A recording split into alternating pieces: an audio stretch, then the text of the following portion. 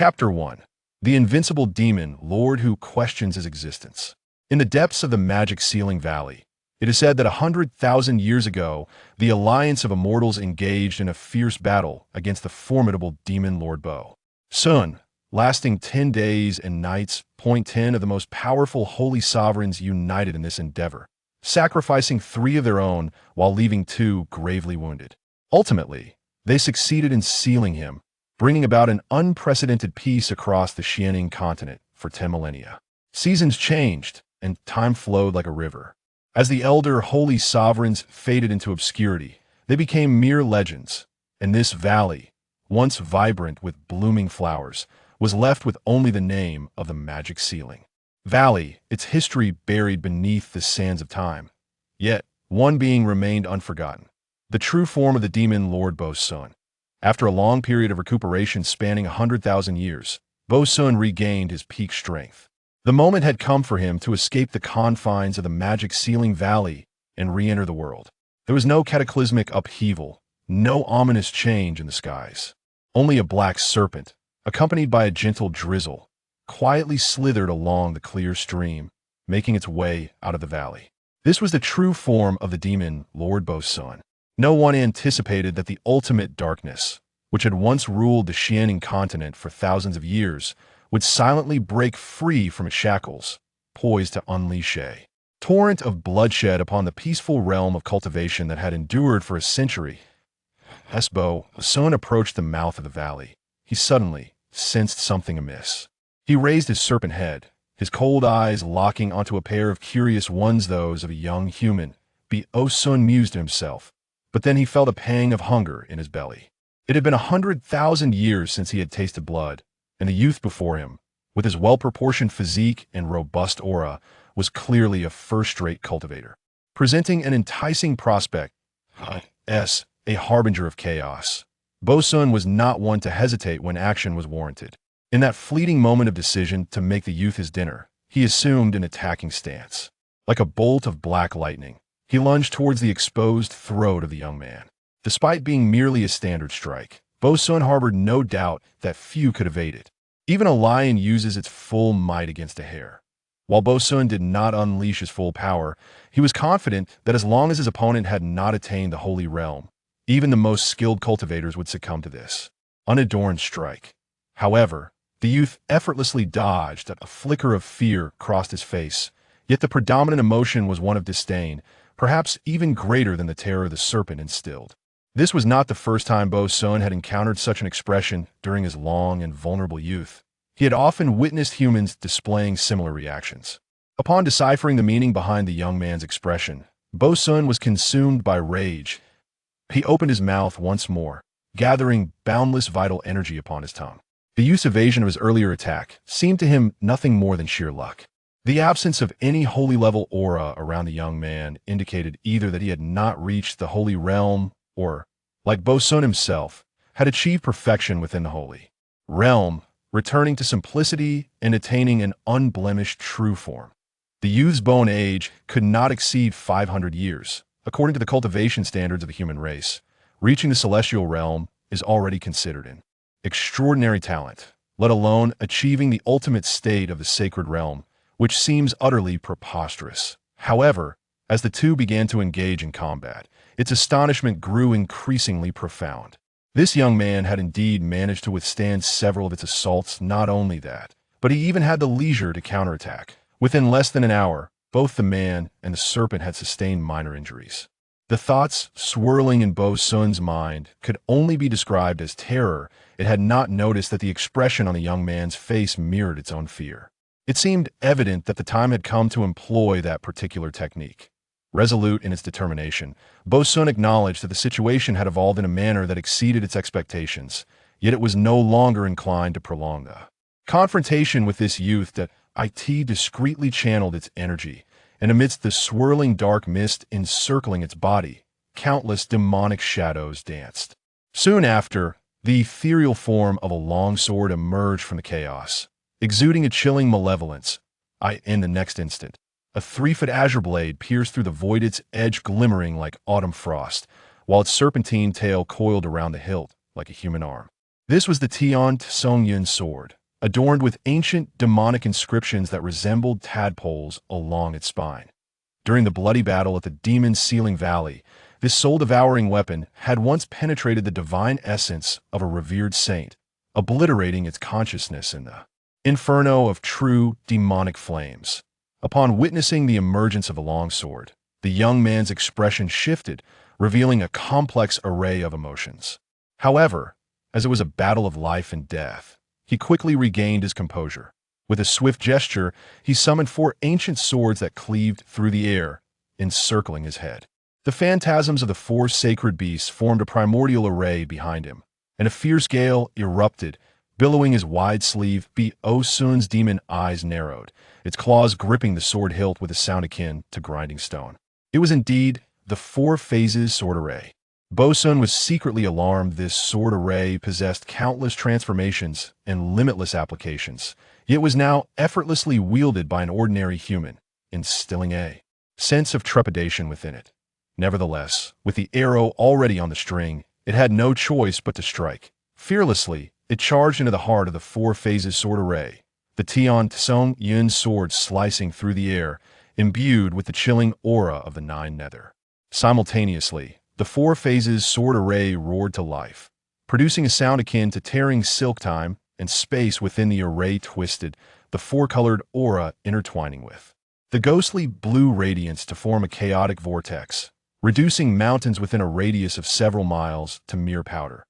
Half an hour later, as Bo Sun watched the young man fleeing in a panic, retreating further into the distance, it felt victorious yet profoundly confused.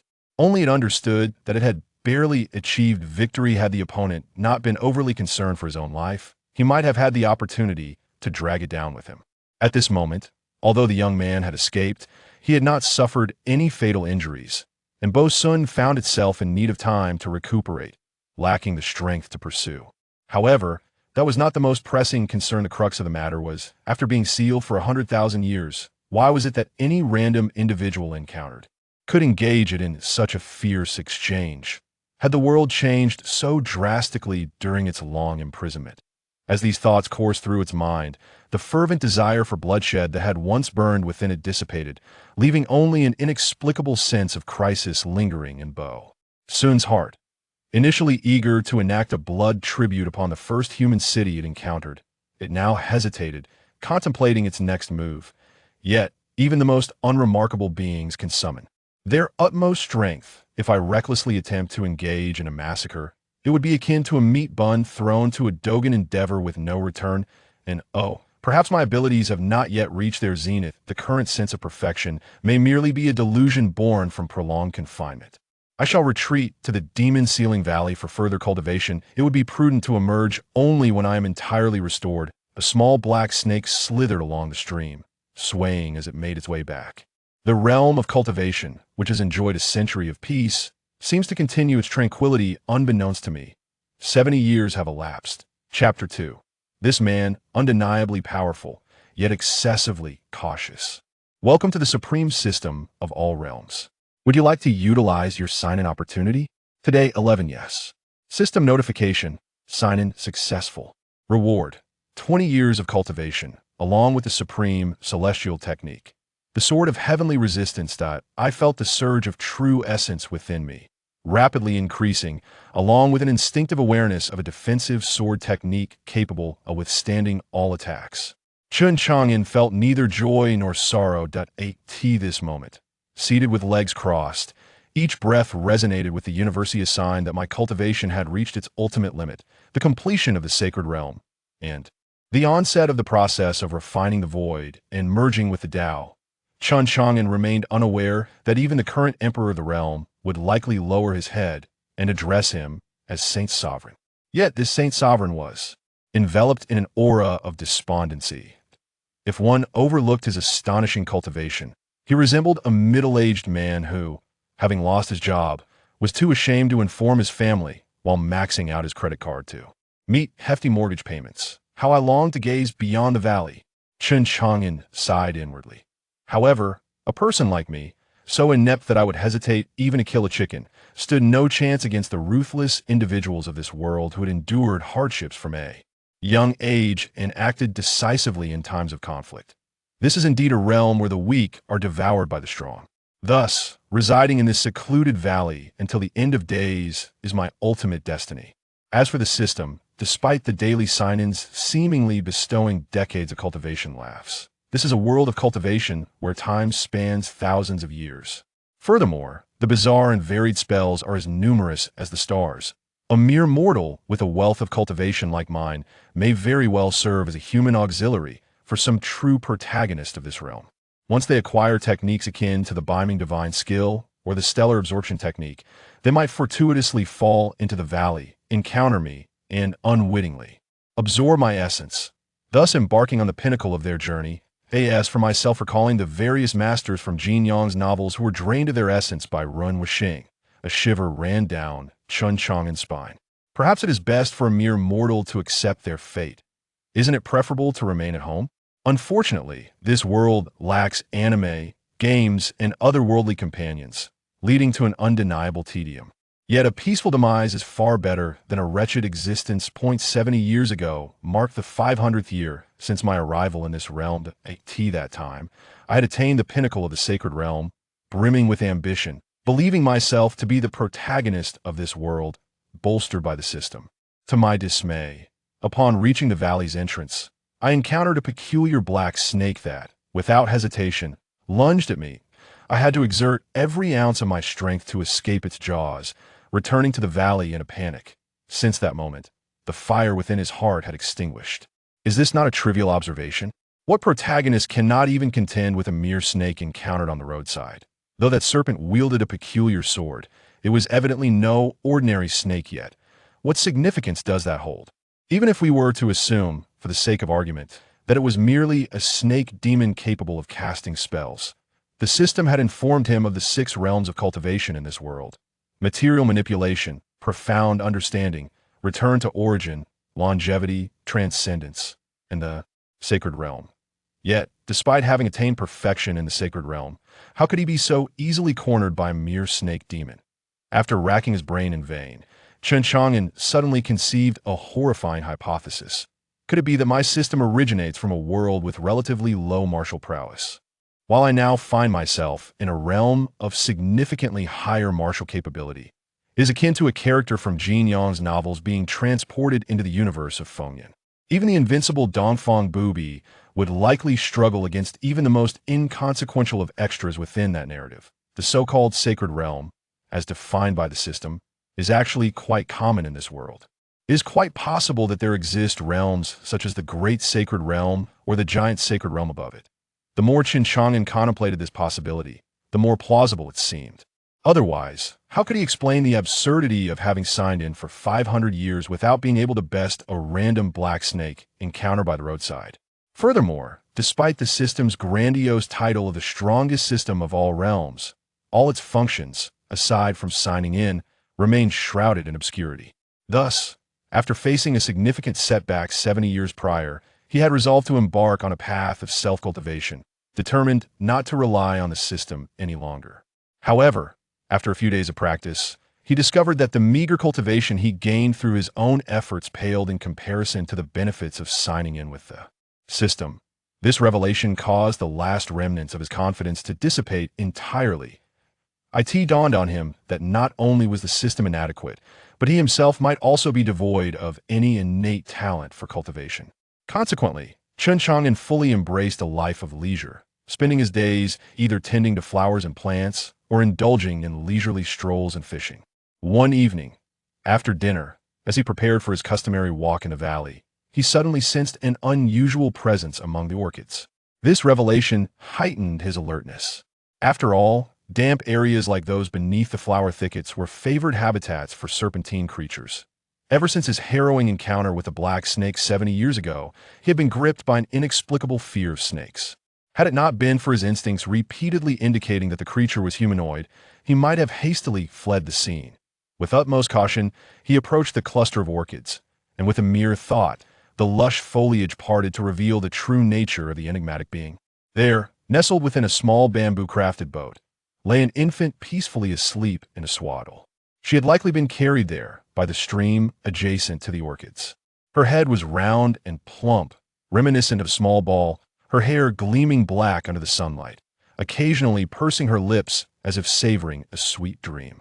What a beautiful baby! Chen Chang'an found himself instinctively reaching out. As his fingertips brushed against the swaddling cloth, the entire sea of flowers suddenly stirred without a breeze. The purple jade ice lotus emitted an enchanting blue glow in the twilight, and the ethereal blossoms, which should have bloomed in the cold winter, unfurled their petals in an uncanny manner, gently lifting the infant before him.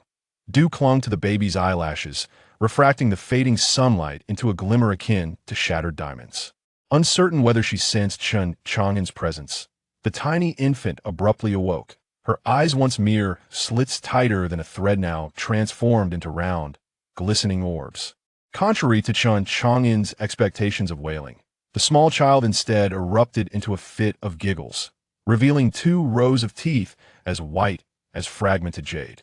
Chen Chang'an instinctively curled the corners of his mouth into a smile before gently lifting the baby. She felt astonishingly light, almost frigid. Although he had never seen a pig walk, he was familiar with their weight. The minuscule heft in his hands was certainly not that of a newborn. The next moment, he circulated his true essence through the infant's meridians for 3 cycles, a deep furrow forming on his brow. Beneath her seemingly rosy skin, the veins appeared desiccated, resembling the parched riverbeds of a dry season. Astonishingly, this little infant had not a single drop of blood within her, yet she managed to survive. Could this truly be the realm of immortal cultivation? Having lived in solitude for over 5 centuries, it would be impossible to claim he felt no loneliness. He sensed the softness of the child's body. A flicker of nurturing instinct stirred within him. After a moment of contemplation, he concentrated a droplet of golden-red blood at his fingertips. "Now, you shall bear my bloodline," Chen Chang'an murmured. The blood droplet traced ancient runes of a blood contract in the air, each stroke intertwining with the spiritual energy of the cosmos to form a vortex. The infant suddenly cried out, her wail resounding and causing the surrounding flowers to wither in response. Undeterred, he resolved to replenish her bloodline with a drop of his own essence when the final blood mark embedded itself in the infant's heart. The 7 stars of the northern Dipper shone brightly in the sky, their silvery light cascading into the child's crowned dawn. He once again scanned the infant's body with his true essence. Guided by that singular drop of his lifeblood, her veins now coursed with tangible stellar brilliance. Cradling the warming infant, Chen Chang'an chuckled softly. "From this moment forth, you shall be named Chen Chang'an." Chapter 3. This daughter, clearly a genius, yet considered a waste time, flows swiftly, and in the blink of an eye, 6 years have passed. In the valley, a delicate little girl sits cross-legged on the ground, her ears twitching slightly, on the verge of reaching out to touch something. Suddenly, a stern voice resonates in her ear. "Focus your energy and align your thoughts." In his hand, Chen Chang'an held a ruler, watching the small figure before him intently while casually browsing the system panel. This system, a golden finger that awakened on the day he traversed realms, bears a straightforward and unrefined name: the strongest system of all realms. However, for reasons unknown, apart from daily check-ins and the system space, the other functions remain grayed out. Yet, through the years of experience, Chen Chang'an has gradually discerned certain patterns. For instance, rewards from daily check-ins can be categorized into 3 types. The first type is cultivation years, a guaranteed reward from daily check-ins, ranging from 1 to 100 years. The second type consists of items, a vast array ranging from the most basic spirit stones to the highest grade imitation celestial artifacts. However, he is yet to receive a true celestial artifact, possibly due to a low probability. The third type encompasses supreme immortal techniques, where the system inundates Chen Chang'an's mind with knowledge. Thus, while he does not need to practice, he has become a theoretical master in the art of cultivation. Nevertheless, the probability of acquiring these supreme techniques is exceedingly low. After 570 years of signing in, he has managed to obtain only 5 techniques: the 4 phases sword formation, the 9 skies thunder sword technique, the graceful as a swallow technique, the celestial sword of resistance, and the great sun incineration sutra. redirecting his attention to the petite figure before him. The once tiny infant has transformed into a charming girl.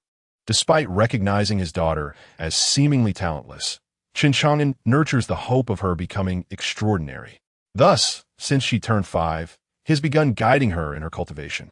He chose for her the technique he deems most suitable among his supreme methods, the graceful as a swallow technique. Like a startled swan, with a shadow like flowing light, a thought can traverse 1,000 miles, and myriad laws cannot pursue. At this moment, the girl before him breathes steadily, her body naturally emanating a subtle, ethereal glow, indicating that she has made considerable progress in her cultivation. In any sect, she would be regarded as a treasured gem. Alas, she is under the tutelage of a father utterly devoid of perception and cultivation, with his only point of reference being himself. Observing the speed at which his daughter absorbs the spiritual energy of heaven and earth, Chen Chang'an sighs inwardly.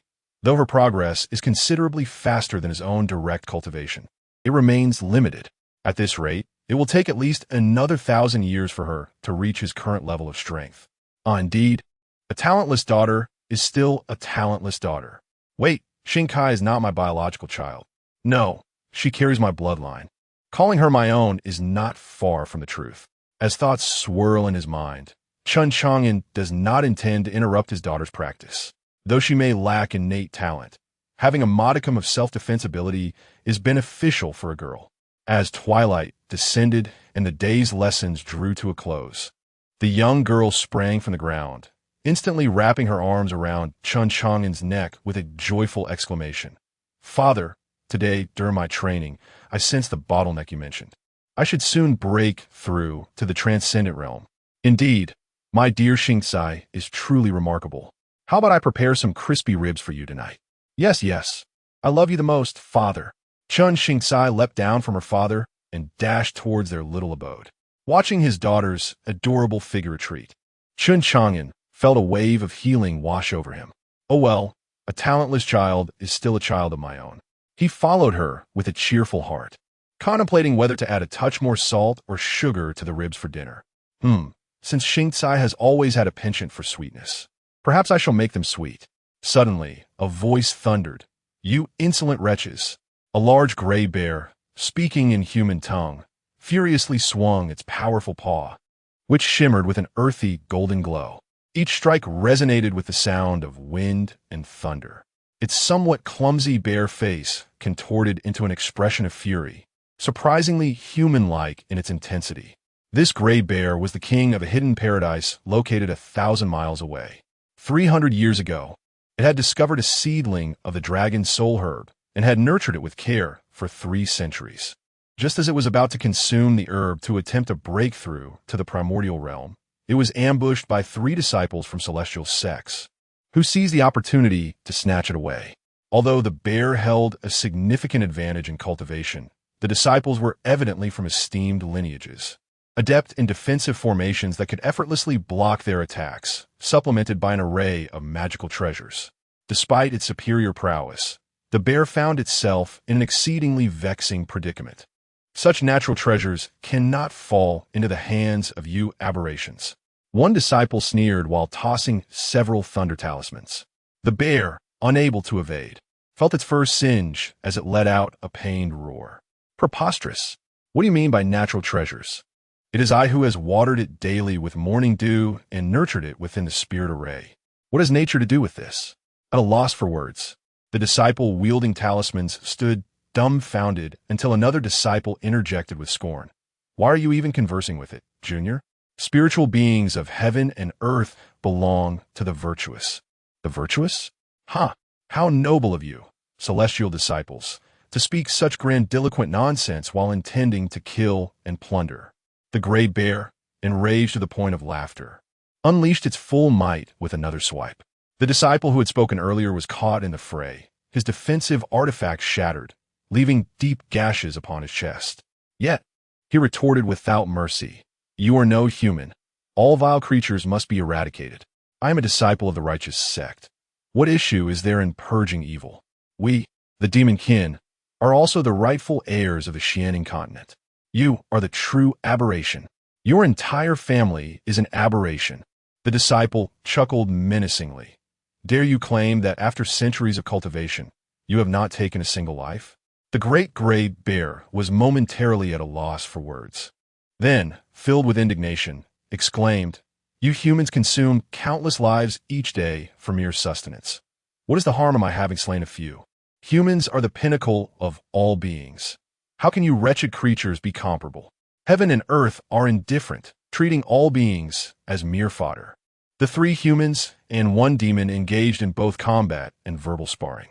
After a considerable time, they shouted in unison, 3 talents sword array, shatter for me. Instantly, a golden light descended from the heavens, aimed directly at the bear's forehead. The bear's expression turned grave as it hastily invoked a spell, opening its mouth wide. A crimson sphere the size of an egg soaring forth with a roar. Boom! The red light collided head-on with the golden beam, sending a tremendous shockwave rippling outward. The 4 figures were sent flying several dozen meters, and the bear, looking disheartened, coughed up a mouthful of blood. This was a significant setback, causing at least a minor regression in its cultivation. The bear chuckled bitterly, watching as 3 figures staggered back to their feet amidst the dissipating dust. It suddenly realized that although the dragon's soul grass was indeed valuable, it paled in comparison to the centuries of arduous cultivation it had undertaken. Now severely wounded, who knew what other strange techniques these disciples of the immortal sect might possess? To perish over mere pride would be the greatest folly. With the winds howling fiercely, the bear abandoned thoughts of the spiritual herb and soared toward a nearby valley.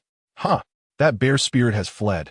The disciples of the immortal sect, sensing victory, chose not to pursue, joyfully departing with the spiritual herb in hand. However, with its demon core damaged, the bear could barely manage a few steps into the valley before its internal injuries flared up again, plummeting from the sky and landing amidst a patch of flowers and grass. As it slipped into unconsciousness, it faintly discerned a small figure rushing toward it. Time passed, and the great gray bear slowly regained consciousness. Upon opening its eyes, it beheld a round, sparkling eye gazing at it with unbridled curiosity, a little girl of the human race. Instantly, the bear's heart swelled with animosity. As a true-born spirit, it possessed a perception entirely distinct from that of humans. In that moment, it could sense the pure essence emanating from the girl and the rich flow of spiritual energy surrounding her. Is this the mystical realm? How could a mere child, no more than a few years old, have broken through the constraints of her innate limitations, wielding such profound power? What divine favor from the heavens allowed such extraordinary talent to converge in one being? If she does not meet an untimely end, the human race may very well see the emergence of a future saint.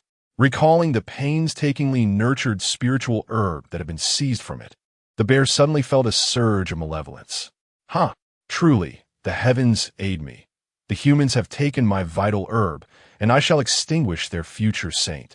This transaction shall yield great profit. Yet this young girl had already reached the mystical realm and could not be judged as an ordinary child. Moreover, being gravely injured, it realized it must consolidate its remaining power for a decisive strike. With this thought, the bear resolutely began to gather the remnants of its magical energy. Then, he heard the little girl calling out in a soft, melodious voice, "Daddy, come quickly, this bear seems to be waking up." "Daddy? There are others?" Perfectly timed. The great gray bear had just revealed a hint of murderous intent. Suddenly, an alarm blared in his mind. An instinct that had been ingrained in living beings since time immemorial compelled him to instinctively curl up. In the next instant, a vast and magnificent aura, as expansive as the Milky Way, enveloped all his senses. This sensation was not unfamiliar. He had encountered it centuries ago during the grand celebration of a demon sovereign's birthday. Even now, recalling it conjured memories of an awe-inspiring spectacle. Thousands of demon kings, each 10-fold or 100-fold stronger than himself, knelt in unison on the expansive square, stretching thousands of feet, performing 3 prostrations and 9 bows, loudly offering their congratulations. At that time, he had not even possessed the qualifications to stand upon the square, relegated to observing from afar. merely a diminutive figure akin to an ordinary human. Yet, the overwhelming demonic energy surged forth like smoke from a fire in the desert, soaring into the heavens. And then, it blotted out the sun. Chapter 4. Your daughter is truly kind and adorable in an instant. Chen Chang'an sensed a wave of murderous intent directed at his daughter, driven by an instinctual protectiveness. He had no time to ponder the possibility of encountering a formidable foe and immediately unleashed his full aura. Unbeknownst to him, he resembled an enraged lion, his entire being surging with a tempestuous energy that even altered the celestial phenomena above.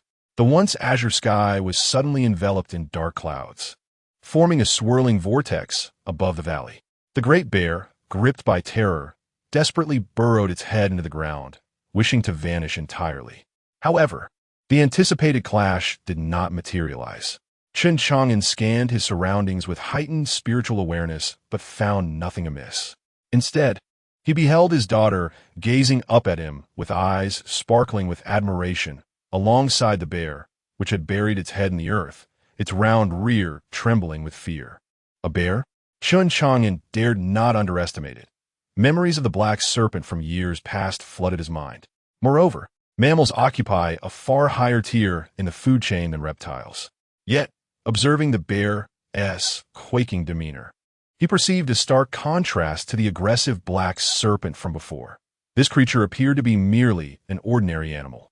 As he withdrew his imposing presence, he sensed that the bear was indeed remarkably feeble and seemed to be nursing significant internal injuries, likely only slightly stronger than his daughter. Relieved, he realized he had been overly sensitive. Chen Chang'an gently patted his daughter's head and then playfully kicked the bear's rear. The bear first felt a sudden lightness, as if the oppressive aura had dissipated, only to be flipped over in surprise by the painful kick. Just as it opened its mouth to plead for mercy, it heard the curious voice of the little girl who had harbored murderous intent moments ago. "Daddy, what are you doing?" Chen Chang'an mused whether this bear was an ordinary creature or one possessed of magical prowess. He prodded the bear's belly with his foot. Suddenly, enlightenment dawned upon the bear, its eyes clearing as it wore a bewildered expression. Magical? Is it a creature from the stories Daddy tells me? If it's a monster, what will Daddy do? Chen Chang'an's round eyes widened in wonder. Chen Chang'an crouched down, gazing into his daughter's eyes. Xingtsai. The principle of survival for humanity lies in seeking benefits while avoiding harm. If it is a monster, it signifies a potential danger that may one day befall us. His gaze turned increasingly perilous as he regarded the bear. Such danger should, of course, be dealt with as early as possible. In that moment, images of his daughter's playful self flashed through his mind, prompting a sigh of tenderness. He gently stroked her head. However, if it is merely an ordinary bear, I shall place a restriction upon it to keep it as your pet. All right, does this mean I will have a companion to play with? Thank you, Daddy. Chen Chang'an exclaimed joyfully, planting a big kiss on Chen Chang'an's face. At that moment, the bear silently applauded its own cleverness. Deep within his heart, he had resolved that from this moment forth, he would embody a common gray bear that could not utter human words. Moreover, becoming a pet of the daughter of the Holy Sovereign, he did not perceive this as a humiliation. There's a saying among humans: a seventh-rank official stands before the Prime Minister. Being a pet of the Holy Sovereign's daughter essentially made him a pet of the Sovereign himself. In encounters with those demon kings, would he not walk with an air of superiority? Thus, the great gray bear promptly displayed affectionate gestures towards Chen Chang'an, nudging his furry head against the little girl's hand, as if the earlier display of murderous intent had never transpired. This bear was indeed quite sentient.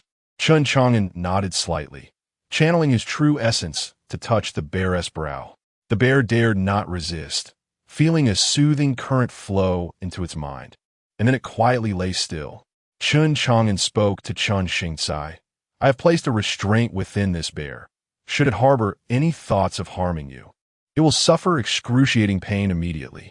Chen Chang'an gazed at Chen Chang'an with eager anticipation. Seeing his daughter's pitiful expression, Chen Chang'an could not help but smile. Ruffling her hair, go play. All right, little gray, I will take you to see the fruits I have grown. Chen Chang'an grasped the enormous paw of the great gray bear with her small hand. Little Gray the bear felt a pang of frustration at the name, but dared not object, allowing the little girl to lead it into the woods. Although it lacked a name of its own, its former subordinates had referred to it as the Great Bear King. The name Little Gray lacked any sense of grandeur. The great gray bear internally scoffed while dutifully following her. As they walked, it reflected on how it had unexpectedly benefited from this misfortune, now residing beside a holy sovereign. It couldn't help but feel a sense of delight. This young human girl seemed quite naive. It wondered if it could exert control over her, effectively having a holy sovereign at its beck and call. It reveled in this thought. It had heard that many human fathers were doting on their daughters. Although that sovereign exuded a formidable presence, she appeared to be rather approachable. Lost in these musings, the bear did not notice that the little girl, who had been skipping ahead, suddenly halted in her tracks. It failed to react in time and collided directly with her. Fortunately, in the final moment, it regained its awareness, urgently applying its strength to halt, leaving deep imprints in the ground just before impact. What on earth is this little girl doing? If I had collided with her, I fear not even 10 lives would suffice. The great gray bear felt a surge of panic, accompanied by a flicker of anger directed at Chen Chang'an. Yet, before it could express its frustration, it felt something within its mind suddenly crack open, followed by a wave of intense pain radiating throughout its body. It was as if a knife were methodically carving into every inch of its being. Ugh! The overwhelming agony rendered it incapable of even the most basic speech, leaving it to writhe pitifully on the ground, driven solely by instinct. Time passed, though its duration was uncertain, until the pain gradually subsided. The great gray bear, utterly devoid of strength, lay sprawled on the ground like a lifeless creature, its vacant gaze fixed upon the azure sky as it gasped for breath. Just as it began to regain its composure, a shadow fell across its vision. A small head had appeared before it, shielding its eyes from the blinding sunlight. With the light behind her, the bear could discern her features with clarity. Despite the slight differences in aesthetic appreciation between the demon and human realms, it could not help but marvel at how this young girl seemed to be favored by the heavens. Beyond her extraordinary talent, she was merely a child of a few years, her features yet to fully blossom, yet her delicate countenance and spirited eyes foretold a future of unmatched beauty and grace. In that moment, the young maiden before it offered a gentle smile, a smile so soothing that it momentarily banished the bear's earlier anguish. Even as the mountain breeze caressed it, a sensation akin to gentle intoxication enveloped its senses. Indeed, the restraints imposed by its father were formidable. The bear murmured softly, though the words were clear, a chill suddenly spreading within its heart. The young girl stood with her hands behind her back, embodying an innocent charm befitting her age. Yet her eyes sparkled with a teasing mischief akin to a cat toying with its prey. In the next moment, it felt as if plunged into an icy abyss. Little Gray, you intended to kill me before, did you not? Chapter 5. Her master must be gentle and generous, although the gray bear had never experienced such dramatic ups and downs throughout its 4-century existence. It had ascended from the ranks of a mere ordinary spirit to the esteemed position of a demon king, reaching the threshold of transformation within its own small world. In its own narrative, it was undeniably the protagonist. Upon hearing Chen Chang'an's soft and sweet voice, the gray bear felt a surge of panic. Yet it managed to maintain composure. Its legs trembled uncontrollably, but it still forced a bewildered expression, its gaze becoming clearer once more. Huh! Chen Chang'an couldn't help but laugh. Little Gray, if I hadn't interrupted you repeatedly, do you think my father would have dismembered you? She patted the gray bear's fluffy head, adding, though I don't know why, my father absolutely detests the demon race. With a thud, the gray bear knelt before her. I was wrong, dear little lady. I plead for mercy. From now on, if you direct me east, I shall never go west. Rise, Chen Chang'an nodded. After all, I am no demon. I merely wish to tease you. She cupped her small face, her cheeks slightly flushed, her expression one of longing. While it's delightful to have my father accompany me, I sometimes wish for another companion to play with. She then turned her gaze back to the gray bear. However, even in play, I do not wish to be deceived. My father has always said that friends must be sincere with one another, right? Indeed. Yes. Absolutely. The gray bear nodded vigorously. But you're not my friend. You are merely my pet, Chen Chang'an continued. The gray bear froze instantly. Just when it thought it had been completely disarmed, Chen Chang'an softly continued, "Thus, I need not be honest with you, but you must be honest with me. Do you understand?" Understood, understood. The gray bear finally comprehended that in terms of intellect, the other party far surpassed it, and its fleeting thoughts were quickly dispelled. It now simply yearned to know what kind of environment could cultivate such a human-like demon. Soon enough, it would discover the answer. For Chen Chang'an did not take it to see any new varieties of fruit trees. Instead, she led it to the other side of the valley, arriving at the entrance of a cave. Gazing at the darkened opening, the gray bear felt a profound fear ingrained in its very blood, an instinctual dread that made it wish to flee. What on earth does this little lady's master conceal within? It feels so terrifying. It desperately quelled its desire to escape, only to see Chen Chang'an skip towards the cave entrance, exclaiming with a tone of pride, "Little black master, come quickly. I've just acquired a new pet." After a moment, a small black snake leisurely slithered out of the cave, and with a graceful leap, it landed lightly atop Chen Chang'an's head. Its snake eyes glanced at the gray bear, and with that single look, the gray bear was overwhelmed, collapsing to the ground with a thud. A foul odor emanating from beneath it. Today was undoubtedly the day of its trial as a bear. Wow, how foul. Chen Chang'an hastily ran away, her face displaying clear disdain as she remarked, "Suddenly, I no longer wish to keep this pet. How about you, Master Black Snake? Consume it instead." The bear's eyes instantly lost their luster. A melodious female voice emanated from the snake's mouth. "Too filthy. I shan't eat it." The light returned to the bear's eyes, and it quickly rolled over, prostrating itself on the ground, not daring to utter a word. It could sense that compared to the young girl and her father, this being was truly formidable. The black snake cast a disdainful glance at the bear. "You need not fear. My true form remains in seclusion. This is merely my external manifestation, possessing only the cultivation of the returning origin realm. Listen, a true master speaks of the coveted returning origin realm as if it were merely an afterthought." The bear buried its head even lower, motionless, terrified that it might be eliminated for merely stepping forward. "All right, Master Black Snake, let us disregard this foolish bear. I came primarily to obtain this." Chen Chang'an retrieved a book shaped like a cat's head from her waist, the title reading, "The Overbearing Saint Lord Fell in Love with Me." Volume 2. Master Black Snake, I have finished Volume 2 and wish to exchange it for Volume 3. So soon? The black snake inhaled gently. In the book, The Overbearing Saint Lord Fell in Love with Me, Volume 2 was drawn into its mouth. Upon exhaling, and obviously well-worn, The Overbearing Saint Lord Fell in Love with Me, Volume 3 fell into Chen Chang'an's hands. "Thank you, Master Black Snake."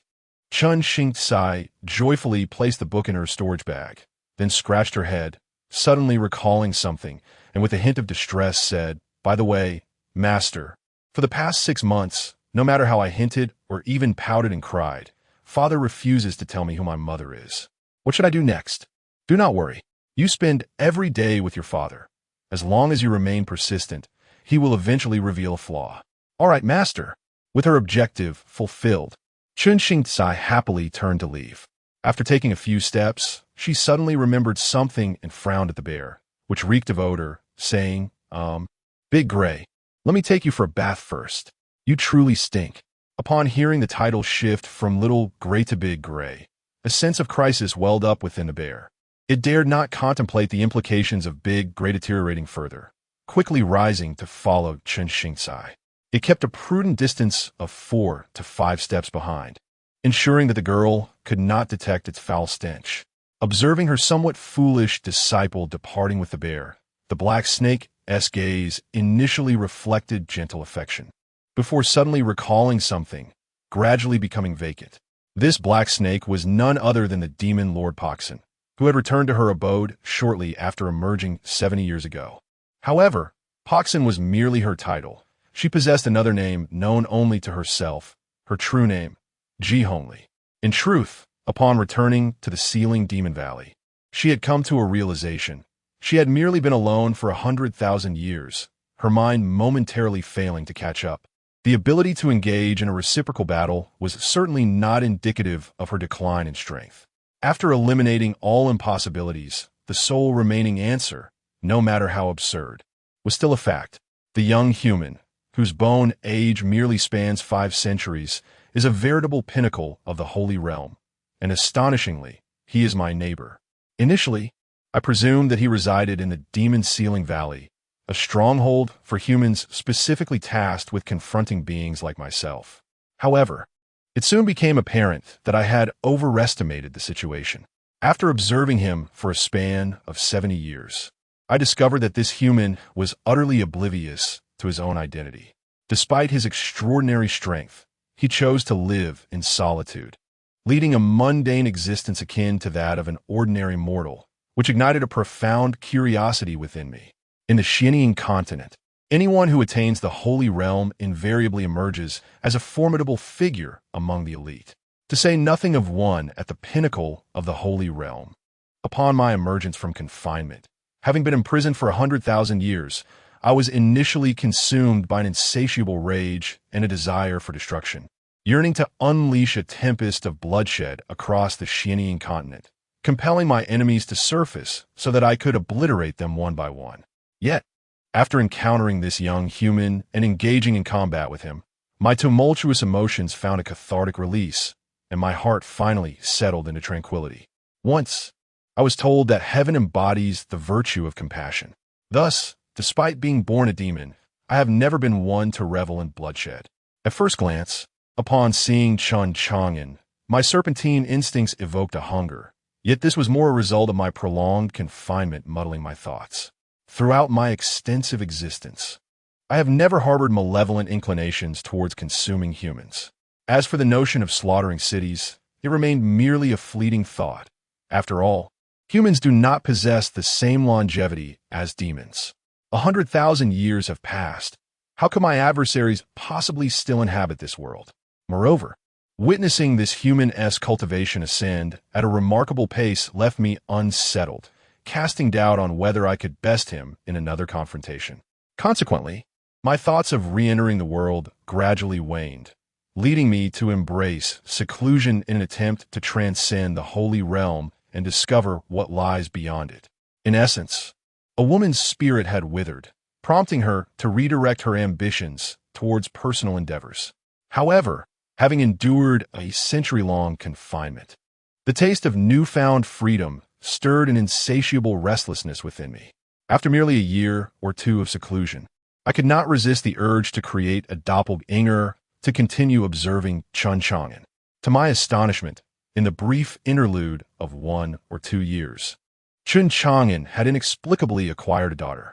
What was more perplexing was that during the preceding 70 years, I had seen no signs of him having a partner. My curiosity intensified. When Chen Chang'an commenced her cultivation at the tender age of 5, I could no longer restrain myself and approached her, leading to a swift camaraderie between 2 solitary women, one young and one old, both devoid of friends. Not only did Ji Hongli guide Chen Chang'an in her cultivation, given that Chen Chang'an himself lacked experience in this realm and was somewhat unclear on many intricate details of the practice, but I also shared with the little girl my exclusive collection of human literature and novels. Thus, as time passed, I successfully led the once innocent Chen Chang'an astray from her original path. During an occasional exchange between the master and apprentice, Ji Hongli inadvertently expressed her curiosity about Chen Chang'an's companion.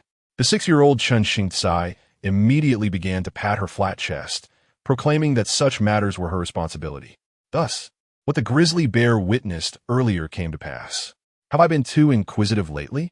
Reflecting on her unusual concern for her disciple's father-esque partner, Ji Hongli felt a slight flush on her face. Fortunately, her true form was that of a black serpent, rendering her external demeanor inscrutable. Ahem, a virtuous heart fears not the shadows of suspicion. I am merely concerned for my little disciple. Dispelling the perplexing thoughts from her mind, she languidly shifted her body and slowly made her way back into the cave. Chapter 6: The Troubles. Every daughter's guardian faces Chen Chang'an found himself perplexed, particularly bewildered. For instance, during meals with his daughter, the once carefree child who would bury herself in her food now paused mid-bite, sighing, "Oh, how wonderful it would be if we had another person to dine with us." Consequently, the following day, the bear, timidly seated at the table, dared not touch his chopsticks, while his daughter rarely puffed up her cheeks in an unusual display. This left him utterly confounded. Moreover, when Chen Chang'an strolled through the valley with his daughter, upon observing two little birds perched on a branch, his daughter would exclaim, "Father, look swiftly. Those two birds appear so blissful." Chen Chang'an was no fool. Having been solitary for nearly 6 centuries, he merely lacked practical experience. Recalling his past, he had once been a celebrated keyboard warrior in forums, a revered master of Japanese action films, and a guest expert in emotional columns. Thus, he discerned the underlying meaning in his daughter's words. Could it be that his daughter was maturing? Surely not, for she was merely a little girl, just over 6 years of age. Pondering this conundrum, Chen Chang'an remained determined to be a competent father. He struggled to formulate his thoughts and hesitantly ventured, "Xing Tsai, such matters are still too premature for you." In response, he received a significant eye roll from his daughter. Though merely 6, her innate intelligence, coupled with the influence of her master's teachings, led her to genuinely worry about her father's future. She had previously believed that the absence of her mother was perhaps due to her passing, and that her father was simply concealing the truth. Yet now, a troubling notion crept into her mind. Could it be that her mother had been driven away by her father? After several such occurrences, even Chen Chang'an's thick-skinned nature began to harbor doubts. Was it possible that his beloved daughter was withholding something from him? It is often said that even the wisest make mistakes, while the foolish may stumble upon truths. Concerned for his precious daughter, Chen Chang'an felt compelled to be more vigilant.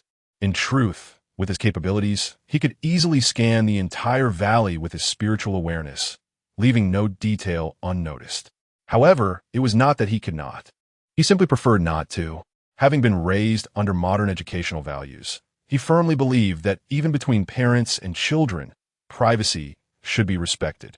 Thus, he remained unconcerned when his daughter occasionally disappeared for a couple of hours. As long as he sensed she had not ventured beyond the valley and was safe, he allowed her the freedom to roam. Yet, it was precisely this Western parental openness that inadvertently provided his daughter with the opportunity to stray. And here he stood, gazing at the profound cave before him, wrestling with a tumultuous internal conflict. In truth, he had noticed that his daughter had been visiting this place with increasing frequency. Initially, he had assumed it was her secret hideaway, but as her behavior grew increasingly peculiar, he could no longer resist the urge to investigate. Just a glance. Ultimately, the concern for his daughter prevailed. Chen Chang'an restrained his aura and stepped into the cave entrance. The moment he entered the cavern, his breath caught. Indeed, this place was a hidden paradise. Light descended from the fissures in the ceiling, cascading down and transforming into countless specks of starlight that illuminated the entire cave as if it were midday. Although he was deep within the mountain, there was no trace of dampness or decay. It felt as though he had stepped into an ancient immortal's forgotten crystal chalice, with the air imbued with a translucent clarity reminiscent of jade. He gently tapped the stalactite beside him, the crisp sound of stone against stone resonating through the vault. Here, he sensed no fluctuations of any formation, and the wild winds that had howled outside were now entirely consumed by some natural barrier. Even the airflow from his garments dissipating into nothingness upon touching the cave walls. Suddenly, a trickling sound of water reached his ears, revealing a silver spring winding gracefully. Chen Chang'an bent down to scoop the water, the chill of the cold spring invigorating him, causing his eyes to glimmer. This water flowed like a stream into the depths of the cave. After following the silver-like stream for a while, the ceiling unexpectedly soared several feet higher. The cave walls were adorned with ethereal blue luminescent grass, intricately growing from the stones in the form of countless jade-like mushrooms. These mystical plants flickered in tandem with his footsteps, as if crushing the vast starry river and laying it as a carpet beneath him, or like a celestial maiden who accidentally overturned her makeup box, scattering pearls of moonlight throughout the chamber. This rare sight left Chen Chang'an in awe, and he couldn't help but internally praise his daughter's discernment. Yet, in the next moment, as his gaze swept across the corner of the stone chamber, his pupils suddenly constricted. Upon the cold jade bed, partially draped in a gauzy veil, lay a graceful figure. The woman was still in slumber. Her skin, as pure as frost and snow, glimmered with a pearlescent sheen, her nose elegantly defined like distant mountains.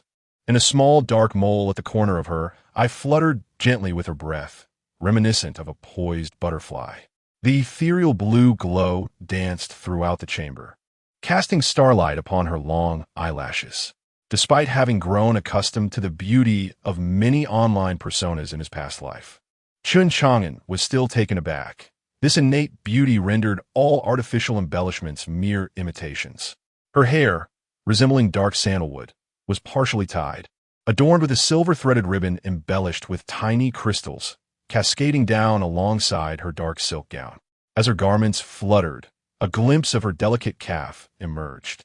Her ankle as exquisite as freshly fallen snow, her bare feet resembling carved lotus petals. Though she lay in slumber, she exuded an astonishing allure. Chen Chang'an swallowed nervously. He had never anticipated encountering such a stunning woman in this perilous realm. But soon, cold sweat broke out on his brow. Without needing to think, he realized that this woman could not be an ordinary person. Who was she? What was her connection to his daughter? Was she friend or foe? Fortunately, he had restrained his presence. Until he quietly retreated from the cave, the woman on the stone bed remained undisturbed. This brought a silent sigh of relief from Chen Chang'an. He had no intention of confronting the woman on the stone bed. In this treacherous world, every individual and entity made him tread carefully. He resolved to first inquire with his daughter to ascertain the nature of this woman before deciding whether to flee. This world indeed harbors mortals devoid of any cultivation. At worst, he could reside in a mundane city with his daughter, living as an ordinary father and daughter pair. After dinner, Chen Chang'an was just about to make her escape. She had borrowed the latest volume of Oh No, She-S Captured by the Aloof Saint from her master yesterday, and her heart was aflame with anticipation, eager to discover the unfolding plot. Chang'an, your father wishes to speak with you, Chen Chang'an stated sternly, yet instinctively endeavored to soften his tone, finding it quite challenging to express anger towards his daughter. Chen Chang'an felt a jolt of apprehension. Her father, who typically embodied the image of a benevolent parent, was unmistakably upset this time. The last instance he had spoken to her in such a manner was when she attempted to sneak out of the valley at the tender age of 5.5. Her small face immediately fell, replaced by a woeful expression. Father, Chen Chang'an conceded that his daughter's adorableness had once again melted his heart, under different circumstances. A smile might have involuntarily graced his features. However, given the gravity of the situation, he steeled himself. Oh no! Observing her father's impassive demeanor, Chen Chang'an's mind raced to identify the recent transgressions that could have incited his ire. Had her father discovered that De Hui was a monster? Or perhaps he had learned of her recent obsession with novels, neglecting her studies? Fortunately, Chen Chang'an did not intend to burden his daughter further, but rather cut to the chase, asking, "What is the situation with that woman?" "Woman?" Chen Chang'an repeated, momentarily taken aback. "Yes, the cave you often visit, and the woman within it. What is her story?" "Ah, the cave, the cave." Chen Chang'an's eyes sparkled with realization. "Father, have you met teacher Xiao He?" Chapter 7. The Heavenly Monument Teacher, Xiao He. Chen Chang'an was taken aback. The woman of unparalleled beauty he had seen earlier was actually named Xiao He. It felt oddly delightful, reminiscent of a stunning beauty introducing herself with an unassuming surname. Indeed, last year, while gathering flowers in the valley, he had encountered her by chance. Chen Chang'an's eyes sparkled with joy as she exclaimed, "Father, teacher Xiao He is wonderful. Besides guiding me in my cultivation, she also shares many enchanting stories. However, teacher Xiao He instructed me not to disclose her existence to you. But now that you have discovered it yourself, I am not to blame." Chen Chang'an mused contentedly. How could such an important matter as taking on a mentor be kept from me? Chen Yun, being quite indulgent toward his daughter, had seldom spoken harshly. Fortunately, Chen Chang'an was inherently well-behaved, and their bond was exceptionally strong. It was teacher Xiao He who asked me to keep his secret. Chen Chang'an would not hesitate to shift the blame away from herself. Nonetheless, Chen Chang'an found some logic in her reasoning. After all, it was only natural for a solitary woman to exercise caution. To think he had a neighbor who had become his daughter's teacher was rather surprising. After living in solitude for so long, Chen Chang'an felt an unexpected sense of joy and began to ponder what gifts he might prepare.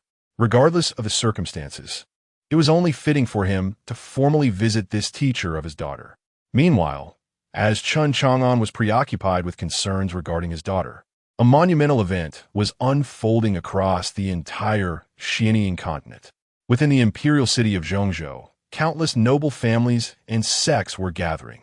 For at this very moment, it was the once-in-a-century grand occasion, the Heavenly Monument. This tale dates back several millennia, after the demon lord Bo Sun's clash with the 10 sacred lords. Although the demon lord was ultimately subdued, the 10 sacred lords returned to their respective sects, some dead, others grievously wounded, and began to enter seclusion, withdrawing from worldly affairs. This led to a significant shift in the landscape of the cultivation world across the Xianian continent. Amidst this chaos, a new force began to quietly rise, the Immortal Dynasty. Previously, the Great Zhou Dynasty was merely one of the ordinary mortal dynasties residing in Zhongzhou. However, during this tumultuous period, a new sacred lord emerged within the imperial family of the Great Zhou.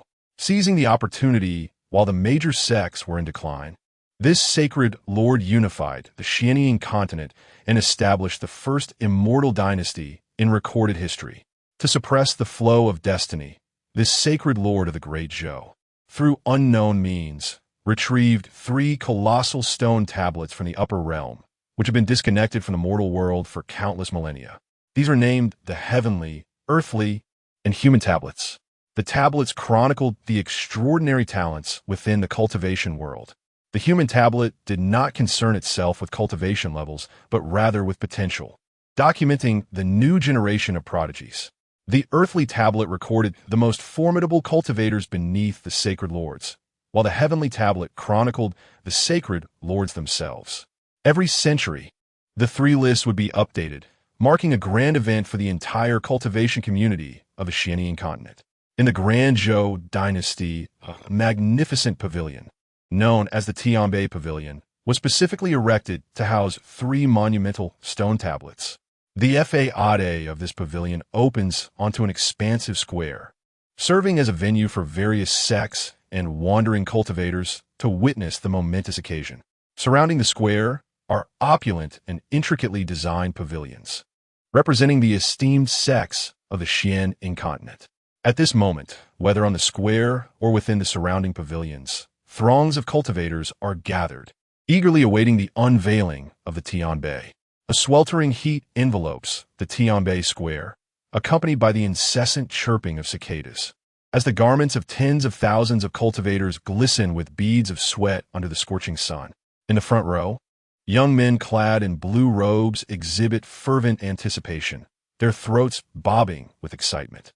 Surely, this year's top contender for the human rankings must be the illustrious princess of the Zhou, one proclaims. Indeed, it is said that at merely 17 years of age, she has reached the pinnacle of the transcendental realm, just a step away from the realm of all laws returning to the source.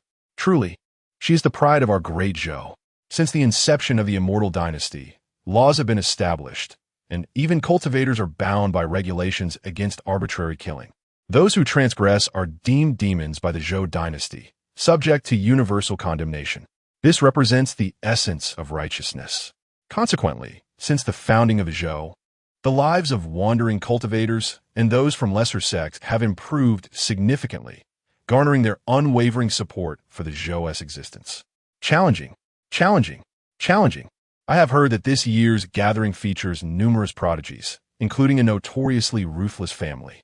They say their conversation was suddenly interrupted by a resounding command. The human tablet shall commence. Silence. At the shout of the golden armor guards, The imposing black stone tablet atop the Tianbei pavilion shimmered with undulating waves. Instantly, the square fell into a hushed silence, all breaths held in anticipation. Based on prior experiences, while the majority of prodigies are monopolized by the top sects, it is not uncommon for some to emerge from humble beginnings. 100th place, Xintian Sword Sect, Lu Mingxian. As the golden inscriptions materialized, the Western Observation Pavilion erupted with cheers akin to the sound of swords clashing. As the youth clad in white rose to bow, onlookers noted the jade pendant at his waist, engraved with the emblem of the 7th intersect. As ranks progressed, every time a distinctive attire from a top sect appeared, the corresponding observation pavilion would display its sect's totem, the phoenix of Zhixiao Palace, the thunder beast of Jiuxiao Thunder Pavilion. The green cauldron of Yaowang Valley, various ethereal lights transformed the sky into a magnificent tapestry. 70th place. The voice of the presiding elder faltered, as the previously harmonious flow of spiritual energy became chaotic. The surface of the human tablet blazed with golden light, coalescing into a phantom sword shape in the air. Qingsha Sect, Lin Xiao. A profound silence ensued. In one corner of the square, the sound of shattering porcelain pierced the stillness, a subtle yet jarring disruption that drew the attention of everyone present. They turned to see a group of ordinary young men and women embracing each other, weeping. "Senior brother. It is our senior brother. Long live senior brother." Amidst the crowd, the young man at the center, while maintaining an air of calm, revealed the cracks in the teacup he held and the emerald green tea trickling through his fingers, betraying the turmoil within his heart. Absurd. On the cloud chariot of the Purple Mist Palace stood an elderly man clad in splendid robes. The Qingxia sect had yet to nurture even a practitioner capable of reaching the return to Origin Realm. So how could they possibly cultivate someone worthy of the monument? Surely, the inscription must contain an error. Such a statement was utterly misguided. Suddenly, the chief elder of the Xuantian Sword Pavilion crushed the jade cup in his hand, and the sword aura sliced through the young man's disheveled hair. This youth had just invoked innate sword energy. Could it be? A bronze ancient mirror flew from his sleeve, and as its light illuminated the young man, it transformed into a stream of radiance, entering the youth's dantian. The young man let out a muffled groan, and then 7 sword-shaped phantoms spontaneously rose, forming the constellation of the Big Dipper above his head. Gasps echoed from the observation pavilion, accompanied by the trembling voice of an elder from the Yaowang Valley. Innate. Swordbone? Lin Xiaoyu. The elder of the Xuantian Sword sect instantaneously appeared before the young man, with a sleeve adorned with cloud patterns emanating a sharp sword energy. Should you wish to join our sect, you may directly enter the inner door for true inheritance. 300 high-grade spirit stones per month, and you may freely browse the 3rd level of the Scripture Pavilion. Wait! Thunder rumbled as the flying vessel of the Jiuxiao Thunder Pavilion descended. If you join our Jiuxiao Thunder Pavilion, we shall offer access to the Thunder Pool for body tempering, aiding you to achieve the return to Origin Realm within 30 years. Amidst the chaos, the once silent crowd erupted. What? 300 high-grade spirit stones per month? A young disciple from a lesser sect exclaimed in shock, suddenly recalling the incident from half a month prior when he had been punished to kneel at the mountain gate for having received 2 additional low-grade spirit stones. Did these grand sects truly disregard the dignity of smaller sects in their blatant recruitment? Discontent began to stir among the onlookers. Dignity? Huh, you're still too young. In the realm of cultivation, strength is paramount. Dignity is a privilege reserved for those who have attained sufficient power. Another individual sneered. At that moment, young Master Lin. A fragrant breeze wafted as the holy maiden of the Purple Mist Palace appeared at the young man's side, her delicate sleeve brushing against the back of his hand. My cave abode lacks a companion for discussions on the Tao. If you would not reject, enough. The leader of the Qingxia sect finally slammed the table in anger. Lin Xiao is my sect's disciple. You are being excessively unreasonable. Lordly, the elder of Xuantian Sword replied with a cold laugh. According to the laws of the Great Zhou, those worthy of the monument may choose their sect freely. He flicked his fingers, sending forth a sword command, a jade token of the inner door of the Xuantian Sword sect, which would activate upon shedding blood. The young man instinctively accepted the token, only to hear the sobbing of his junior sister behind him. A fleeting hesitation crossed his face. 3 years prior, she had secretly slipped him a pouch of osmanthus candy, the sweetness still lingering on his tongue. Yet, as he circulated his spirit energy, the brilliance of the jade token reflected the proud figures of his peers standing atop the surrounding pavilions. However, he should have belonged with them, as one of their kind. Disciple, Lin Xiao. The young man slowly knelt, bowing thrice before the leader of the Qingxia sect, leaving deep imprints on the ground where his forehead touched, bidding farewell to his sect. Chapter 8. The first name on the human monument, the previous minor incident, was soon overshadowed by a new round of announced names. Following the disciples of several elite sects, the 63rd name was revealed. Chen Chang'an, a wandering cultivator from Yinzhou. Who is Chen Chang'an? The crowd in the square exchanged glances, seemingly puzzled. It appeared that this individual was absent from the grand event. One could only wonder whether this was fortunate or unfortunate. How naive. Did you think that by not attending, the top sects would be unable to find suitable candidates? Before the thought could fully form, a cacophony of colorful communication talismans erupted in the air. Just as stated, those elite sects, having lain in wait for so long, had already established their networks across various states a century prior. On a mountain cliff, several thousand miles from this location, a one-armed sword cultivator draped in a raincoat raised his head, his innocent child standing beside him. At that moment, Elder Bai Mei of the Xiantian sword sect soared down on his sword, discarding a bag of spirit stones at the cultivator's feet. We will take your disciple. As the one-armed sword cultivator prepared to protest, the blade was swiftly pressed against his throat. Or would you prefer to become a corpse? Faced with the overwhelming disparity in cultivation levels, the sword sheath he had raised quietly fell back down. As names continued to be unveiled on the human monument, despite the majority belonging to disciples of major sects, there were occasional surprises that were quickly claimed by the elite sections. After all, for cultivators, wealth, companions, methods, and land are all indispensable.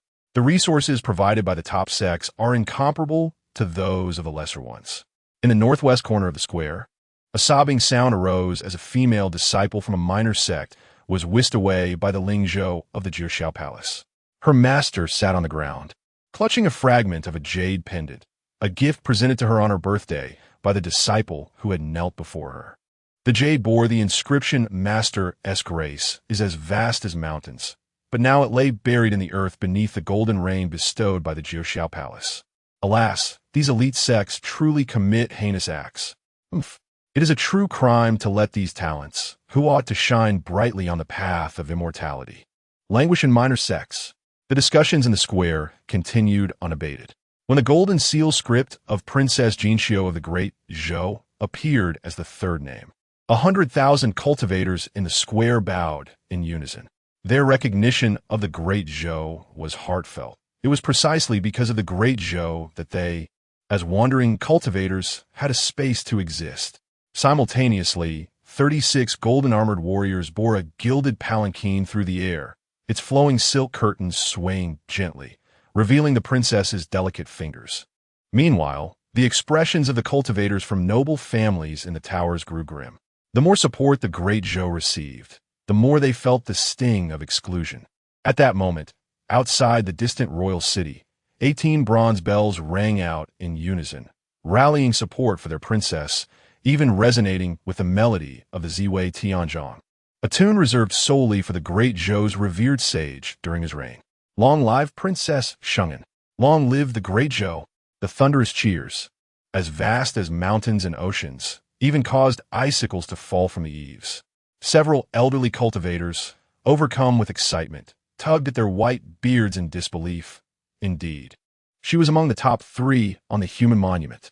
The Great Zhou has a worthy successor within the ethereal projection cast by the human monument. A 13-year-old girl practiced swordplay in the royal garden, her blade sweeping through peonies that astonishingly bloomed in the winter chill. The most seasoned sword cultivator observed that the petals, falling gracefully, always avoided the shadow of the princess. However, it was astonishing that the illustrious princess ranked merely 3rd. One could only wonder about the extraordinary talents who occupied the top 2 positions. Curiosity among the onlookers was gradually ignited. Finally, when the second place erupted in a burst of sanguine light, even the sound of the chime momentarily faltered. It was Hong Xianglong of the Hong family from Lingzhou. The crimson inscriptions seemed to be inscribed in blood, and the ethereal figure of a 5-year-old child materialized before the crowd. He was seen tearing at the neck of a mysterious beast, his lips stained with golden demon blood. As the child lifted his gaze, his left eye bore a double pupil, while the right showcased 3 blood-red stars revolving in unison. The celestial holy body, the leader of the Taishan sect, shattered a jade rui in astonishment. Not only that, a celestial holy body blessed with the blood of supremacy, the blood-red spiritual vessel of the Hong family shattered the clouds, and at the bow of the vessel, a fierce bee sculpture bit down on the skeletal remains of a dragon. Hong Tianke donned a dark cloak embroidered with patterns of white bones, while beside him, Hong Xianglong played with a string of translucent beast bones. As the human monument began to trace back the origins of talent, the family head suddenly waved his sleeve, conjuring a curtain of blood. What? This head of the Hong family dared to obscure the human monument? Yet in the next moment, the golden light of the monument effortlessly tore through the blood curtain, revealing a horrifying scene. 2 newborn children lay side by side on a cold jade bed. From the female child, dozens of bloodlines as fine as hair extended from her vital points, converging into a blood-gathering orb above her head. As the girl's lifeblood drained, a red light suddenly surged from within her, transforming into a blood-red jade essence. That was the blood of supremacy. The elder of the 9 Heavens Palace dropped his medicinal gourd, realizing that this person released the girl's blood to compel the essence of supremacy to manifest early for the sake of salvation. Indeed, once the blood-red jade essence appeared, it was seized by a man who forcefully implanted it into the boy's body. The boy emitted a howl akin to that of a beast, as countless bloodlines erupted beneath his skin. Simultaneously, the 3 blood stars in his right eye spun frantically, gouging a pit into the cold jade bed. Within the scene, the man hastily bit his tongue to spray forth a mist of blood, using 12 silver needles to seal his son's vital points.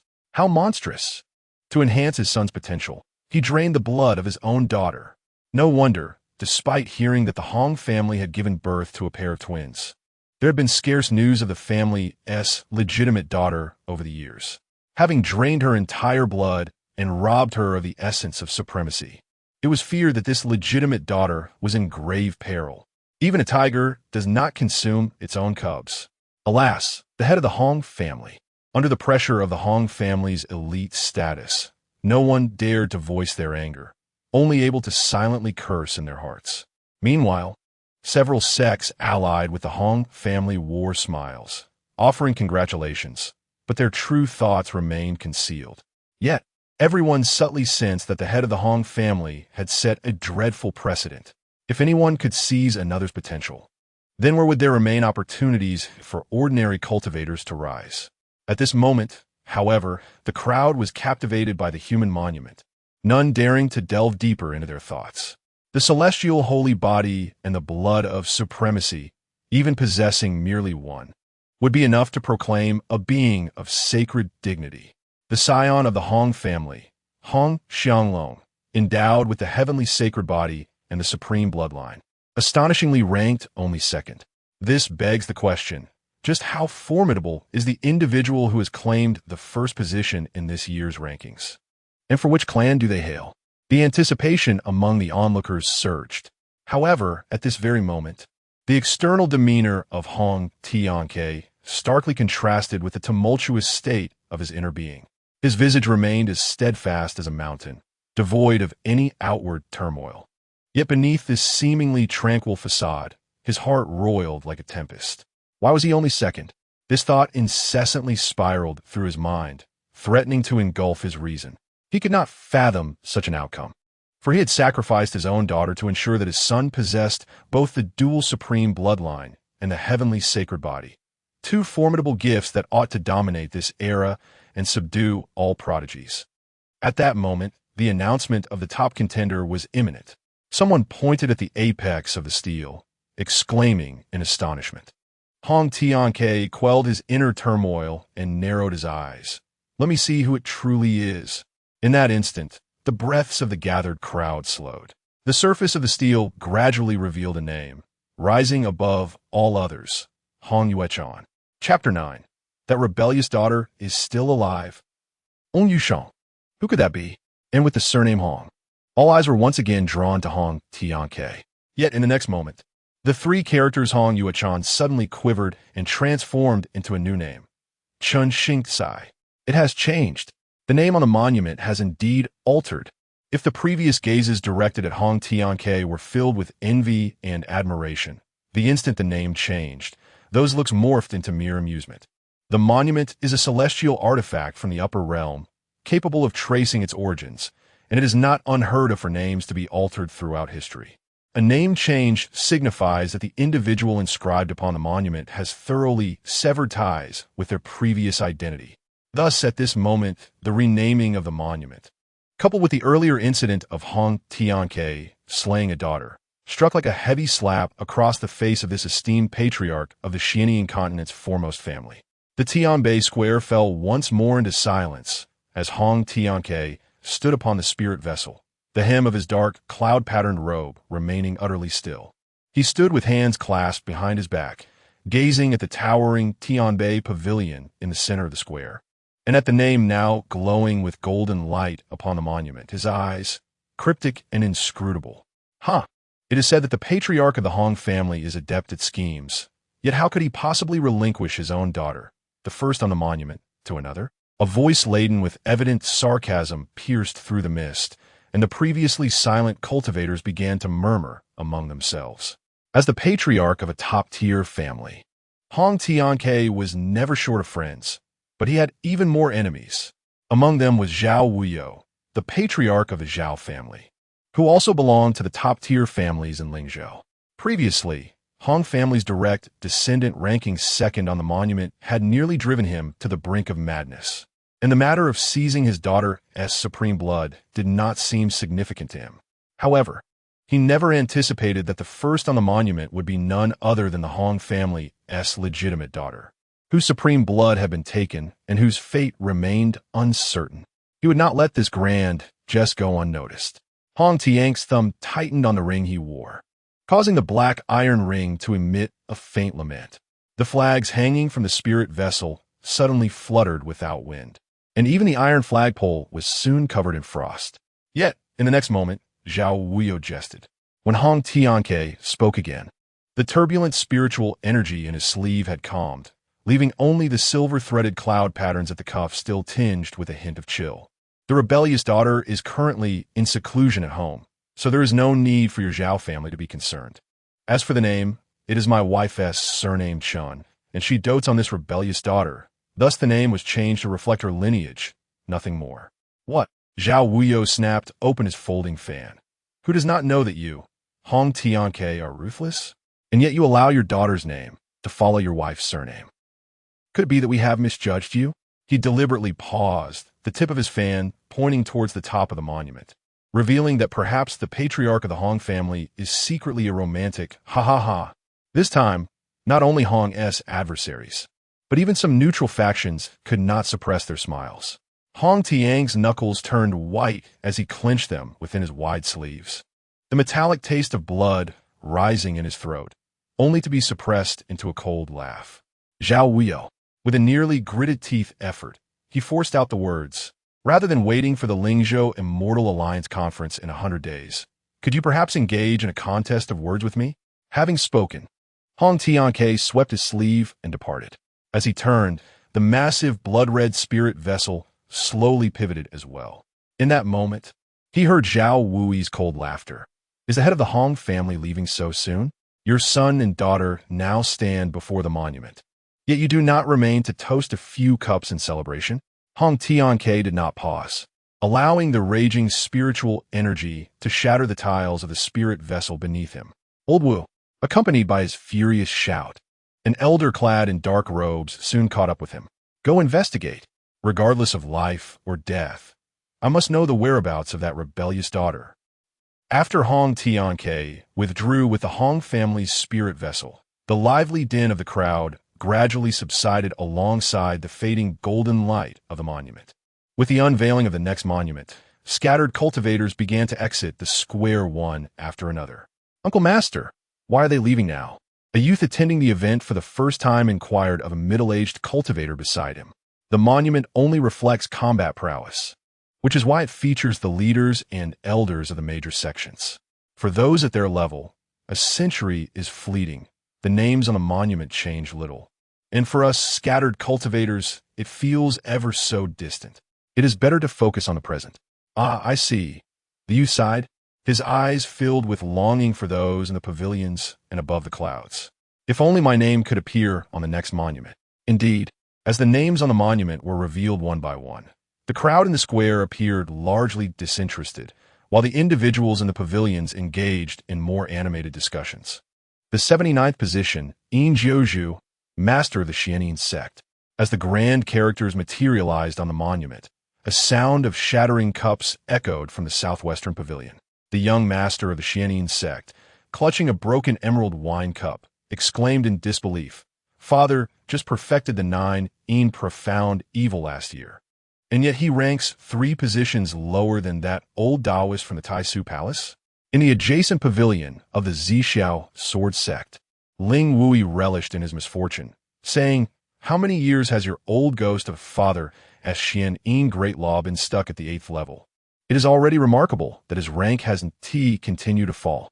As he spoke, the sword pattern on his brow writhed as if alive. And yet, old Wang from the Medicine King Valley still holds firm at 63rd, truly commendable. The green-clad woman from the Medicine King Valley, without lifting her gaze, retorted, "Isnt Elder Ling's shattered jade sword technique also stuck at 10,000 swords return to 1. A few top-tier cultivators exchanged cold snorts, ceasing further conversation. The 61st position, Qingwei Jinren of the Taisu Palace. Upon the appearance of this name, an elder drinking in the northern pavilion slightly paused his wrist. Junior brother Qingwei's supreme forgetting emotion technique has advanced remarkably. Beside him, a middle-aged man with an impassive expression remarked, "Brother, you flatter him. It is merely a hollow title." Hollow title? A sharp laughter suddenly emanated from the northwest pavilion, where a black-robe cultivator of the Xian Yin sect unleashed a swarm of crimson goo worms from his sleeve. The Taisu Palace has monopolized the North Undersea for 3 millennia. Does Qingwei the old Taoist truly disregard this hollow title, especially as he relies on the cold energy of the eye to elevate the supreme forgetting emotion technique to the 9th level? Surely, compared to your unorthodox practices, derived from the accumulation of insidious methods, how could you possibly stand against the sword cultivators? The 37th position is occupied by Chen Chang'an of the Medicine King Valley. The woman in green from the valley furrows her brow slightly. How could the Valley Master, who only last month successfully refined the 9-turn soul-reviving pill, be in such a predicament? The Valley Master sacrificed 3 centuries of cultivation for that pill, and a cold voice from behind her suggests that this demotion of 3 ranks is quite fitting. Suddenly, a brilliant golden light surges, and the top 10 rankings begin to rotate. The restrictions of each pavilion illuminate in succession, and even the scattered cultivators in the square hold their breath. Although they are far removed from these elite figures, the top 10 are all extraordinary talents, their stories widely circulated among the populace. This evokes a sentiment akin to that of fervent fans on Earth. As the 10th position reveals itself, it is none other than Chen Chang'an, the northern marquis of the Great Zhou. At that moment, a dragon's roar resounds from the main pavilion in the east, as golden dragon Qi disperses the clouds, with 9 golden dragons coiling majestically above the sky tablet pavilion.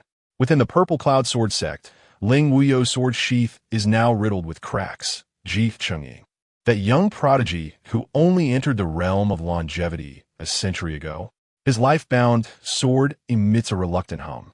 Yet it is forcefully subdued back into its sheath by the sudden descent of dragon pressure. An elder from the Supreme Void Palace finally rises. As 9 luminous wheels manifest above his head, does the great Zhou royal family truly intend to overshadow all sects? As the names of the top 10 are unveiled one by one, astonishingly, the Great Zhou dynasty claims half of them. The once contentious and mocking cultivators from the top sects and noble families gradually fall into silence. When the first position shines with the golden light of the Great Zhou's national master, Xiantian Junli Chuanfeng, illuminating the entire Sky Tablet Pavilion. The main pavilion resonates with the thunderous clang of ceremonial bells. Almost all sect cultivators were expressions of unwillingness. Amidst their discontent, the name of the Great Zhou national master intertwines with the golden light descending from the earth tablet, transforming into a magnificent aura that envelopes the entire imperial capital. Chapter 10. The first of the celestial rankings. Following the revelation of the earth tablet, it was time for the final celestial tablet to be unveiled. At this moment, within the celestial pavilion, the dew clinging to the jade railings began to tremble. A golden line split the clouds high above. It had begun. In the square, the smoking pipe of a hunchbacked elder fell onto the green bricks, causing sparks to fly onto the embroidered shoes of a nearby maiden. The maiden, disregarding her skirt, rose onto her toes to gaze at the towering celestial pavilion. Not only these two ordinary cultivators, but even the esteemed practitioners from the top sects and noble families in the loft could not help but rise to their feet. For while the names inscribed on the earth tablet belonged to familiar tales of the mundane world, those etched upon the celestial tablet were true legends and myths. Despite the fact that the names had remained unchanged for thousands of years, and each sect could recite them with ease, every time the celestial tablet was unveiled, they were compelled to stand in reverence. The sanctity of the realm must not be dishonored. This time, however, the unveiling of the celestial tablet was destined to be recorded in history, even if it was merely the last name that appeared. It had already incited a cacophony of astonishment around the celestial pavilion. 12th place. Lord of the Cloud, Floating Sacred Land, Chu Huaizhou. This was impossible. How could this happen? The sound of shattered jade cups echoed from the third floor of the stargazing pavilion, as the sect leader of a prominent sect grasped the railing tightly. The surrounding square had erupted into a tumult of voices. What was happening? Some bewildered young cultivators, in their confusion, began to inquire. You're too young to understand. Lord Chu Huaizhou of the Cloud, Floating Sacred Land, is the only elder in nearly 3,000 years to have reached the pinnacle of the sacred realm. It would be reasonable for him to be placed last on the celestial tablet, but what? However, in the previous ranking, he had been placed 11th. A terrifying conjecture surged through the minds of everyone present. Could it be that within the past century, a new cultivator had ascended to the sacred realm? The supreme path? As familiar names began to emerge one after another, the hearts of all grew heavier. 7th place, the apothecary King Valley. Qin Sui. 3rd place, the sword master of the purple clouds, Xiao Bili. 2nd place, the supreme emperor of the Great Zhou, Ji Wuk. When the identity of the 2nd place was unveiled, the entire square fell into a profound silence. 2nd place, the supreme emperor of the Great Zhou, Ji Wuk. This exceptionally talented individual, who had overshadowed all sects and noble families of the Xianing continent, had dominated the celestial tablet for nearly a millennium. It was indeed true that he had fallen one rank. This indicated that the newly emerged sacred sovereign had directly ascended to the top of the celestial tablet, overpowering the ancients. This was impossible. Could it be that the celestial tablet had made an error? Some cultivators began to reject reality and utter nonsensical remarks. Exercise caution. The silver-armored general descended from the skies, the jade token at his waist reflecting the golden light of the celestial tablet. The celestial tablet is a divine artifact from the upper realms. How could it be mistaken? Behind him, 12 golden guards formed a seal, muffling the descent into hushed whispers. Meanwhile, many upper-tier cultivators merely gazed at the celestial tablet with solemn expressions, their thoughts swirling in uncertainty. They would certainly not naively believe that the celestial monument was malfunctioning. Instead, their thoughts were occupied with the true allegiance of this newly emerged saint, who even overshadowed the great Zhou Supreme Emperor, Ji Wuk. The Xianing continent has remained united for millennia, and the overt and covert struggles between the great Zhou imperial family and the foremost sect have intensified. While the conflicts have not yet reached an insurmountable level, it is undeniable that the current state of affairs on the Xianing continent is far more intricate and perilous than during the early days of the Great Zhou's establishment, when it subdued the four seas. Golden rays of light flowed atop the celestial monument, as if someone were inscribing with a vermilion brush in the void. It ultimately solidified into an ancient script. First place, Chen Chang'an. Who is this Chen Chang'an? Cough, cough. The onlookers in the square and the cultivators in the pavilion exchanged puzzled glances at this unfamiliar name. Saint-level cultivators had long since become the stuff of ancient legends, woven into the very fabric of the Xianing continent. The saga of any saint, from the moment of their emergence to their ascendance to the saint realm, is a riveting chronicle that cannot fully capture their legendary essence. Moreover, each saint's appearance is invariably intertwined with the broader circumstances of the continent. A saint would never materialize out of thin air. Could they be a practitioner of the demonic path? Unlikely, for the demonic sects have long since laid low. If someone were to achieve sainthood, why would they remain so subdued? Might it be possible that, in an inconspicuous corner of the square, a cloaked woman gazed at the name on the celestial monument, murmuring, "He is actually the first on the celestial rankings?" Such a formidable figure. Why would he choose to reside in that secluded valley? Her eyes were momentarily clouded with confusion, but soon returned to their usual clarity. What does it matter to me? Furthermore, the absence of certain names on the monument suggests that they have truly perished. Even saints have lifespans. The longest-lived recorded human saint barely reached 100,000 years, thus confirming that all her foes have naturally succumbed to age. A tumultuous emotion stirred within her. She gradually departed from the square, seemingly unremarkable, yet the throngs around her parted like the sea, instinctively avoiding her presence.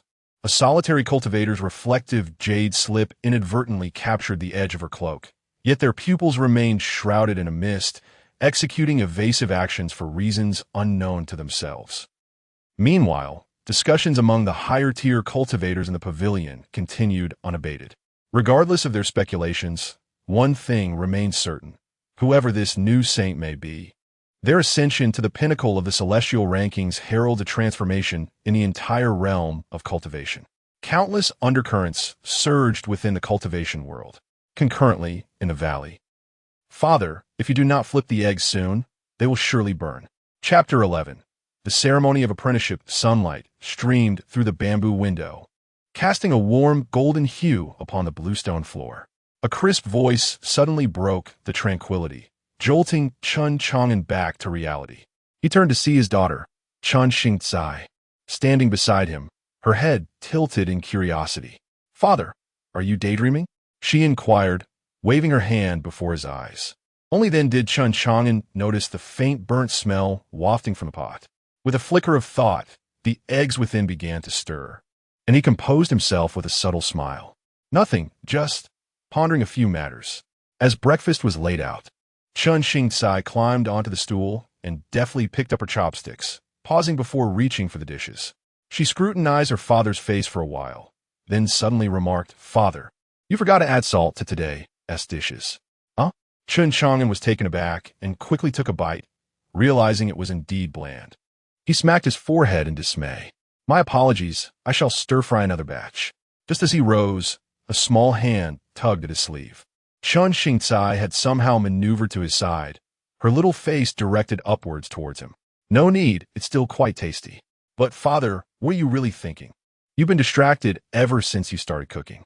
Gazing into his daughter's concerned eyes warmed his heart. He crouched down to meet her gaze. "Chang'an, may I ask you something? The little black master you mentioned, what does she enjoy?" Chen Chang'an's eyes widened in surprise, her mouth slightly agape, clearly unprepared for such a question. Her fingers fidgeted nervously. "Father, you were actually thinking about the little black master?" "Indeed," Chen Chang'an replied softly, ruffling her hair. "After all, she is your teacher and a neighbor. As a parent, I should formally pay her a visit." Lowering her head, she muttered almost inaudibly, "I thought father had gained some insight." "What insight?" Chen Chang'an asked, his brow furrowing slightly. It then struck Chen Chang'an that her father was no less a practitioner than the master herself, and she hastily covered her tracks. Oh, I meant that the little black master is quite formidable. The sword techniques you taught me, she can explain the intricacies in just a few words. Observing his daughter's inexplicably anxious yet excited demeanor, Chen Chang'an did not ponder too deeply. He cupped her small face in his hands. I hold no grievances towards you. It's just, he paused, contemplating the significance of apprenticeship in the cultivation realm. I was considering what kind of gift would be appropriate for the ceremony. The ceremony? Chen Chang'an lifted her head, her eyes sparkling with renewed interest. Yes, Chen Chang'an nodded, guiding her back to the table. Since you have taken her as your master, we ought to prepare a respectable gift. It is customary. Chen Chang'an chewed on her chopsticks thoughtfully. But it seems the little black master lacks for nothing. That is precisely why we must think, Chen Chang'an remarked, serving her a portion of vegetables. Although the meal lacks salt, both father and daughter relished it thoroughly. The little black master has taught you for so long. We must express our gratitude. After a day of normal lessons, once his daughter had drifted into slumber, Chen Chang'an made his way to the riverbank alone. As night descended, the moonlight cascaded upon the river, shattering into countless silvery flecks. He found a smooth stone to sit upon, gazing intently at the flowing water. The ritual of apprenticeship in the realm of cultivation was no trivial matter. Although Chen Chang'an had never ventured beyond the valley, he presumed that the world of cultivation bore similarities to the tales he had read in novels. The apprenticeship ceremony not only symbolized respect for the master, but also significantly influenced the disciple's future path of cultivation. What gift should he present? Chen Chang'an pondered aloud. Apart from his strikingly remarkable appearance, he knew nothing about his daughter's enigmatic dark-skinned master. However, the ability to teach his daughter the ways of cultivation indicated that this individual was at least a hidden sage of the cultivation world. Yet, perhaps they were merely a transient soul residing in the area. If it were the former, a mundane gift might be deemed inadequate. If it were the latter, what could he offer that would be both respectable and unpretentious? Perhaps a sword? He mused, recalling that over the years, the system had occasionally bestowed upon him peculiar treasures or rare materials. Thus he was not lacking in resources. However, he quickly shook his head in negation. A sword cultivator held their weapon in high regard, and to present one without knowing their preferences might be considered disrespectful. Under the moonlight, the river flowed gently, producing a melodious sound. Chen Chang'an's gaze lingered on the water's surface, his thoughts drifting far away. He recalled the moment he first discovered Xingcai. That tiny infant swept to this very spot by the current. He could have easily chosen to ignore it and continue his secluded life, yet at that moment, he inexplicably reached out. Father! A familiar voice interrupted his reverie. Chen Chang'an turned to see Chen Chang'an approaching with a small lantern, stepping carefully along the riverbank. What brings you here at such a late hour? He asked, rising to greet her. Panting slightly, Chen Chang'an reached him, her small face flushed from the lantern's glow. I want to come and think with you about the apprenticeship gift. Chen Chang'an felt warmth spread through his heart as he took the lantern from his daughter's hands. It's chilly outside. Why didn't you wear an extra layer? I'm not cold. Chen Chang'an shook her head, pulling her father back to sit on the stone. Father, I think you're being too serious. My dark-skinned master doesn't care about extravagant gifts for the apprenticeship ceremony. Oh, Chen Chang'an raised an eyebrow. Then what do you think your master would value? Swinging her little legs, her eyes shimmering with excitement, she replied, My master loves interesting things. Last time I showed him the grasshopper I crafted, he was overjoyed and even taught me a new set of footwork. Chen Chang'an contemplated her words. Interesting. Things? Yes. Chen Chang'an nodded vigorously. Father, do you remember the color-changing stone you gifted me on my birthday 2 years ago? My master remarked that it was a 7-colored glazed stone and that it was quite rare. Suddenly, a light flickered in Chen Chang'an's mind. He recalled that he had once received a chessboard from the system during a sign-in, said to be used by ancient immortals for their games. Though it appeared unremarkable, the pieces produced harmonious melodies when placed upon it. At that moment, he realized its potential. Xingcai, Chen Chang'an excitedly lifted his daughter, spinning her around, exclaiming, Father knows what to gift. Chen Chang'an giggled. What is it? A secret for now, Chen Chang'an replied with a mysterious wink. gently setting her down before beginning his search along the riverbank. Under the moonlight, the pebbles on the shore glimmered with a soft luster. Chen Chang'an squatted down, meticulously selecting stones. He needed over 300 stones of similar size and uniform shape. Half of a slightly darker hue would be transformed into black pieces through genuine fire, while the lighter ones would be infused with moonlight to create white pieces. "Dad, what are you doing?" Chen Chang'an inquired with curiosity as she approached. "Creating game pieces." He responded, picking up a flat black stone. His fingers glided gently over its surface, instantly rounding and smoothing the stone's edges. "Father has a very special game board. Pairing it with these natural stones will surely be delightful." Chen Chang'an's eyes widened in awe as she watched the stone in her father's hand gradually transform into a perfect sphere, exclaiming, "Father is amazing. I want to help too." Thus, under the moonlight, the father and daughter busied themselves. Chen Chang'an focused on shaping the stones while Chen Chang'an diligently sorted them, placing the black ones on the left and the white ones on the right. Occasionally, upon discovering a particularly round or uniquely patterned stone, the little girl would excitedly lift it high for her father to see. "Father, what do you think of this one? Doesn't the pattern resemble a butterfly?" "Indeed, it's beautiful," Chen Chang'an smiled, his hands never pausing. "Once we finish, I will teach you how to play." As night deepened, the moonlight reflecting on the river grew brighter. Chen Chang'an surveyed the neatly arranged collection of over 300 game pieces before him, nodding in satisfaction. Though these stones, having undergone his simple refinement, could not compare to true treasures, they felt warm to the touch and would emit a crisp sound upon resting on the game board, likely to please the little black master he had yet to meet. "All right, the task is complete," Chen Chang'an exclaimed, brushing the stone dust from his hands as he stood. Chen Chang'an, already weary and nodding off, managed to ask, "Father, is the gift ready?" Chen Chang'an, feeling a pang of affection, cradled his daughter, saying, "Everything is prepared. Tomorrow, you shall take me to meet your little black master, and we will present him with our gift. Now, it's time to return home and sleep." On their way home, Chen Chang'an nestled against her father's shoulder, drowsily murmuring, "Father, the little black master will surely love it, because it was prepared with care by you." Chen Chang'an softly acknowledged her, feeling a wave of warmth within. He gazed up at the starry sky, suddenly realizing that amidst years of seclusion, finding this daughter was perhaps his greatest fortune. Under the moonlight, the silhouettes of the father and daughter gradually faded into the night, merging with the shadows. The river continued its gentle flow, as if quietly bearing witness to the scene before it. Chapter 12. The neighbor. On the following morning, Chen Chang'an stood before a bronze mirror, meticulously adjusting his attire with an uncommon seriousness. He donned a plain long robe, cinched at the waist with a deep indigo belt, and gathered his hair into a bun secured by a wooden hairpin. He appeared considerably more spirited than usual. "Father, you look handsome," Chen Chang'an exclaimed, clutching her small plush bear, tilting her head as she stood at the doorway, her eyes sparkling. Chen Chang'an turned around and gently ruffled his daughter's little head. "You're still so young. What do you know about being handsome?" "But you truly are handsome," Chen Chang'an murmured softly, sticking out her tongue before scampering away.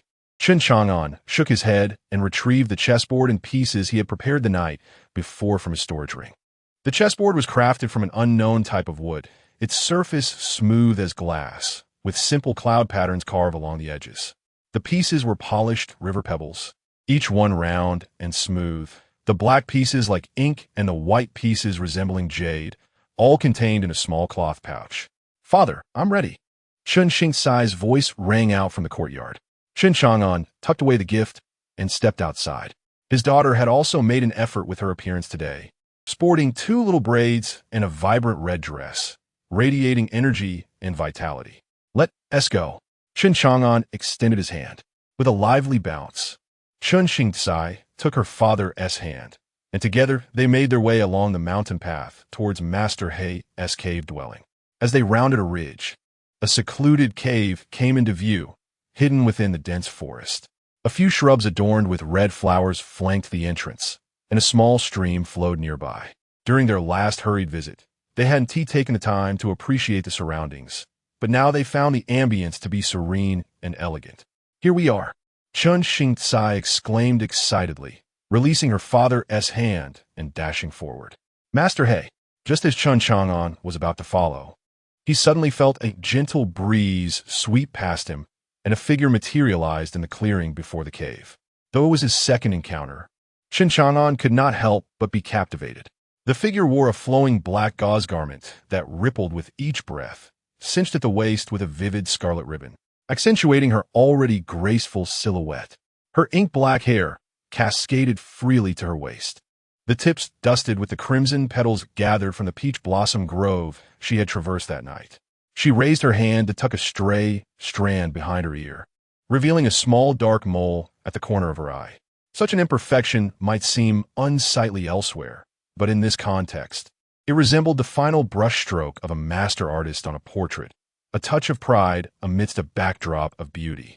When she lifted her gaze, that tiny mole seemed to come alive, as if the ink dot on rice paper had suddenly gained a pulse. Chen Chang'an's steps faltered abruptly. Those eyes, no. It was more than just the eyes, it was the depth of the gaze. Previously, he had seen the woman with her eyes closed, but now, as they opened, he felt an uncanny familiarity, as if he had encountered her somewhere before. On the other side, Master He, now appropriately referred to as the woman in black, was equally taken aback. She stared at Chen Chang'an, her body instinctively tensing.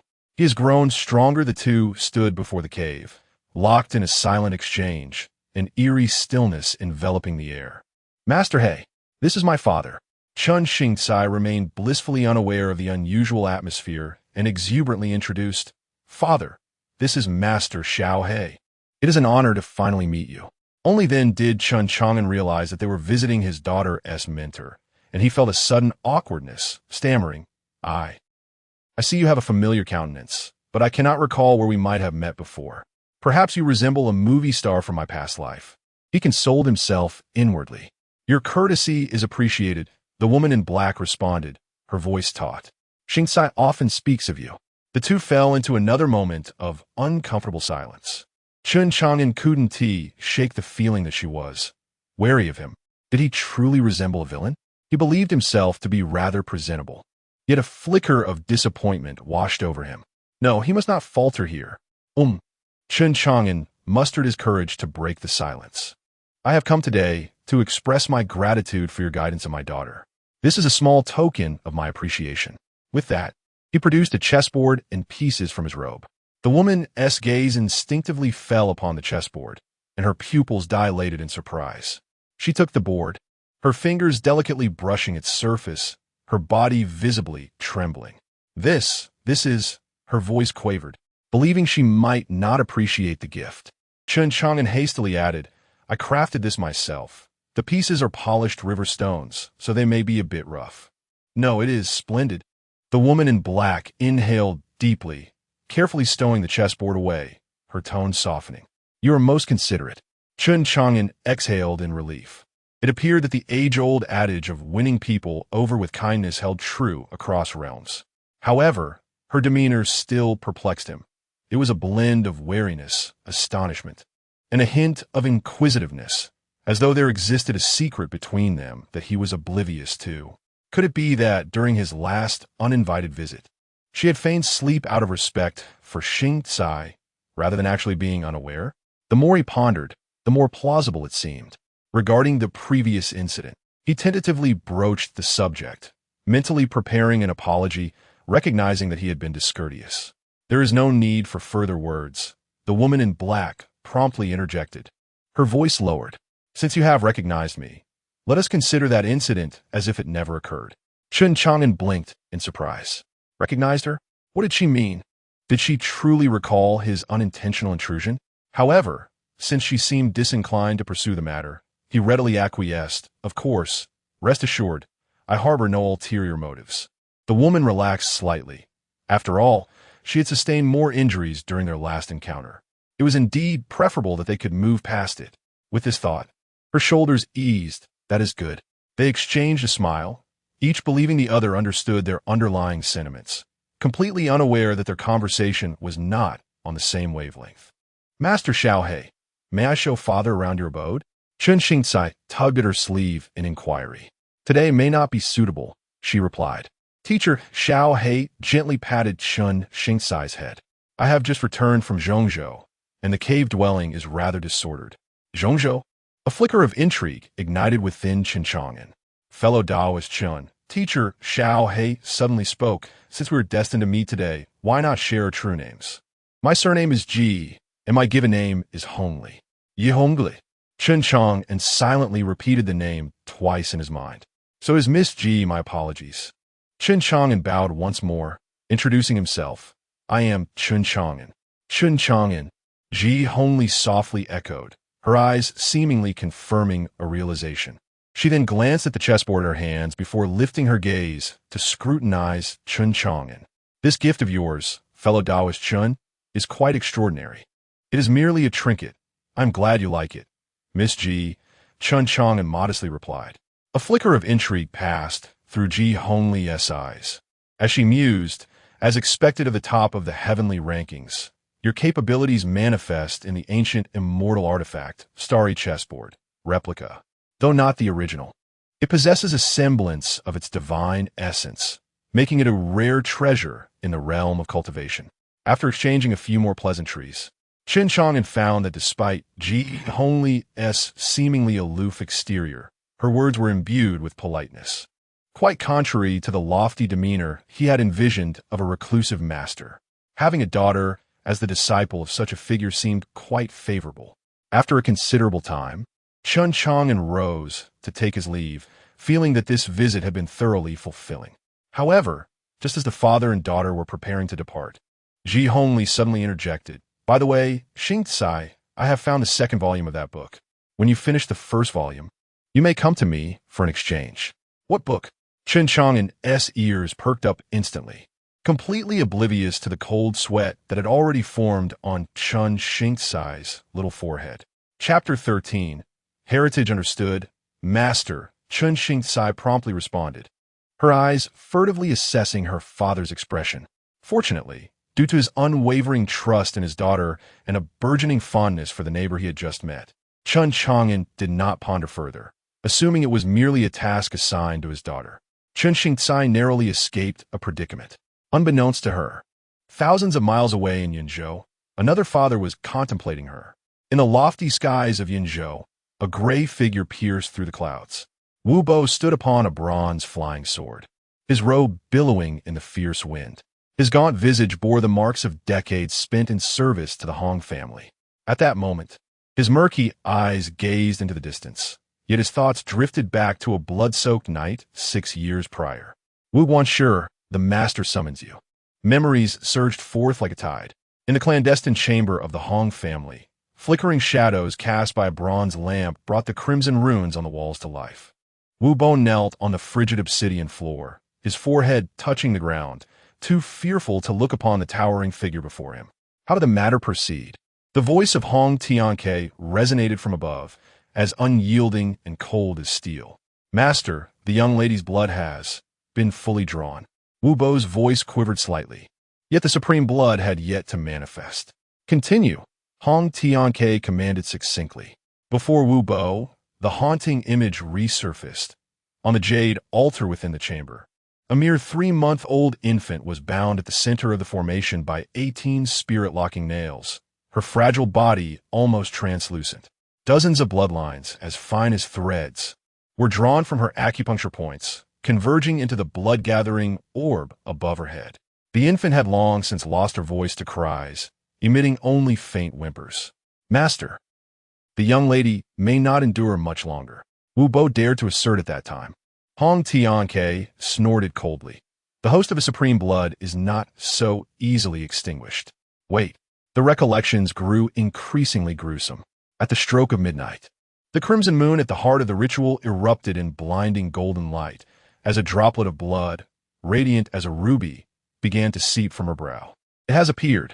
Hong Tianke's ecstatic voice echoed in the chamber, swiftly seizing it. Quick, transplant it to Xianglong. Wu Bo recalled trembling hands as he carefully received the supreme blood with a jade blade, transferring it into the body of the waiting young master, Hong Xianglong. Meanwhile, The little girl on the jade altar appeared to be drained of all vitality, her breath barely perceptible. Dispose of her. After acquiring the supreme blood, Hong Tianke did not cast a glance at his daughter, discarding her into the abyss of 10,000 ghosts. The host of the supreme blood, endowed with destiny, must be condemned to eternal reincarnation to sever the possibility of backlash. Yes, as Wu Bo accepted the command, he caught a glimpse of the small body, carelessly wrapped in coarse cloth, resembling the disposal of a discarded object. The biting cold winds high above jolted Wu Bo back to the present. He instinctively touched the storage pouch at his waist, where a blood jade lay, an artifact of the Hong family's bloodline sensing method, capable of tracking the whereabouts of Hong Yuechan, or rather, now known as Chen Chang'an. To his astonishment, the artifact revealed that the young lady was not only alive but thriving in the distant Qingzhou. However, for reasons unknown, her bloodline, which once belonged to the Hong family, had become alarmingly thin. How could this be? Wu Bo murmured as memories surged once more. 6 years ago, he had been tasked with escorting the barely alive Hong Yuechan to Yuzhou. According to the plan, he was to cast the child into the abyss of 10,000 ghosts, allowing countless vengeful spirits to consume her soul. Yet, as he passed through a nameless valley in Qingzhou during spring, where flowers bloomed in abundance and butterflies danced in the air, the fragile child in her swaddling suddenly opened her eyes.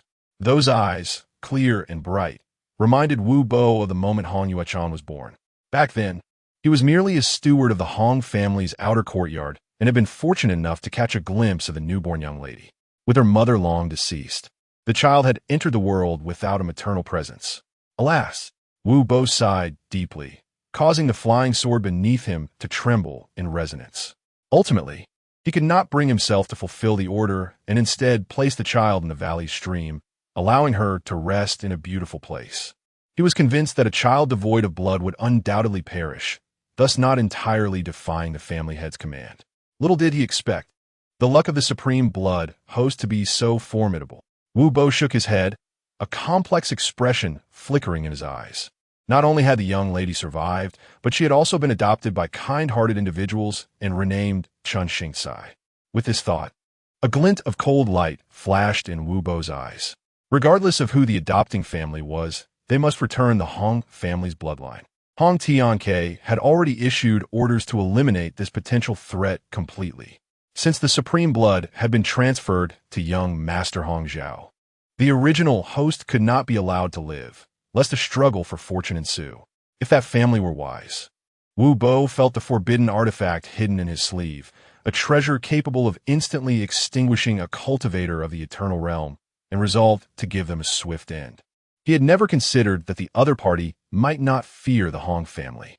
After all, the Hong family was a top-tier clan with powerful beings of the sacred realm in residence. In this world, apart from a few reclusive old monsters, who would dare defy the will of the Hong family? The flying sword pierced through the clouds, and below, the territory of Qingzhou came into view. Wu Bo activated the blood jade, sensing an increasingly strong response. To his surprise, the target appeared to be in a valley rich with extraordinary spiritual energy. Could it truly be a cultivation family? Wu Bo frowned slightly, then relaxed, dismissing it. Before the Hong family, they were mere ants. What Wu Bo knew was that the moment he flew into the valley, two figures simultaneously uttered a soft "oh," turning their gazes toward his direction in the void. Chapter 14. A friend in the path. Wu Bo descended from his flying sword, landing at the entrance of an unnamed valley. Beneath a natural arch formed by towering ancient trees, a few colorful butterflies danced gracefully in the sunlight. He squinted his eyes as the blood jade in his hand emitted an increasingly intense red glow, an indication that Miss Hong Yuechan, or rather, the current Chen Chang'an, was indeed within this valley, a peculiar place. As Wu Bo took his first step into the valley, he felt a slight stagnation of his spiritual energy, as if he had crossed an invisible barrier. Instantly, he formed a defensive gesture with his hands, scanning his surroundings warily, yet found everything seemingly normal, save for a few mountain sparrows chirping merrily on the branches. Was it an illusion? He shook his head, stowing the blood jade into his sleeve. and proceeded along the creekside path. The valley was astonishingly rich in spiritual energy, with crystal-clear waters revealing the pebbles below and wildflowers blooming vibrantly along the banks. As he walked, Wu Bo marveled inwardly. This place appeared ordinary, yet exuded an extraordinary aura. The arrangement of the wildflowers, the flow of the creek, even the distribution of the birds, all subtly aligned with a certain mysterious formation. Suddenly, a rustling sound erupted from the bushes to his right. Wu Bo halted immediately, discreetly clutching a thunder talisman in his right hand while forming a sword gesture with his left. A massive gray bear leisurely emerged from the thicket, a lively fish dangling from its mouth. Upon noticing Wu Bo, the bear paused momentarily, causing the fish to plop onto the ground. The man and the bear locked eyes, and time seemed to freeze. Wu Bo's pupils constricted. This seemingly ordinary gray bear was enveloped in flowing spiritual energy, and he quietly utilized a perception technique. His heart racing. This was a bear demon at the Ginuan realm. How could such a creature masquerade as a mere beast? He promptly performed a gesture of respect, calling out loudly, "Friend, please stay your course. I am but a humble traveler." Thud! The fish dropped from the bear's mouth. In the next moment, the beast, which weighed at least 500 pounds, turned and bolted, kicking up a cloud of dust behind it. Wu Bo's outstretched hand froze in midair, his face twitching in disbelief. This reaction was decidedly strange. Could this bear demon be a pet of the family of the lady he sought? Or perhaps, in the past, the demon race had saved her? He murmured to himself, then scoffed, dismissing the thought. What of the demon race? The Hong family had a sage to protect them. Below the sage, all were but ants. With that, he flickered and transformed into a gray shadow, pursuing the bear. "Friend bear ahead, I bear no ill will," Wu Bo shouted as he chased, his voice echoing through the valley, desperately seeking information regarding a child named Chen Chang'an. To his dismay, his shout only spurred the fleeing bear to increase its speed by another 30%, its powerful legs nearly leaving behind afterimages, as though a ghost were chasing it. What an absurdity! Wu Bo's beard bristled in anger. Despite being a cultivator of the half-step longevity realm, a figure of some repute within the Hong family, he found himself so blatantly disregarded by a bear demon. With a quick incantation, he summoned his flying sword, which swooshed to block the bear's path. The gray bear skidded to a halt, nearly colliding with the sword's edge. It stood upright, its front paws raised in front of its chest, wearing an expression of sheer terror, resembling a hapless creature caught in a compromising situation. Wu Bo finally seized the opportunity to scrutinize the peculiar bear before him. The cultivation of the returning origin realm was unmistakable, yet this bear. Its gaze was so clear it bordered on foolishness, with drool hanging from its mouth, resembling an ordinary beast devoid of intelligence. "You." Wu Bo furrowed his brows, perplexed by its feigned ignorance. The gray bear tilted its head and let out a grunt, scratching its belly, appearing utterly oblivious to human speech. Wu Bo felt his temples throb, insulted by the sheer absurdity. You are already in the returning origin realm, yet if you were an ordinary gray bear, I would turn upside down and defecate. Monster!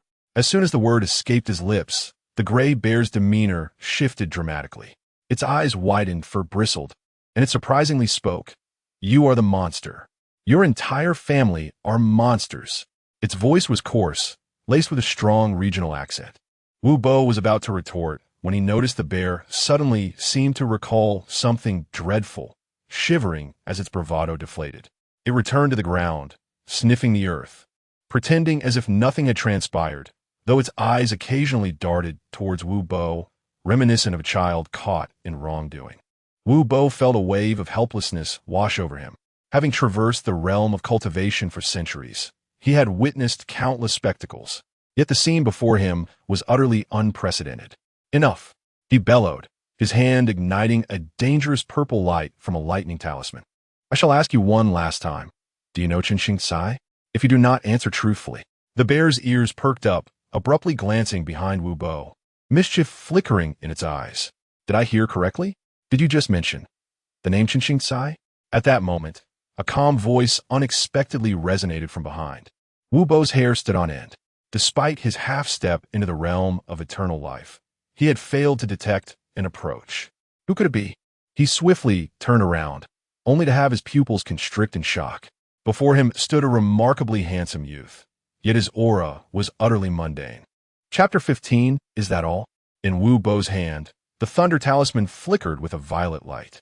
Before him stood a young man clad in coarse linen garments, appearing to be in his late 20s, expressionless as he cradled a bundle of firewood. At first glance, Wu Bo felt a jolt of astonishment. This individual exuded a familiar aura, yet his essence was entirely concealed. Was this a characteristic exclusive to the sacred realm? However, he quickly suppressed a chuckle at his own misjudgment. In the entire world, there were at most 12 beings of the sacred realm. It was implausible to encounter one at random. Moreover, the concealment of essence could signify another possibility, that one possessed no essence at all. Without essence, one was merely immortal. The man before him, dressed simply and holding firewood, appeared to be nothing more than a rustic villager.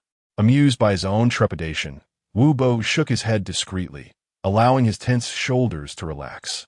Nevertheless, given that this individual had appeared in the valley, he was likely connected to the family that had rescued the young lady years ago. Perhaps he was a servant or a laborer of theirs. It was said that in remote regions, some small cultivation families kept mortals for mining and farming purposes. Who are you? Wu Bo inquired, lowering the thunder talisman with an air of arrogance. Meanwhile, Chen Chang'an, who had initially felt apprehensive, found solace upon sensing the opponent's cultivation level. Not even at the longevity realm? How pathetic.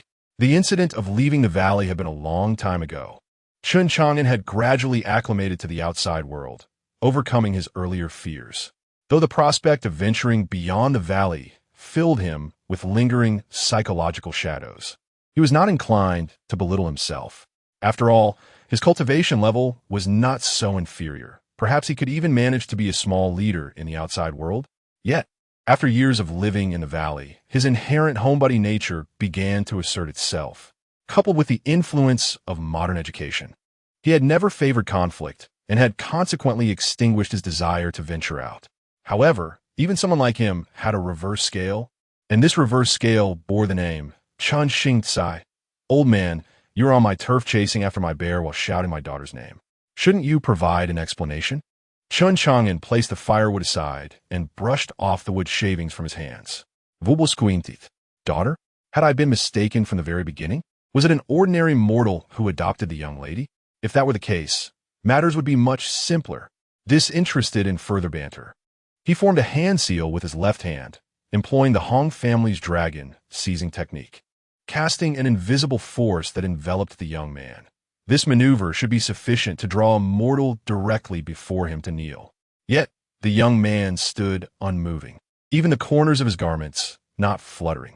Wu Bo's brow furrowed. He altered his hand gestures, tripling the force, even raising debris from the ground.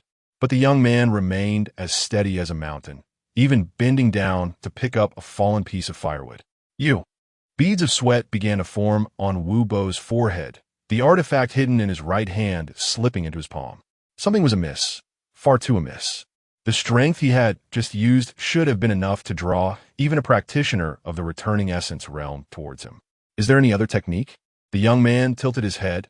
If not, it is my turn to inquire. Who are you? What do you seek from my daughter? Wu Bo let out a cold sneer, no longer holding back. He swiftly summoned 7 soul-locking nails, which transformed into 7 beams of dark light, aimed at the vital points around his opponent. These were the forbidden tools bestowed upon him by the family head of the Hong clan. Even a practitioner of the longevity realm would find their cultivation temporarily sealed, reduced to the status of a mere mortal. Clang, clang, clang. 7 crisp sounds echoed as the soul-locking nails suddenly halted mere inches from the young man, subsequently plummeting to the ground as if colliding with an invisible barrier.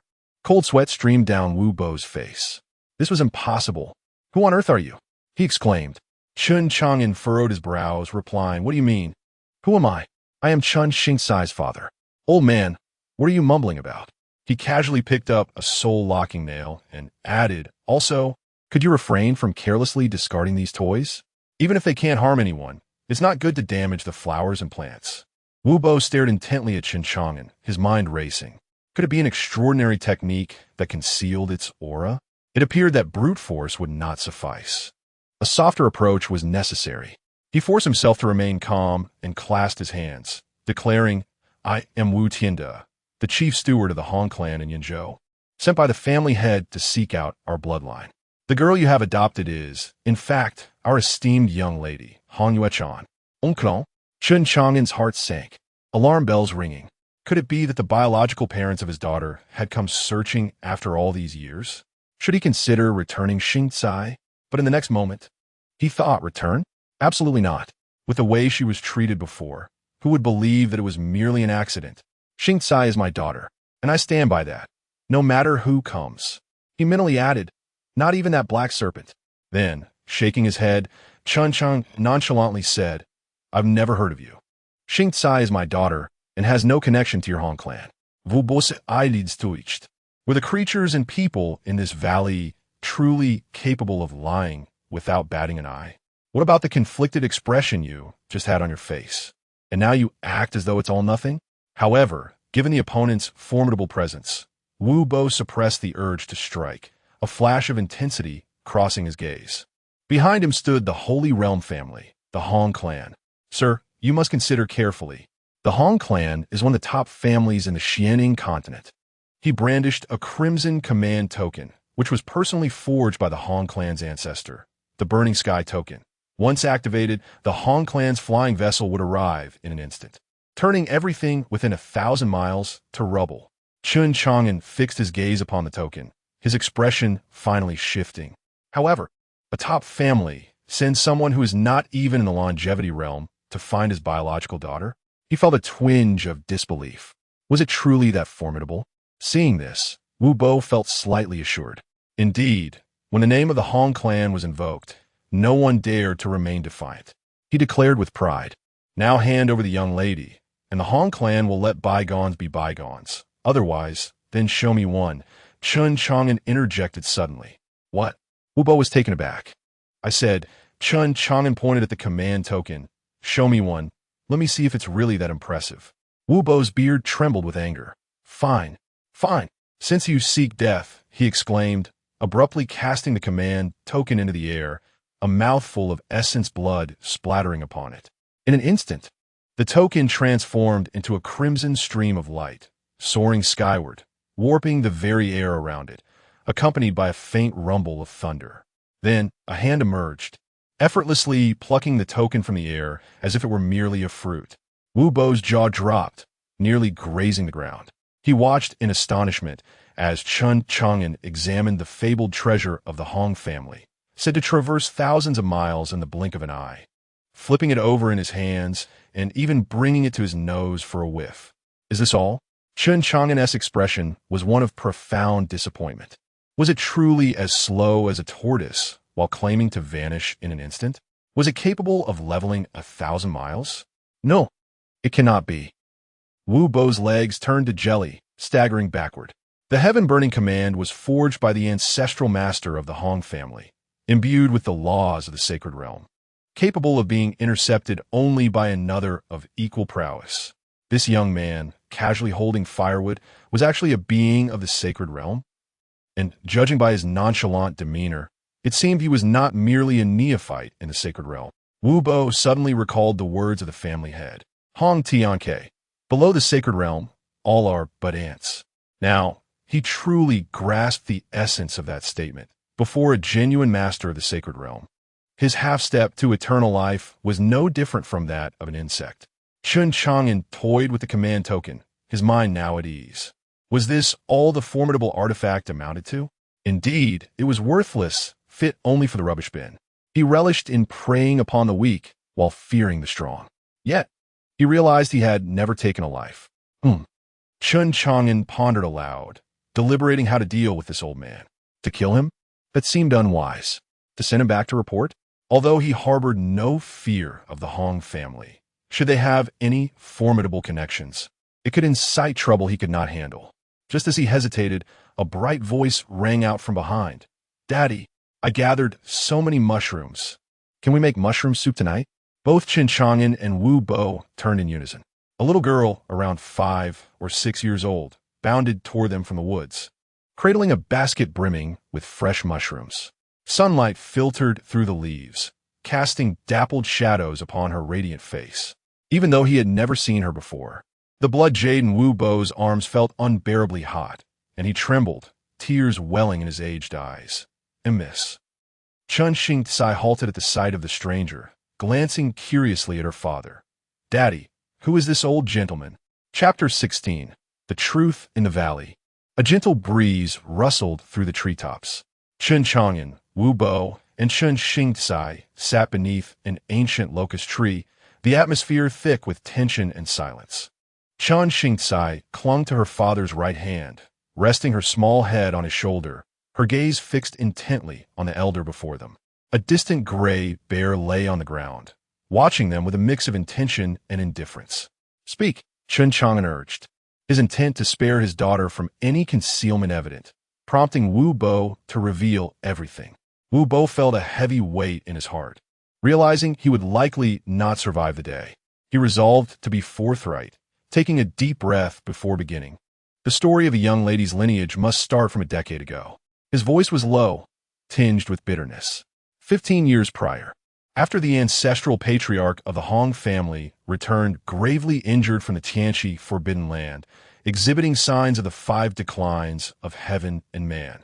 The family's current status relied entirely on that patriarch. Consequently, the head of the Hong family swiftly dealt with all disciples who had witnessed the elder's injury, shrouding the matter in secrecy.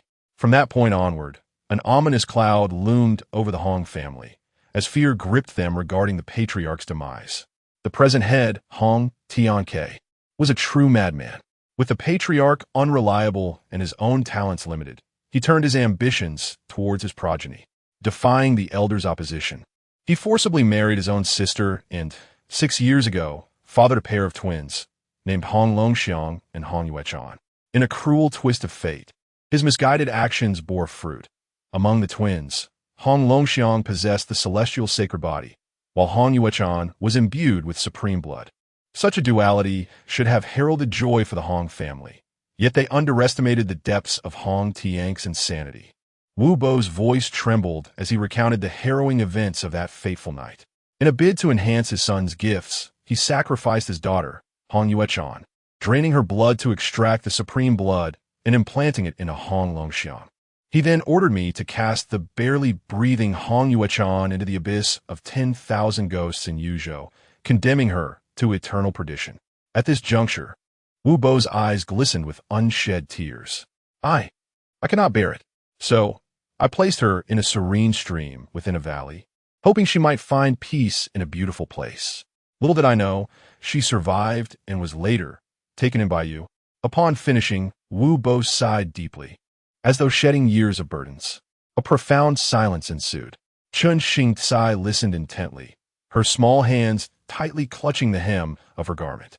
Suddenly, she looked up, her eyes glistening with tears, her voice quivering. That sister named Hong Yuechan. How tragic.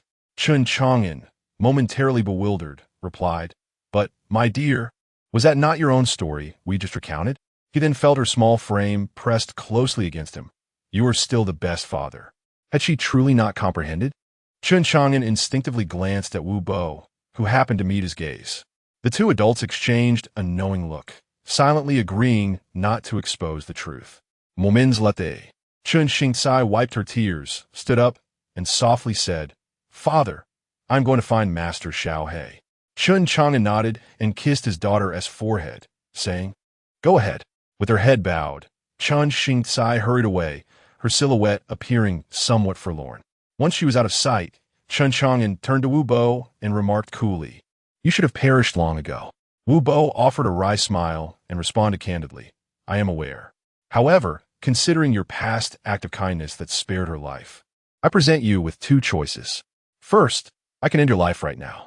Second, you may remain here, establish a binding oath, and henceforth care for Xingtai in this valley, thereby atoning for the sins of a wretched father.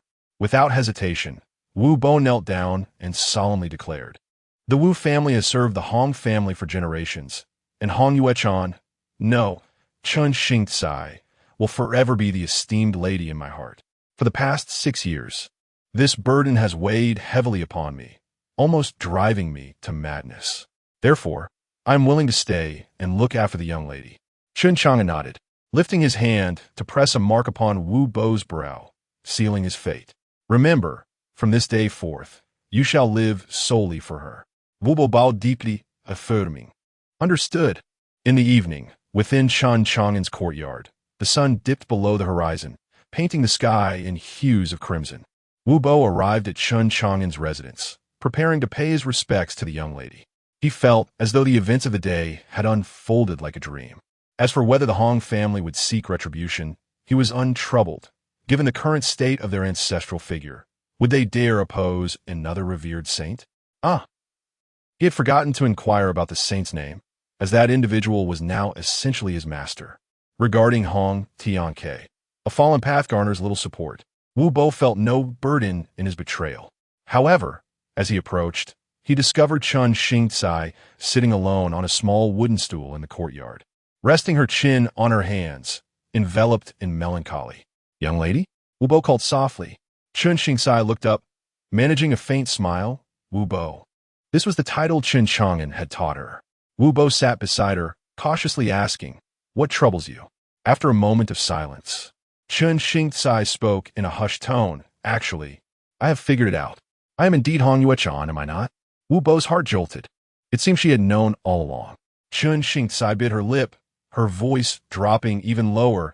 I pretended to be oblivious because I did not want father to feel that I am not truly his daughter.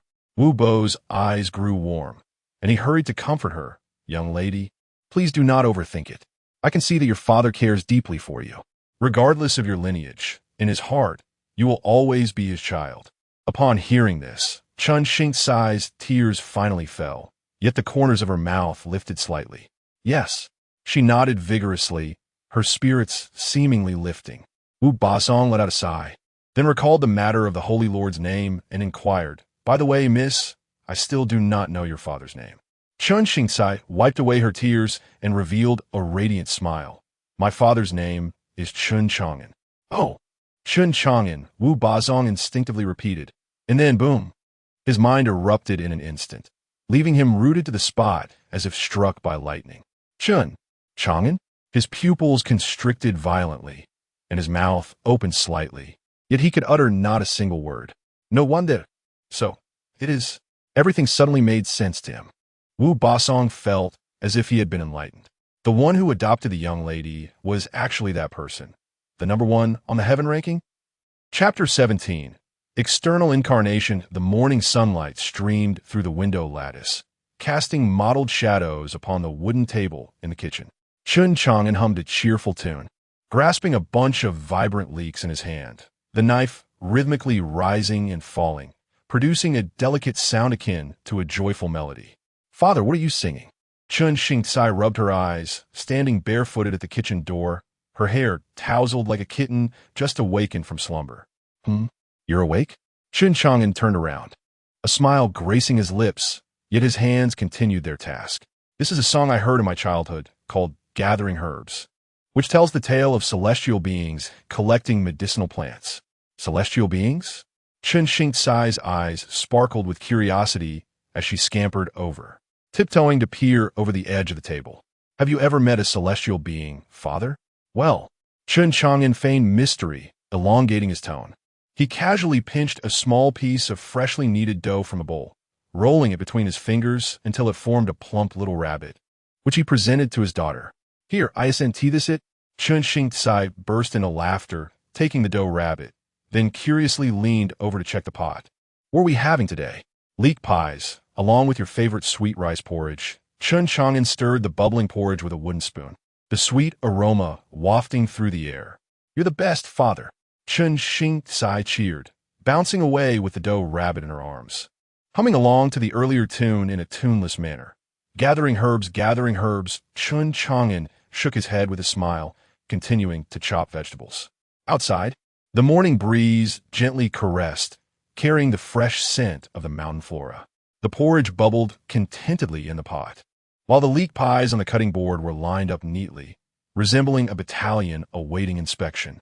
At that moment, a system notification suddenly echoed in his mind. Ding! Sign in successful. Reward: 30 years of cultivation. Additionally obtained. Supreme Celestial Technique. External Incarnation. Beggar version. Note: this incarnation will never possess self-awareness and is 100 completely controlled by the main consciousness, sharing all 5 senses and thoughts, equivalent to having an extra hand.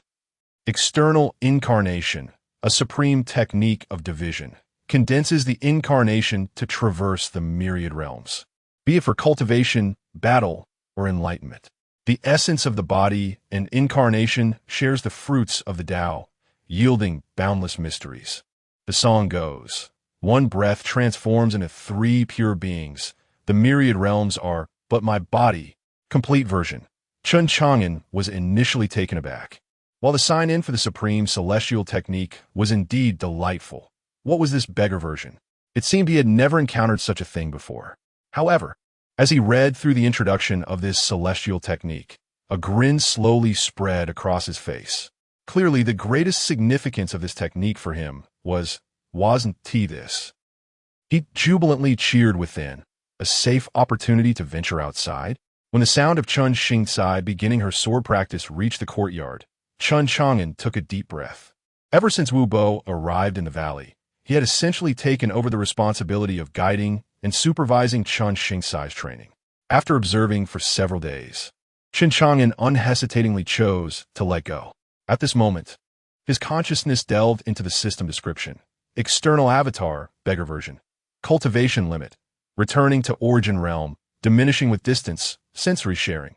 100 consciousness synchronization. Instantaneous switching. Special note: destruction does not harm the main body, though it may cause pain. This is sufficient. Chen Chang'an was filled with excitement. From now on, he could simply send out his avatar. After all, if it perished, it would merely be an avatar, leaving his true self unharmed. This was akin to staying at home while sending a drone to explore a supposedly haunted, empty house next door. He gestured a spell, and instantly, a blue light enveloped the room. As the mist dissipated, another Chen Chang'an tilted his head, examining his own palm. How intriguing. The main body and the avatar spoke simultaneously, then fell silent in unison. Chen Chang'an discovered this was akin to controlling both hands at once. Though it required some distraction, it was entirely feasible. The avatar pushed open the window, and the mountain breeze rushed in. Chen Chang'an's true self recoiled slightly, yet through the avatar, he experienced the sensation of the wind on his face for the first time in 6 years. In the distance, Chen Chang'an was gracefully moving about in the courtyard, her pale yellow skirt fluttering. Father! The little girl suddenly turned, waving towards the window. In an instant, only the main body of Chen Chang'an remained, who hurriedly responded. Once he confirmed that his daughter was still engrossed in her training, Chen Chang'an's true self reclined back into the rocking chair, feigning sleep, while the avatar stealthily climbed out of the window from the other side. Wu Bo, who was instructing Chen Chang'an in swordplay, felt a twitch in his eyelids, but pretended as if nothing had happened. He decided to test the limits of distance.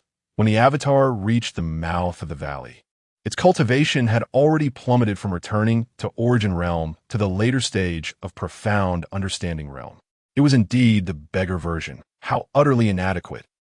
Chen Chang'an could not help but scoff, then swiftly formed another spell, causing the avatar to vanish once more. Excellent. It could be summoned back at any time. Now, if danger arose, even pain could be avoided. After several trials, Chen Chang'an reached a general conclusion. The avatar was indeed useful, but could not access the system space. Even though the avatar would drop to the profound understanding realm at the valley's mouth. This was because the avatar's cultivation had only recently entered the initial stage of returning to origin realm, so it was not as pitiful as imagined. In fact, it approximately fell 1 minor realm for every 500 miles. The crucial point was the delay.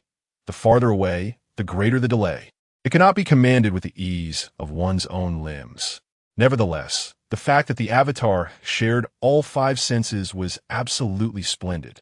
Chen Chang'an was exceedingly pleased and immediately began to pack his avatar's belongings, preparing for an impromptu journey. Meanwhile, deep within the cold pool cave, Ji Hongli's true form was slowly awakening on the Xianbing bed, ice crystals falling from her eyelashes. Strange. She wrinkled her petite nose, sensing a familiar aura. The stone wall reflected a faint golden vertical mark on her brow. This was the result of her years of seclusion. Ever since her battle with Chen Chang'an, she had become disheartened and entered seclusion, only to genuinely touch upon a barrier beyond the holy realm.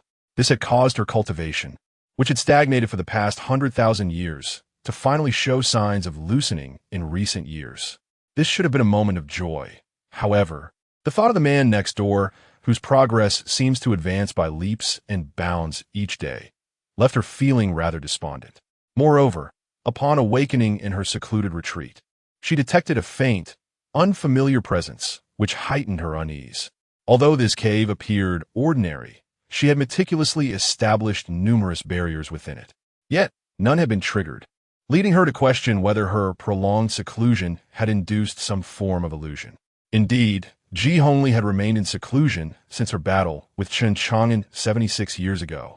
The figure of the little black teacher, who had previously appeared before Chen Chang'an, was merely a manifestation created during her stillness. However, at this moment, that manifestation had been integrated back into her true self, and consequently, all of its experiences and emotions had been reflected back onto her essence. This period of seclusion had yielded significant insights, yet she still required time to assimilate them. After a moment of contemplation, Ji Hongli suddenly extended her fingers in a decisive motion, summoning forth another manifestation. This new incarnation donned a simple white dress, adorned only with a wooden hairpin, presenting a stark contrast to her previous dark attire. Although she refrained from voicing her thoughts, she was not particularly fond of the title Little Black Teacher. Remarkably, after 100,000 years of recuperation, she had yet to truly appreciate the beauty of the world around her. The earlier manifestation had merely ventured forth to witness the so-called heavenly steel. Time to explore. Ji Hongli, with her true self now closed off in meditation, instructed her white-clad manifestation to proceed. Yet, in the next moment, she felt that the appearance of this incarnation was rather too conspicuous, prompting her to caution. Do not stir up trouble. The white-clad manifestation pouted. Although her true self had not explicitly stated it, their shared connection allowed her to intuit the underlying meaning. As she turned, the manifestation transformed into the guise of a village woman. Note, this narrative will not continually focus on the external manifestations embarking on adventures, as the initial characters are few, and it would be improbable for all encounters to occur within the valley. The true self's departure would also contradict character consistency. As the story progresses, it will gradually evolve toward a multifaceted ensemble with underlying machinations. Although the protagonist possesses formidable combat abilities, her disposition remains akin to that of an ordinary individual like you or me, possessing both kindness and a touch of selfishness. However, she will evolve alongside the storyline. So I kindly ask the esteemed readers for their patience. Chapter 18. What kind of inept protagonist is this? Chen Chang'an, the avatar, tiptoed along the narrow path at the valley's entrance, glancing back every 3 steps. The morning mist swirled through the woods, and every shadow resembled a coiled black serpent. A rustling leaf brushed against the nape of his neck, causing Chen Chang'an to freeze as if struck by lightning. Slowly, he turned his head inch by inch, only exhaling a long breath of relief when he confirmed it was merely a leaf, the white mist dispersing in the crisp morning air. His caution was not unwarranted. The memories of the calamity that befell him here 70 years ago were vivid. Indeed, at this time of year, that serpent should be in hibernation, he murmured softly to himself. After walking another 100 paces, the sunlight at the valley's exit became distinctly visible. Chen Chang'an's steps grew increasingly lighthearted, and by the last few strides, he was almost running out.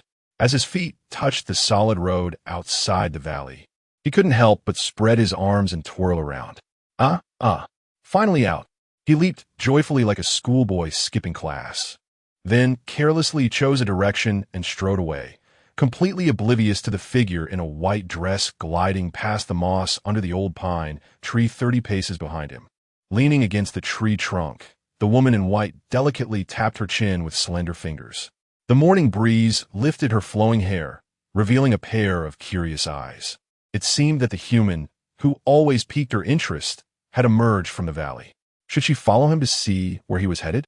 Just as she pondered seriously, that unsuspecting figure had already become a small black dot at the end of the road, bouncing away with a light gait, disappearing around a bend in the mountain path.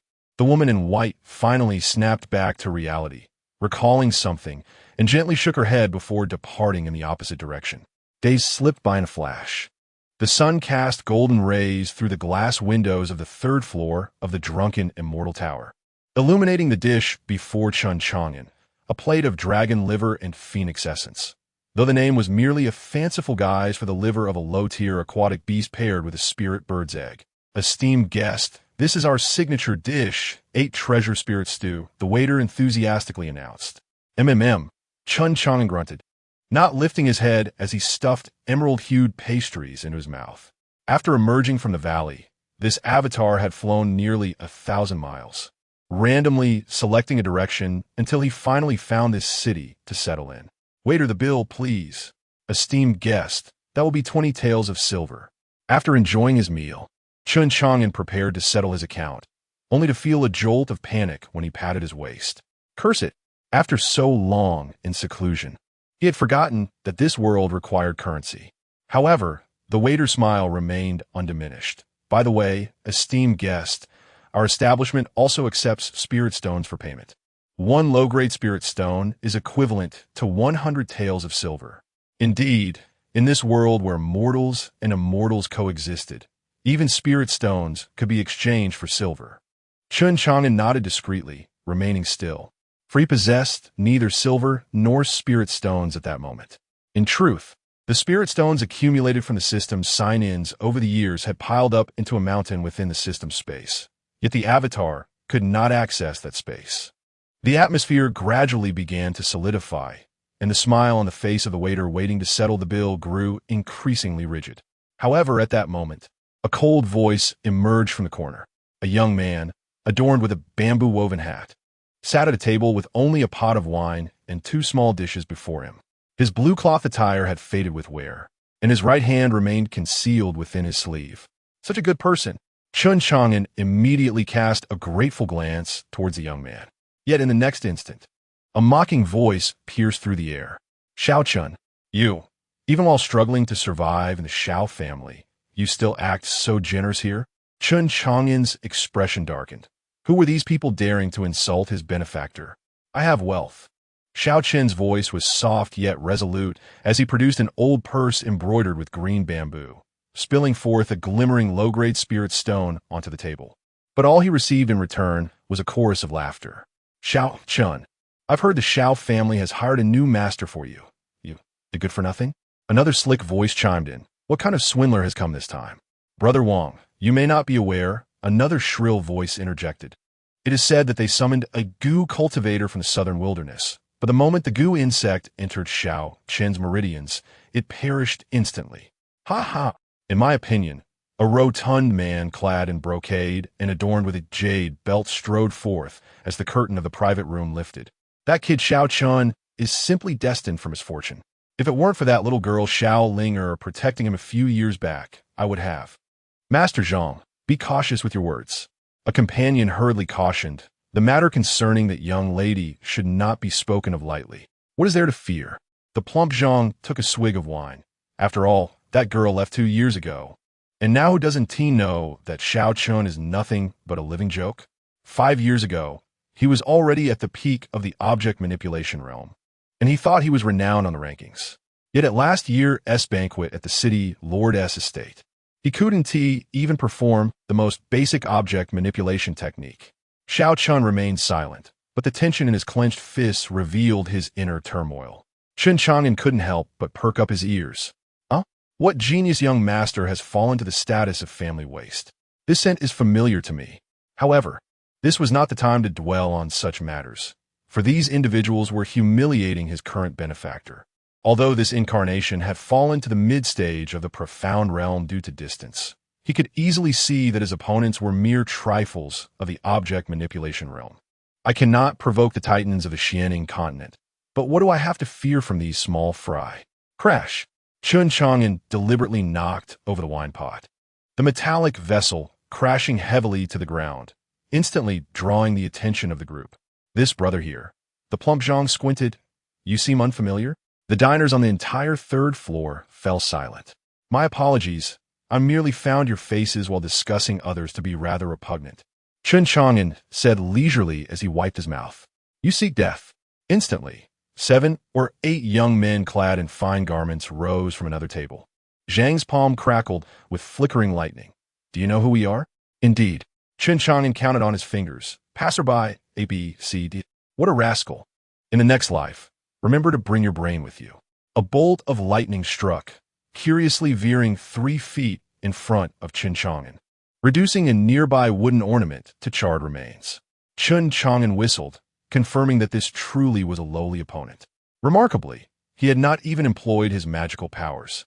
He merely added a slight angular momentum to the adversary's spell. Instantly, Chen Chang'an straightened his back. When it comes to bullying the weak, I, Chen, have never feared anyone in my life. Cultivator? Zhang the Fat's expression suddenly shifted. Who are you? Why do you aid that waste? No. First, this young brother was helping me, Chen Chang'an replied, shaking his head. The scene before him reminded him of a classic saying, which he casually uttered. Moreover, do not incessantly call someone a waste. Given his youth, you should remember that 30 years in the East and 30 years in the West. Do not belittle the impoverished youth. Have you not heard this? Do not belittle the impoverished youth? Ha ha ha. After a bout of laughter, Zhang the Fat waved his hands, and several elegantly dressed young men began to encircle them. Enough. No matter who you are, today you are destined to be dead. Chen Chang'an merely scoffed. As a small-scale brawl loomed, he interjected, Gentlemen, hold on. Xiao Chun. Zhang the Fat appeared as though he had seen a ghost. Yet a triumphant glint flickered in his eyes. You dare to step forward. The Drunken Immortal building is owned by the lord of the city. Xiao Chun slightly raised his head, revealing a pale chin beneath his hat. Do you not fear breaking the rules by acting here? Chen Chang'an noticed that when the youth stood, his left foot was slightly turned inward, based on the knowledge instilled in him by the system. This was a habitual posture resulting from chronic pain in the meridians. With his current profound cultivation level, he could naturally discern the damage to the youth's meridians, inflicted by the prolonged, forceful extraction of energy from within. Rules? The youth seated with Zhang the Fat sneered. A waste who has not broken through for 5 years dares to speak of rules?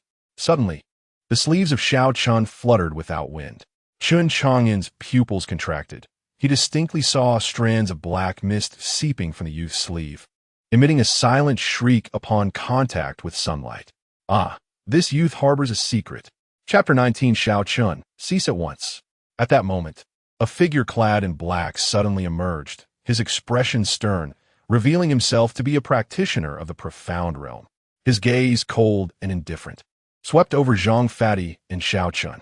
Zhang family, Xiao family, do you not heed the regulations of the city lord's manor? Upon hearing the mention of the city lord's manor, a flicker of apprehension finally crossed Zhang Fatty's countenance. Xiao Chun, too, discreetly exhaled, the dark mist from his sleeves gradually dissipating into the air. Oblivious to the fact that he had narrowly escaped death, Zhang Fatty continued to assert his arrogance, saying, Very well, for the sake of the city lord's manor, I shall relent today.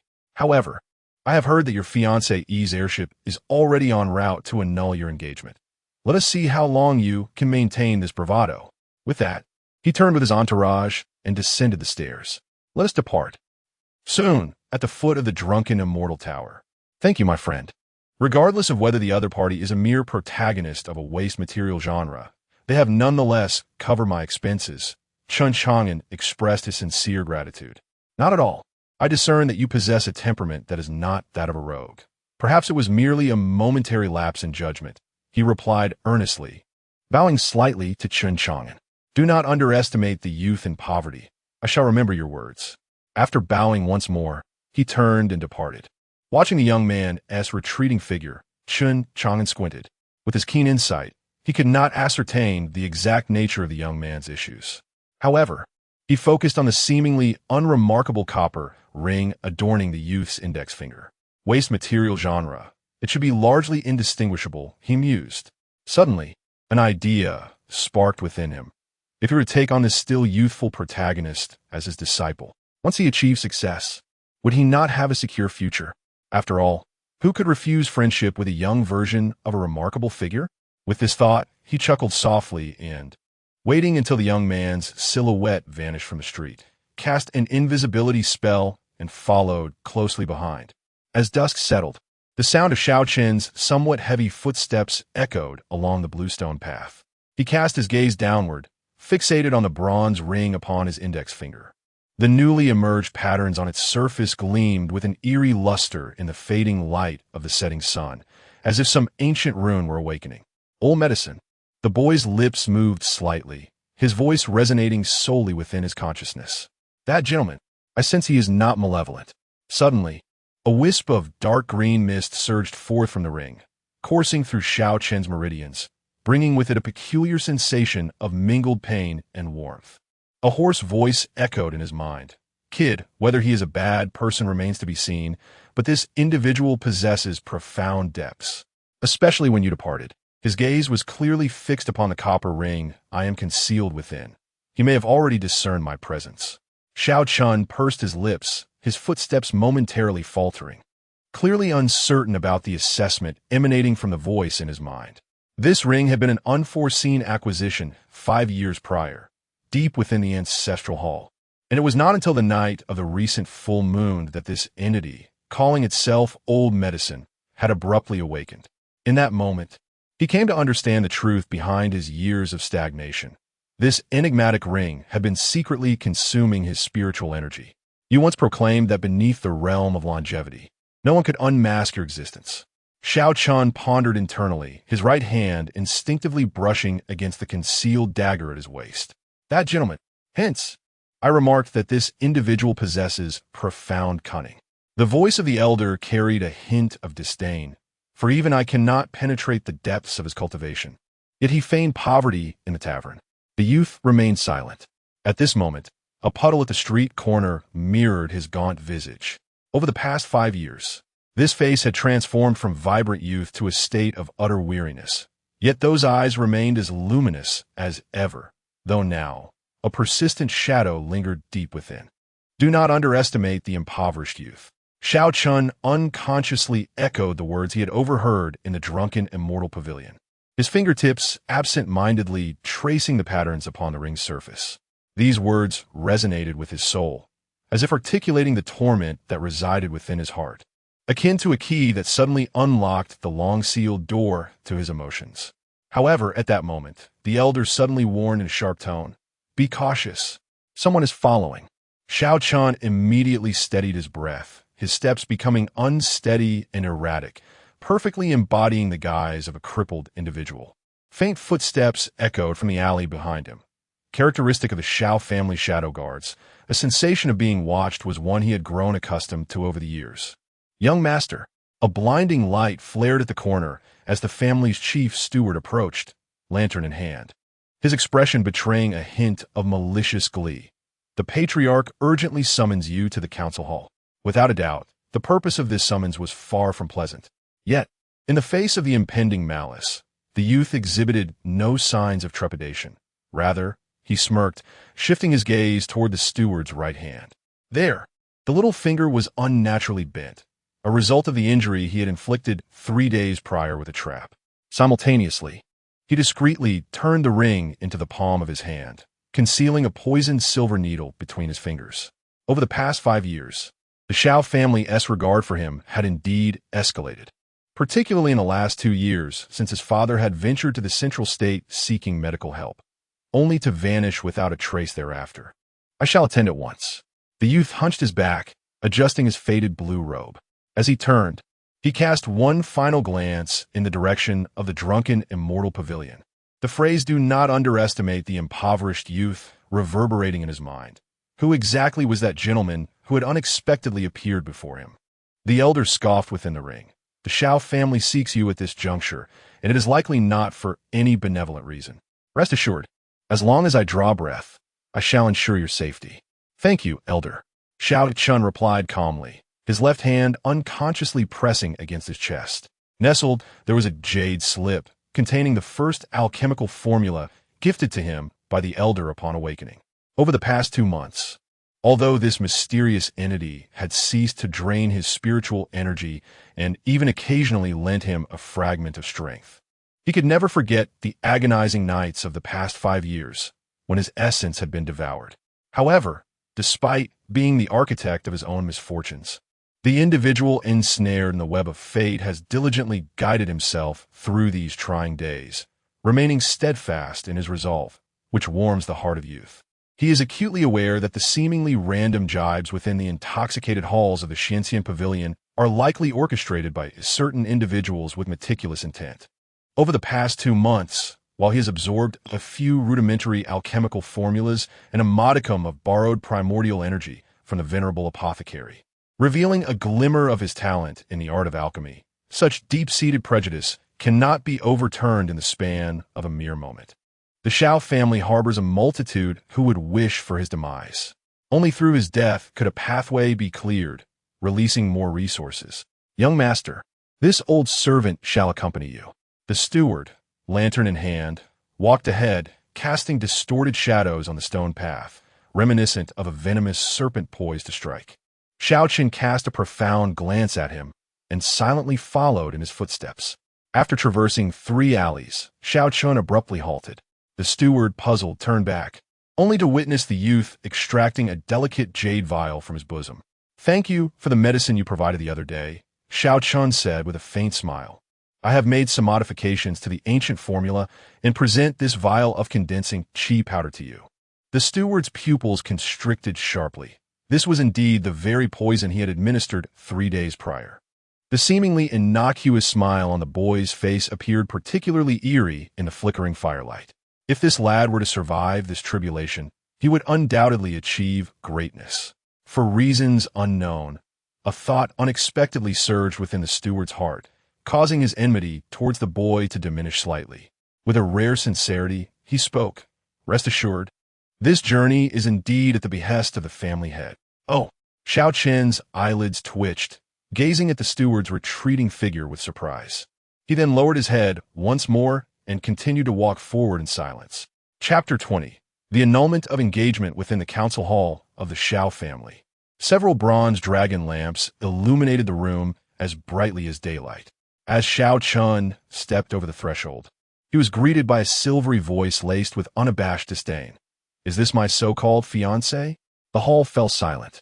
Shao Chun looked up to find a girl in a light golden flowing dress standing to the left of the main seat. She appeared to be around 16 or 17. Her skin as smooth as cream, her brows like distant mountains, and her almond-shaped eyes brimming with contempt. A phoenix hairpin swayed gently in her hair as she turned her head, reflecting a dazzling brilliance in the lamp's glow. Shao Chun squinted. The girl before him was none other than his betrothed, Lin Qingwei, with whom he had been engaged since childhood. A fleeting image of her as a child, trailing behind him and calling him brother Shao Chun, flitted through his mind, only to vanish in an instant. "Miss Lin," Shao Chun greeted with a respectful bow, his voice chillingly calm. "It has been quite some time." "Do not speak so affectionately," Lin Qingwei retorted with a cold snort. "I trust you are aware of the purpose of my visit today." "Pray, enlighten me, Miss Lin," Shao Chun replied, maintaining a composed demeanor as his gaze swept across the elder members of the Shao family surrounding him, most of whom wore expressions of amusement. His heart darkened, a cold smile forming within. Ah, this is the Shao family, the family his father took pride in, even willing to sacrifice himself for. "Junior sister Qingwei." A clear voice emerged from beside Lin Qingwei. Shao Chun then noticed a young man clad in pristine white standing next to her. He appeared to be in his early 20s, with a countenance as refined as jade, a jade sword hanging from his waist, its tassels swaying without the slightest breeze. The young man stepped forward, the golden cloud patterns embroidered on his sleeves shimmering under the light. "I am by Mufeng, the true disciple of Tianyan sect." ranked 87th on the human ranking. With every word he spoke, the expressions of the Shao family members grew increasingly grim. 87th on the human ranking. Xiao Chen's pupils contracted, and his fists clenched involuntarily. It had been 500 years since anyone from Qingzhou City had ascended the human ranking. 5 years ago, he had been heralded as the most promising genius likely to achieve such a feat. Xiao Chun. Is it? Bai Mufeng scrutinized the youth before him. Junior sister Qinghua has passed the inner examination of Tianyan sect. I am here today to annul your engagement. With a sharp crack, an elder of the Shao family crushed the armrest of his chair. At that moment, even the faces of several elders showed signs of anger. While they could overlook Lin Qingyue's earlier humiliation of Xiao Chun as mere youthful folly, they could not stand idly by as an outsider came to publicly annul the engagement. An affront to the entire Shao family. The family head, Xiao Yuanshan, Xiao Chen's grandfather, slowly rose to his feet. The oppressive aura of a peak returning origin realm cultivator dimming the candle flames in the hall. Young Master Bai, this engagement was established by the head of the Lin family himself. If it is to be annulled, it should be discussed with the head of the Lin family personally. Bai Mufeng chuckled lightly, proclaiming himself as the esteemed disciple of the current master of the Tianyan sect, backed by a true immortal of the Chongqing realm. Do you truly believe that my illustrious Qingzhou sect could be overshadowed by the head of a mere second-rate clan? This was a blatant display of coercive power. The faces of the Shao family grew increasingly grim. After a prolonged silence, Xiao Yuanshan suddenly turned to Xiao Chun, asking, Chen, what is your view? If you are unwilling to call off the engagement, the Shao family will fight to the bitter end. Xiao Chen let out a cold laugh within his heart. The old fox was clearly attempting to shift the blame for offending the Tianyan sect onto him. Very well. Since you refuse to honor familial bonds, do not blame me for digging a deep pit for you. He stepped forward slowly, the hem of his azure robe still dusted with the remnants of his journey. Grandfather need not be troubled. I, the grandson, agree to break off the engagement. An uproar filled the hall. Lin Qingyue displayed a victorious smile, but then she met Xiao Chen's gaze, which was unwavering. However, I must add a condition.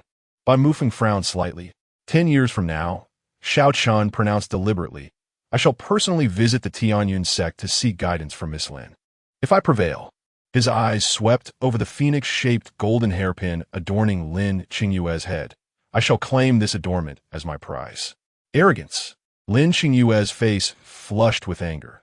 To propose a wager involving a lady's headdress was a clear affront, especially coming from a worthless individual who had not progressed an inch in 5 years. Yet Bai Mufeng regarded Xiao Chun with keen interest. Intriguing.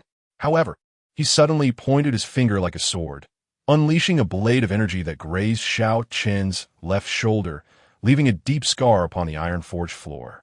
What assurance do you have that you will dare to keep this appointment in 10 years? Blood seeped from Xiao Chen's azure robe. Yet he did not even flinch. This alone will suffice. He aligned his fingers, and a breath suddenly intertwined with the heavenly Tao. Heavenly Tao oath. Xiao Yuanshan's expression shifted, and Lin Qingyue furrowed her brow. Although she doubted that Xiao Chun possessed anything capable of threatening her, the sensation of being targeted rendered her uneasy. Xiao Chen swore by the heavenly Tao that 10 years hence, he would challenge Miss Lin at the Tianyan sect. If he failed to keep his word, he would perish under the wrath of 5 thunders. Hold on, Bai Mufeng interrupted suddenly. If we were to gamble, let's raise the stakes. He then unsheathed his sword and stood it before him. This sword, named Chen, was gifted to me by my master after I ascended the human rankings a few days ago. If you win in 10 years, it shall belong to you. If you lose, his gaze turned icy, I shall claim the Xuantianding of the Shao family. The members of the Shao family turned pale. That cauldron was the very foundation of their clan. But before they could react, Xiao Chun had already bitten his finger, and a blood oath transformed into a streak of red light that vanished into the void. It is a promise. Lin Qingyue disdainfully flicked her sleeves and departed, while Bai Mufeng cast a meaningful glance at Xiao Chun as he left. I hope that in 10 years, you can withstand a strike from my junior sister. Once the Tianyan sect departed, Xiao Yuanshan finally erupted in fury. Unfilial son, who permitted you to wager our family's treasured possession? Rest assured, grandfather, Xiao Chun wore a calm expression as he wiped the blood from the corner of his mouth, confident that his grandson had his own plans. With that, he turned and departed, leaving behind the cacophony of the elder's furious rebukes. Upon returning to his modest courtyard, Xiao Chun could no longer contain himself and coughed up a mouthful of blood. For him, merely pledging his oath to the heavenly path had nearly cost him his life. The voice of the medicine elder resonated within the ring. "Well done, young man. You have now tethered the entire Xiao family to your chariot of war. But you must consider carefully. The Tianyin sect is a premier faction under the guardianship of a true immortal." Wiping away the remnants of blood, Xiao Chen revealed a satisfied smile. "So what? I possess nothing anyway. In 10 years, if I win, I will reap the rewards. If I lose, I will suffer no loss." At that moment, a light chuckle suddenly echoed from behind him. "Lose? That is utterly impossible." "Who?" Xiao Chun spun around abruptly, only to find the gentleman he had encountered at the tavern, leisurely seated on a chair, observing him with an air of nonchalance. Chapter 21. The Trial Defeat? Absolument impossible. Chen Chang'an stood with his hands clasped behind his back, the moonlight streaming through the window, casting a silver sheen upon him. While he appeared calm and unperturbed on the surface, his heart danced with joy. Having concealed his presence, he had observed Xiao Chun talking to himself, and it was evident that the latter indeed had an elder at his side. Ah, this annulment of engagement, this betrayal, and the elder within the ring. Your protagonist buffs are stacked to the brim. Pray tell, how could you possibly lose? Sir, Xiao Chun warily retreated a step, his fingers discreetly concealing 3 poisoned silver needles. Do not be alarmed. With a graceful sweep of his sleeve, Chen Chang'an produced a vial of 9 rebirth soul elixir. Though he had indeed forgotten to bring spirit stones, he had not neglected to pack anything else. The jade vial arced beautifully through the air and landed in Xiao Chen's hand. First, tend to your injuries. As Xiao Chun uncorked the vial, his hand trembled. Old pharmacists screamed from within the ring. The 9 rebirth soul elixir. This is indeed the 9 rebirth soul elixir. Was the 9 rebirth soul elixir? Sensing the old man's excitement, Xiao Chun pulled the cork from the jade vial. Instantly, a captivating fragrance wafted forth, reminiscent of orchid and musk. It caressed his senses like a gentle spring breeze, yet upon further inhalation, it felt akin to a chilling spring, calming the turbulent spiritual energy within him. It is truly real. The voice of old pharmacist quivered within the ring, causing the ring itself to tremble slightly in Xiao Chen's grasp. Cautiously, he poured the elixir into his palm. There lay a pill the size of a longan, its surface a lustrous azure adorned with 9 naturally formed cloud patterns, shimmering with prismatic radiance beneath the moonlight. Most astonishingly, within the pill, a liquid flame seemed to swirl slowly, each rotation igniting tiny sparks upon its surface. Xiao Chun, do you comprehend? Old pharmacist's tone was imbued with unprecedented gravity. The probability of successfully concocting this elixir, even at the height of my prowess, was less than 30%. Xiao Chen's pupils constricted. Through their days spent together, he had come to understand that old pharmacist was a master of alchemy at the longevity realm. The 9 rebirth soul elixir requires the gathering of 9 types of millennium-old spiritual herbs as its primary ingredients, supplemented by 81 rare auxiliary materials. Old pharmacist continued, his voice brimming with reverence. The very first step, refining spirit, demands the use of celestial fire for continuous refinement over 49 days. Any slight miscalculation in heat would render all efforts futile. Xiao Chun observed as the cloud patterns on the pill's surface began to shift, projecting a miniature celestial map into the air. Do you see those cloud patterns? Old pharmacist chuckled ruefully. They are the resonance of the Tao of heaven and earth invoked upon the pill's completion. It is said that for every additional cloud pattern, the efficacy doubles. 9 rebirth. It has already attained a legendary grade. What is even more terrifying? Old pharmacist's voice grew increasingly hushed. The pattern on this elixir clearly indicates heavenly calamity patterns, signifying that a calamity was invoked during its creation. Instinctively, Xiao Chun tightened his grip on the elixir. He had heard of the calamity. Such phenomena are only triggered by the emergence of transcendent-grade elixirs. Elixirs that withstand the calamity are, without exception, divine objects capable of reshaping the very fabric of existence. This elixir can restore flesh to bone and bring the dead back to life. The elderly alchemist sighed deeply, contemplating that even a mere wisp of a lingering soul, upon ingestion, could reforge one's corporeal form. In the realm of cultivation, such a treasure would undoubtedly incite a tempest of bloodshed. Could it truly be this precious? Chen Chang'an inhaled sharply, recorking the vial, and despite his reluctance, he cautiously extended the potion back with both hands, declaring, "No merit, no reward. I cannot accept such a generous gift from you, esteemed sir." Generous gift? Chen Chang'an waved his hand dismissively. This item is merely a trifle. The system dispenses several vials every few days, rendering it one of the least valuable treasures in the prize pool. Yet, he considered anew. After all, the young lad hailing from a humble village had likely never encountered such wonders. Indeed, even their so-called patriarch of a Shao family was merely a practitioner at the returning origin stage. With this thought, Chen Chang'an felt a surge of satisfaction. This was precisely the effect he desired. If the protagonist were to ascend to a higher realm, where would be the space for his own theatrics? Thus, he maintained an air of inscrutability, refraining from reaching for the vial, and seizing the moment, he asked Xiao Chun, "Would you be willing to take me as your master?" Before the boy could respond, the elder alchemist cautioned from within the ring, "This person's identity is ambiguous. Tread carefully for deception." However, this time, Xiao Chun disregarded the elder's warning.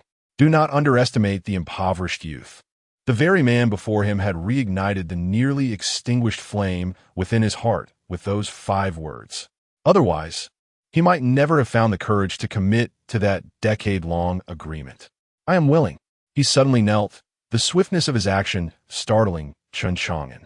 Xiao Chen's expression was earnest as he proclaimed, "Master, I beseech you to accept my bow, and I implore you to take me away from the Shao family." Might you be kneeling a touch too swiftly? It was now Chen Chang'an who found himself momentarily bewildered. Nevertheless, why would he refuse a protagonist offered to him so readily? Instinctively, he opened his mouth to acquiesce, only to feel a sudden constriction in his breath. Wait a moment. My incarnation possesses merely the cultivation of the profound realm. How could I possibly assist him in evading the Shao family's vigilant scrutiny? Chen Chang'an fell into contemplation. To reveal the truth? Absolutely out of the question. My current persona is that of an otherworldly sage. How could I be bested by such trivial matters? However, to escort him away truly exceeded my capabilities. Should I allow my true self to make an appearance? He wrestled with his thoughts. Yet, an epiphany struck him. This was the protagonist. Why should I be the one to resolve the dilemma? His gaze fell upon Xiao Chun, observing the sincerity and hope in his eyes. "Young man, if you are truly the protagonist, you must first prove your worth to me." With this resolution, Chen Chang'an sighed once more, subtlety gesturing to dissolve his incarnation. Regardless of the outcome, he must maintain his facade of grandeur. Thus, let me present you with a trial. His form began to shimmer with transparency as moonlight pierced through his robes. To the east, 1,000 miles from here, lies an unnamed valley. I shall await your arrival there. Should you reach me within 3 days, I shall formally accept you as my disciple. As his words faded, he dissolved into myriad stars, vanishing into the night. Xiao Chun stood frozen in place. Yao Lao gasped in astonishment. A manifestation of the body outside oneself. This is indeed the legendary supreme celestial technique. Your humble master must possess remarkable origins. No matter what, I shall undoubtedly face this trial. Hearing Yao Lao's words, Xiao Chun resolutely made up his mind. Chapter 22. The escape that night. The tranquility of Jingning City was abruptly shattered by a shadow. Xiao Chun soared across the fish scale-like azure tiles, each step scattering fine gravel in the moonlight. The dark mist of the old physician coiled around his legs like a living entity, leaving spiderweb-like cracks on the rooftops with every exertion. Whoosh, 3 poisoned, soul-chasing arrows whizzed past his ears, embedding themselves in a nearby chimney, their feathered tails quivering violently. Xiao Chun, without needing to glance back, knew that the most elite nocturnal assassins of the Shao family had already locked onto his presence. Turn left. The voice of the old physician pierced sharply through the air. Chen Chang'an abruptly twisted his body and darted into a narrow alley, flinging 3 ebony projectiles from his sleeve towards the rear. These were the hallucinatory smoke bombs he had concocted based on the old physician's formula. Boom! A dense purple smoke instantly filled the alley. The furious shout of the assassin's leader, accompanied by harsh coughing, echoed, "Beware of the smoke poison," formed the 3 talents formation. Seizing the opportunity, Chen Chang'an leapt onto the city wall. The icy battlements cut into his palms, drawing blood, while an old wound from Bai Mufeng's sword energy in the Shao family's council hall reopened on his left shoulder, warm blood trickling down the rust-stained bricks. Good. Head east. The old physician's voice carried a hint of fatigue, as he had been using his spiritual sense to assist Chen Chang'an in scouting for enemies. Just as he finished speaking, a silver chain hurtled through the air. Chen Chang'an barely managed to turn his head, the chain grazing his cheek and carving a bloody line across his cheekbone. Below the wall, 3 assassins had already formed a formation, the silver chain rising again like a venomous serpent. "Jump!" the old physician commanded sharply. Chen Chang'an leapt from the 5-zhong high city wall, the dark mist cushioning his fall, yet still jarring his internal organs. In the distance, the shouts of the city guards echoed, the light of their torches rapidly approaching. Chen Chang'an stumbled into the reed marsh by the moat, the icy river water soaking his boots and startling a few nocturnal waterfowl. He inspected his injuries in the moonlight, his left shoulder wound deep enough to see bone, while the silver chain had stripped away large patches of skin from his right leg. Ha ha! He hastily tore off a piece of his clothing to bandage himself, and suddenly burst into laughter. "Kid, how can you still laugh?" came the old physician's exasperated voice from the ring. "Why shouldn't I laugh? Chen Chang'an wiped his face with river water for 5 years. I have never felt such exhilaration. I wonder if that old coot Xiao Yuanshan is so furious that he has smashed his teacup." At that moment, in the main hall of the Shao family, indeed, a green porcelain teacup had shattered into pieces on the floor. "Useless. All of you are useless." Xiao Yuanshan, with his hair and beard bristling, unleashed a pressure at the peak of the returning origin realm that sent dust cascading from beams. 3 assassins couldn't capture a single crippled waist? The chief steward knelt on the ground, his pinky finger bent at an odd angle. "Master," the young master, seems to have made some progress in his cultivation over the past 2 months. "Nonsense." The 3rd elder slammed the table in fury. "That wretch has made no advancement in 5 years. How could he suddenly become enlightened in these last 2 months?" Xiao Yuanshan suddenly calmed, a glimmer of sharpness flashing in his murky eyes. "Order the shadow guards at all costs to capture Chen Chang'an alive." He stroked the dragon pattern on the armrest of his chair, for if Chen Chang'an were to sever ties with the Shao family, he would have him bound and sent to Tianyun's sect to safeguard the Xintian cauldron of the Shao family. In the pine forest before dawn, Chen Chang'an leaned against an ancient tree, gasping for breath. He tore a strip from his garment to bandage his wound, but the blood quickly soaked through the coarse fabric. "Someone is coming." "Elder," Yao suddenly warned. Chen Chang'an rolled over sharply, just as the tree trunk he had been leaning against was cleaved in 2 by a flash of a blade. 12 shadow guards emerged from the mist, all adorned with black iron masks. The leader flicked the wood shavings from his blade and said, "Young master, the family head requests your return." Chen Chang'an scoffed, his right hand stealthily reaching for his waist, where a dagger as thin as a cicada's wing was concealed. Bang! As the first smoke bomb exploded, Chen Chang'an had already pierced the throat of the nearest shadow guard. Black mist surged from his ring, transforming into dozens of fine needles that shot towards the enemy. "Beware of the poison mist." The leader of the shadow guards retreated in haste, but Chen Chang'an seized the opportunity to dart deeper into the dense forest. The youth's running posture resembled that of an injured wolf, leaving a long trail of blood behind him. As dusk fell, Chen Chang'an knelt by the banks of the Redwater River, retching. Since fleeing from Jingning City the previous night, he had not consumed a single grain of rice, relying solely on Elder Yao's black mist to sustain his breath. Suddenly, the river's surface rippled ominously. Instinctively, Chen Chang'an lunged to the right, narrowly avoiding a water arrow that pierced the spot he had just vacated. Truly, he was once the #1 genius of Qingzhou. 7 figures rose from the river, unmistakably the shadow guards of the Xiao family. The leading man pointed his sword at Xiao Chun, declaring, "The family head has ordered your return, regardless of life or death." Xiao Chun grinned, blood spilling from his mouth. "Regardless of life or death. Does that old fool Xiao Yuanshan not fear that if I die, no one will come to the appointment in 10 years, losing his beloved Xintianding?" Suddenly, a sharp sound sliced through the air, and 7 flying swords rushed toward Xiao Chun like lightning. With a flick of his sleeve, a small porcelain vial suddenly soared from his robe. The vial spun rapidly in the air, unleashing a cloud of green powder from its opening.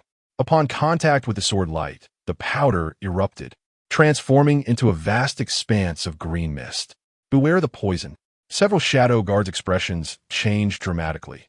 They hurriedly held their breath, not daring to be careless.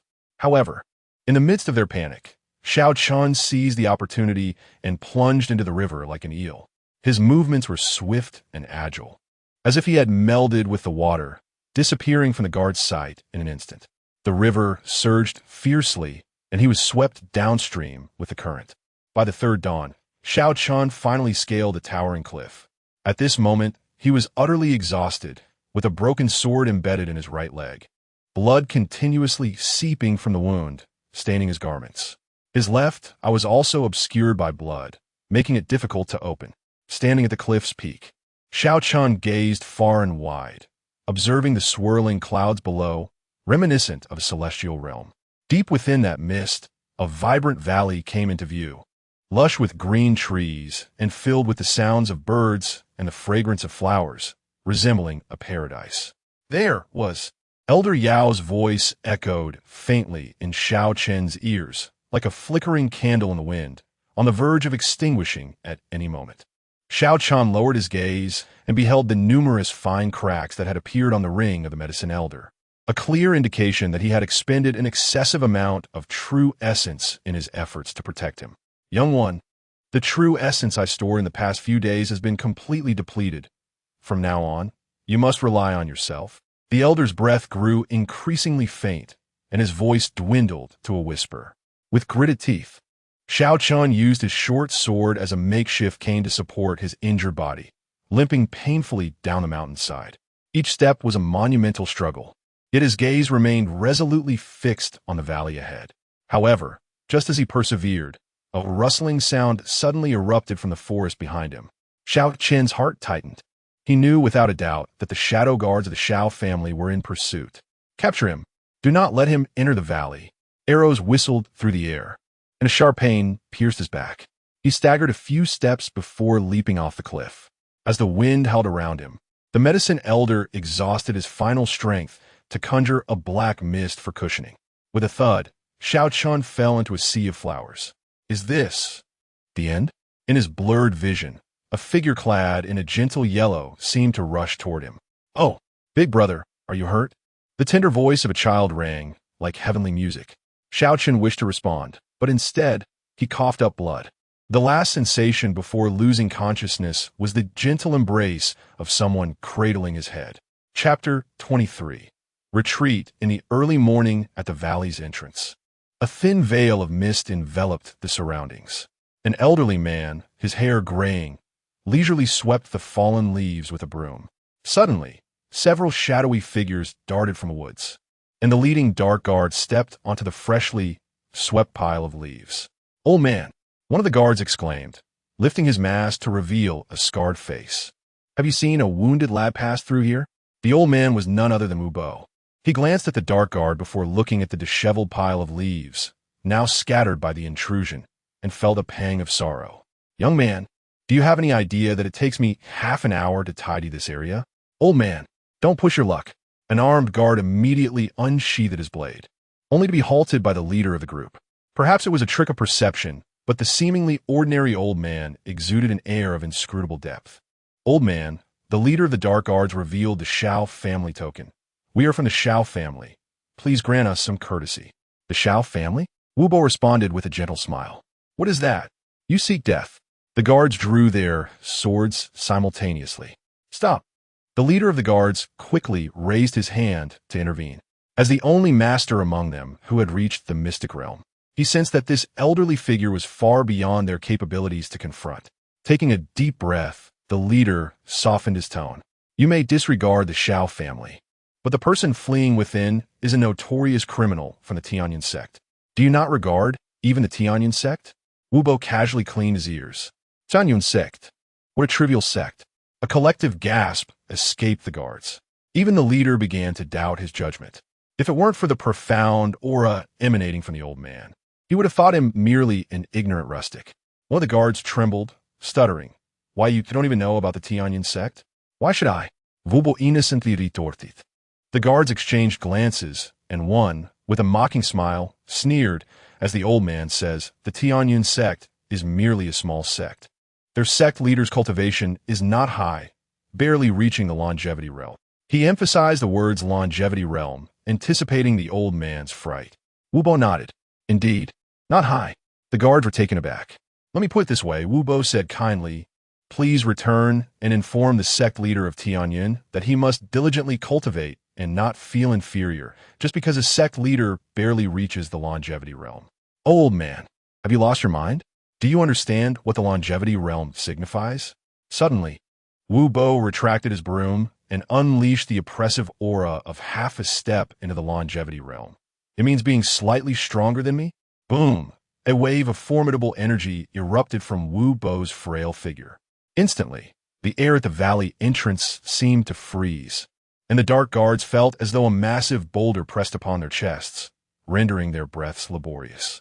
The pupils of the dark guard leader beneath his mask dilated in terror as he realized his legs trembled uncontrollably. Wu Bo maintained his benevolent smile, yet a visible vortex of spiritual energy surrounded him. The falling leaves disintegrated into powder 3 feet away, and the bluestone beneath his feet cracked inch by inch. The realm of longevity, the dark guard leader exclaimed in shock, his long knife clattering to the ground. Although he did not comprehend the realm of longevity, he could discern that the elder before him was countless times stronger than his own family's peak returned to Origin Master. Wu Bo leisurely stroked his beard. With each stroke, the pressure he exuded intensified. By the 7th stroke, the weakest of the dark guards had already collapsed to the ground, their foreheads pressed against the earth, devoid of the strength to lift their heads. Now you understand what not high means, don't you? Wu Bo inquired with a smile, his voice resonating like thunder in the ears of those present. The dark guard leader struggled to maintain his last shred of dignity, only to find he could not even utter a word. The terrifying pressure had sealed his throat. Remember this, Wu Bo gently stomped his foot, as if the entire valley trembled in response. Go back and tell your master, just say. He deliberately elongated his tone, observing the agonized struggles of the dark guards with growing disinterest. Just say that the fallen leaves in this valley are more precious than the so-called face of the Xiao family you speak of. Anyone who dares to tread. Before he could finish, 12 dark guards had already scrambled away 100 feet, leaving behind a scattering of weapons and a few suspicious puddles. Wu Bo contentedly retracted his pressure, transforming back into the ordinary old man sweeping the ground. He hummed a tune, resuming his task of clearing the leaves, as if nothing had transpired. His spirits were high these days, not merely due to escaping the oppressive environment of the Hong family. More importantly, having resolved the knot in his heart, he felt his bottleneck begin to loosen, and he was on the verge of stepping into the true realm of longevity. Not only that, but he now had the backing of the number 1 on the heavenly rankings. Is this what it feels like to cling to the powerful? Wu Bo mused contentedly. Chapter 24. My master is actually the number 1 on the heavenly list? Morning light filtered through the window, casting mottled shadows on the bluestone floor. Xiao Chen's eyelids fluttered, and in a daze, he beheld a delicate, exquisitely carved little face leaning close. Big brother, you're awake. The little girl, around 5 or 6 years of age, sported 2 short pigtails, her eyes shining like obsidian in a mountain stream. In her hand, she clutched half a piece of osmanthus cake, the sweet scent mingling with the aroma of herbs that wafted through the room. Xiao Chan suddenly opened his eyes wide, memories flooding back like a tidal wave, battles, escapes, cliffs. Instinctively, he reached for the short sword at his waist, only to feel a jolt of pain surge through his body, causing him to gasp. "Do not move." A gentle male voice came from the doorway. In the backlight, Chen Chang'an entered slowly, holding a bowl of medicine, the sunlight casting a golden halo around him. "You have broken 7 bones and ruptured 3 meridians. Surviving is indeed a testament to your fortune." Xiao Chan struggled to roll off the bed, but as his knees met the ground, his wounds split open, blood staining his white garment. "Master, allow me to pay my respects." Each word was laced with vitality, yet it resonated with clarity. Chen Chang'an accepted the gesture with calm composure, but his gaze fell upon the bronze ring nestled between Xiao Chen's fingers. With his cultivation at the sacred realm, he effortlessly discerned the secrets within the ring, a frail remnant of a long-life realm's soul curled within, desperately siphoning the ambient spiritual energy. This ring, Chen Chang'an suddenly raised his hand, a flash of golden light emanating. Before Xiao Chun could react, the ring floated into Chen Chang'an's palm. "Master," Xiao Chun exclaimed anxiously, "the elder Yao is not a bad person." "I know," Chen Chang'an replied with a light chuckle, his fingertips shimmering with iridescent hues. That brilliance entwined around the ring, manifesting a humanoid silhouette in the void. Amidst the starlit sparkles, a figure of an elderly man in gray robes gradually solidified, his hair as white as snow, his features gaunt, with pronounced creases etched on his brow. Elder Yao abruptly opened his eyes, disbelief washing over him as he gazed at his newly formed hands. Illusion. An ethereal creation? He trembled as he reached for his heart, where the long-forgotten rhythm of a heartbeat echoed. Was this the power of the sacred realm? Xiao Chun stood in stunned silence. Chen Chang'an waved his hand casually, and a tea table appeared out of thin air within the room. 3 cups of spiritual tea steaming gently. "In the past few days, thank you for taking care of my disciple." Chen Chang'an sipped his tea, the liquid within the cup undiminished. "From now on, you shall accompany him in this new body." Elder Yao knelt before him, tears streaming down his face. "Thank you, Holy Master, for this gift of rebirth." He discreetly pinched his thigh. Such vivid sensations of pain from his past life felt so real. Even more astonishing was the flow of long-life realm spiritual power coursing through this new body. Chen Chang'an watched the astonished expressions of the two with satisfaction. Inwardly, he was pleased, grateful that he was the protagonist of the novice map, able to leave them speechless with a mere display of skill. Now, by aligning himself with the protagonist, he no longer needed to worry about his future. Meanwhile, sacred realm. Xiao Chun was indeed astounded by Chen Chang'an's remarkable ability to create from the void, especially a body belonging to a powerful being of the long-life realm. Little did he know that his master was, in fact, a revered holy master. A sudden and immense surprise rendered Xiao Chun as if he were in a dream. What the Xiao family? What the Tianyan sect? Beneath the holy realm, all are but mere ants. Yet in the next moment, he recalled the heavenly ranking. Since his master was a saint, did that not imply a place upon the illustrious list? Thus he stammered, "Master, who exactly are you?" The room abruptly descended into an utter silence. The chirping of birds and the whisper of the wind outside vanished. Even the shadows seemed to freeze in place.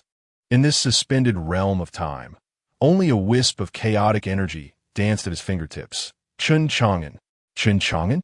The first on the heavenly ranking? My revered master is truly the legendary first of the heavenly ranking? Xiao Chun was utterly dumbfounded, unable to suppress the smile that spread across his lips. However, in the next moment, a small porcelain vial fell into his embrace. "This is the creation elixir. Your meridians are severely damaged. Consume it and take ample rest." As Chen Chang'an exited, he waved his hand dismissively over his shoulder to the two. "If there is anything else, consult Uncle Wu. He is essentially the steward here. Moreover, Xingkai, it is time to attend to your studies." "Oh, I understand, Father." Days later, Xiao Chun stood in the morning dew of the valley, his fingertips caressing the now empty bronze ring.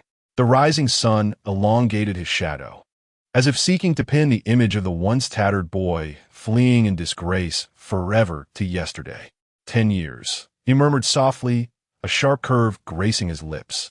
The visage of Lin Qingwei, with her haughty expression, flashed in his mind, her phoenix gold hairpin glinting painfully in the sunlight. The little girl who once trailed behind him calling him brother, Xiao Chun, now regarded him through the condescending lens of the Tianyan sect. How thrilling it is! Xiao Chun suddenly laughed aloud, startling the sparrows from the branches. He flexed his wrist. The meridians reshaped by the elixir were now over 3 times as wide, the flow of spiritual energy resonating like a surging river. Old Yao approached, cradling freshly picked spiritual fruits, raising an eyebrow at the sight. Have you thought of something delightful? I was pondering. Xiao Chun bit into the fruit with fervor, juice splattering onto his garments without care, considering the most striking manner in which to kick open the gates of the Tianyun sect 10 years hence. Old Yao erupted into hearty laughter, his mirth startling Chen Chang'an, who was busy catching insects in the herb field. The little girl bounced over, the wildflowers in her hair swaying gently. Who is brother Xiao going to kick the door of? Xiao Chun bent down and lifted her high above his head, prompting her to giggle uncontrollably. Kick a group of arrogant fools. In the morning light, the brilliance in the young man's eyes outshone even the sharpest blade. He recalled the disdainful gaze of Bai Mufeng from that day, remembered the gloating expressions of the Xiao family. These images did not intimidate him. Rather, they ignited an unquenchable fire within his chest. Master said my constitution is suited for practicing the 9 heavens thunder sword.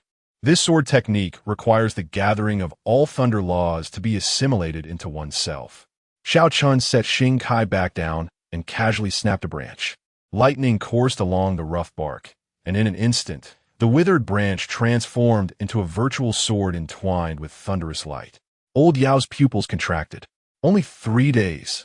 An ordinary cultivator would need 3 months to even touch the threshold of thundersword intent.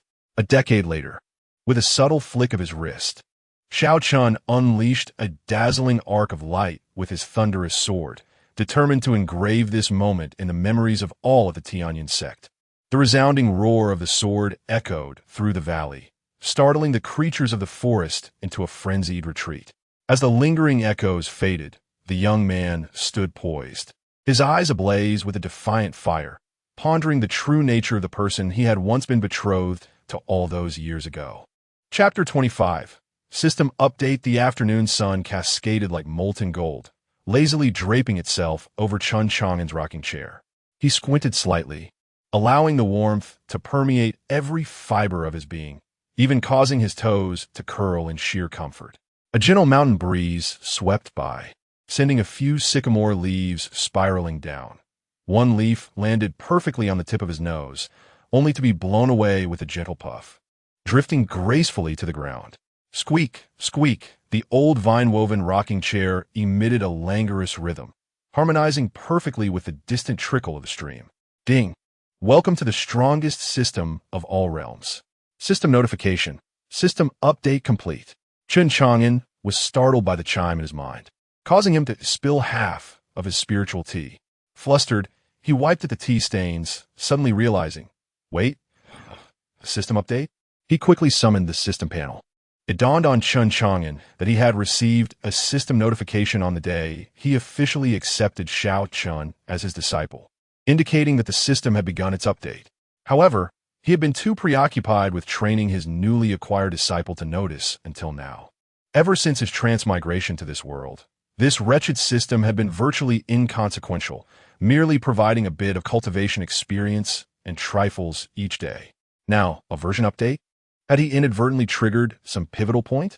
Was the opportunity for him, as the fated child, to rise again upon the world at hand? But in the next moment, the memory of that little black snake flashed in his mind, and his spirits visibly plummeted. Yet, as the panel unfolded before him, Chen Chang'an was so exhilarated that he nearly toppled from his rocking chair. Detection indicates that the host has accepted a disciple. Pet cultivation function unlocked? When the world is this?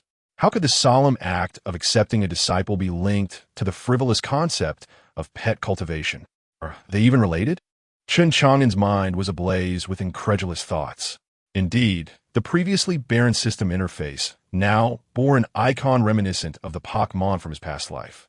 With trembling fingers, he clicked on it, revealing 4 empty slots for pets, neatly arranged.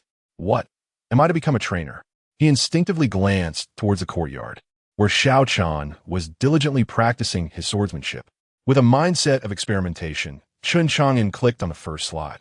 Immediately, a selection bar popped up. Xiao Chun. No way. Can I truly treat my disciple as a pet? Without hesitation, Chen Chang'an selected Xiao Chun. A detailed panel unfurled instantly. Xiao Chun, cultivation, peak of the object manipulation realm potential. 98, peerless genius, destiny. 85, child of destiny, loyalty. 100, wholehearted personality, steady. Chivalrous skills, Xiao family basic spells proficient. 9 heavens thunder sword technique beginner. This data, truly, he embodies the template of the male lead in a marriage annulment narrative. Chen Chang'an marveled, continuing to explore the system's descriptions. Cultivation rules, binding conditions, destiny value above 60, loyalty above 60. Benefit mechanism. For each significant realm ascended by the pet, the host may receive a cultivation enhancement of pet's loyalty 100 times. Slot limitation. Currently, 4 slots are open. Furthermore, the system has unlocked a feature known as the achievement system. System prompt. Legendary achievement discovered. I am destiny. I am destiny. Collect 4 children of destiny in the pet section. Achievement progress. 1-4. Achievement reward. Random celestial artifact. Chen Chang'an's eyes widened in astonishment. After all these years of signing in, he had never encountered a celestial artifact. It was waiting here all along. Moreover, he calculated with his fingers. If he were to gather 4 disciples like Xiao Chun, and if they all continued to grow stronger, I would ascend right here. He leaped up from the rocking chair, his smile gradually turning manic, startling Chen Chang'an, who was delightfully savoring a spirit fruit nearby. Daddy? The little girl tilted her head, her mouth still smeared with fruit juice. Without a second thought, Chen Chang'an attempted to drag his daughter into the pet section. Binding failed. Alas, it seems his daughter's aptitude is indeed concerning. Nevertheless, Chen Chang'an crouched down and gently ruffled his daughter's little head. Chang'an, what do you think of your brother Xiao Chun? He is very nice to me, and he tells me stories. I've always wanted a brother like him. Then how about I find you 4 brothers like Xiao Chun? Yay. Chen Chang'an clapped her hands. They should be good-looking. Best if they resemble you, Daddy. Gazing at his daughter's innocent smile, Chen Chang'an suddenly realized. Why should he strive to become stronger himself? Wouldn't it be more delightful to find 4 formidable senior brothers for his daughter? It seems he had misjudged the system. This was indeed the proper way to unlock the strongest system of all heavens. After all, if he were to gather all the children of destiny under his banner, who could dare claim I'm not the strongest? He reclined back into the rocking chair, contentedly planning. Xiao Chun counts as 1. Just 3 more to go. With the annulment of the engagement, should he seek out other genres of web literature? Speaking of which, could it be that I have transmigrated into a story? Contemplating this, he glanced at the medicine elder who was instructing Xiao Chun in swordplay. If I have transmigrated, so be it. Every flower is a world. Every leaf a Bodhi. Zhuangzhou dreamed of a butterfly. The butterfly dreamed of Zhuangzhou. Which is the true reality? Who can say? He chuckled softly, continuing to envision the future. Once I gather 4 children of destiny, I can truly relax. In the future, if anyone dares to provoke me, the 4 children of destiny will swarm forth. Just imagining it is terrifying. With that in mind, he resolved not to become complacent any longer. It would not be too late to rest once he had accumulated 4 children of destiny. As Chen Chang'an's thoughts shifted, another incarnation materialized in an unseen location, subsequently making a discreet exit from a valley. This narrative will not consistently revolve around external incarnations embarking on adventures. The initial cast of characters is rather limited, and it would be implausible for them all to converge within the valley. Moreover, having the protagonist venture out would contradict their established persona. As we progress through the early stages, the story will gradually evolve towards a rich tapestry of characters and clandestine machinations. Although the protagonist possesses formidable combat prowess, their disposition is akin to that of an ordinary individual, exhibiting a blend of minor benevolence and occasional selfishness. However, they will mature alongside the unfolding plot. I kindly ask for the esteemed reader's patience as we embark on this journey. Chapter 26. Where is my elder brother Xiao Chun? In the Xiao family's council chamber. Useless. A bunch of useless fools. Xiao Yuanshan slammed his palm down, shattering a millennia-old ironwood table into splinters. The dark guards kneeling below fell silent. The leader's forehead pressed to the ground, cold sweat soaking his back. Master, please forgive us. That old man at the valley entrance possesses unfathomable power. We truly unfathomable? Xiao Yuanshan scoffed, a glint of cold light flickering in his eyes. You allow a mere gatekeeper to intimidate you so? What good are you to the Xia family? The dark guard leader gritted his teeth and steeled himself. That old man is at least at the half-step longevity realm, and it is possible that nonsense. Xiao Yuanshan interrupted angrily. Would a powerful being of the longevity realm stoop to guarding a door? You are clearly incompetent and dare to make excuses. Elder Xiao Yuanhe coughed lightly, stroking his grizzled beard. Master, please calm your anger. In my humble opinion, since Xiao Chan has been accepted as a disciple by a great master, it may not bode ill for our Xia family. Bode ill? The fury in Xiao Yuanshan's eyes intensified. He unilaterally established a 10-year agreement with the Tianyun sect, wagering our family's treasured artifact, the Xiantian cauldron. If he loses, his master will bear the consequences. Elder Xiao Yuanhai replied with a sinister smile. Surely such a great master would not allow his disciple to meet his demise? The expressions of those present varied. Some showed concern, while others reveled in misfortune. Xiao Chun had been subjected to disdain within the Xia family for years, and now that he suddenly had backing, it stirred discomfort in many hearts. At that moment, hurried footsteps echoed from outside the chamber. Brother Xiao Chun, where are you, Brother Xiao Chun? A melodious voice as sweet as silver bells approached, brimming with uncontainable joy. The doors to the council chamber were flung open, and a girl clad in a pale yellow dress burst in with fervor. The girl appeared to be around 16 or 17, her features exquisitely painted, with bright, clear almond-shaped eyes that sparkled playfully, the corners slightly lifted, radiating a lively spirit. A simple wooden hairpin adorned her hair, enhancing her ethereal beauty. Ling, oh. Xiao Yuanshan furrowed his brow. What brings you back? Xiao Ling surveyed the room, her smile gradually fading. Grandfather, where is Brother Xiao Chun? I have searched the entire Xia family and cannot find him. The atmosphere in the chamber immediately stilled. Xiao Yuanshan's expression darkened, and he remained silent. Elder Xiao Yuanhe sighed. Ling, dear child, Xiao Chun has already left the Xia family. Left? Xiao Ling, eyes widened. Where did he go? When will he return? Well, Elder Xiao Yuanhe hesitated, casting a glance at the family head. Xiao Yuanshan snorted coldly. That wretch left of his own accord, seeking refuge with outsiders. Ling, you should have little to do with him from now on. Xiao Ling, felt as if struck by lightning, her delicate frame trembling. Impossible. Brother Xiao Chun values loyalty above all. How could he suddenly? She sensed the discordant atmosphere within the chamber, her gaze sweeping over the kneeling dark guards and then landing on the family head's grim face. An ominous premonition stirring within her heart. What transpired? Her voice trembled slightly. What has happened to Brother Xiao Chun? No one responded.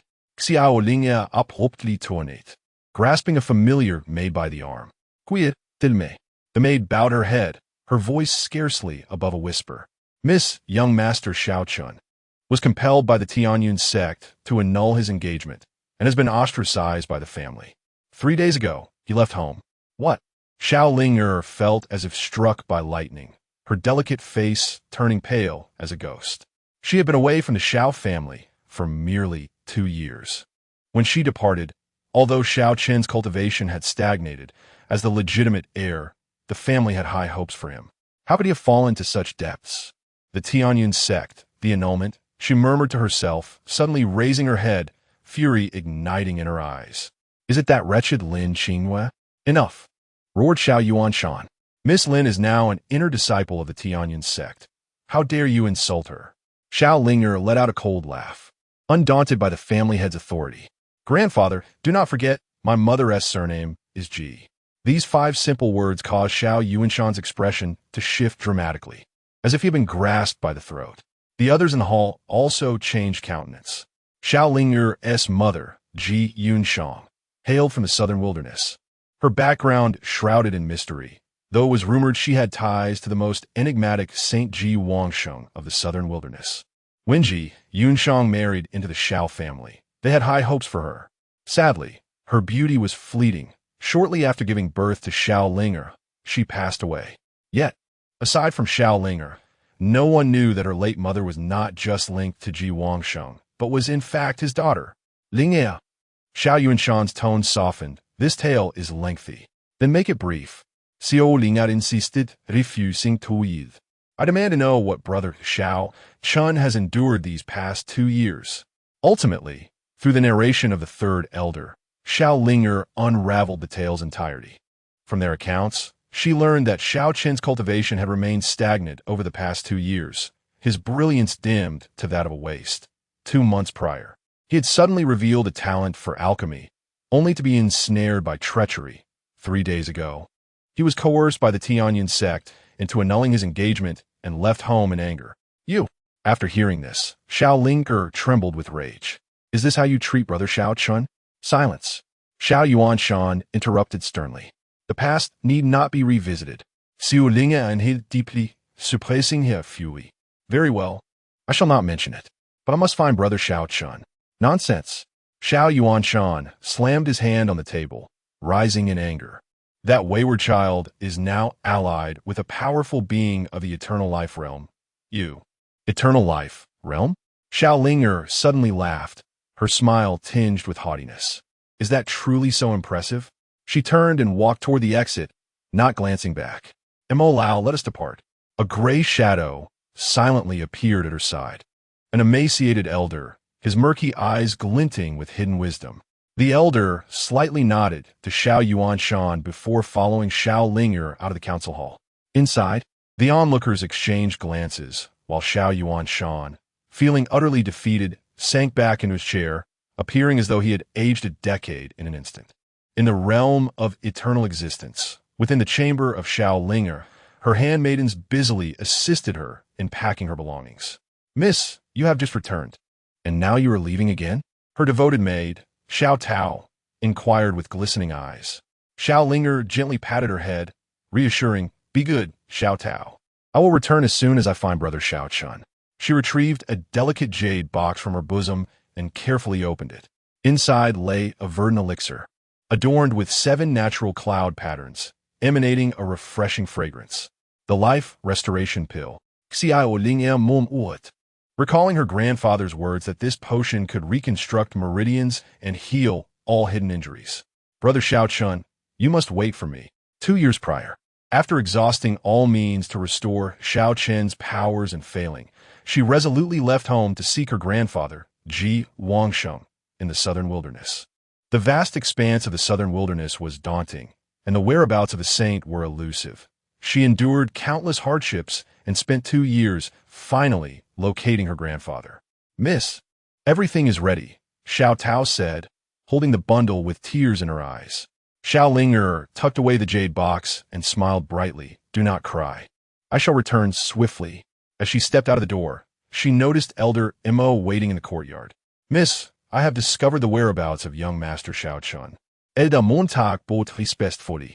He has gone east, reportedly to seek guidance from a reclusive master. The east.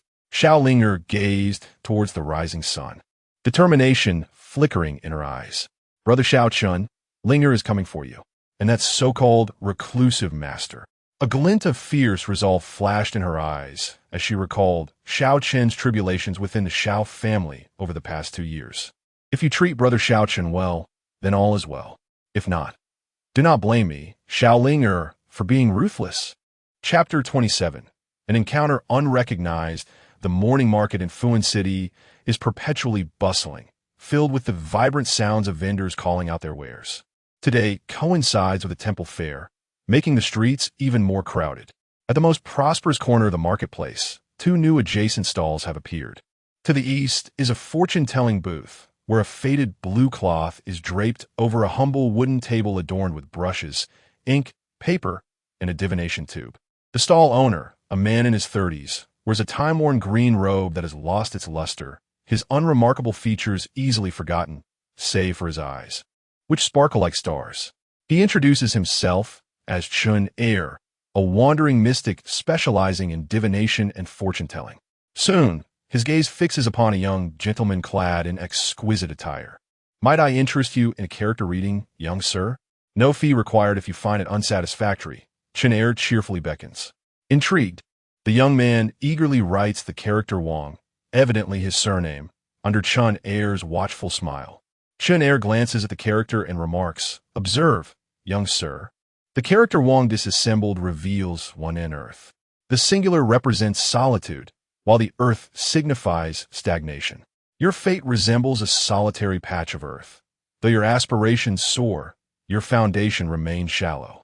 Preposterous. The youth retorts, his face flushed with indignation. How could a fortune-teller fail to utter a single uplifting word? My family has long been esteemed merchants in this city. Patience. Dear sir, Chen Chang'an replies with a grin.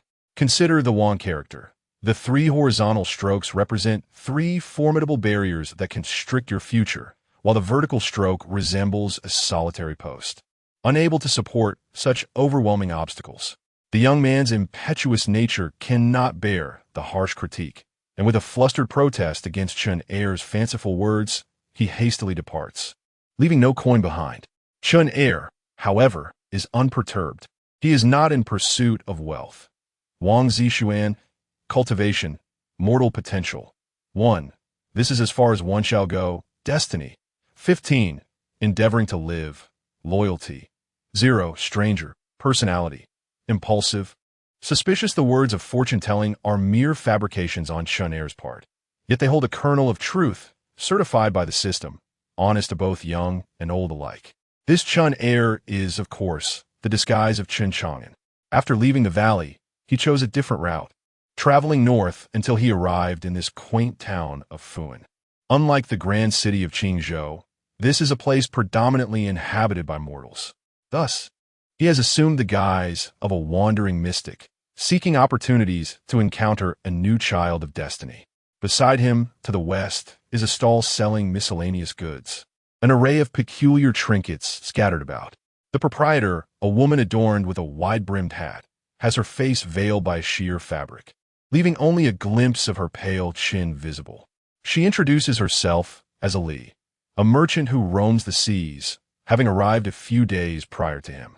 Finest pearls from the South Sea, exotic spices from the western regions. Do not miss the chance. Ali's voice is melodious, yet laced with a hint of nonchalance, as if the business does not captivate her interest. Perhaps by mere coincidence, at the moment Chen Chang'an's gaze sweeps past the woman, she too turns her head. Their eyes meet briefly before parting. With a friendly smile gracing his face, Chen Chang'an was poised to greet his neighbor when he awkwardly scratched his cheek. However, his attention was swiftly captured by a ragged yet bright-eyed youth who lingered in front of the butcher's stall, ultimately purchasing only the cheapest pig offal. The age-old adage rings true. From humble beginnings arise noble offspring. It must be you, young brother. Care to have your fortune told? Chen Chang'an cheerfully beckoned. The boy hesitated before shaking his head, replying, "I have no money. Today at the temple fair, the first customer is free." Chen Chang'an kindly reassured him. "But wasn't there an older brother who just had his fortune told?" The boy replied innocently. Chen Chang'an paused, ready to persuade further. He suddenly felt a chill at his back. Turning around, he discovered a girl named Ali, who, while tidying her wares, accidentally knocked over a porcelain vase, causing its contents to trickle slowly in his direction. "Be careful, young lady," Chen Chang'an hurriedly called out, attempting to save his inkstone. But his sudden movement caused ink to splatter onto Ali's shoes. They were exquisitely crafted embroidered shoes, now marred by unsightly ink stains. The atmosphere instantly thickened. "Mind your movements." The voice beneath the hat turned icy, though no further actions followed. Chen Chang'an quickly apologized. My sincerest apologies. It was unintentional. In his fluster, he attempted to clean the mess, inadvertently knocking over a basket of flowers from Ali's stall. Dried petals scattered across the ground, and in his instinctive effort to catch them, his ink-stained hands pressed against Ali's skirt, leaving a distinct black handprint. Silence enveloped the surroundings. Even a vendor selling sugar figurines paused his calls. Ali slowly lowered her head, gazing at the glaring mark on her pale blue skirt, then gradually raised her gaze. Although separated by a sheer veil, Chen Chang'an could still feel her penetrating gaze, sharp as a blade. Are you seeking death? Ali enunciated each word deliberately, as if forcing them through gritted teeth. Cold sweat beaded on Chen Chang'an's forehead, instinctively sensing danger. This woman appeared to be an ordinary merchant, yet the aura she exuded in that moment sent a shiver through his very being. I am willing to compensate, he offered, producing a piece of broken silver. Ali scoffed. Do you think this paltry sum can? Her words abruptly halted, following her gaze. Chen Chang'an noticed her eyes fixated on a jade pendant hanging from his waist, a piece token intricately carved from ethereal jade by Xing himself. This pendant, Ali's voice took on an unusual tone. Chen Chang'an instinctively covered the pendant, stating, it was a gift from my family. I cannot part with it. After a moment of silence, Ali suddenly turned to tidy her stall, declaring, today is cursed. I shall not sell. Chen Chang'an breathed a sigh of relief, ready to continue engaging the young boy, only to hear Ali coldly remark, fortune-telling, you just said it was free? Then I shall have one too. Unbeknownst to him, she had already positioned herself before the fortune-telling stand, her delicate fingers dipped in ink as she inscribed a character onto the paper. Chen Chang'an's pupils constricted. The character chosen was particularly intricate, one that even the most seasoned fortune-teller would likely hesitate to interpret. He raised his gaze towards Ali, just as a gentle breeze swept by, lifting a corner of the delicate veil and revealing half of a breathtakingly beautiful visage. In an instant, the veil fell back into place, yet Chen Chang'an had clearly seen enough. Her beauty was far beyond that of an ordinary woman, and to his astonishment, there was a hint of familiarity in her features. What? Can't measure it? Ali taunted. Chen Air steadied his mind and replied with a smile. How could that be? He promptly accessed the system, only to be drenched in cold sweat. Ali, cultivation, potential, destiny, loyalty, personality? What on earth is this? Could it be that this woman is a practitioner of profound cultivation? Chen Chang'an had previously tested the scanning function of this pet system, which only worked on those without cultivation or with very low levels. Nevertheless, he resolved to maintain his composure. After all, women are fond of flattery. A few well-crafted compliments should suffice to smooth things over. Thus, he recited, ordinary people fear the word demon, unaware of the great fortune within. The word demon can be dissected into hemp and ghost, where hemp signifies complexity and ghost embodies elegance. Your fate is woven like satin, intricate and splendid. Your soul resembles that of the celestial maiden, with a single thread of insight connecting heaven and earth. Ali's body stiffened slightly, her expression thoughtful.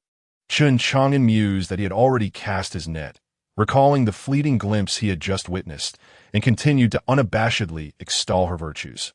Moreover, though the word demon is intricate, it contains the character for forest, suggesting that your beauty is akin to that of jade trees in a celestial grove, astonishing as if descended from the heavens. Ali fell silent for a moment, a subtle smile curving her lips as she let out a soft hum, a swindler of the rivers and lakes. Yet, she no longer pressed him aggressively. Chen Chang'an maintained an impassive facade, inwardly lamenting. Ah, women. Chapter 28. Conflict suddenly.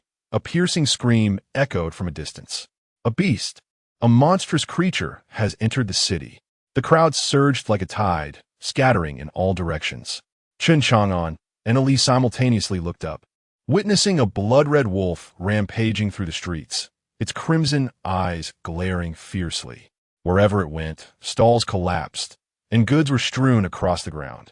Chen Chang'an furrowed his brow, instinctively tapping his fingers on the table.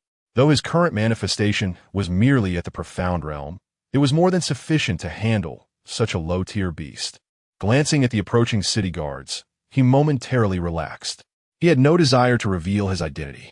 Beside him, Ali remained still, her gaze coldly sweeping over the beast beneath her hat, only slightly furrowing her brow, showing no intention to intervene. The two tacitly chose to preserve their own safety. Around them, the panicked civilians screamed and fled. An elderly candy seller stumbled back, knocked down by the throng, and his candy stand crashed to the ground, the crystal-clear sugar art shattering everywhere. The wolf let out a low growl and pounced on a vendor who had not managed to escape, its claws slashing through the air. Whoosh. The vendor's backpack was torn to shreds, fabric and threads swirling in the chaos. Terrified, he fell to the ground, the beast's foul breath washing over him, its gaping maw poised to devour him. Ali, still standing silently, flicked her fingertip ever so slightly. A wisp of dark red energy quietly infiltrated the wolf's body. The creature suddenly froze, the bloodlust in its eyes dissipating slightly, replaced by a hint of confusion. But in the next moment, whoosh, an arrow shot through the air, striking the wolf fiercely in the shoulder. The wolf howled in pain, its eyes once again filled with bloodlust as it turned to face the source of the arrow. The city guards had arrived, bows drawn and aimed. Shoot! Fire the arrows!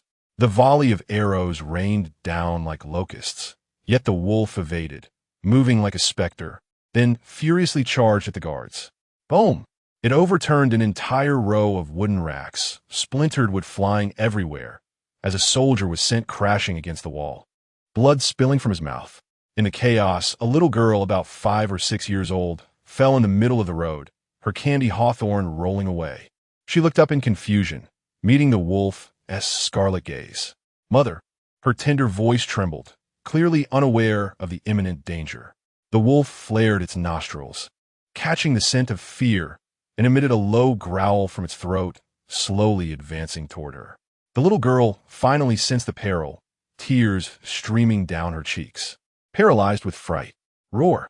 The wolf suddenly crouched, its hind leg muscles taut, and in the next heartbeat, it sprang forth like an arrow released from a bow.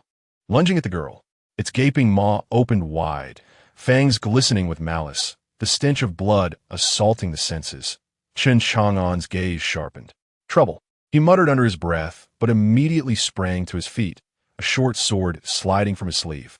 In a flash, he darted to the beast's front, and with a swift motion of his sword, thud, the wolf howled in agony, blood gushing from its neck as it collapsed to the ground. The little girl, frightened to the point of pallor, was gently patted on the head by Chen Chang'an as he crouched down. It's all right now. Go find your mother. With a stammering nod, the girl stumbled away. Chen Chang'an sheathed his short sword and was about to turn when he suddenly sensed a gaze upon him.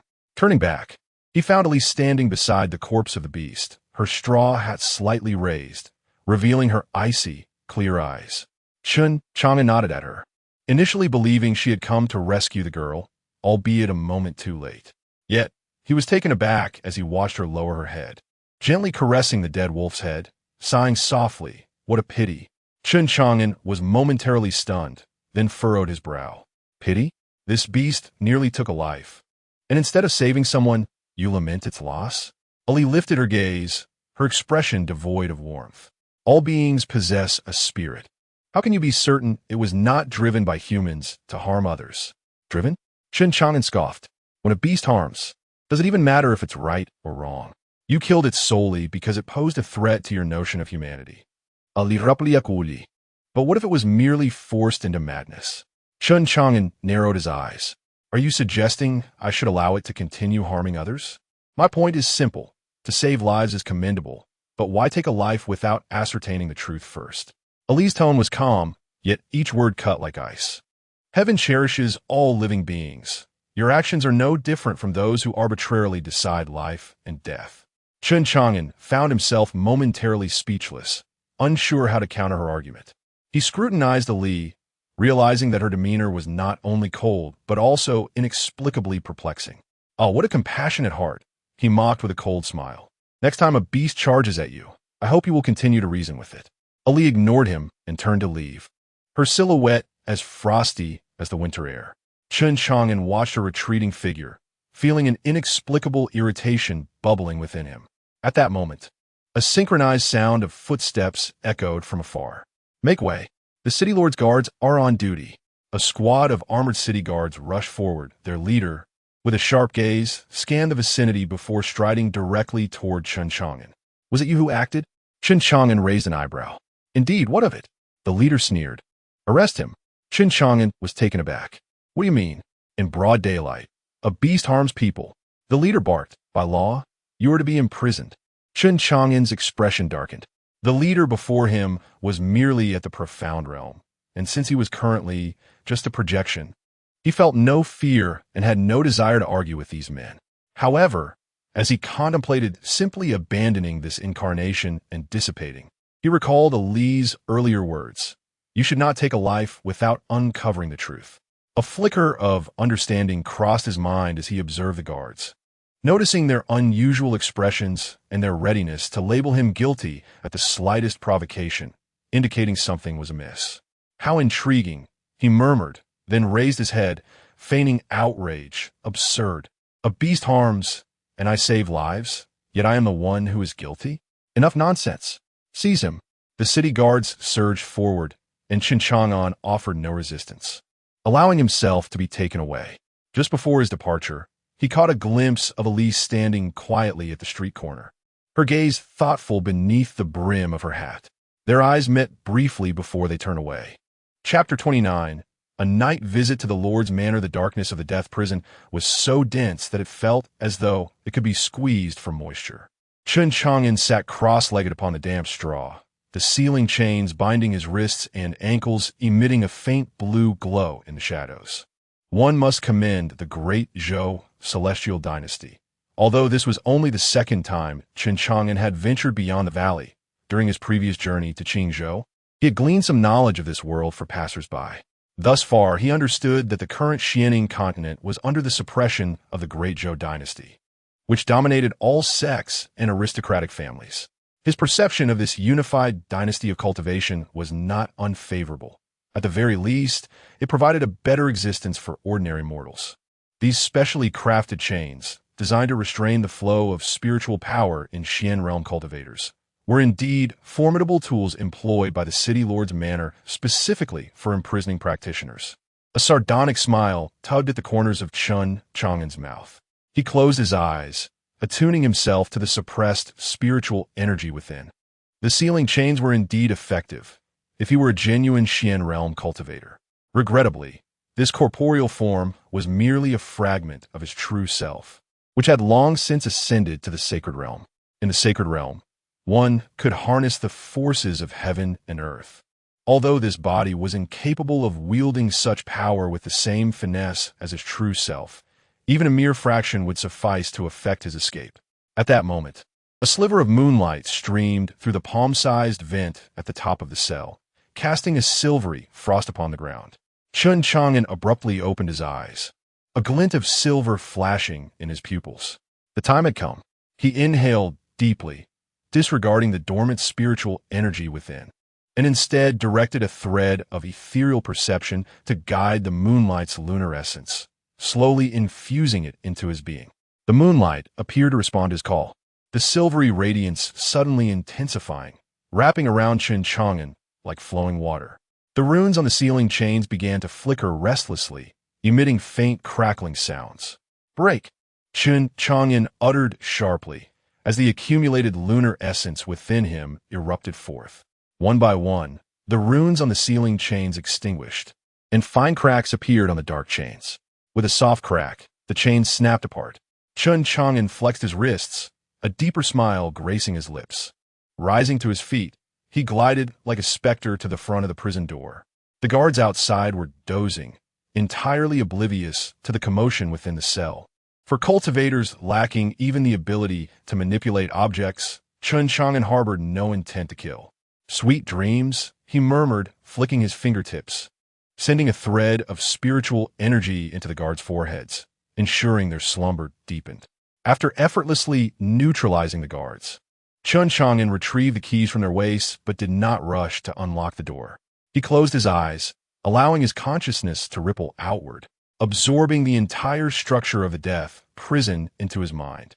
3 guards were stationed to the east, 5 to the west, and 2 patrolling at the end of the corridor. To his surprise, some of the patrolling guards possessed the ability to manipulate objects. Chen Chang'an meticulously constructed a complete map of the guard distribution in his mind. The main entrance was not an option, so he shifted his gaze to the vent. While the narrow passage was impassable for an ordinary person, it posed no challenge for him. Suddenly, Chen Chang'an's form grew indistinct, transforming into a wisp of smoke as he floated through the vent. The architectural complex of the city lord's mansion cast irregular shadows under the moonlight. Chen Chang'an's figure leaped silently among the rooftops, as light and delicate as a falling leaf. The mansion was vast. He recalled the route noted during his escort earlier in the day without hesitation, casually selecting a guarded room to infiltrate. After finding nothing in 2 consecutive chambers, he finally arrived at a heavily guarded room. Outside, 2 sentinels stood, both masters of the spirit manipulation realm, yet they posed no threat to Chen Chang'an. With a flick of his fingertips, 2 strands of spiritual energy silently struck their acupoints, causing them to collapse instantly. As he pushed open the door, Chen Chang'an was taken aback by the mountain of scrolls before him. It appeared to be a study. He casually picked up the most recent booklet on the desk and began to peruse it. The ink was still fresh, indicating the owner had departed not long ago. A record of medicinal herb procurement. This is an account book? Chen Chang'an furrowed his brow, noting the monthly bulk purchases of blood spirit fungus and evening primrose. His own supplies were primarily acquired through the system's daily sign-in. Yet the system had nonetheless inundated him with a plethora of knowledge from the realm of cultivation. After a moment's reflection, he recalled that these 2 herbs were typically used for healing wounds. Now, with the celestial dynasty in its prime, commanding respect throughout the seas, even the demon race, which had once battled humanity 100,000 years ago, had retreated to the northern frontier following their defeat by the demon Lord Bo's son. Throughout his journey, Chen Chang'an had not heard of any ongoing conflicts on the Xianing continent. Therefore, what purpose did these medicinal materials serve? Setting the account book aside, he swiftly began to search through other volumes, but most contained records of various city matters, none of which were particularly noteworthy. After pondering for a moment, he suddenly tapped the table lightly with his fingertips, his consciousness rippling outward to explore every inch of the study.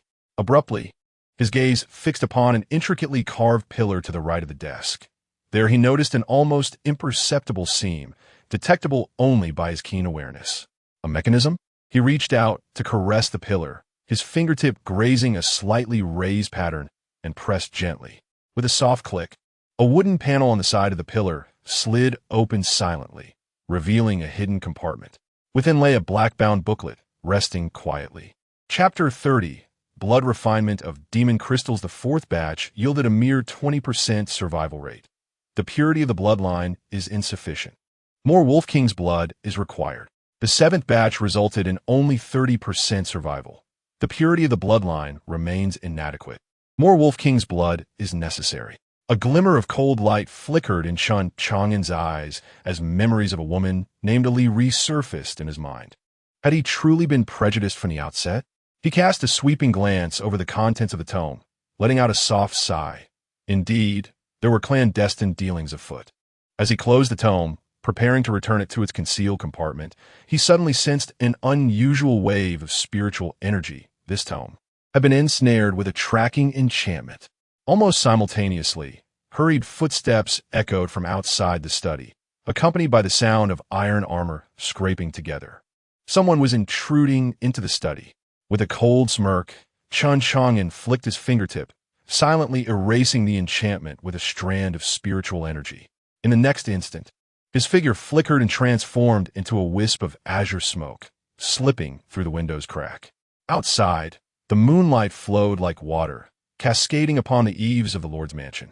Meanwhile, within the study, the black-bound tome lay undisturbed in its hidden compartment, as though it had never been touched.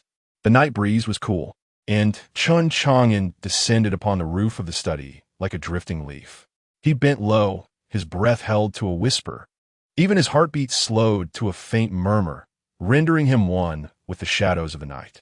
Hurry! There is movement in the study. Chen Chang'an narrowed his eyes slightly, observing as a steward clad in black silk robes hurriedly led dozens of elite soldiers toward him. Among them were two captains, their auras heavy, subtly swirling with spiritual energy. Indeed, they were two practitioners of the profound realm. I had thought this was merely an ordinary city. It seems the depths of this matter exceed my expectations. Chen Chang'an mused inwardly, feeling an impulsive urge to retreat to the valley and disregard the unfolding events. Although he had inhabited this realm for over 5 centuries, his upbringing was rooted in the education of modern society on Blue Star. He had long been psychologically prepared for the harshness of this cultivation world that emphasized individual prowess. Yet he had no intention of becoming one of its many casualties. This was one of the primary reasons he preferred to remain within the confines of his home. Even as he sensed, albeit faintly, that his cultivation was not insignificant in this realm. On the other side, the steward in black swiftly entered the study, soon emerging with a grim expression, holding the black-bound tome. Someone has tampered with the hidden compartment. His voice was icy as he immediately ordered the lockdown of all exits within the mansion, rigorously scrutinizing every suspicious individual. The two captains exchanged glances, and one of them spoke in a deep tone. "Should we report to the Lord?" The steward shook his head. "The Lord is currently in seclusion. We must not disturb him." His gaze was sinister. "Search first. If we capture anyone, they are to be directly imprisoned in the dungeon." The soldiers rapidly dispersed to search, while the black-clad steward hastily departed with the two captains. Chen Chang'an's eyes glimmered as he ghosted down from the rooftop, silently trailing behind them. The steward moved swiftly, traversing through numerous courtyards, ultimately arriving at the most secluded corner of the Lord's mansion, before what appeared to be an abandoned pavilion. The attic, long neglected, bore the marks of time.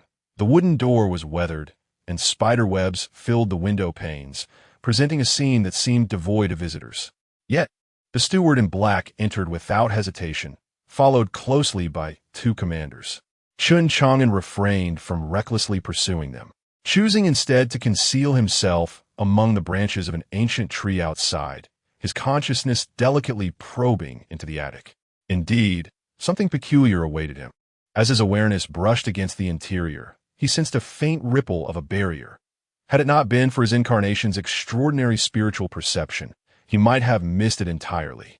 Inside the attic, the steward approached a wall, his fingertips coalescing spiritual energy to inscribe a complex rune upon its surface. With a soft sound, the wall slid open, revealing a shadowy passage. The three swiftly entered, and the wall closed behind them as if it had never been disturbed. A glimmer of intrigue sparkled in Chen Chang'an's eyes. How fascinating. He swiftly maneuvered into the attic, reaching the wall before him. The barrier posed no challenge to him. With a gentle touch, he infused a strand of moonlight energy into the rune, effortlessly dispelling the restriction. The wall slid open once more, unveiling the inky darkness of the passage. Chen Chang'an did not rush in, but first extended his awareness to survey the surroundings. The passage twisted downward, seemingly endless, its walls inscribed with bizarre crimson runes that faintly exuded a chilling aura. A blood-sealing formation? Chen Chang'an furrowed his brow. Such formations were typically employed to suppress malevolent beings. After a moment's contemplation, he reined in his presence and stepped into the passage. Inside, the air was cold and damp, imbued with a faint metallic scent of blood. His steps were silent, yet his consciousness remained firmly locked onto the three figures ahead. After approximately 15 minutes, a bronze door appeared at the end of the passage, adorned with the fierce visage of a wolf, its eyes glowing crimson, lifelike in detail. The steward retrieved the token, pressing it against the wolf's forehead. With a resounding boom, the bronze door slowly creaked open, and a wave of pungent blood scent surged forth. In an instant, Chen Chang'an's awareness captured the scene beyond the door. A vast blood pool awaited him. Blood churned within it, and dozens of stone pillars flanked the edges, each binding a comatose wolf demon, their claws slashed, blood steadily dripping into the pool. At the center of the blood pool floated a colossal crimson crystal, within which a wolf-shaped specter could be discerned, greedily absorbing the essence from the pool. A blood-refined demon crystal. Chen Chang'an swiftly identified the abominable creation in his mind.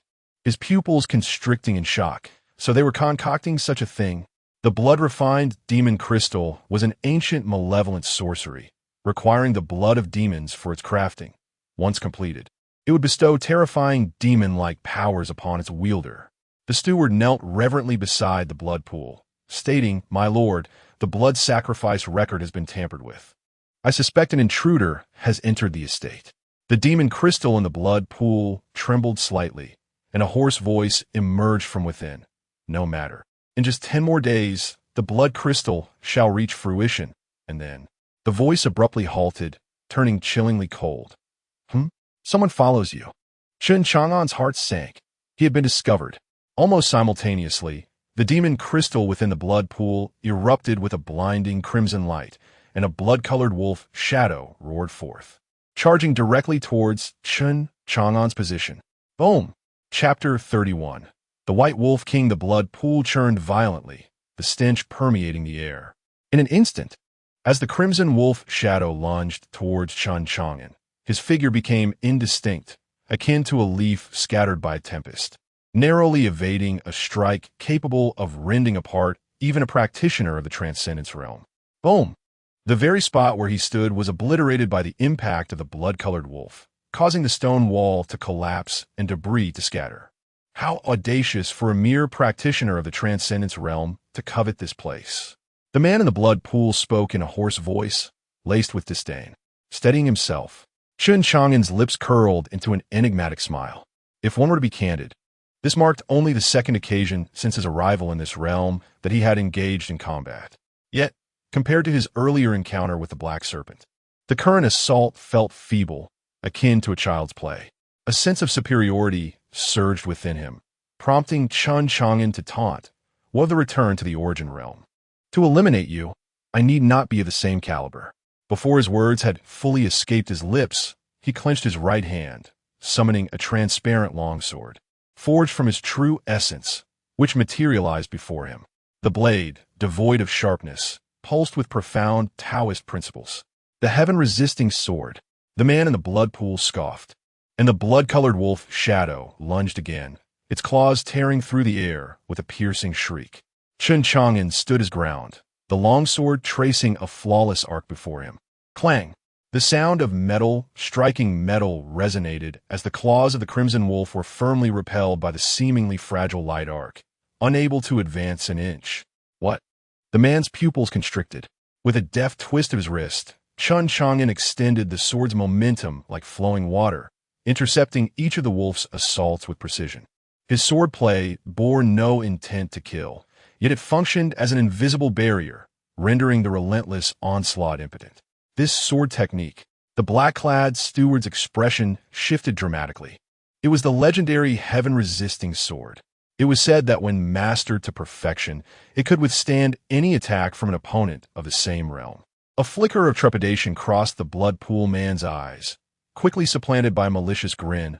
"Alas, I am a formidable force of the return to the origin realm.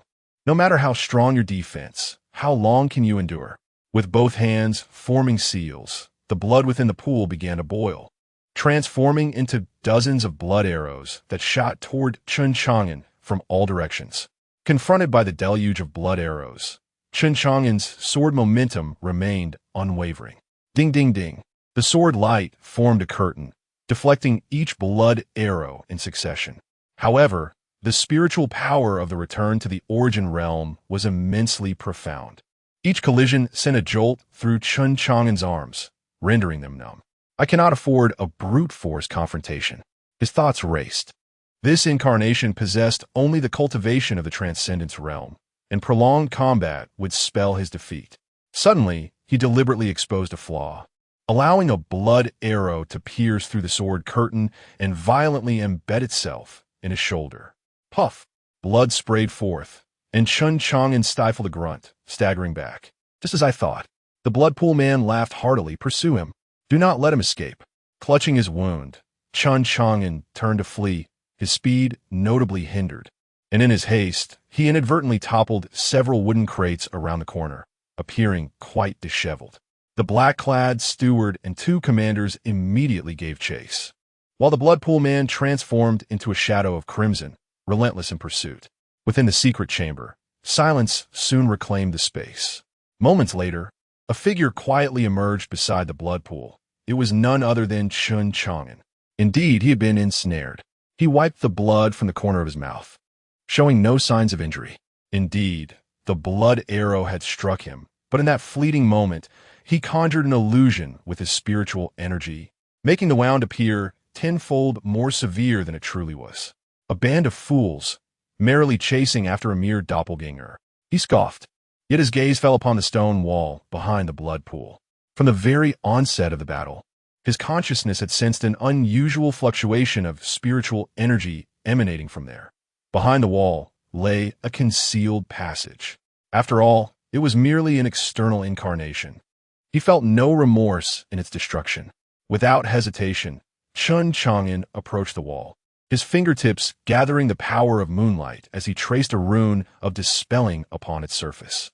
With a soft click, the wall slid open silently, revealing a narrow, shadowy corridor, a chill breeze wafting from its depths, carrying the scent of decay. Chen Chang'an inhaled deeply and stepped inside. The corridor wound downward, growing ever deeper. The walls were etched with ancient runes, some already faded, yet he recognized several. These were seals from ancient times, used to imprison great malevolent beings. What secrets lay hidden beneath the Lord's mansion? His heart swelled with caution. After approximately a quarter of an hour, the passage opened up ahead. Chen Chang'an's pupils constricted. At the end of the corridor lay a vast underground cavern. In the center of the cavern stood a bronze altar, upon which was bound a colossal white wolf. Its fur was as white as snow, yet most had withered and fallen away, revealing skin marred with scars beneath. 9 chains, inscribed with runes, pierced its limbs and spine, binding it firmly to the altar. Most alarming of all, a blood-red crystal pillar pierced its chest, the very same as the demonic crystal from the blood pool outside. Sensing the presence of a living being, the white wolf slowly lifted its head, revealing a pair of golden-slit pupils. "Human, have I not already warned you?" The wolf spoke, its voice hoarse and authoritative, tinged with a hint of humiliation and resignation. "My lifespan wanes. I have no blood left to draw." Chen Chang'an offered no reply, his gaze fixed upon the white wolf, which lay on the altar, its body resembling a crumbling mountain. Once as white as snow, its fur was now withered like autumn grass, large patches having fallen away to expose wrinkled, grayish skin. Its breathing was labored and slow. With each inhale, its emaciated ribs protruded like brittle twigs, as if they might snap at any moment. Its eyes, once capable of commanding the allegiance of myriad beasts, were now clouded like dust-covered amber. The pupils dilated, their brilliance dimmed. The heavy eyelids drooped, seemingly exhausting all its strength merely to remain open. The 9 chains pierced its body, and the wounds had ceased to bleed long ago, leaving behind dark red scabs akin to a parched riverbed. Its claws, once capable of rending mountains, were now broken and yellowed, resembling the roots of a dying tree. Most striking was the blood-red crystal pillar embedded in its chest. The flesh surrounding the crystal had long since rotted away, revealing stark white bones. It lacked even the strength to feel pain, merely twitching occasionally as proof of its continued existence. Its breath was so faint that it was nearly imperceptible, akin to a waning oil lamp, flickering in the wind, on the verge of extinguishing. As Chen Chang'an approached, the white wolf slowly lifted its head, its movements sluggish, as though it were an elder nearing the end of life. A low, mournful whimper emanated from its throat, the sound raspy and fragmented. "You are not one of them." Its teeth were loose and had fallen out, allowing the air to escape as it spoke, with dried blood still clinging to the corners of its mouth. Chen Chang'an could sense that the flame of its life had dimmed to a mere flicker, as fragile as a candle in the wind, poised to be completely snuffed out at any moment. Chapter 32. The past in the dimly lit underground cavern. The white wolf king upon the bronze altar slowly lifted his head, his golden slit pupils clouded like dust-covered amber, yet still exuding a trace of lingering majesty. Chen Chang'an stood before the altar, his gaze calm as he regarded the once mighty demon king. "You are not one of them?" The voice of the White Wolf King was hoarse and fragmented, akin to the sound of dry leaves rustling. "No," Chen Chang'an shook his head. "I am an enemy, not a friend, of the lord of this city." The White Wolf King chuckled softly, his laughter tinged with a hint of derision. "Humans indeed have a penchant for infighting. Whether human or demon, good and evil have never been confined to race." Chen Chang'an replied indifferently. "I seek to understand one thing. What is the blood-refined demon crystal?" The White Wolf King's pupils constricted slightly. After a moment of silence, he began to speak slowly. "Very well. No matter who you are, what difference does it make to tell you? Since you have made it here, you must have seen the blood pool outside." Chen Chang'an nodded gently. The voice of the White Wolf King grew somber, tinged with a touch of desolation. "Over 20 years ago, as my lifespan waned, I departed from the northern frontier, wishing to behold the world one last time. Yet, I inadvertently fell into a human ambush." Chen Chang'an furrowed his brow. "Was it the lord of this city?" "No, not them." The White Wolf King shook his head. "It was a group of black-robed cultivators, wicked in their methods, specifically hunting high-ranking demons. They sold me to the lord of the city." His voice grew increasingly faint, as if recalling that painful past. "The lord of the city used my blood to cultivate new wolf demons, then fed the blood demons to the blood-refined demon crystal. For 20 years. A full 20 years. A flicker of anguish crossed the White Wolf King's eyes, but it swiftly returned to tranquility. "I was already in the state of the 5 decays of heaven, my cultivation plummeting from the eternal life realm to the returning origin realm. And now, I am even inferior to the connection to the profound realm. The 5 decays of heaven."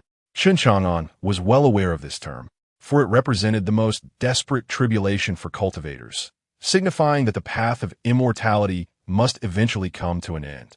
No matter how powerful a cultivator may be, if they cannot transcend, they will ultimately be reduced to dust beneath the heavenly path. It is both a celestial calamity and a fate, symbolizing the tragic conclusion of a cultivator's fall from grace and the end of their lifespan. In an instant, Chen Chang'an began to piece together the sequence of events. For some inexplicable reason, the image of a woman named Ali, with her indifferent and cold eyes, resurfaced in his mind. All things possess spirit. How can you be certain they're not driven by humans, intentionally causing harm? In hindsight, it was indeed he who had erred. After a moment of silence, Chen Chang'an suddenly spoke. "I can save you." The White Wolf King was taken aback, then broke into laughter. "Save me? With just you?" His gaze swept over Chen Chang'an, and although he was weak, he could still perceive Chen Chang'an's cultivation, merely at the connection to the profound realm. "You may not even survive yourself. How can you speak of saving me?"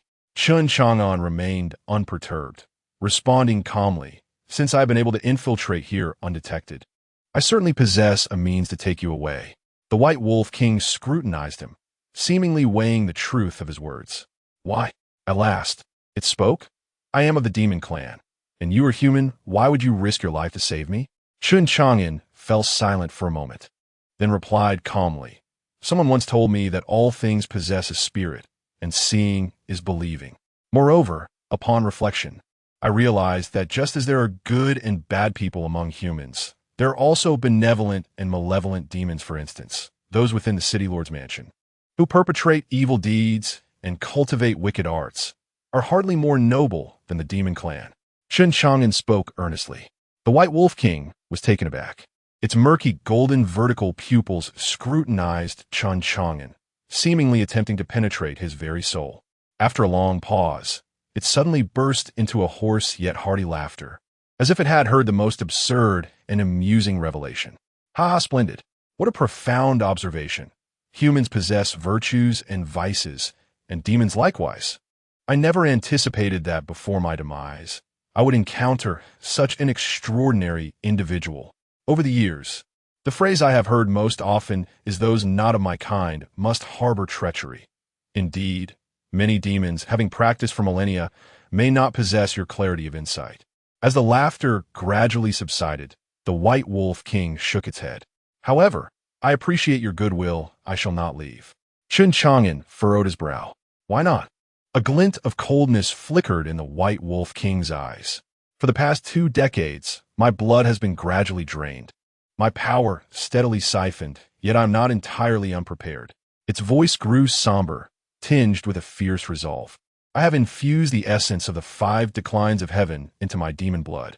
In 10 days, when the blood-refining demon crystal reaches fruition, it shall herald their demise. If I were to leave now, would it not arouse their suspicion? Chen Chang'an's pupils constricted. The 5 declines of heaven signify the decay that occurs when a cultivator's lifespan nears its end. To be tainted by it could lead to regression in cultivation or even death. The White Wolf King has injected its own decaying essence into the blood-refining demon crystal. Chen Chang'an found himself momentarily speechless. Yet the White Wolf King chuckled, a note of resignation in its smile. Regardless, my lifespan is drawing to a close. If I can take a few with me, it is not in vain. A brief silence enveloped the cave. Moments later, Chen Chang'an spoke again. Do you have any unfulfilled wishes? The White Wolf King paused, seemingly surprised by the question. Wishes? It murmured softly, its golden vertical pupils momentarily lost in thought. It has been 20 years since I last tasted wine. Its voice took on a wistful tone, as if recalling long-forgotten memories. If I could have a jar of fine wine, I would have no regrets in death. System notification. Epic Series achievement detected. Youth's Journey 1-4. Youth's Journey. Part 1, a promise to bring spring wine. Riding the wind to deliver to the White Wolf. Completing the Youth's Journey series achievement rewards He Shan Yu to elevate the level of a supreme celestial art. However, this time, Chen Chang'an disregarded the system notification, instead gazing at the White Wolf King and nodding suddenly. Very well. Tomorrow evening, I shall return with wine for you. The White Wolf King was momentarily taken aback, then shook its head with a soft chuckle. No need for that. Your arrival here is already a feat of survival against the odds. Why risk further peril? Moreover, it paused, its voice heavy with gravity. I can no longer afford to wait. Chen Chang'an refrained from further words and simply turned to depart. The White Wolf King gazed at his retreating figure, a complex glimmer flickering within its golden vertical pupils. It harbored no belief that Chen Chang'an would return. For a practitioner of the profound realm, to infiltrate this place was nothing short of miraculous. How could he possibly risk returning with wine? Yet, it bore no resentment. To encounter a human willing to engage in equal discourse during its final moments of existence was already more than enough. Chen Chang'an's silhouette faded at the terminus of the secret passage. Within the cavern, the White Wolf King remained alone, prostrate upon the altar, chains piercing its body, while the crimson crystal pillar continued to siphon its dwindling life force. It gradually closed its eyes, its breaths growing so faint they were nearly imperceptible. Wine, it whispered softly, as if caught in a dream. If only were strong liquor, it would be even better. Chapter 33. Drunken eternity. The night was as dark as ink, and silence reigned in the dungeon of the city lord's mansion. After bidding farewell to the White Wolf King, Chen Chang'an's figure glided like a specter through the ventilation shaft and silently returned to his cell. With a flick of his fingertip, the broken spirit-binding chain coiled back around his wrist, the clasp snapping shut with a crisp sound, the surface runes shimmering, appearing as pristine as before. Now, the entire city lord's mansion was searching for him. The most perilous place paradoxically became the safest haven. Just as he exhaled a sigh of relief, he suddenly perked up. Footsteps, steady and powerful. Each step resonated with the unique spiritual energy of a profound realm practitioner, advancing towards his cell. Chen Chang'an's gaze sharpened, and he swiftly lay back upon the damp pile of straw, closing his eyes to regulate his breathing, which became long and even, as if he had never awakened. The cell door creaked open. A tall figure stood at the entrance, silhouetted against the flickering torchlight of the corridor, casting a shadow. It was the profound realm captain he had seen earlier. Chen Chang'an's consciousness quietly sensed the captain's every movement. The captain's gaze was like a blade, slowly sweeping across the cell, ultimately fixing on the spirit-binding chain around his wrist. He took 2 steps closer, bending down to inspect the chain. His fingertips brushed over the runes on the links, confirming there was no damage, though his brow furrowed slightly. Could it be that I am overthinking this? Chen Chang'an's breathing remained steady, his heartbeat controlled to a remarkable slowness, as if he were truly in a deep slumber. The captain stared at him for several seconds before suddenly sneering, "Consider yourself fortunate." He straightened up and turned to leave the cell, his boots thudding heavily against the stone floor. Bang! The cell door slammed shut, and the footsteps gradually faded away. In the darkness, Chen Chang'an slowly opened his eyes, a glimmer of coldness flashing within. He gently exhaled, sitting cross-legged, resuming his meditative state. Although it was merely a clone, the consecutive infiltrations into the core area of the City Lord's mansion had drained a considerable amount of spiritual energy. Moreover, he needed to ensure that his actions went undetected by the mansion's inhabitants. Blood Refinement Demon Crystal. Completion in 10 days. The image of the White Wolf King's murky yet still imposing golden vertical pupils flashed through Chen Chang'an's mind. The backlash of the 5 declines of heaven and man could slay the City Lord, but that old wolf would also be left with nothing. He opened his eyes, determination flickering within. A plan must be devised to re-enter the secret chamber without alarming the City Lord's mansion. The following morning, within the study of the City Lord's mansion, a guard burst in, flustered, clutching a slip of parchment, his voice trembling. "My lord, this was found at the entrance of the secret chamber." Seated in a Zeton chair, the middle-aged man, City Lord Zhao Tianheng, furrowed his brow as he took the note. The parchment contained only a few terse lines. "Since our parting last night, I have missed you greatly. Tonight, beyond the northern gate, I seek only a battle. Should you choose not to come, the matter of the blood refinement demon crystal will be known to all." At the bottom, a simple sketch of Small Wolf was drawn. Zhao Tianheng's expression darkened instantly, his fingers curling into a fist, reducing the note to dust. "How is this letter delivered?" "Investigate." His voice was icy, commanding that no suspicious individual within the manor be spared. The guards obeyed his orders, and Zhao Tianheng's gaze shifted towards the window, a glimmer of malevolence flashing in his eyes. "On this night of the full moon, beyond the northern gate?" He chuckled coldly. "I allowed you to escape last night, but now I shall see if fortune favors you once more." As dusk fell and the sun sank in the west, Chen Chang'an sat cross-legged in his prison cell, his consciousness quietly expanding to sense the movements within the Lord's mansion. Indeed, a faint smile curled at the corners of his mouth. A considerable number of elite guards had been dispatched from the Lord's manor, and even the 2 commanding figures of the transcendent realm had vanished without a trace. Most notably, the once formidable guards near the Bloodpool secret chamber had been reduced by more than half. The plan was working. With a flick of his fingers, the ceiling chains shattered once more, and his figure wafted like smoke through the ventilation shaft. This time, he did not hesitate, making a beeline for the secluded tower where the secret chamber was located. Inside the tower, silence reigned. Chen Chang'an deftly dismantled the secret door's restrictions and stepped into the hidden passage. Unlike the previous day, the passage was devoid of any presence. Even the metallic scent of blood had significantly diminished. It seemed that the Bloodpool's overseer was indeed waiting for him at the northern gate. He chuckled softly, producing a flask of liquor from his bosom, a fine spirit he had stealthily procured during the day while delivering messages from the best winery in the city, known as Drunken Millennium. Sharp as a blade with a potent aftertaste, it should suit that old wolf's palate well. At the end of the passage, the bronze door remained firmly shut, yet the guards had long since disappeared. Chen Chang'an easily bypassed the door's restrictions and pushed it open. The blood pool still churned ominously, yet the crimson crystals had dulled considerably, seemingly lacking the control of their master. The White Wolf King on the altar appeared even weaker than the previous day, struggling to lift its head. "You." The White Wolf King managed to open its eyes, shock filling its golden vertical pupils. "You truly have returned?" Chen Chang'an swaggered to the altar, shaking the flask in his hand with a grin. "A man of honor. Once my word is given, it cannot be revoked." With that, he tossed the flask in a graceful arc, landing it squarely before the White Wolf King. The White Wolf King stared at the flask in disbelief, as if struggling to accept the reality before it. After a long moment, it extended a paw and laboriously removed the cork. Instantly, A rich aroma of liquor wafted through the air, even diminishing the stench of the blood pool. "What is this wine?" The White Wolf King's voice trembled, and it lowered its head to sniff, a hint of moisture flickering in its murky eyes.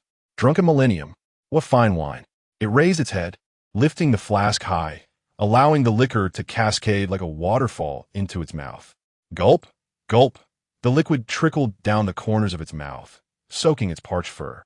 Upon finishing the flask, the White Wolf King let out a deep breath, its eyes regaining a glimmer of vitality. Delightful. It laughed heartily, its raspy yet liberating laughter reminiscent of its glorious past. Chen Chang'an stood with crossed arms, a smile playing on his lips. "So, I did not deceive you, did I?"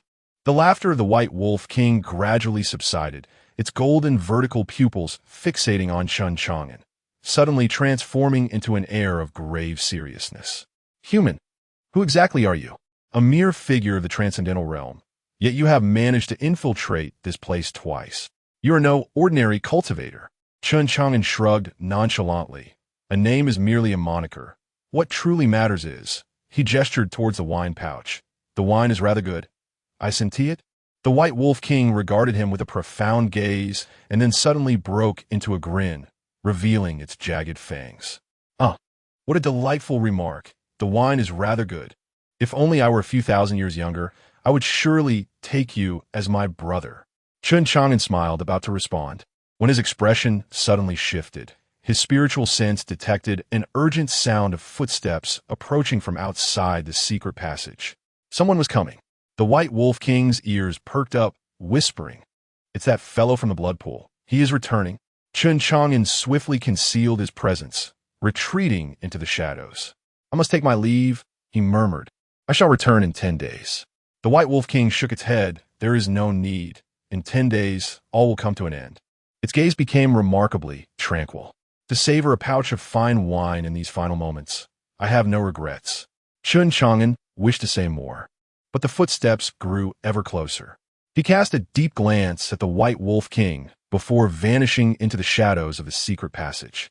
The White Wolf King watched the direction of his departure, a flicker of complex emotion passing through its golden vertical pupils. It lowered its head, licking the remnants of wine from the pouch, murmuring softly, "Humans, truly intriguing." At that moment, a chilling voice suddenly resonated near its ear. After many years, who would have thought that the illustrious White Wolf King would take an interest in a mere human? Chapter 34. Old friends. As Chen Chang'an's figure vanished at the end of the secret passage, silence once again enveloped the blood pool chamber.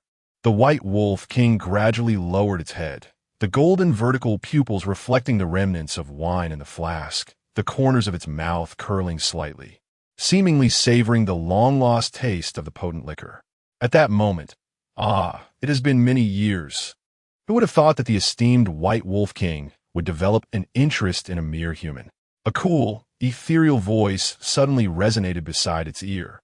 The White Wolf King's ears perked up sharply, its murky pupils constricting abruptly, and its fur bristled in shock. This voice, it slowly raised its head, directing its gaze toward the source of the sound. In the void, a bell adorned with a jade hairpin swayed gently. Subsequently, the surrounding shadows receded like a tide, revealing a slender figure.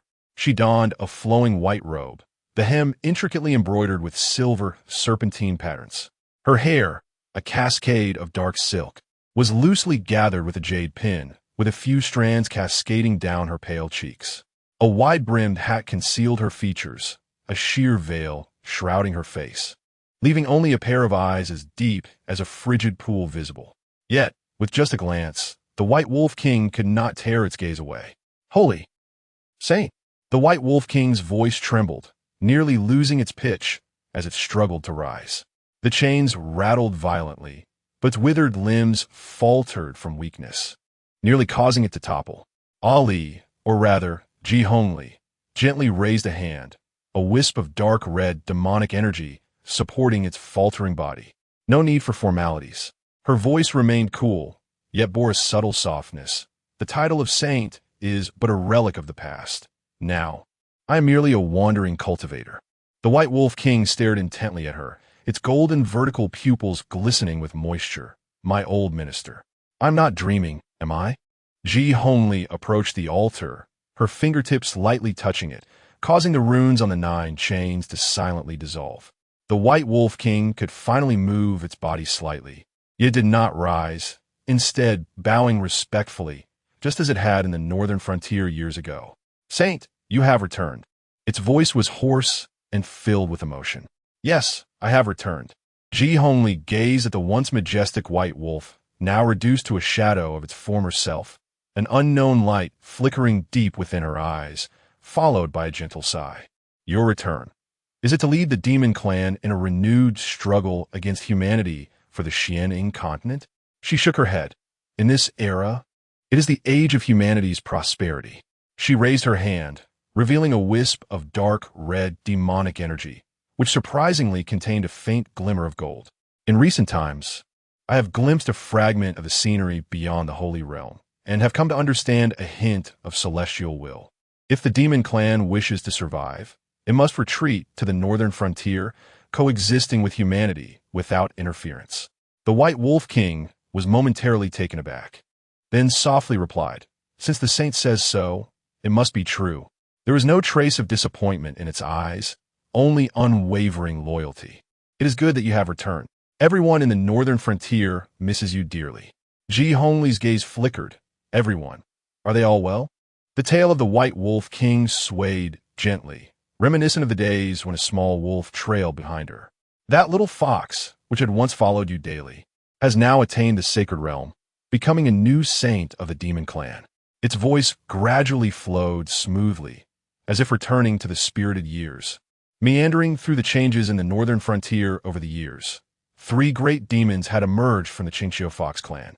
The divination techniques of the Baizhe lineage had become increasingly exquisite, and although the old demon of Black Mountain remained irascible, it had managed to govern its territory with remarkable order. Ji Hongli listened quietly, refraining from interrupting. It was only when the White Wolf King spoke of its reason for departing the northern frontier that her brow furrowed slightly. "In truth, it was the Baizhe Demon King who sent me forth," the White Wolf King murmured, claiming he dreamt that my journey would lead me to an individual of paramount importance for the survival of the demon clan. Ji Hongli's gaze sharpened. "Did you encounter them?" The White Wolf King offered a wry smile. "I have disappointed him. I was captured by humans shortly after leaving the northern frontier, and have been imprisoned ever since." The scent of blood within the chamber seemed to dissipate, replaced by an indescribable silence. After a long pause, Ji Hongli finally spoke. "Come with me." Her voice was soft yet carried an undeniable command. "I shall escort you back to the northern frontier." The White Wolf King shook its head, a flicker of resolve passing through its golden vertical pupils. "Saint, this old servant is beyond redemption." It lowered its gaze to its withered body and then lifted it back to Ji Hongli, revealing a hint of serene acceptance in its eyes. "The White Wolf clan repays kindness with kindness and vengeance with vengeance. This torment of 20 years, this old servant must cleanse with his own death." Ji Hongli gazed at it in silence, eventually sighing softly.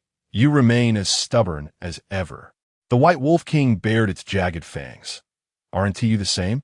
Back then, you insisted on challenging the 10 great saints of humanity alone, and no one could dissuade you." A rare smile flickered in Ji Hongli's eyes, but vanished almost instantly. "I will not return to the northern frontier." She turned towards the secret passage, "At least not now.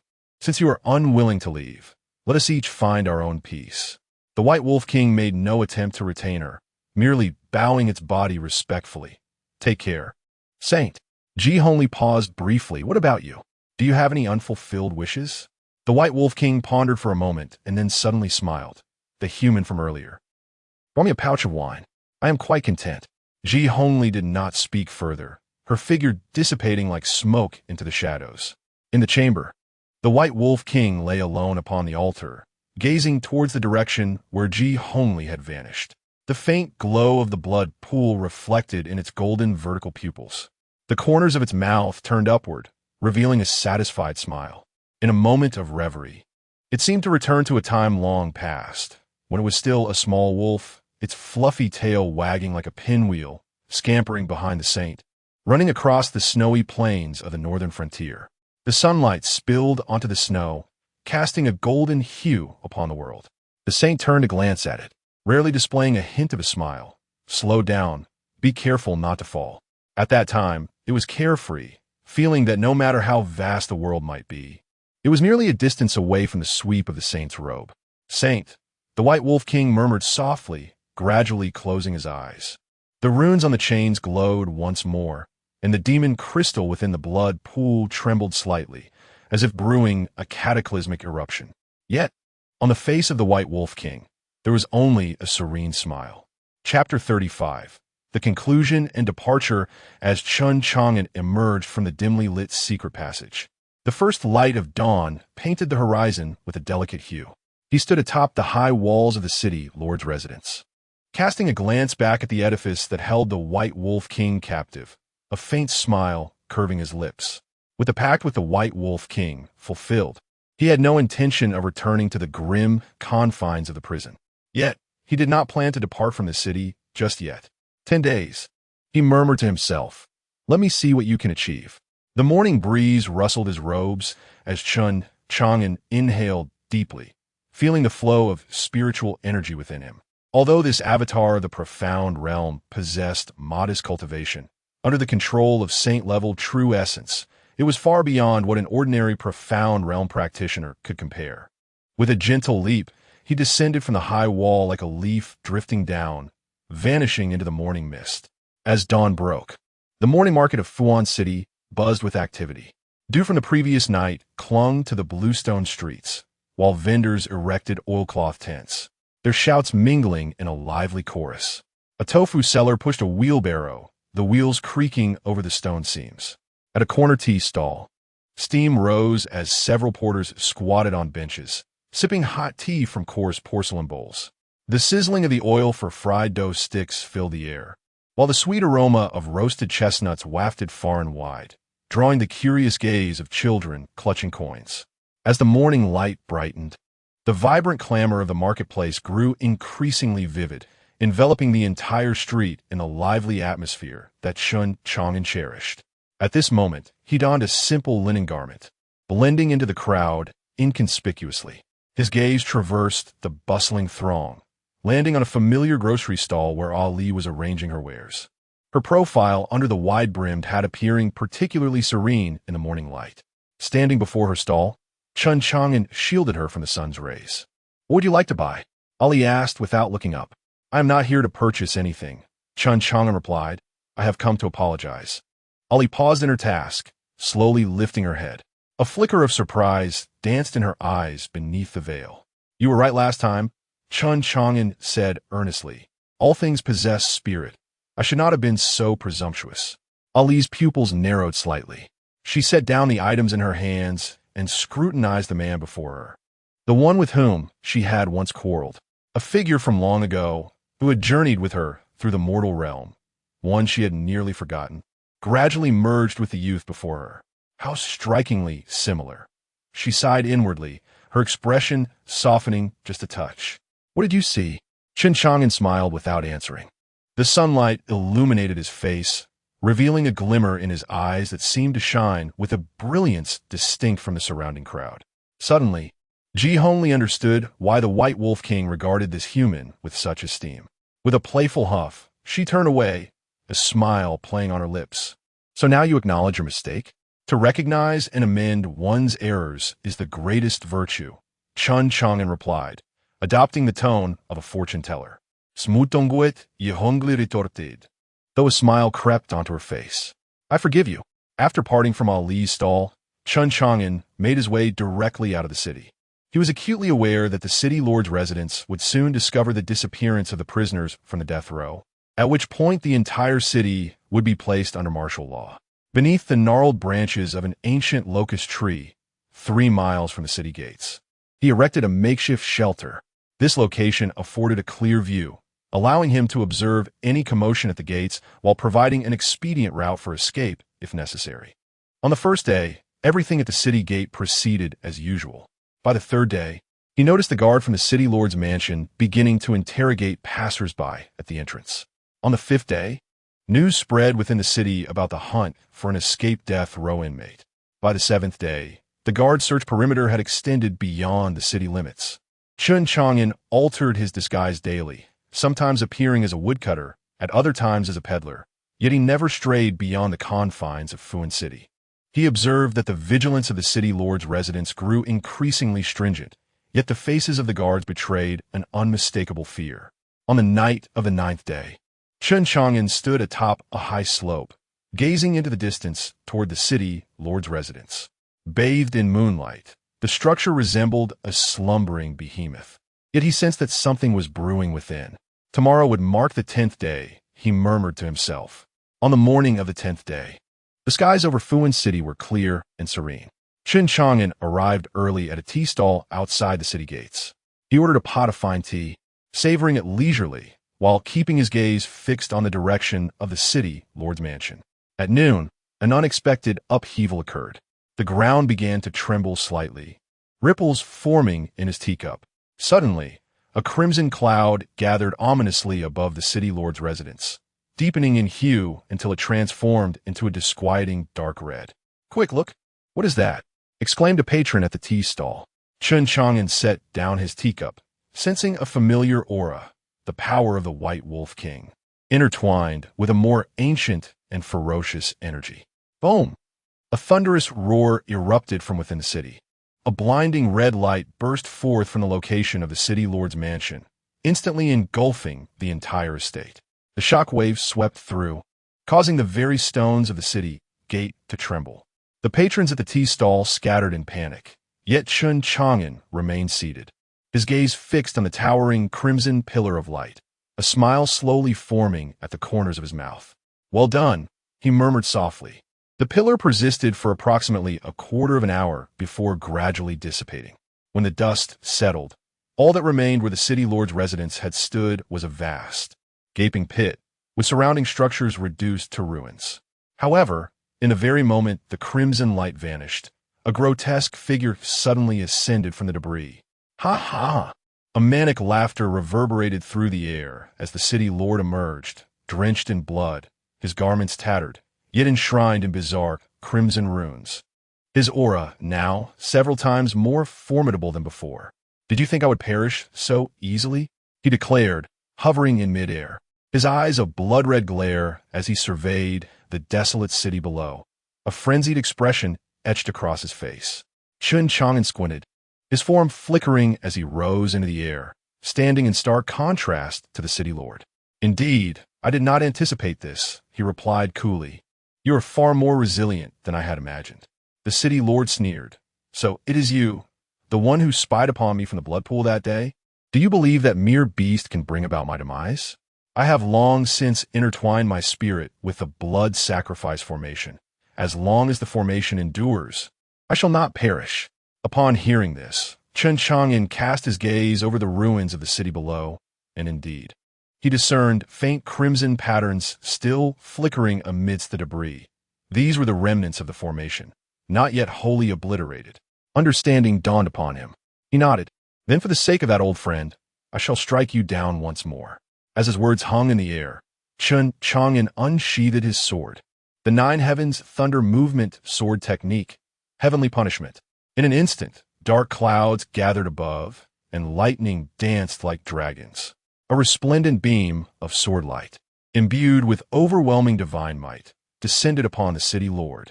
The city lord's countenance shifted dramatically as he retreated hastily. "You shall not."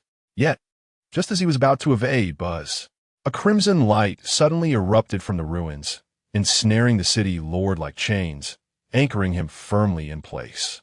"What?" The city lord spun around in terror, only to behold Ali emerging from the rubble, wielding a fractured red crystal, emanating an ancient aura that suppressed all. "My demon crystal?" The city lord shrieked in disbelief. "Impossible. How can you possibly wield it?" Ali offered a cold smile, remaining silent, while the demon crystal in her grasp pulsed with radiant energy. In that fleeting moment, Chen Chang'an's sword light had arrived. "No." As the city lord's desperate scream echoed, the sword light descended like divine retribution, engulfing him entirely. As the lightning dissipated, the sky returned to clarity. The city lord's form had been reduced to ash, leaving not a trace behind. Chen Chang'an sheathed his sword and gracefully descended. He turned his gaze to Ali, who now held a dimmed demon crystal, seemingly drained of its power. "Thank you," he said earnestly.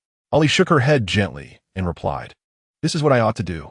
Her eyes lingered on the ruins of the city lord's mansion, a flicker of complex emotion crossing her features.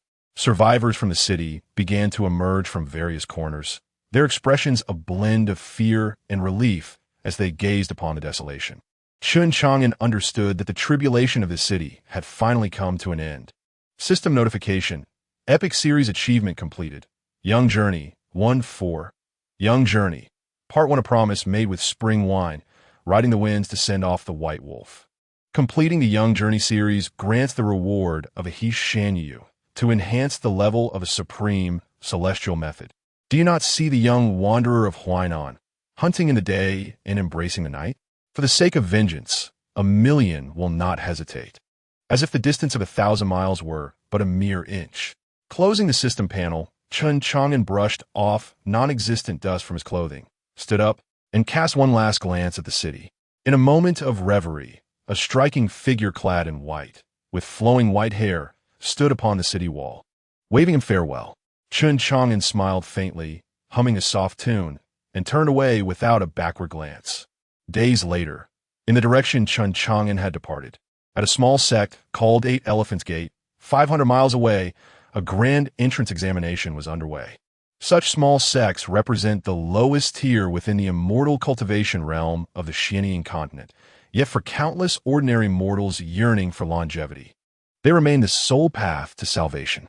At this moment, a youth named Han Yu cunningly nestled his frail form into the corner of a small square, furtively observing the other boys who had come to partake in the assessment.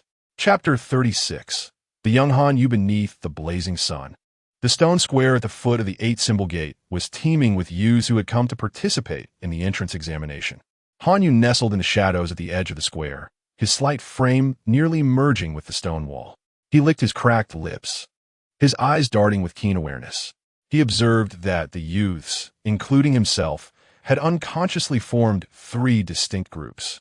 Firstly, in the center of the square stood a few elegantly attired boys, numbering around 7 or 8, each clad in resplendent garments.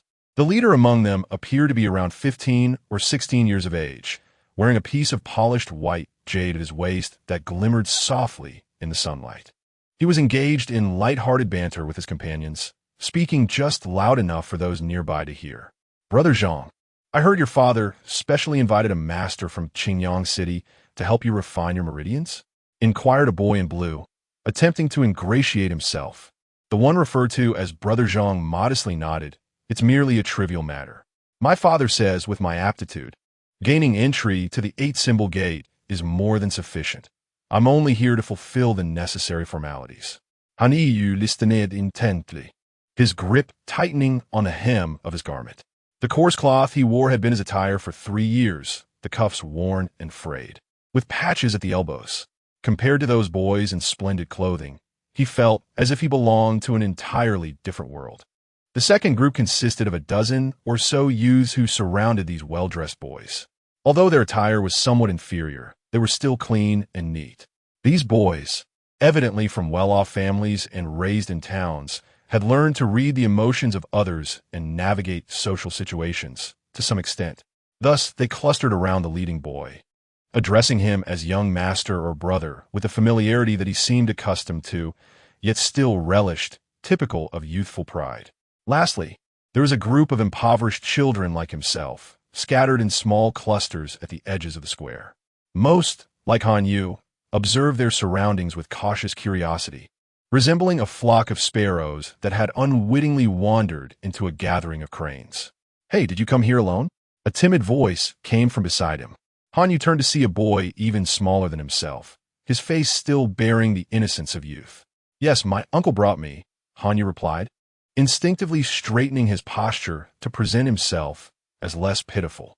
His uncle was considered a significant figure in their village, the only one to have ventured beyond their small community, reputedly holding a respectable position elsewhere, though Han Yu was unaware of the specifics.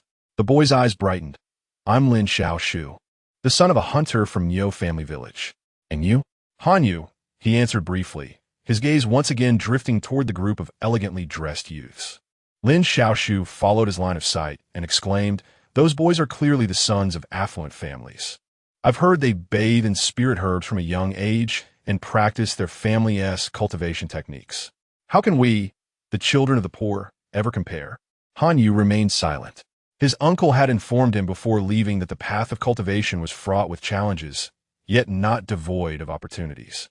Although the Eight Elements sect is a relatively minor faction, it adheres to its own set of principles, not solely dictated by lineage or family background. Just as this thought crossed his mind, a commotion erupted from the front of the square.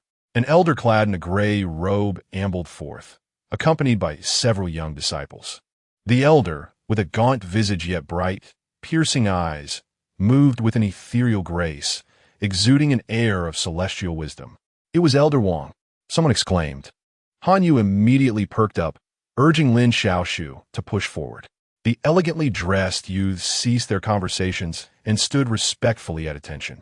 Elder Wang ascended the high platform at the center of the square, casting his gaze over the multitude of young aspirants below. When his eyes briefly lingered on the group of well-dressed youths, he nodded slightly at a middle-aged man standing beside them. "Manager Li, the talents from Qingyang City this year are quite commendable," Elder Wang remarked with a smile. The middle-aged man quickly clasped his hands in respect. "Elder Wang, you flatter me. They are merely unrefined children. I hope the Eight Elements sect will nurture them well." This exchange fell upon Han Yu's ears like a weight, revealing that these affluent youths were likely already connected to the sect, foreshadowing a challenging entrance examination. Silence. Elder Wang suddenly raised his voice, and the square fell into an immediate hush. "Today marks the triennial entrance examination of our Eight Elements sect. The rules are simple." Elder Wang gestured toward the towering mountains behind him. "From this point to the entrance of our sect, there are a total of 700 stone steps. Those who can ascend to the summit before sunset, relying solely on their own perseverance, shall be admitted to our Eight Elements sect for cultivation." As these words echoed, the square erupted into whispers. "Is it really that straightforward?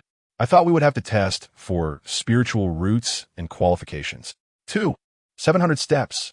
Won't that be exhausting?" Elder Wang seemed to read their thoughts, a slight smile gracing his lips.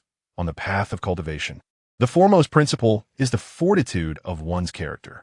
No matter how great the talent, without perseverance, one ultimately cannot achieve greatness." Hanyu gazed upward at the Jinshi mountain, feeling an involuntary gulp in his throat. When his uncle had mentioned that the Eight Elements sect was built upon Jinshi mountain, he had assumed it was merely a name of grandeur. Now he comprehended the true significance of the name.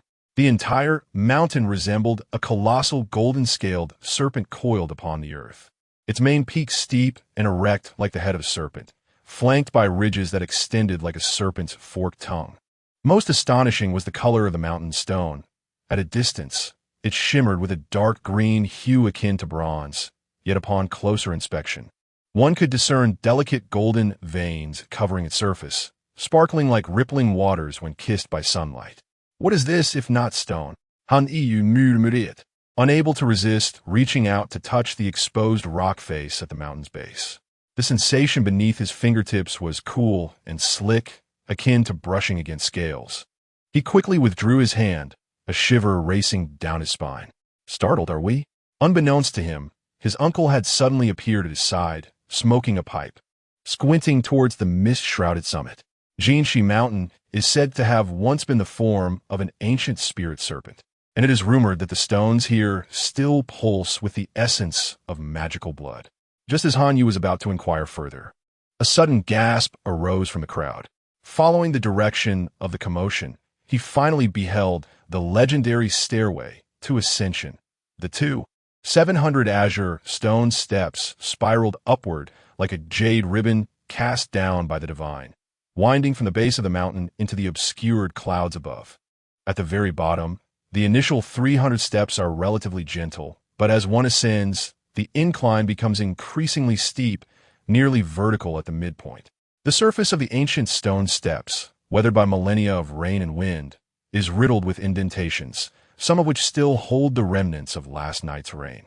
glistening in the sunlight like scattered shards of glass. Is this truly meant for walking? Lin Xiaoshu's voice trembles beside him. He points to a section of the cliff at mid-mountain, where a series of approximately 20 steps hangs precariously in the air, supported only by iron chains embedded in the rock. As the mountain breeze sweeps by, the entire staircase seems to sway slightly. Han Yu's gaze ascends the stone steps, but is abruptly halted by a swirling sea of clouds at the mountain's waist. The milky white mist appears almost alive as it coils around the mountain, occasionally revealing a few solitary steps, only to engulf the entire path once more. Just as he is lost in contemplation, a gust of wind suddenly parts the clouds, revealing a striking vermilion archway adorned with 8 uniquely shaped stone beasts perched at its corners, partially obscured in the fog. The 8 symbol gate. Han Yu's heart races. Beyond the archway, a cluster of azure-tiled buildings floats within the sea of clouds, resembling a mirage. Yet, before he can discern more, the mist closes in again, as if the fleeting glimpse was merely a figment of his imagination. Stop looking. His uncle tapped the back of Han Yu's head with his smoking pipe, reminding him that they must begin their ascent by noon and that conserving energy is paramount.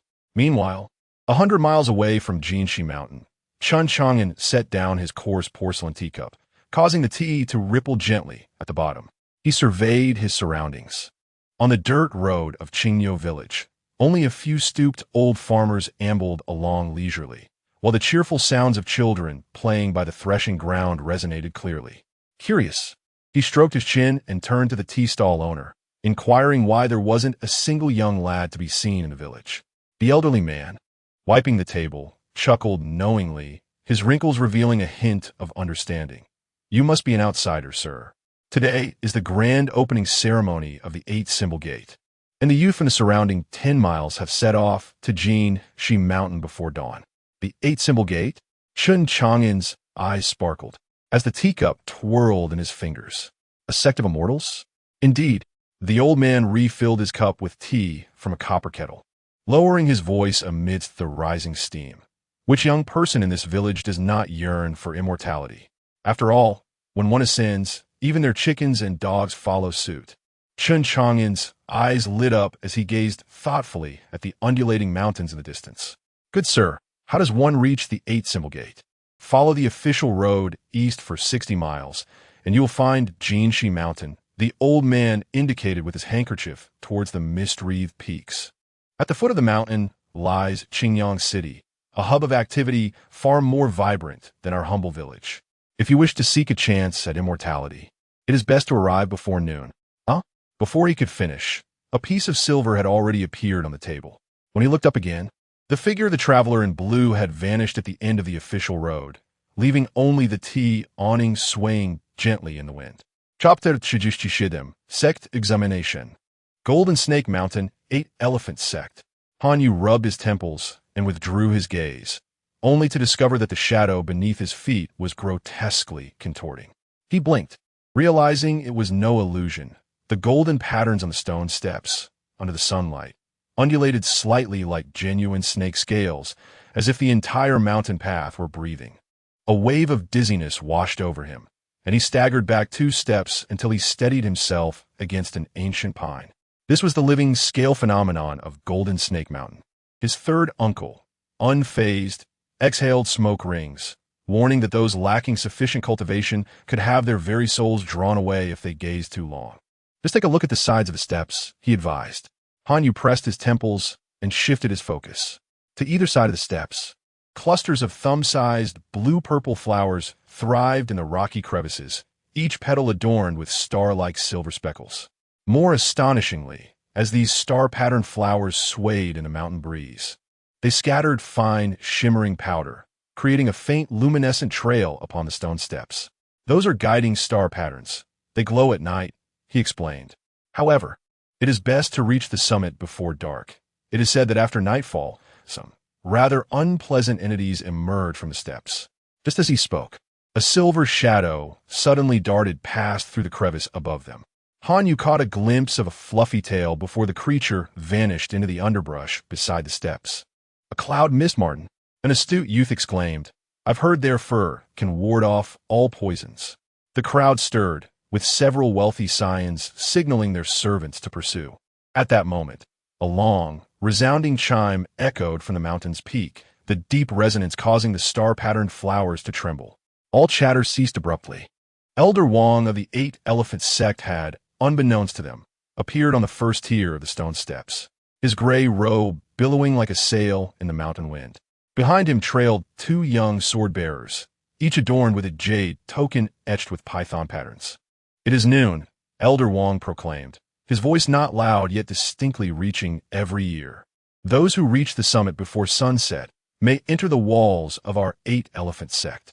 Han Yu inhaled deeply, casting his gaze once more toward the celestial ascent that vanished into the clouds.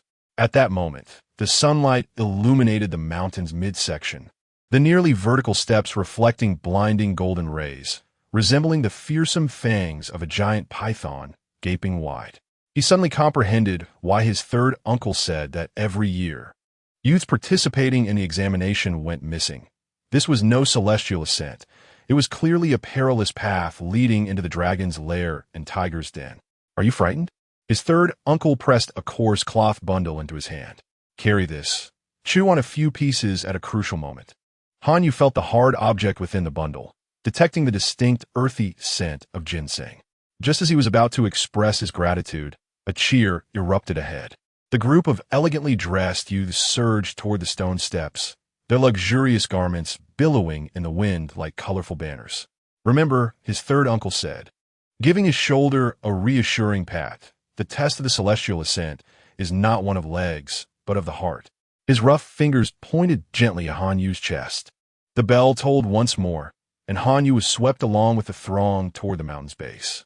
When he finally stood before the first tier of the stone steps, he realized each step was, in fact, twice the height of an ordinary step, the surface of the blue stone marked with countless indentations for many feet. And embedded within were remnants of tattered cloth, still stained with blood. Gazing upwards, the 2,700 stone steps emerged through the mist, resembling a celestial belt leading to the heavens. At the summit, the Vermilion Mountain Gate was shrouded in the swirling sea of clouds, as if it had never existed. Han Yu swallowed hard and placed his foot upon the first stone step. Time passed slowly. Han Yu's knees were bloodied, and his palms bore the scars inflicted by the rough stone steps. He gasped for breath, his throat feeling as though it were filled with scorching coals, each inhalation tainted with the metallic taste of blood. Looking up, the mist-laden mountain gate remained tantalizingly out of reach. Meanwhile, the group of elegantly dressed youths had already reached the pinnacle, gazing down upon those still struggling to ascend. Their attire was pristine, and some even wore smiles, as if this trial were merely a formality for them. Han Yu clenched his teeth, his nails digging into the crevices of the stone steps, dragging his weary body upward once more. Indeed, they spoke the truth. It was something he should have foreseen. Those affluent scions had consumed spiritual elixirs since childhood, practicing ancestral techniques, their physiques robust and their endurance far surpassing that of ordinary individuals. In contrast, for a destitute youth like him, reaching halfway was already an extraordinary feat. The surroundings were desolate. Most had abandoned the climb long before. Lin Xiaoshu collapsed in tears at the 800th step, being assisted down the mountain by the menial disciples. Now, on the entire celestial ascent, only Han Yu remained, battling against solitude. The sun gradually sank, and the mist in the mountains thickened, a chill penetrating to the bone. Han Yu's vision blurred, his arms trembled, nearly unable to sustain his weight. 2,000 steps, just a little longer. He was uncertain why he clung to this endeavor. Perhaps it was out of unwillingness to concede, or perhaps a refusal to surrender. Finally, as the last ray of sunlight vanished over the mountaintop, Han Yu reached the 2,000th step. He could move no more, collapsing onto the frigid stone, his breath becoming faint. "The assessment has concluded." Elder Wang's voice resonated from above, echoing through the mountains. "Those who have reached the summit may enter the inner gate. Those who have ascended beyond halfway may enter the outer gate, train in martial arts, and try again next year." Han Yu suddenly lifted his head, a glimmer of hope flashing in his eyes. The outer gate. There was still a chance. He struggled to lift himself, surveying his surroundings, only to discover that aside from the already ascended youths, there was but one other person who had climbed beyond halfway. A slender youth stood there, his features stern and his gaze sharp as a blade. He bore scars as well, yet his back was straight, like a sword yet to be drawn. Li. Han Yu vaguely recalled that this individual bore the surname Li, a taciturn figure who had not engaged in conversation throughout the ordeal. Elder Wang's gaze swept over the two of them, offering a slight nod. Han Yu, Li Hanzhou, you two are to report to the outer gate tomorrow. Han Yu finally exhaled in relief, his taut nerves relaxing abruptly, and he collapsed onto the ground. Chapter 38, Serendipitous Opportunity. Han Yu discovered that he and the other youths had been gathered once more in the original square. Those who successfully passed the trials were first escorted away by an elder with an ethereal demeanor. Subsequently, the eliminated youths were tearfully reclaimed by their waiting families at the foot of the mountain. In the end, only he and Li Hanzhou remained.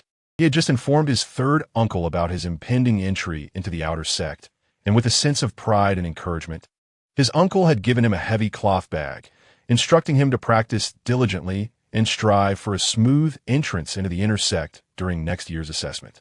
After bidding farewell, Han Yu stood at the foot of the Eight Symbols Gate, gazing at his uncle's receding figure, feeling both exhilarated and apprehensive. Uncle, I will make a name for myself. He clenched his fists and vowed silently. Beside him, Li Hanzhou remained silent, his stern countenance revealing no emotion. Just then, Elder Wang approached, stroking his beard with a smile. Come, I shall take you to register for the outer sect. However, as they took their first few steps, a hoarse voice emerged from behind. Wait. Han Yu turned to see an elderly man in a black robe approaching with a deliberate pace. His gaunt figure and grim visage were striking, yet his eyes, sharp as a hawk's, seemed capable of piercing through the depths of one's soul. Elder Mo? Elder Wang was momentarily taken aback, then smiled. What brings you here in person? The black-robed elder, Taoist Mo, snorted softly, his gaze sweeping over Han Yu and Li Hanzhou. My medicinal garden requires 2 disciples. I shall take these 2 lads. A flicker of surprise crossed Elder Wang's eyes, but he quickly resumed his jovial demeanor, nodding.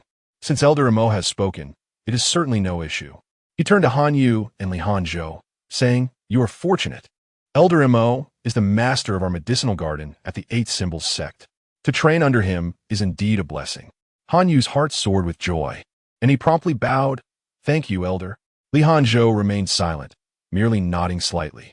After Taoist Mo led the 2 away, Elder Wang gazed after them, suddenly shaking his head with a sigh. They have only just recruited a few disciples. It seems they won't last even half a year. I hope these 2 youngsters can endure a bit longer. Taoist Mo's medicinal garden lay deep within the back mountains of the Eight Symbols sect, shrouded in mist, suffused with the rich fragrance of herbs. As the invigorating aroma enveloped him, he inhaled deeply, feeling the essence of the flora fill his lungs, dispelling the fatigue from his earlier ascent. Before him, the garden sprawled along the mountainside, with tiered fields of spiritual crops cascading gracefully, resembling a verdant tapestry.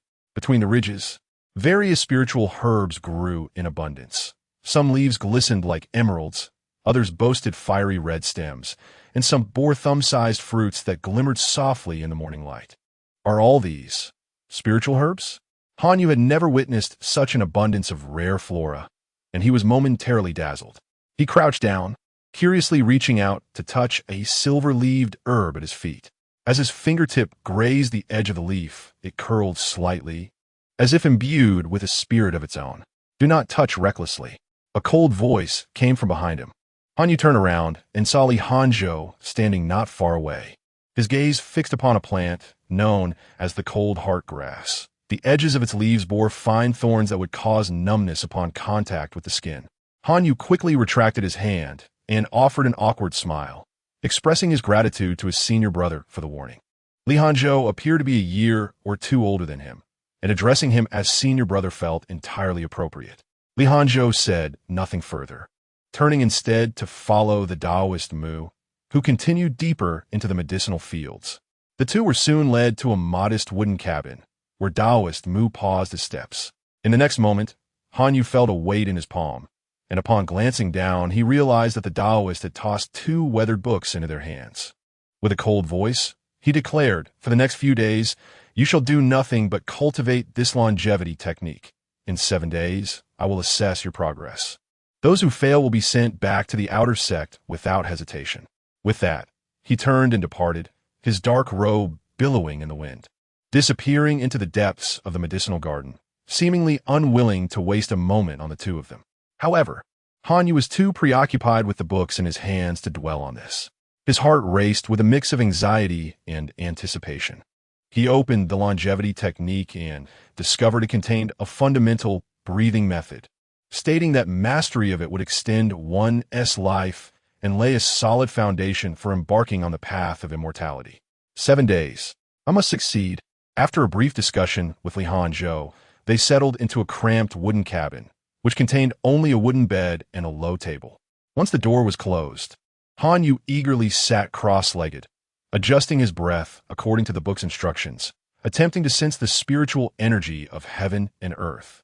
Yet as time trickled away, he felt a growing numbness throughout his body, and he remained utterly clueless about the sensations described in the text, leaving him somewhat disheartened. He recalled the well-dressed youths from earlier in the day.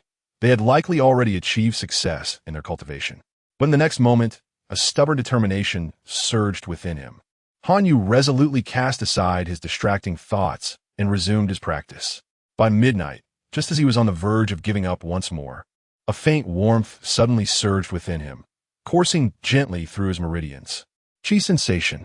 This is the Qi sensation described in the book. Han Yu was filled with joy, not daring to let his guard down until that warmth gradually stabilized. Only then did he exhale deeply, wiping the sweat from his brow. I have succeeded. In his excitement, he attempted to rise, but after sitting for so long, his legs were numb, causing him to plop back down onto the hard wooden bed with a wince. Nonetheless, Han Yu's spirits were high, and he paid little mind to the discomfort, considering it merely a necessity to stretch his limbs. Once the numbness subsided, he finally stood up and opened the door to step outside. The night was deep, and the medicinal garden lay in serene silence, occasionally broken by the chirping of insects. Under the moonlight, Han Yu strolled alone through the garden, careful not to tread upon the medicinal plots, fearing he might inadvertently disturb the precious herbs. The once bustling fields had now succumbed to the quiet of the night, with only the soft rustle of herbs in the breeze, whispering secrets to one another. The cool moonlight barely illuminated the path beneath his feet, as Han Yu cautiously navigated the uneven ground. Suddenly, crack! His foot stumbled sharply, and Han Yu staggered a few steps. In a daze, he caught a glimpse of a dark object lying on the ground. What on earth is this? He furrowed his brow and bent down to touch it, a solid mass. Half buried in the mud, its surface coated with a layer of dried sludge, resembling a stone at first glance. However, when he tugged at it with force, the muddy shell shattered, revealing a lustrous jade hue underneath. What is this? Han Yu's heart skipped a beat as he hurriedly wiped away the grime with his sleeve. As the mud fell away, a delicate jade gourd gradually revealed its true form. Its entire body was a pale green, as smooth as jade, with faint, intricate patterns inscribed upon its belly, glimmering softly under the moonlight. Is this a treasure? Han Yu's breath caught in his throat. His uncle, when visiting the village, would often regale him and the other village children with tales from the realm of immortals, frequently recounting stories where protagonists stumbled upon protection and serendipity. But how could this jade gourd be buried in the medicinal herb garden? He instinctively glanced around. The night wind wailed, and within the thicket of herbs, shadows seemed to flicker. In the distance, the dwelling of the ink master had extinguished its lights, and the entire medicinal garden was shrouded in darkness, save for the jade gourd in his hand, which felt slightly warm, as if responding to his touch. I must secure it for now. Chapter 39, The New Chosen One. On the bustling East Market Street of Qingyang City, a man set up a humble wooden table adorned with yellowed rice paper.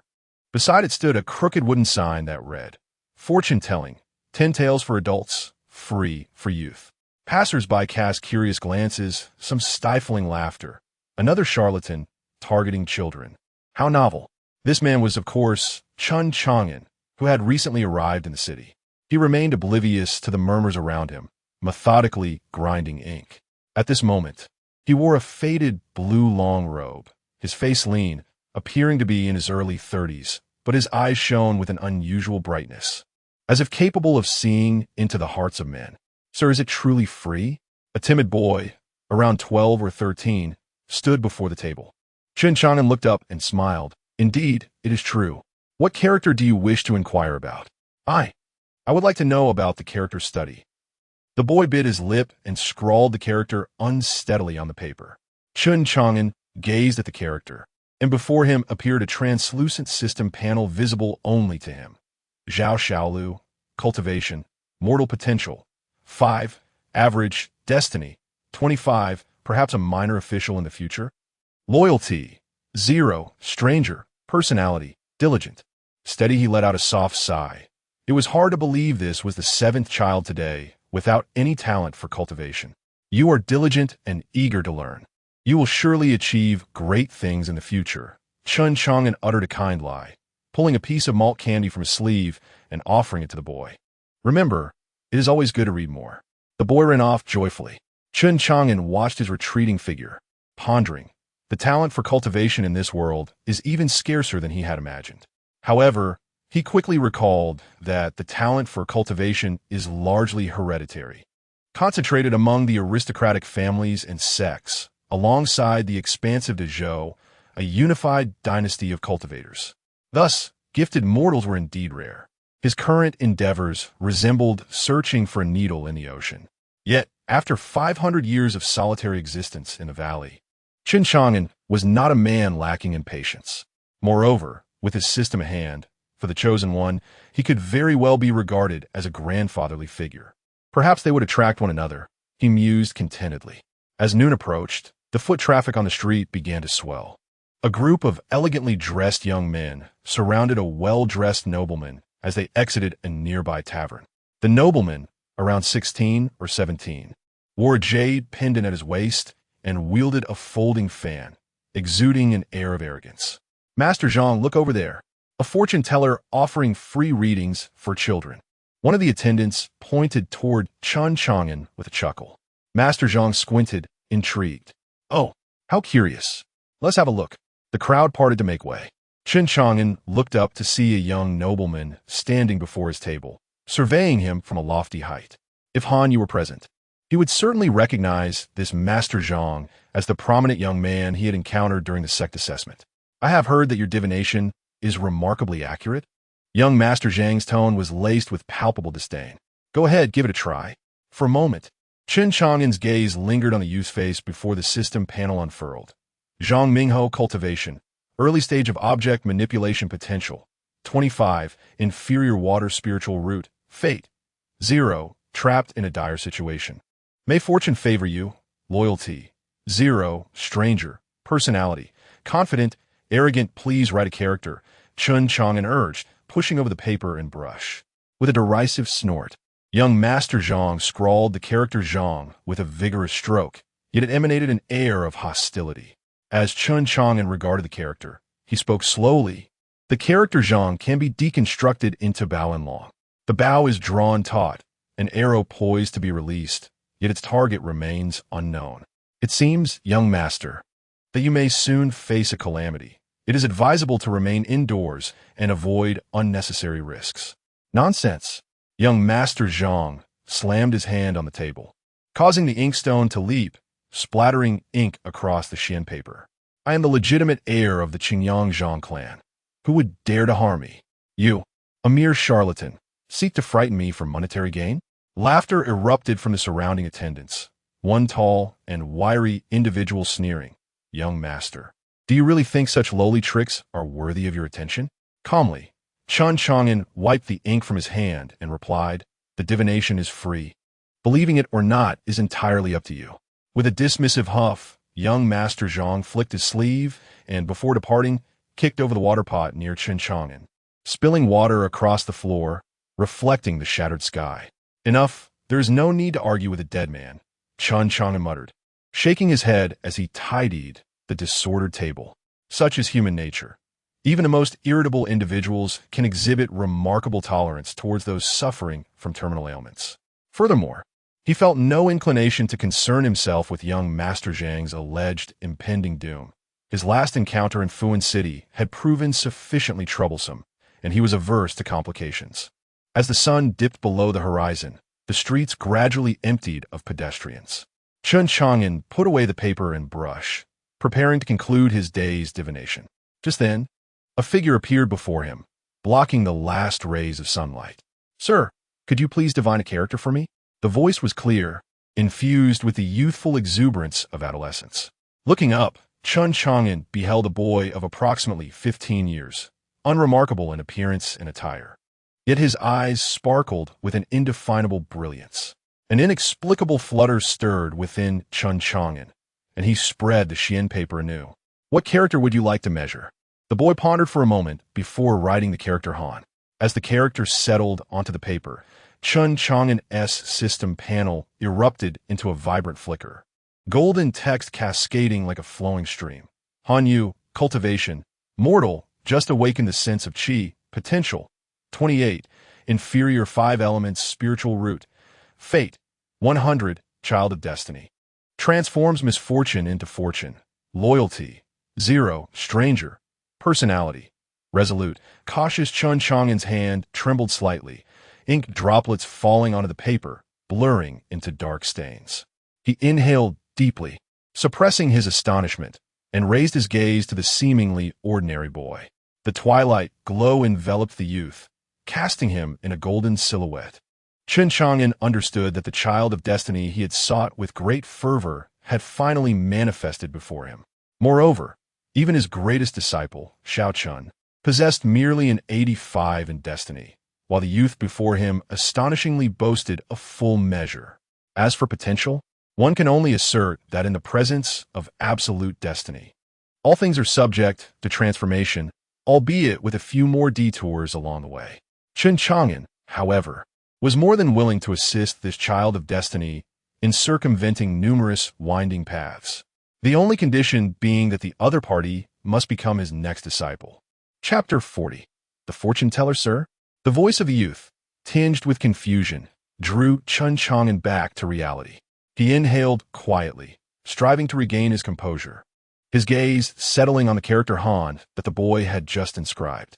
The strokes were neat and vigorous, yet the transitions bore a hint of restrained sharpness, much like this seemingly ordinary boy who was destined for greatness.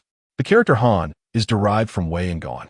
Chen Chang'an began to speak slowly, his mind racing as he deliberately lowered his voice. Wei represents tanned leather, forged through countless trials. Gone symbolizes a shield, capable of warding off external foes. The one who writes this character must be a person who has endured hardships, yet remains indomitable. A flicker of surprise crossed Han Yu's eyes, quickly replaced by calm. Chen Chang'an noted this, a silent joy swelling within him. Truly, the child of destiny, for even this ability to conceal his emotions far surpassed that of his peers. However, Chen Chang'an paused deliberately, tracing a circle around the Gone on the right side of the character. Observe this stroke. Though it begins with strength, it concludes hastily, suggesting that recent times may bring about difficulties. Han Yu's brow furrowed slightly, instinctively reaching for the jade gourd hidden in his sleeve. Chen Chang'an's gaze, sharp as a hawk's, caught this subtle movement. It appeared the young boy had already discovered his own opportunity to defy fate. Yet, there was no need for concern. With a shift in tone, Chen Chang'an revealed an enigmatic smile. The overall structure of the character Han is tight at the top and loose at the bottom, symbolizing that difficulties will precede ease. It is destined that you shall have a benefactor to aid you through this tribulation, ensuring a future replete with promise. As he spoke, he discreetly glanced at the pet section of the system interface. The gray bind button tantalized him. Once loyalty reached 60, he could recruit this future unparalleled powerhouse into his fold. Alas, Han Yu's current loyalty was a meager 0, merely a stranger. Oh no, it has now increased to 5, an acquaintance with slight goodwill. Thank you for your guidance, sir. Han Yu bowed respectfully, his tone neither servile nor arrogant, then hesitated, extending his hand into his sleeve. May I inquire how much? Regret seeped into his thoughts, though the fortune teller's words were pleasing. He suspected they would come a price. Had he known, he would not have acted so impulsively. But in the next moment, a gentle breeze swept by, and when Hanyu looked up, the table was utterly deserted. Only the piece of rice paper, inscribed with the character Han, lay beneath a piece of green stone, quivering slightly in the setting sun. Where did he go? Hanyu's pupils constricted as he quickly scanned his surroundings. The marketplace was still alive with voices, vendors shouted, and children laughed, yet the fortune teller had vanished without a trace. He reached out to touch the rice paper, feeling the still wet ink, evidence that the extraordinary encounter had not been a mere figment of his imagination. Had he indeed encountered the sage spoken of in his uncle's tales? Hanyu murmured to himself, carefully folding the rice paper and tucking it into his bosom. Initially skeptical of such wandering sorcerers, he now felt a tempest of emotions rising within him. Despite his recent admission to the Eight Elephants sect, a time when he was brimming with ambition, he found it hard to dismiss the notion of impending challenges. However, the sudden disappearance of Chen Chang'an immediately piqued his vigilance, prompting him to quietly take note of Chen Chang'an's words. Unbeknownst to him, just 30 paces away, Chen Chang'an leaned against the railing on the second floor of the tea house, silently relishing the astonished expression on Hanyu's face as he stood rooted to the spot, a satisfied smirk curving his lips. This was precisely the effect he had intended to achieve. The youth before him bore the unmistakable traits of an ordinary protagonist, characterized by resilience and a cautious demeanor, making it difficult for him to easily trust others. Nevertheless, he was merely a boy of 14 or 15, and Chen Chang'an resolved to remain close by, contemplating his long-term strategy. A direct conquest would be unwise and likely provoke resentment. After all, every destined individual harbors a touch of pride. Even his own eldest disciple had unwittingly absorbed a classic line from a web novel he had read in a past life, which he then embraced as his own, leading to his subsequent success. Therefore, instead of striving to become his master, it would be wiser to first establish himself as a benefactor in the boy's life. Casting a glance at Hanyu, who had now blended into the crowd, Chen Chang'an silently chanted an invisibility spell and gracefully vaulted over the railing, landing without stirring a speck of dust, stealthily following behind. As evening fell, Hanyu reflected on the day's events, his thoughts in tumult. Recent hardships loomed, yet he believed he would encounter a benefactor. Whispering softly to himself, he absent-mindedly rubbed the jade gourd nestled in his bosom. Ever since he had acquired this gourd, he had been unsure of how to utilize it, often merely toying with it in his hands. Regardless, tomorrow would bring an assessment, and his immediate priority was to diligently practice the longevity technique to successfully pass Master Mo's examination. Although they had exchanged but a few words since their initial meeting, Hanyu felt a deep gratitude towards the elder who had generously shared the cultivation method with him, thus privately addressing him as Master Mo. Quickly, Hanyu resumed his cultivation, but this time, perhaps due to the day's distractions, he forgot to stow away the jade gourd. At this moment, the youth sat cross-legged on the mat, following the instructions in his book, his hands forming seals, his breaths flowing long and smooth. Moonlight streamed through the window, casting a soft azure glow upon his brow. As his internal technique circulated, his pores gently opened, and within his breath, a thin white mist coalesced into a tiny dragon shape, dancing near his nostrils before vanishing in an instant. He remained entirely unaware that, simultaneously, 3 paces away on a wooden table, the jade gourd stood facing the full moon. The jade stopper at its mouth had inexplicably loosened, and a stream of silvery light, almost alive, slipped inside. The surface of the gourd gradually revealed intricate patterns, and the concealed runes ignited one by one, refining the moonlight into sparkling dew, which gathered within the gourd's belly, emanating a crisp, ethereal glow. Chapter 41. Saving lives. The following day, Hanyu abruptly opened his eyes. The morning light outside had cast the shadows of the window frame obliquely upon the bed. He propped himself up, his body aching, and his temples throbbed. How many cycles had he practiced last night before succumbing to slumber? His memories were as muddied as disturbed water, and he could not recall when he had collapsed onto the bed. Oh no, In a panic, he threw off the thin blanket, and his gaze froze upon the wooden table. The jade gourd stood there, solitary in the morning light, its surface still adorned with a few droplets of dew. Hanyu, vexed, struck the bedboard in frustration. He had intended to secure it last night. Barefoot, he dashed to the table, and as his fingertips brushed against the gourd, he froze. Inside, a delicate tinkling sound emerged, reminiscent of half a jug of clear spring water. Han Yu's heart raced.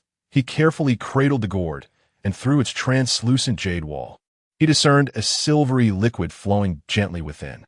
How could this be? He murmured, on the verge of pulling out the jade stopper for a closer inspection when a distant, resounding bell tolled. Han Yu Tid. Suddenly recalling that today was the day of the assessment by Master Mo. In a flurry, he tucked the gourd beneath his pillow, but feeling uneasy, he shifted it into the pocket of his robe. As he stepped outside, he found Li Hanzhou had indeed been waiting at the door. Good morning, Senior Brother Li. Han Yu greeted awkwardly. Li Hanzhou nodded slightly in acknowledgement. Han Yu, not perturbed, had grown accustomed to this. Over the past few days, he and Li Hanzhou had spent considerable time together, and he had come to recognize that beneath Li Hanzhou's exterior of coldness lay a warm heart. Senior Brother Li, what do you think Master Mo's assessment will entail? Han Yu asked in a hushed tone, his eyes darting toward the entrance of the medicinal garden. Li Hanzhou pressed his lips together, his voice slightly hoarse. It should involve testing the level of cultivation of our techniques. Your talent surpasses mine. There is no need for concern. They had already exchanged thoughts previously, and Li Hanzhou was well aware of Han Yu's recent achievement in cultivating his energy perception. Han Yu sensed the lingering melancholy in his words and was at a loss for how to offer comfort. Just as he was about to speak, Li Hanzhou's expression suddenly sharpened. They are coming. No sooner had he spoken than a chill wind swept across the medicinal field, and the figure of Master Mo, clad in a billowing black robe, emerged before the stone platform. His gaunt face revealed no emotions, only his hawk-like eyes surveying the two of them. Let's begin. Master Mo rasped, his voice akin to sandpaper against wood, embodying a directness that brooked no delay. He gestured towards Li Hanzhou. You go first. Li Hanzhou stepped forward, extending his right hand. Master Mo's fingers, as brittle as twigs, settled upon Li Hanzhou's pulse point, and an icy aura surged into his meridians. Han Yu observed as Li Hanzhou's brow momentarily furrowed, though he quickly regained his composure. Channel the eternal life technique, Master Mo commanded. Li Hanzhou closed his eyes, beads of sweat gradually forming on his forehead. After a brief interval, Master Mo withdrew his hand, a clear displeasure etched across his face. Do you possess any energy perception? Disciple.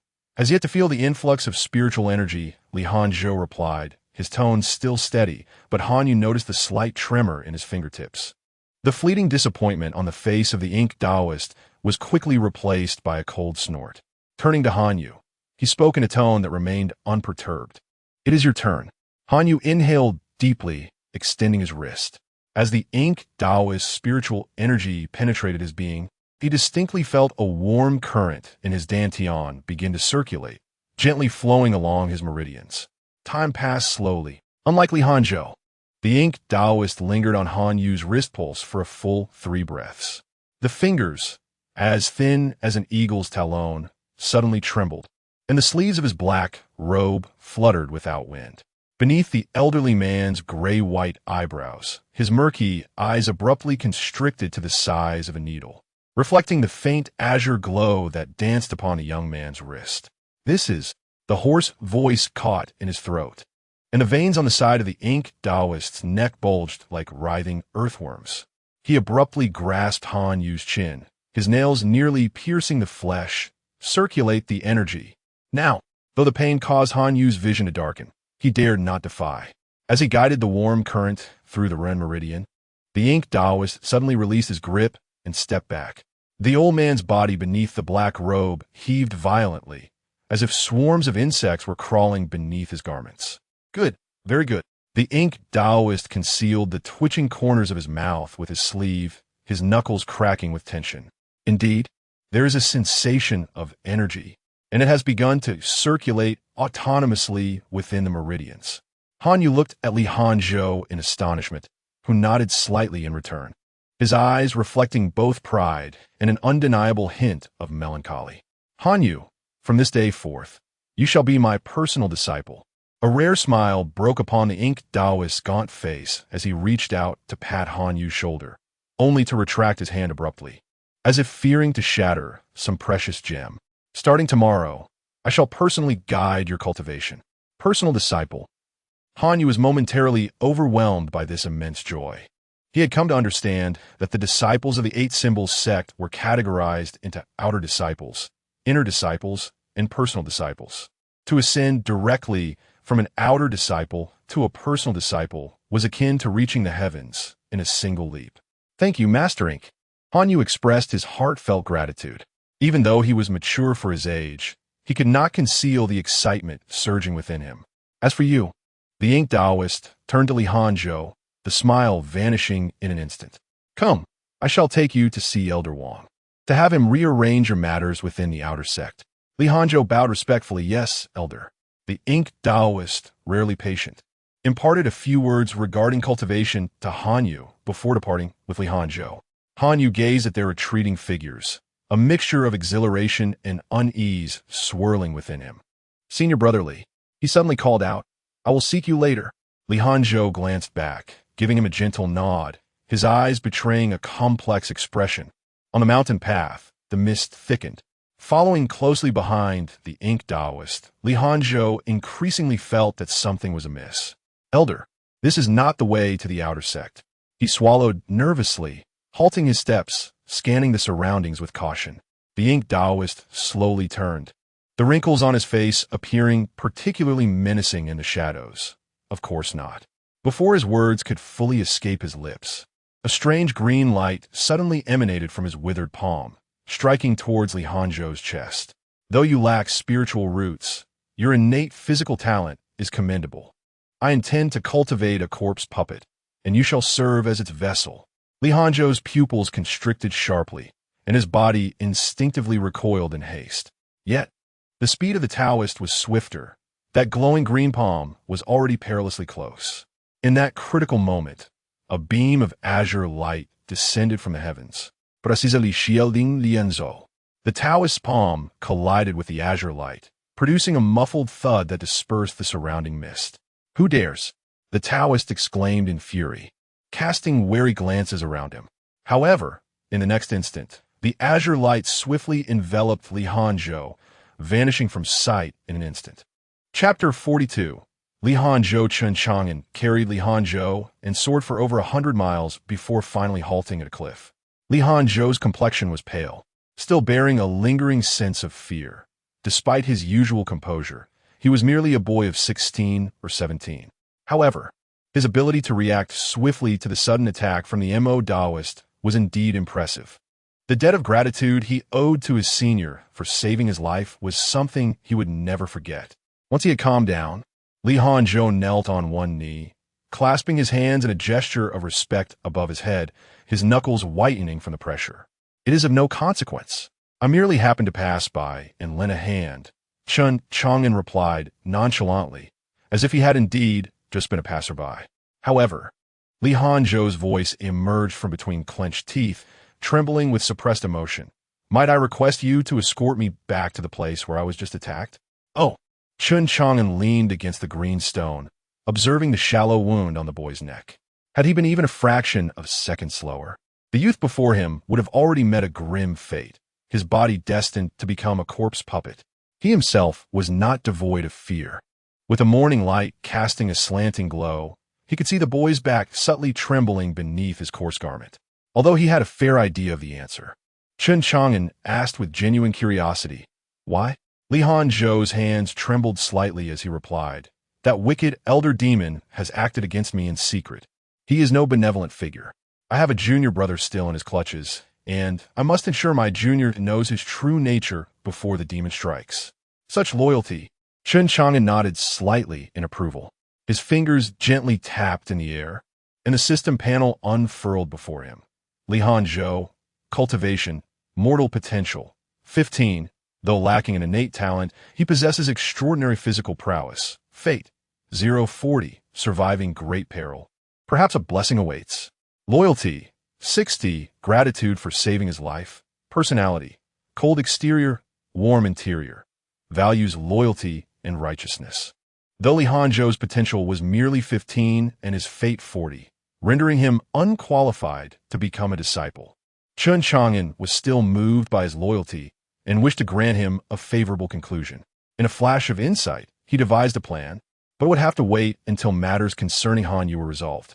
You indeed cherish friendships deeply, Chen Chang'an sighed. But what can you achieve by rushing back now?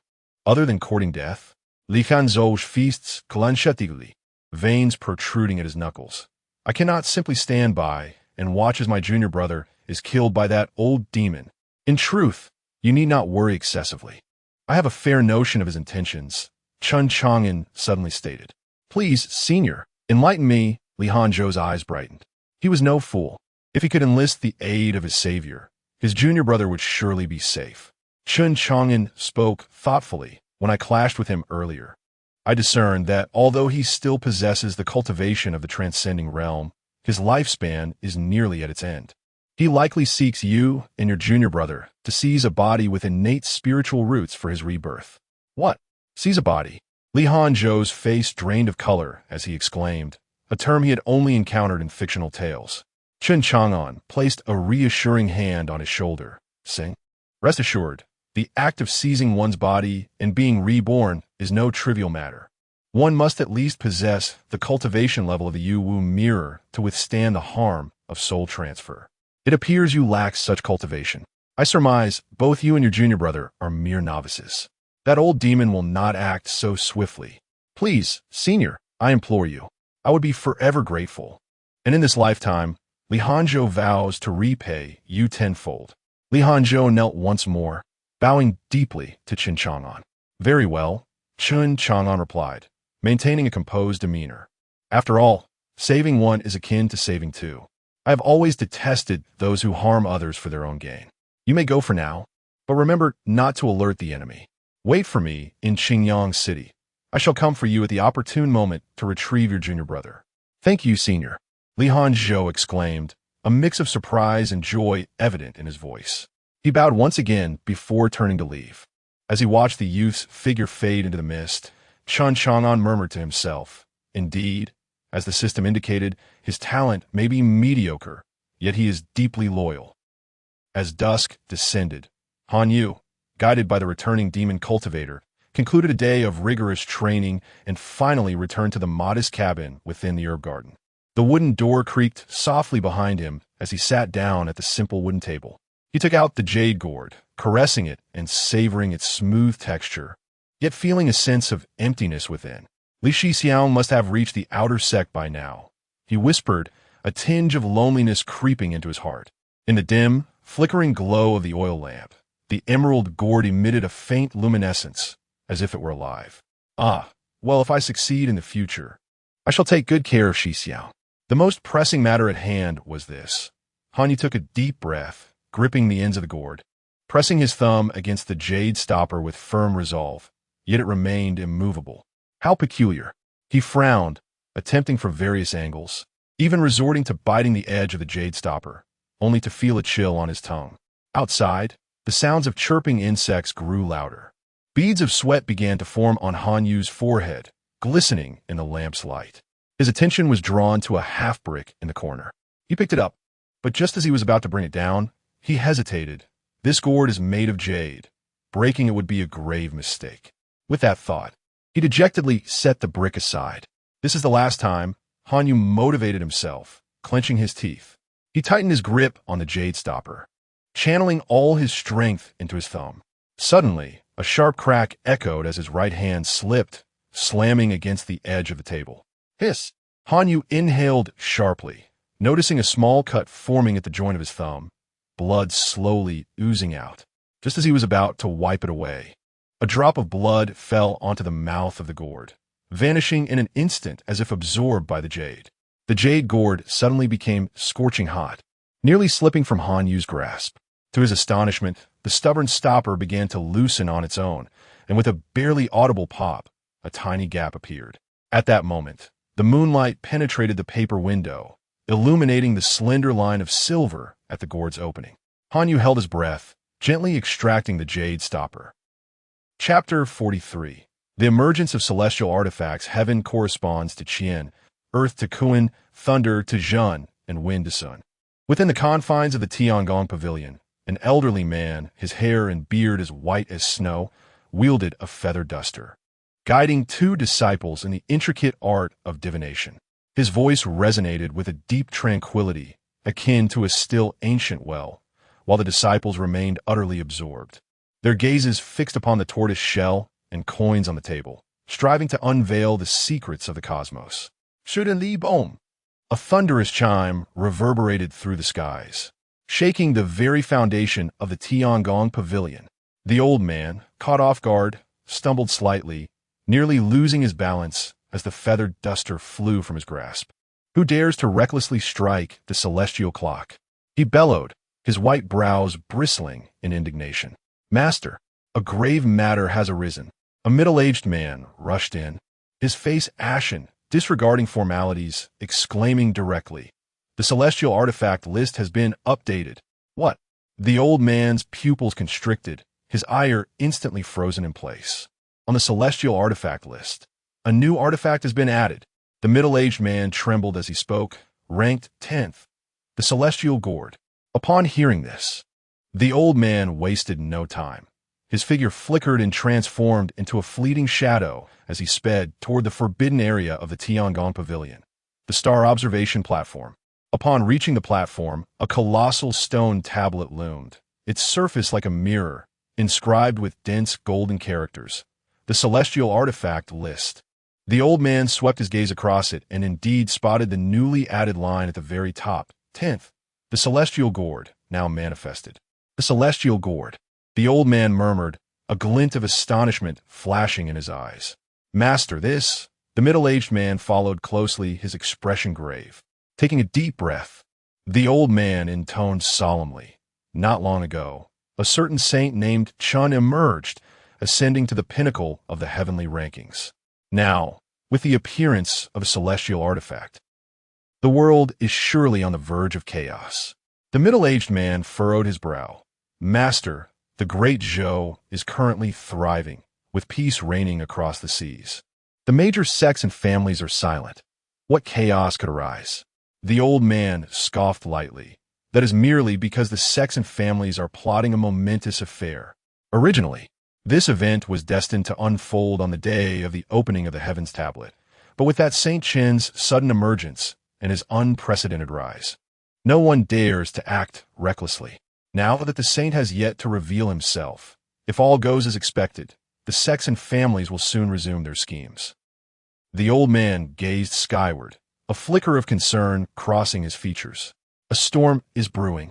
The middle-aged man felt a jolt of alarm and was about to inquire further when the old man raised his hand, fingers weaving through the air, closing his eyes to divine the future. Moments later, he suddenly opened his eyes, retrieving a piece of yellow paper, using his finger as a pen to swiftly inscribe several lines of text before handing it to the middle-aged man. This details the approximate location of the celestial artifact's emergence. You shall investigate. The old man spoke gravely. Remember, whether this artifact lies in the hands of sects and families or within the imperial court of the Great Zhou, you must not interfere. The middle-aged man accepted the note, hesitating momentarily before asking, what if a rogue cultivator, against all odds, manages to acquire it? The old man fell silent for a moment, then replied slowly, if a rogue cultivator were to obtain it. His gaze deepened, akin to a child clutching gold amidst a bustling market. You must decide for yourself. After a brief pause, he added, heavenly treasures belong to the virtuous. The middle-aged man nodded, carefully storing the note before turning to leave. The old man stood alone on the stargazing platform, gazing at the deepening twilight at the horizon, murmuring to himself, the immortal gourd appears in the world. When will that venerable Chen emerge again? Alas, this world is bound to descend into chaos. Meanwhile, at the Eight Symbols sect within the medicinal garden, at this moment, Han Yu's hands trembled slightly as he cradled the jade gourd, a silvery light emanating from its mouth, particularly enigmatic beneath the dim glow of the oil lamp. He cautiously tilted the gourd. A droplet of crystalline essence slowly slid down, poised precariously at the edge, on the brink of falling. What could this possibly be? Hanyu murmured, his gaze sweeping across the rudimentary wooden table, suddenly landing on a few wilted seedlings in the corner. These were wild grasses he had carelessly gathered from the outskirts of the medicinal garden a few days prior, initially intending to infuse some life into the desolate little abode. After a moment's hesitation, he let a drop of the essence fall onto the root of the smallest seedling. With a barely perceptible sound, the seedling, which had only 2 tender leaves, suddenly began to tremble violently. Hanyu's eyes widened in disbelief as he watched the vibrant green stalk rapidly elongate, the leaves unfurling in layers, soon reaching over half a foot in height. How could this be possible? He exclaimed, quickly covering his mouth, casting a wary glance at the firmly shut door. His heart raced like a drum as he shakily tilted the jade gourd again. The second droplet fell, and the edges of the seedling's leaves shimmered with a silvery glow. It stopped growing sturdier. When the third droplet descended, the entire plant suddenly burst forth with 7 serrated leaves, the veins shimmering with a faint ethereal light. 7-leaf spirit ginseng? Hanyu inhaled sharply, realizing this was precisely the rare medicinal herb cultivated with immense resources in the forbidden area at the heart of the medicinal garden. It was said that a mature 7-leaf spirit ginseng could enable a practitioner of the profound realm to break through a minor boundary. He trembled as he counted the seedlings on the table, glancing at the remaining essence in the jade gourd. If used entirely, it could possibly yield over a dozen such precious herbs. Suddenly, the moonlight outside was obscured by dark clouds, plunging the room into darkness.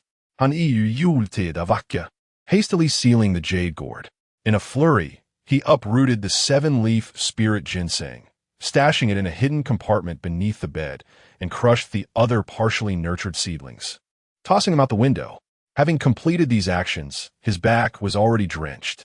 Hanyu gripped the jade gourd tightly. Memories of the sinister gaze of the ink-clad Taoist and the wooden plaque outside the forbidden area warning of death to intruders flashed through his mind. This item, he swallowed hard, his voice feeling foreign and dry. It must not be revealed to anyone. Carefully concealing the jade gourd in a hidden pocket, Hanyu checked the doors and windows 3 times before extinguishing the oil lamp and lying down. In the darkness, his eyes gleamed with an unsettling brightness, his mind already racing with plans on how to exploit this unexpected discovery. Chapter 44. Suspicion. Several days passed. On this particular day, Hanyu descended the mountainside, treading slowly upon the azure stone steps. Ever since he became the direct disciple of the ink Taoist, he was permitted to engage in no activities beyond his daily practice of the longevity technique. It was not merely that Hanyu's aspirations of learning to identify spiritual herbs or concoct elixirs were dismissed. Even his attempts to procure supplies were reluctantly acquiesced to after multiple requests. It was evident that the ink Taoist wished for him to devote every moment to his cultivation. Hanyu attributed this to the ink master's strictness, giving it little thought. At the foot of the mountain, the marketplace bustled with life, cries and calls echoing in the air. As Hanyu approached a shop selling sundries, he suddenly heard someone calling from behind. Hanyu. He turned to see a youth clad in a coarse disciple-esque robe, waving at him with a familiar smile. Lin Xiaoshu? Hanyu exclaimed in surprise. You have joined as well?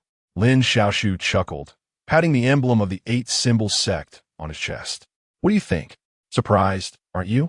Hanyu scrutinized him and noted that Lin Xiaoshu appeared significantly sturdier than when they last met, his eyes sparkling with vitality, indicating that he had thrived during his time in the outer sect. Weren't you? Hanyu recalled that Lin Xiaoshu had barely managed to ascend to the 800 steps, and logically, he should have been eliminated. Lin Xiaoshu glanced around, lowering his voice. Come, let us find a quiet place to talk. The two found a tea house to sit down, and Lin Xiaoshu began to explain in a conspiratorial tone. Actually, the entrance requirements for outer sect disciples are not as stringent as one might think. As long as one can ascend beyond 500 steps, and pay a fee. They can gain entry. Fee? Han Yu was taken aback. 50 taels. Lin Xiaoshu held up 5 fingers, clicking his tongue. My father sold both of our cows just to scrape together that amount. Han Yu fell silent, recalling his own days of barely having enough to eat. 50 taels was an astronomical sum for families like theirs. Noticing Han Yu's concern, Lin Xiaoshu reassured him with a smile, "Don't worry. Those of us who paid to enter hold a status slightly lower than those who passed the formal assessment. To remain in the outer sect next year, I'll need to accumulate enough merit." Han Yu nodded, refraining from mentioning his own status as a true disciple. His uncle had once advised him, human hearts are inscrutable. Some matters need not be openly discussed. What are you practicing now? Han Yu shifted the topic. Lin Xiaoshu's eyes lit up. Elder Wang is teaching us to temper our muscles and bones. He says that to cultivate effectively in the long run, one must first enter the path through martial prowess, refining the physical body to its utmost, so that in the future, the spirit and flesh can harmonize, making cultivation significantly more efficient. Han Yu pondered this thoughtfully. The Ink Taoist had never mentioned such concepts, focusing solely on the longevity technique. Oh, by the way, Lin Xiaoshu leaned in closer, speaking mysteriously. Elder Wang mentioned a text called the Tao Scripture, which discusses the fundamental principles of cultivation. Unfortunately, we outer sect disciples do not have access to it. Elder Wang said that after we accumulate enough merit, we can borrow it from the inner sect. Reading it will help us understand many aspects of cultivation. Han Yu felt a stir of interest and silently noted the name. After the 3rd round of tea, Han Yu suddenly inquired, "Is there anyone among your external disciples, namely Hanzhou?" Lin Xiaoshu pondered for a moment and shook his head. "Among the newly admitted, we are just a few, and we are all quite familiar with one another. There is no one by that name." Han Yu's fingers trembled slightly, causing tea to spill onto the table. "What is the matter?" Lin Xiaoshu asked, puzzled. "Nothing." Han Yu forced a smile. Yet he could not shake the image of the sinister gaze of the Mo Taoist from that day, nor the silhouette of Li Hanzhou being taken away. A sudden recollection struck him. He remembered testing a word in Qingyang City. That mysterious gentleman had warned him of imminent danger. With this thought, Han Yu's heart grew heavy with unease. "It's getting late. I must return," he stated as he rose to take his leave. As they parted, Lin Xiaoshu waved. "Next time you come down the mountain, do remember to find me." Han Yu nodded and turned towards the mountain gate. The mountain breeze brushed past him, and he instinctively touched the jade gourd in his bosom, a wave of inexplicable anxiety washing over him. Where could Senior Brotherly have gone? Upon returning to his modest abode in the medicinal garden, Han Yu sat cross-legged on the mat, but found it impossible to calm his mind to practice the Longevity Sutra. Lin Xiaoshu's words echoed in his mind. Entering the Tao through martial arts, refining the physical body. Suddenly, he recalled an instance during his cultivation of the Longevity Sutra when he inadvertently opened his eyes and met the Mo Taoist gaze, deep as a well. That look did not resemble that of a mentor. It was fervent, as if gazing upon a cherished possession. A shiver coursed through Han Yu, and he unconsciously tightened his grip on the hem of his garment. Something is amiss. The Mo Taoist never permitted him to practice any other techniques beyond the Longevity Sutra, not even the most fundamental martial arts. Whenever he inquired, the Mo Taoist would merely respond with a sinister smile. One cannot overreach. Master the Longevity Sutra first. The Tao Scripture. Han Yu suddenly recalled having glimpsed this book at the Mo Taoist's residence. He took a deep breath and glanced out the window. The twilight had passed. The Mo Taoist should be tending to the several shadow-attributed spiritual herbs deep within the medicinal garden and would not return for at least half an hour. "I shall take a gamble." Han Yu gritted his teeth and rose, pushing the door open to step outside. The Mo Taoist's residence lay deep within the medicinal garden, a small courtyard with black tiles and green bricks, surrounded by soul-eating vines that emitted a faint, fishy odor, said to consume the essence of any living creature that drew near. Ever since the Mo Taoist had accepted him as a direct disciple, he had been instructed to seek him for any questions regarding his cultivation. Han Yu suppressed his discomfort and approached the courtyard's entrance, deliberately raising his voice to call out, "Mo Master, I have questions regarding my cultivation and have come to consult you." No answer came. He called out a couple more times, confirming that no one was inside, before cautiously pushing open the courtyard door. Silence enveloped the courtyard, save for a few green lanterns swaying gently in the wind, casting faint shadows. Han Yu hurriedly crossed the main hall, heading straight for the study. As he opened the door, a wave of antiquated ink mingled with the scent of herbs greeted him. In the study, shelves were abundant. Yet the most striking presence was an ancient tome resting upon a small shelf at the center, the Tao Jing. Han Yu's heart raced like a drum as he took a deep breath to compel himself to remain composed. He then hurriedly approached, taking 2 steps at once, and opened the book with fervor. On the first page, several lines of robust calligraphy caught his eye. The world is akin to a bitter sea, boundless in its suffering. The path of cultivation seeks to reach the other shore. A cultivator must utilize the physical body as a raft, diligently honing it. The sturdier the raft, the farther one can travel. Han Yu's pupils constricted. This was strikingly similar to what Lin Xiaoshu had said. In a fervent rush, he began to flip through the pages, eager to uncover further insights on cultivation. However, at that moment, tap, tap, tap, the sound of footsteps suddenly echoed from outside. Han Yu's body went rigid, as if his blood had instantaneously congealed. The footsteps were measured, yet each step felt as though it pressed upon his very heart. Chapter 45. After all, it's a future disciple. What is the harm in deceiving him?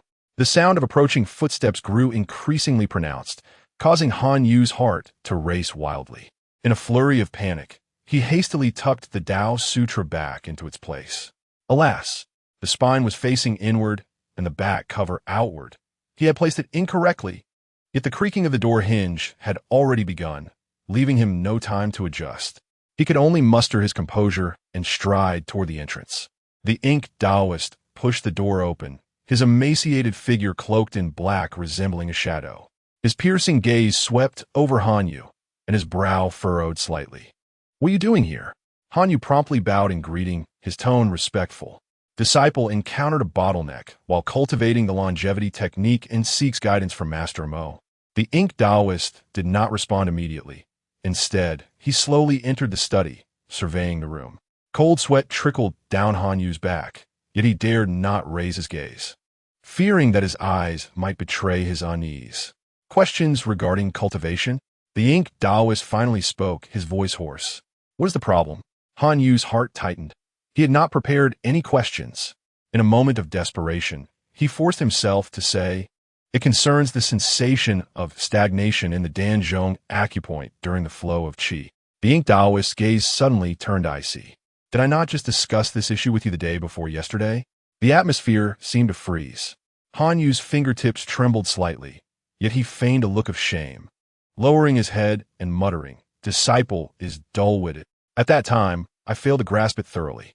After returning, I pondered in vain, still unable to comprehend, and thus had the audacity to seek counsel once more. He secretly lifted his eyes to gauge the ink Taoist's reaction. Indeed, upon mentioning the longevity technique, the ink Taoist's expression softened slightly. He snorted coldly, yet ultimately retained his patience, reiterating the principles of qi manipulation. Han Yu feigned a look of sudden enlightenment, nodding repeatedly, and finally bowed deeply, tears of gratitude in his eyes. "Thank you, Master Mo, for your guidance. I shall return and practice diligently." The ink Taoist waved his hand, indicating that he could leave. Han Yu felt as if he had been granted a reprieve, and, as he turned to depart, walked steadily, though his palms were already bloodied from the pressure of his nails. Only after stepping outside the courtyard did he dare to exhale deeply. He had managed to deceive him. However, just as he relished his narrow escape within the study, the ink Taoist's gaze suddenly fell upon the bookshelf. The Tao Sutra, with its back cover facing outward, lay quietly in its place. The ink Taoist squinted, his bony fingers slowly brushing over the spine. A cold, ambiguous laugh echoed hauntingly in the empty study. Upon returning to his small room, Han Yu immediately locked the door behind him, sliding down to sit against the wooden door. His fingertips continued to quiver, and cold sweat had thoroughly soaked his inner garments. What was the ink Taoist truly scheming? He clutched the hem of his clothing, replaying the image of those sinister eyes in his mind. A mere farm boy, without even a fragment of spiritual stone to his name. Why had he caught the particular attention of an elder? Even if his life were at stake, the ink Taoist would gain nothing from it.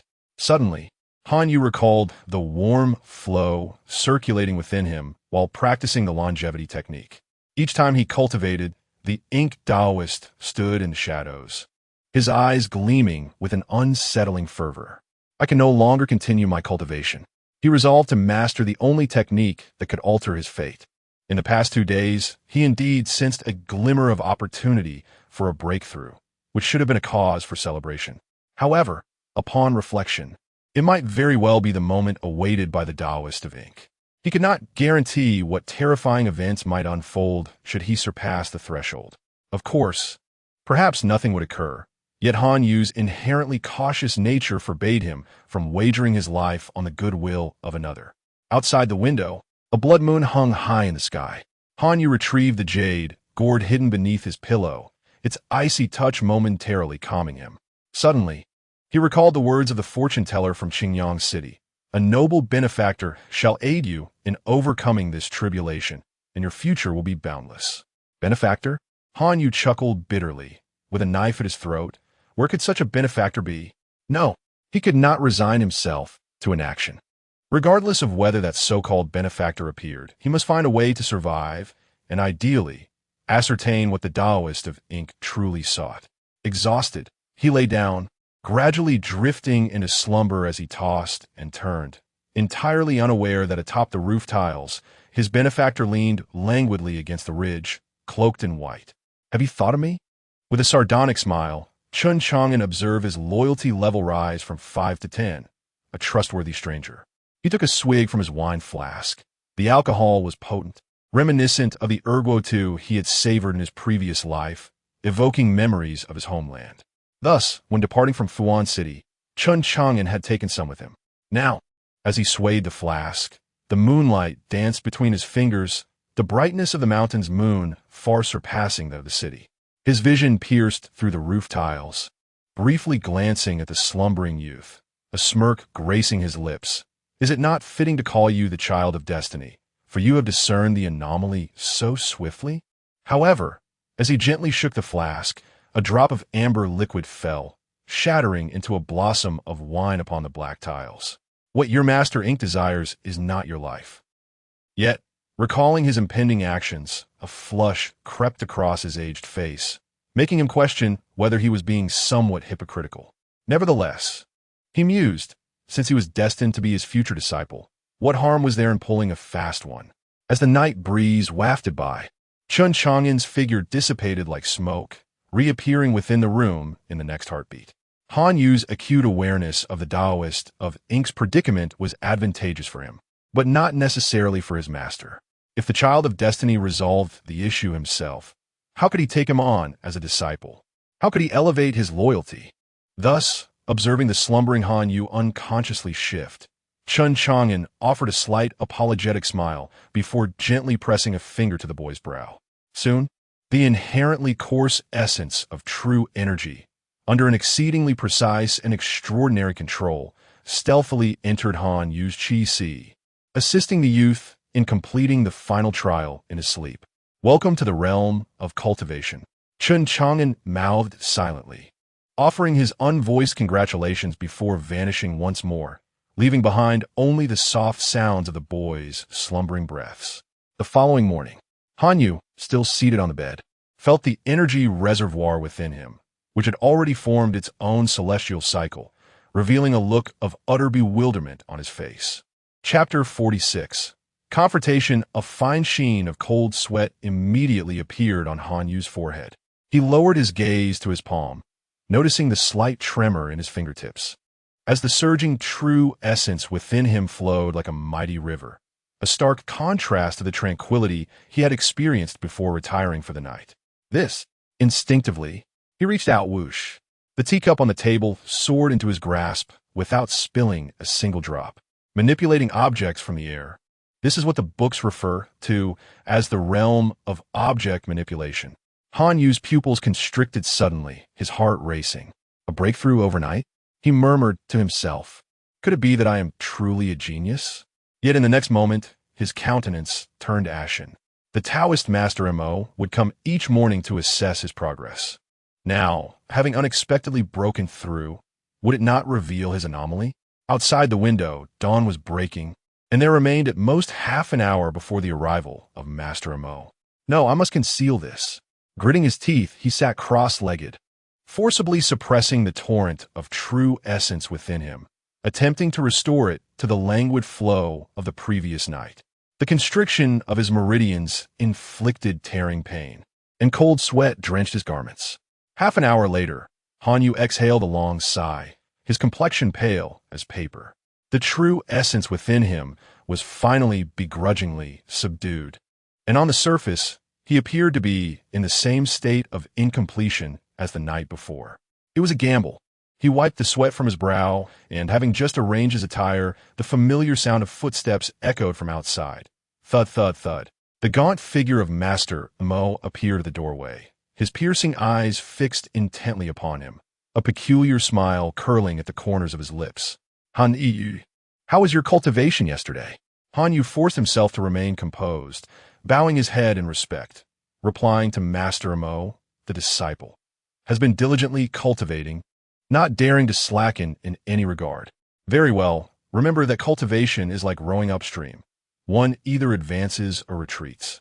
Han Yu nodded obediently, a bitter smile forming within. Master Mo approached slowly, his bony fingers resting upon Han Yu's pulse gate. In an instant, Han Yu felt a chill of spiritual energy invade his body, slithering like a venomous snake, probing and exploring.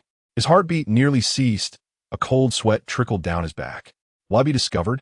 What Han Yu did not realize was that, had it not been for the malicious interference of an unscrupulous individual, he would have slowed his cultivation pace, utilizing the resources acquired from the Jade Gourd over the course of 3 months to plan his escape while engaging in a battle of wits with the demonic practitioners. However, now he found himself with no room for maneuver. Master Mo's fingers gradually withdrew from Han Yu's pulse gate, his murky eyes shifting slightly, a strange smile curling upon his lips.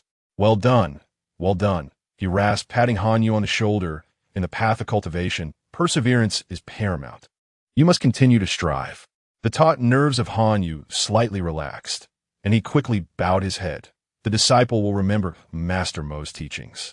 Since that is the case, I shall take my leave. Farewell, Master Mo. At last, Han Yu's heart settled back into his chest. However, just as he reached the threshold, crack. Master Mo's bony hand suddenly clamped down on his shoulder, fingers embedding deeply into his flesh like iron hooks, the sharp pain causing Han Yu to shudder violently. Master Mo, what is happening? Han Yu's face changed dramatically as he stammered. Do you truly believe?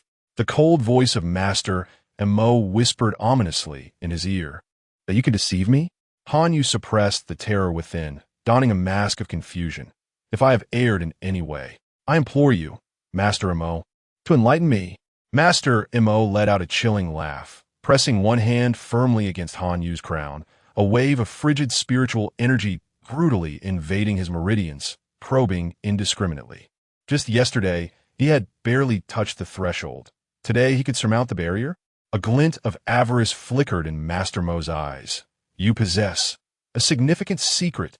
Han Yu trembled uncontrollably, yet dared not resist, allowing the malevolent energy to wreak havoc within him. However, after an extensive search, Master Mo found nothing amiss and proceeded to grope Han Yu's body with his coarse hands. Fortunately, the Jade Gourd is hidden in the secret compartment beneath the bed. Han Yu felt a slight sense of relief, though he maintained a facade of anxiety. Frustrated by his lack of discoveries, Master Mo furrowed his brow, finally scoffing. Very well, perhaps you are truly gifted. Yet, in the next moment, a thought struck him, and he erupted into a hoarse, sinister laughter that sent shivers down Han Yu's spine. Ha ha! Is this not divine assistance? Come, I shall take you to a place. Without waiting for Han Yu's response, Master Mo's sleeve billowed, and a gust of chilling wind enveloped them, vanishing in an instant. The scenery shifted abruptly, and Han Yu staggered a few steps before steadying himself, realizing he found himself in a dim cavern. The stone walls were etched with eerie blood-red runes.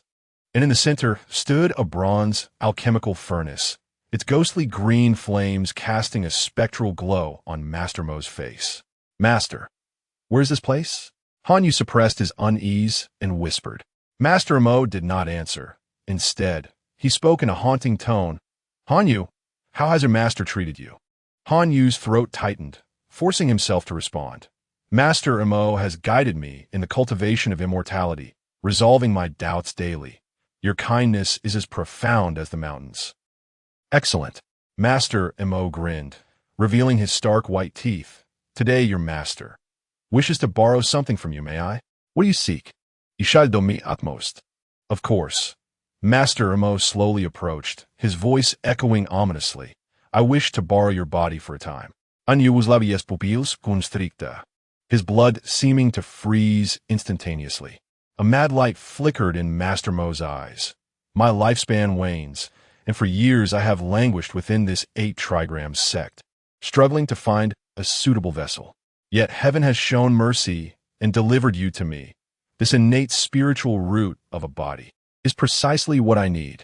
No sooner had he finished speaking than he raised his hand abruptly, a blood-red talisman shooting toward Han Yu's brow.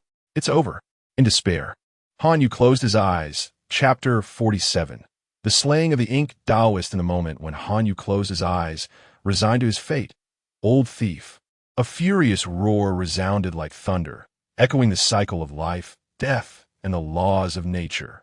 "You practice malevolent arts, seeking to usurp a soul. You shall surely incur divine wrath." "Senior Brotherly?" Upon hearing that familiar voice, Han Yu abruptly opened his eyes. Disbelief etched upon his face as he gazed toward the cave entrance. Indeed, it was Li Hanzhou, clad in coarse garments, his eyes blazed with righteous fury, fixated intently on the Ink Taoist.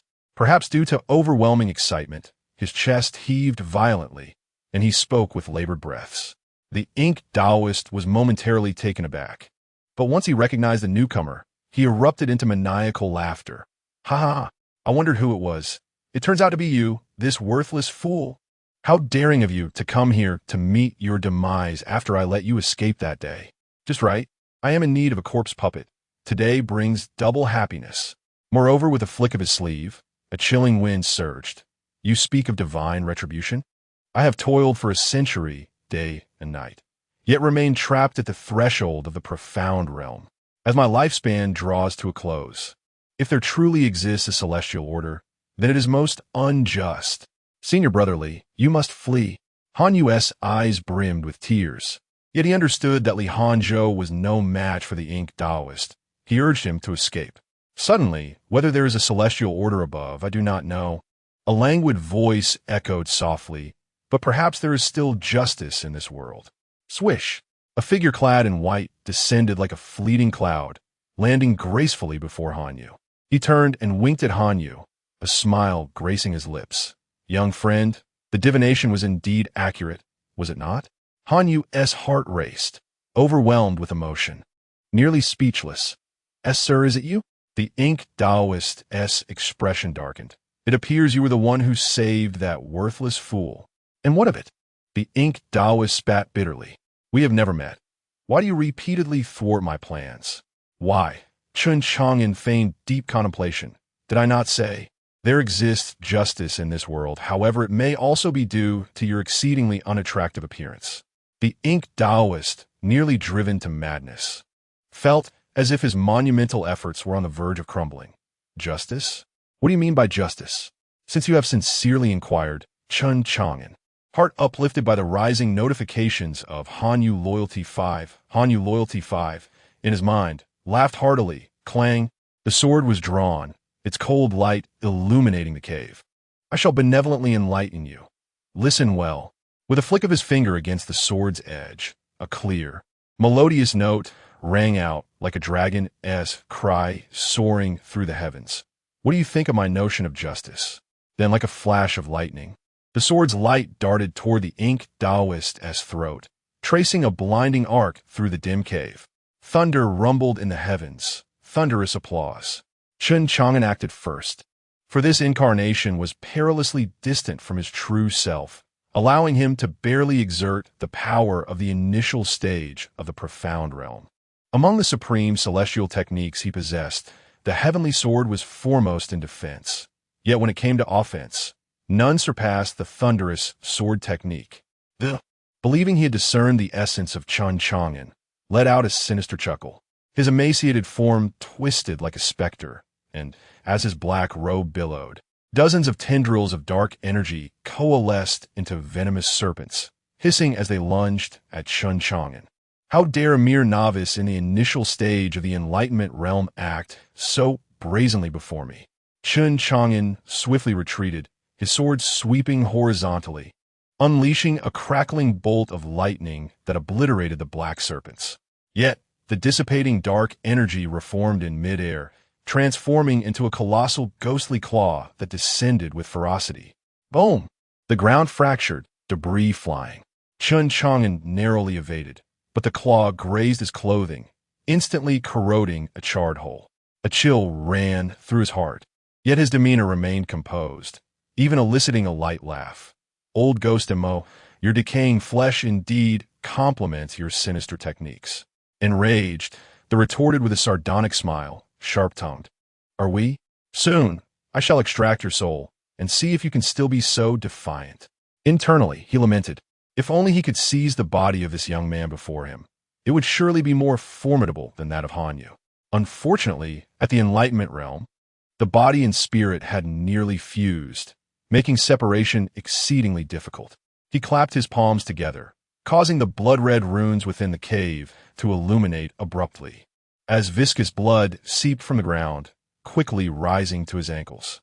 Did you think I had no defenses? In truth, ever since Li Hanzhou was rescued, he had been cautiously preparing, resulting in the arrangement of this cave. Blood prison ensnarement array. Arise! The blood surged forth, morphing into countless tendrils that ensnared Chen Chang'an's legs. Simultaneously, a white bone dagger flew from the sleeve, shrieking piercingly as it aimed straight for Chen Chang'an's heart. Sir, be careful! Hanyu cried out from behind. Chen Chang'an's gaze sharpened, and his internal spiritual energy surged wildly, the lightning upon his sword swelling. 9 heavens thunderclap, divine retribution. Boom! A true bolt of thunder erupted from the sword's edge, instantly shattering the blood tendrils and colliding violently with the bone dagger. In the blinding white light, the dagger shattered into fragments, yet to seize the opportunity to close in, his withered hand emanating a strange green glow as it struck towards Chen Chang'an's dantian. Perish! In a moment of dire peril, Chen Chang'an formed a seal with his left hand, a beam of golden light shooting forth from his sleeve. Clang! A small bronze shield intercepted the blow, but the tremendous impact still forced Chen Chang'an back several steps, even causing him to stumble out of the cave. A trickle of blood escaping from the corner of his mouth. Sensing his opponent's injury, the pursued relentlessly, his sleeves sweeping as he dashed outside. However, in the next instant, Chen Chang'an bit down on his tongue, spitting a mouthful of essence blood onto his sword. 9 heavens thunderclap, celestial thunder. In that fleeting moment, dark clouds gathered around the cave, and 9 bolts of lightning descended like raging dragons. Impossible. The expression changed drastically. How can you summon the heavenly thunder? He hastily summoned a black banner, unleashing countless vengeful spirits that coalesced overhead into ominous clouds. When thunder clashed with the dark clouds, the blinding radiance rendered everyone momentarily sightless. As vision returned, he was seen half kneeling on the ground, his black robe charred and tattered, the black banner reduced to ashes. Coughing up black blood, he glared up, his face contorted with rage. What a divine punishment. But do you think this is the end? He abruptly tore open his chest, revealing a gaunt torso inscribed with runes. With my blood, I summoned the corpse demon. Was he truly prepared to fight? Chen Chang'an let out a cold laugh. Old ghost, do you think I risked injury just to lure you out of your lair? Upon hearing Chen Chang'an's voice, the demon's heart raced with sudden trepidation. A blood-red pillar of light shot into the sky, causing the cave's roof to collapse with a thunderous roar. Amidst the dust, a massive, dark claw slowly emerged. Chen Chang'an took a deep breath, raising his sword to the heavens.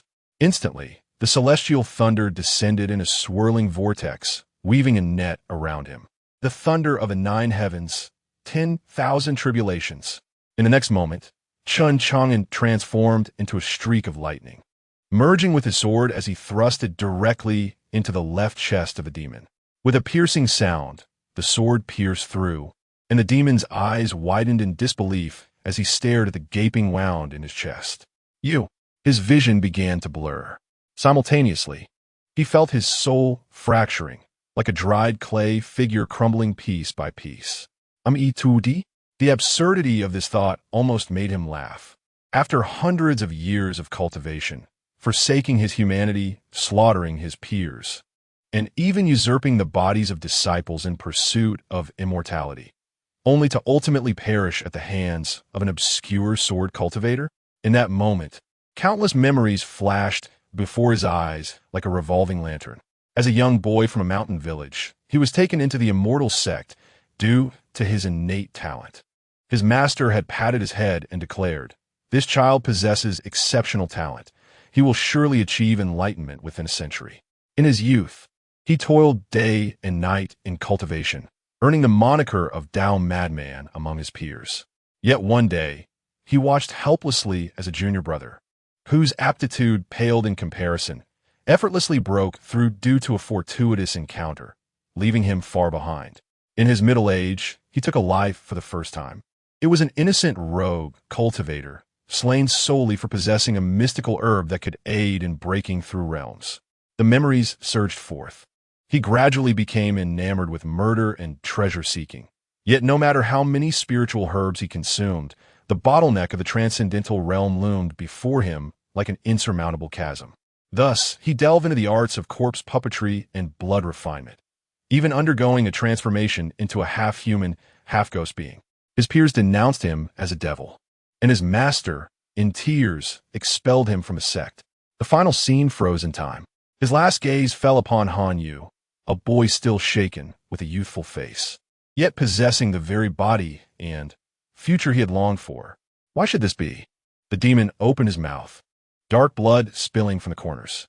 Heaven and fate. Before he could finish, his body shattered like pottery, and a yet-to-manifest corpse demon vanished into the void with an unwilling roar. Chapter 48. Mastering Thunder Deep Within the Valley. Chen Chang'an yawned and slowly opened his eyes while reclining in a chair. His doppelganger's true essence had been exhausted, prompting him to sever their connection.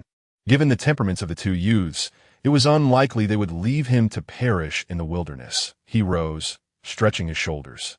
This doppelganger was still too feeble. He sighed softly, rubbing his temples.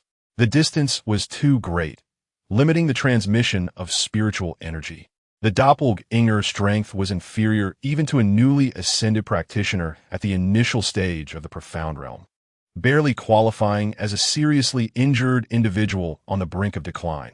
Were it not for the control afforded by the true essence of the sacred realm, he might not even withstand a single strike from Mo Dowran. How he wished to swiftly achieve the epic milestone of youth's journey. He murmured to himself, vowing to elevate the technique of external incarnation to its utmost potential. Yet this achievement came without any guidance. He had no idea how to pursue it, and could only set it aside for now. Since his doppelganger was unable to move, he stood up, pushed open the door, and prepared to check on the training progress of his eldest disciple and daughter. However, he soon learned from Wu Bo's indulgent tone that his daughter had gone to play with her little black teacher today. In the open space, only Xiao Chun stood alone, sword in hand, with faint flashes of thunder dancing along the blade's edge. Observing from a distance, Chen Chang'an couldn't help but nod slightly. Truly, he was a certified genius. In just a few days, Xiao Chun had already mastered the 9 Heavens Thunder Sword technique to a commendable degree. With a flick of his wrist, the sword blade arched sharply, and in an instant, a thread-like bolt of lightning erupted from the tip, tracing a brilliant arc in the air.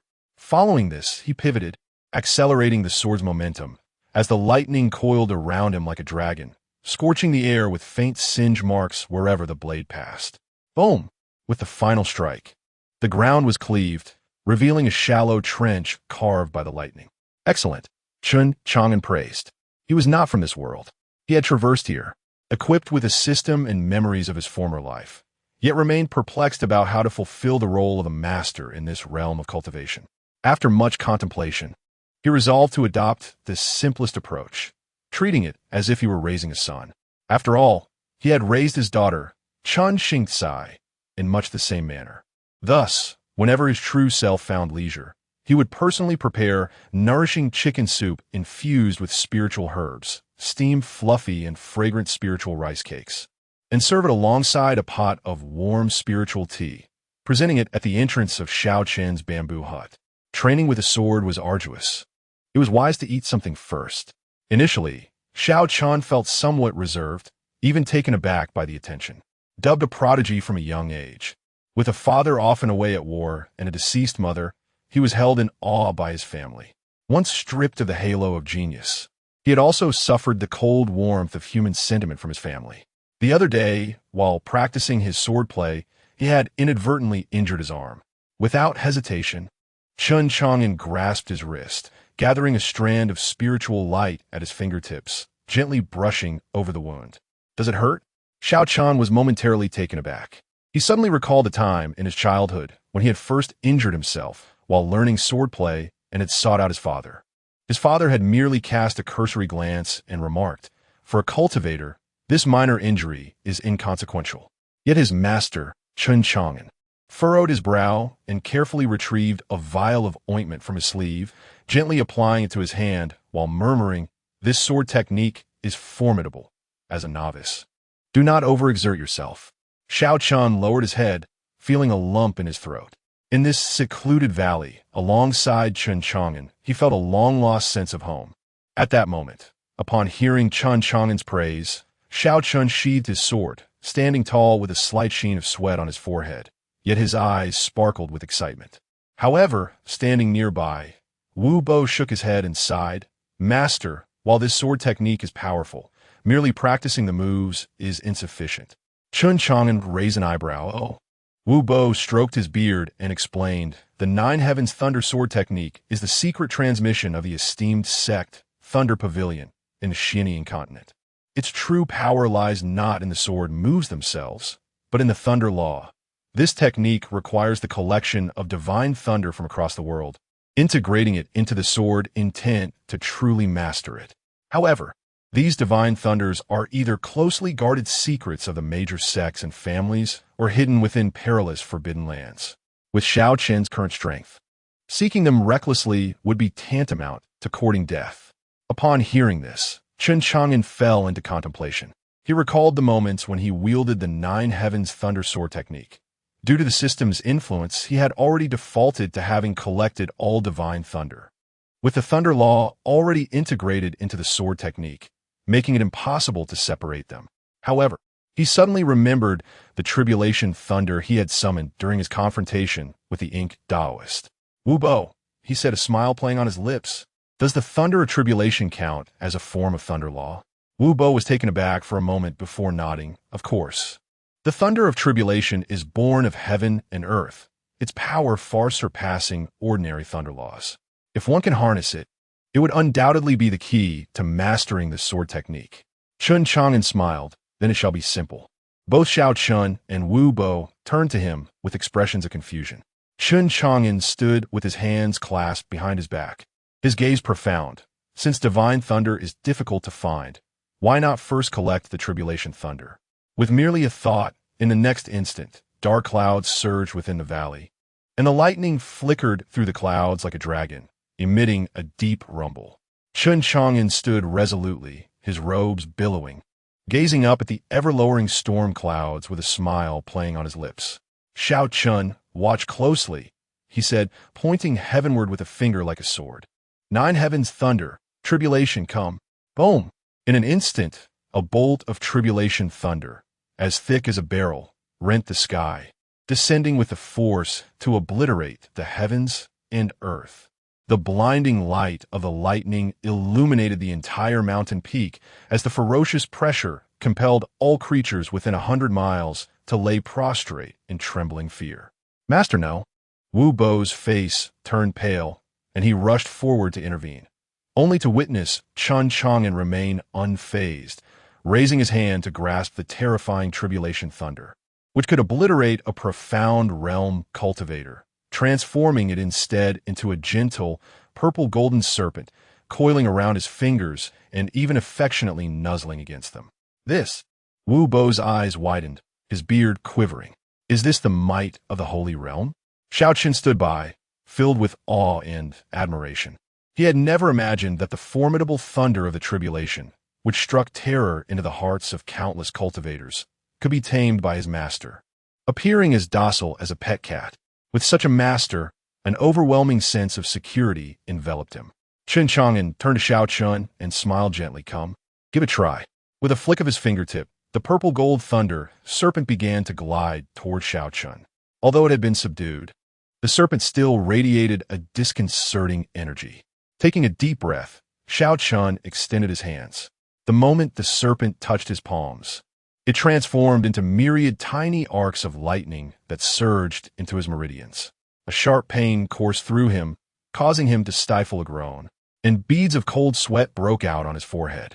Nevertheless, he gritted his teeth and persevered, channeling the Nine Heavens Thunder Sword technique to guide the thunderous energy into his dantian.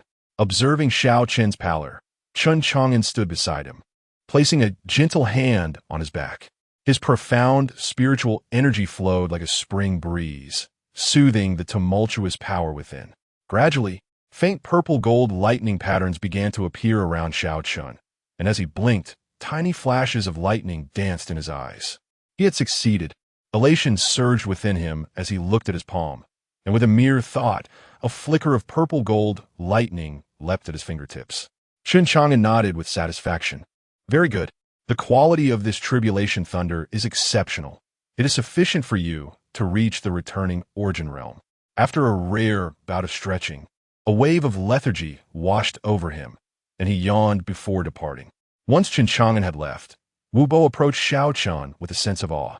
In my several hundred years of life, I have never seen anyone manipulate the tribulation thunder so effortlessly. Your master is indeed unfathomable. Meanwhile, the young man's heart surged with excitement.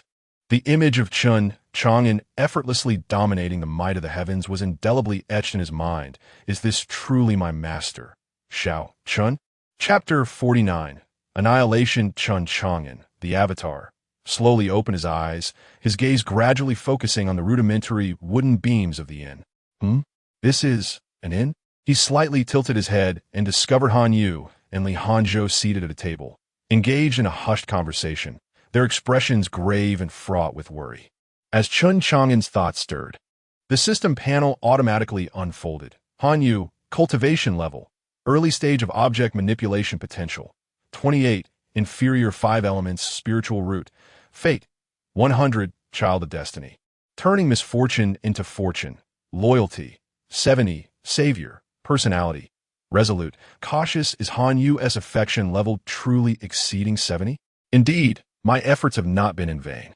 He cleared his throat softly, feigning a newly awakened state, and gradually propped himself up. You're awake, sir. Han Yu was the first to react, hastily moving forward to assist him, a glimmer of joy flashing in his eyes.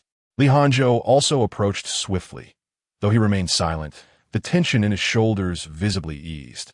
Rubbing his temples, Chen Chang'an feigned weakness and inquired, How long have I been unconscious? Where's this place?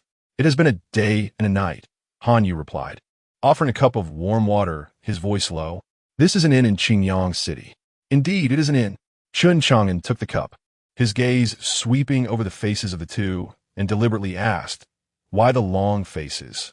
Han Yu and Li Hanzhou exchanged glances, their expressions growing even more serious. The ink Taoist is currently missing. Han Yu bit his lip, continuing, The 8 Symbols sect will inevitably trace it back to me and Senior Brother Li. So, this is what concerns you. Chen Chang'an understood inwardly, though he feigned confusion on his face. You are merely newly initiated cultivators. Even if the ink Taoist is absent, they wouldn't suspect you, would they? Sir is unaware. The ink Taoist managed the medicinal garden and held a high position within the 8 Symbols sect. Moreover, both Senior Brother Li and I are of little standing. If the 8 Symbols sect insists on placing blame, we would have no means to resist. We do not intend to return to the sect for the time being. Li Hangzhou suddenly interjected, his tone resolute.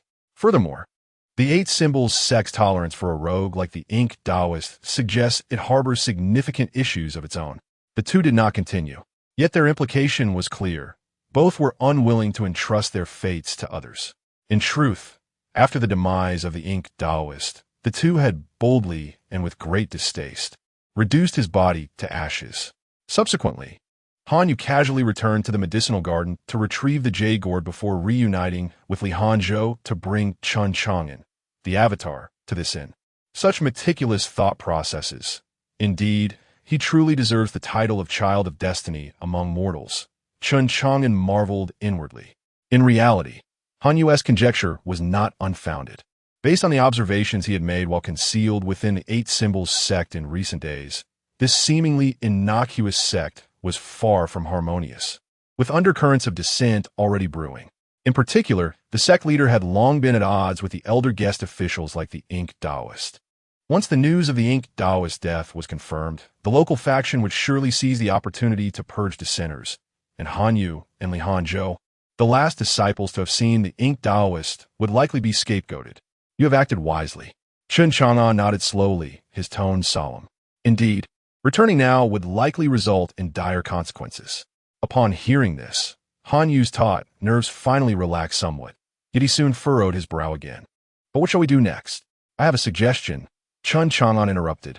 The other party, having reached a dead end, would surely not wish to return to living as a caged bird after experiencing the vast skies of the immortal realm. With the right timing, location, and support, when else could one take on disciples? As Han Yu looked on with faint anticipation, Chen Chang'an was about to speak when suddenly his brow furrowed. In the next moment, boom, the entire inn shook violently. The teacup on the table shattered, the window frames trembled violently, and dust rained down from the beams. Downstairs, the patrons gasped in shock, and the street erupted into chaos with barking dogs and whinnying horses. The Earth Dragon has turned. Run. The house is going to collapse. Yet, Chen Chang'an remained unmoved, calming the equally panicked Han Yu and his companion. He then abruptly raised his head, gazing out the window towards the direction of Golden Snake Mountain. Little did Han Yu know, it was precisely due to his cautious demeanor that he and Li Hangzhou narrowly escaped another calamity.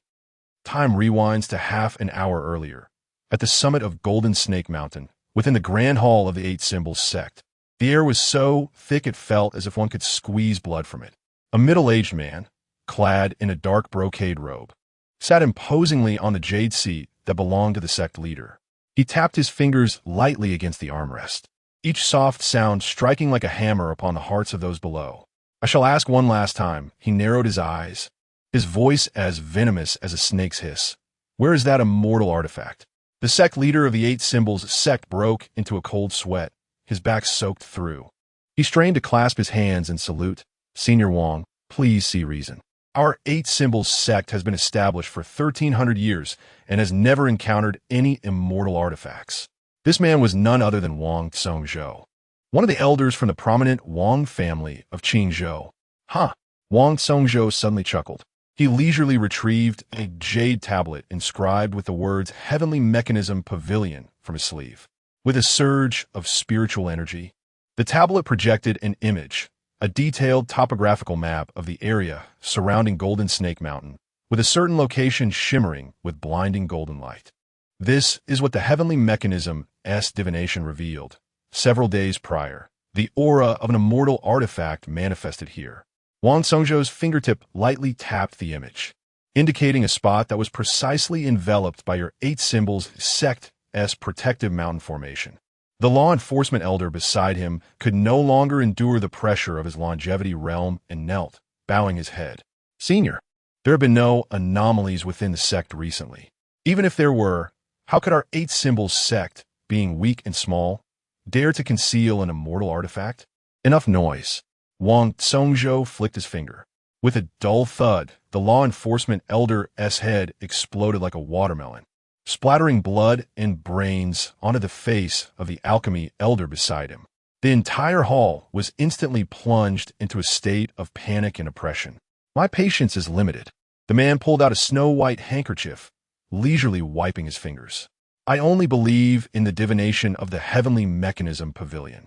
You shall either hand over the immortal artifact, or, I assure you, from this day forth, the world shall know no eight-symbol sect. Wang Songzhou, the leader of the eight-symbol sect, his eyes nearly bursting with rage, suddenly roared. Even if the Wang family is a top-tier clan in Qingzhou, should you annihilate my entire lineage, it would indeed violate the decrees of the great Zhou celestial dynasty. The inspector of Qingzhou will not stand idly by. The decrees? Wang Songzhou erupted into laughter, as if he had heard the most absurd jest. With a flick of his sleeve, a cacophony of anguished screams echoed from outside the hall. Through the doors, the onlookers beheld in horror.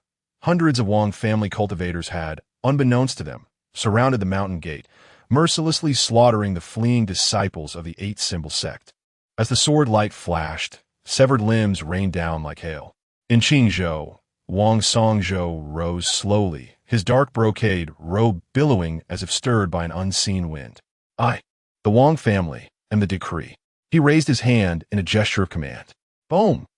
The ground beneath the grand hall suddenly collapsed 3 zhang. Zhao Wuye and the elders were struck as if by lightning, blood erupting from their orifices. Even more terrifying was the realization that their cultivation had been sealed by some mysterious force, rendering them incapable of self-detonation. Since you are so stubborn, Wang Songzhou stepped through the air, each footfall resulting in the shattering of an elder's skull. Then let your secrets accompany you to the underworld. As the last transmission elder was crushed, Wang Songzhou gracefully returned to his jade throne.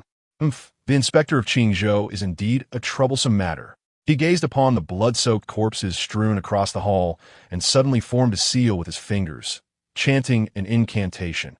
Heaven and earth in reversal. Move the mountain. The entire Golden Snake mountain trembled violently. The clouds swirling in the mountain's embrace roiled, and the earth's veins emitted a mournful cry under the unbearable strain. Amidst the cries of countless beasts, this ancient peak, standing for millennia, began to slowly sink into the ground. As the dust settled, only a bottomless pit remained. Wang Songzhou stood with his hands clasped behind his back in the void, gazing down into the abyss with a cold smirk, then commanded search. There are still nearby mortal towns. The celestial artifact has manifested in Qingzhou, and it is the Wang family's divine right to unearth it, even if we must dig 30,000 feet deep. Yes, countless Wang family cultivators scattered forth. In the distance, a lone eight-symbol sect spirit crane, having narrowly escaped, soared into the sky with a mournful cry, its feathers still stained with blood. Wang Songzhou could scarcely be bothered to glance at it. With a mere flick of his hand, a beam of sword light obliterated it into a mist of crimson. Chapter 50. City Lockdown. Pack your belongings and leave Qingyang City at once. Chen Chang'an made his decision immediately. Although the perception range of this avatar was limited, the unique ability of the sacred realm, known as whimsy, informed him that the unfolding events were likely connected to the 3 of them. No, to be more precise, they were linked to Hanyu. Without questioning why, and without exchanging glances, Hanyu hastily grabbed the bundle from the bed and began to gather his things. While Li Hanzhou kicked open the window to survey the streets. In the span of a tea's brewing time, the 2 youths stood by Chen Chang'an's side, one on the left and the other on the right, their waists bulging with packs that still revealed remnants of dry rations. A flicker of gratitude passed through Chen Chang'an's eyes, quickly replaced by a weighty seriousness. Let's exit through the south gate, he instructed. The sudden turn of events necessitated postponing the matter of accepting disciples. However, if he could successfully lead the young men back to the valley, he believed that recruiting them would be nearly assured. Given the current trust that Han Yu and Li Hanzhou placed in Chen Chang'an, neither voiced any objections. After leaving the inn, the trio did not make an effort to conceal themselves, boldly blending into the crowd as they moved toward the city exit. When they were still 100 paces from the city gate, Chen Chang'an suddenly grasped the shoulders of both youths. Wait, he gazed into the distance, his heart sinking as the scene before the gate proved far worse than anticipated. Several practitioners in dark robes had materialized, blocking the exit, each adorned with a jade token engraved with the character for king. Even more alarming, Several cultivators were at the base of the city wall, laying down crimson talismans, seemingly constructing a formation to seal the city. What should we do now? To stay or to leave? Just as Chen Chang'an hesitated internally, an angry roar erupted ahead. By what right do you stop me? An elder in a gray robe, at the late stage of the profound realm, was embroiled in a dispute with the guards. I am an envoy of the Loose Cultivator Alliance from Qingzhou. He brandished a token from his sleeve, only to have it callously swatted to the ground by the leading dark-clad cultivator. By the decree of the family head, the leading cultivator declared arrogantly, from this day forth, all practitioners may enter, but none may leave. When did the Wang family become so brazen? The elder, incensed, prepared to unleash his life's treasure. But in the next instant, he froze in place. No one witnessed the event clearly. Only a pale hand emerged from the shadows atop the city wall, gently pressing against his crown. Crack! The sound of his skull shattering echoed sharply, sending a shiver through the onlookers. Apologies, the leading cultivator sneered, kicking the elder's lifeless body into the crowd of those attempting to flee the city. Instantly, a vast void appeared among the people, all faces displaying terror, filled with a fury they dared not express. It was only then that the leading cultivator remarked coolly, "This is how the Wang family has always conducted itself." Return to the inn. Chen Chang'an felt his voice as if it were emanating from a distant place. Upon their return to the inn, silence enveloped them. Han Yu sat at the edge of the bed, his fingers unconsciously caressing the jade gourd in his arms. The surface of the gourd felt slightly warm, as if resonating with the rapid rhythm of his heartbeat. For reasons unknown, he felt a subtle intuition that those enigmatic rogue cultivators seemed to be approaching him with intent. Upon this realization, he could not resist casting a furtive glance at Chen Chang'an, who was gazing out the window. The sunlight illuminated the man's statuesque silhouette, his fingertips rhythmically tapping against the window pane, each sound resonating like a jolt to his taut nerves. "Sir, actually The words lingered on his lips, yet he swallowed them back. Han Yu recalled the greedy glint in the eyes of the ink-clad cultivator and the tales his uncle had once narrated, filled with murder and treasure-seeking. His throat involuntarily convulsed. Chen Chang'an turned his head, his gaze as clear as crystal, seemingly capable of penetrating the depths of one's soul. In that instant, Han Yu suddenly realized that this enigmatic cultivator, who could slay the ink-clad man with a mere sword stroke, seemed to have sensed his hidden secret. The young man clenched his fists, his nails digging painfully into his palms, feeling an overwhelming sense of shame, just as he resolved to speak again. Intending to offer his jade gourd in exchange for the safety of the three, Chen Chang'an suddenly smiled. Apprentices, as if he had seen through the young man's thoughts, gently placing his hands on the boy's trembling shoulders. Opportunities are such that if heaven bestows them and one does not seize them, they may become burdensome. Fear not. We have not yet reached the point where a choice must be made. The young man pressed his lips tightly together, then earnestly nodded. Chen Chang'an patted his shoulder once more. He paid no heed to the system notification in his mind. Let's observe for 2 days. Chen Chang'an contemplated, finally resolving that if necessary, he would come forth in his true form to offer assistance. He only hoped that he would not provoke something far beyond his capacity to handle. Days passed. Through his observations, Chen Chang'an had discerned the patterns of those rogue cultivators. Initially, they conducted thorough inspections of every person leaving the city, employing even soul-searching techniques. However, as time elapsed, their focus gradually shifted.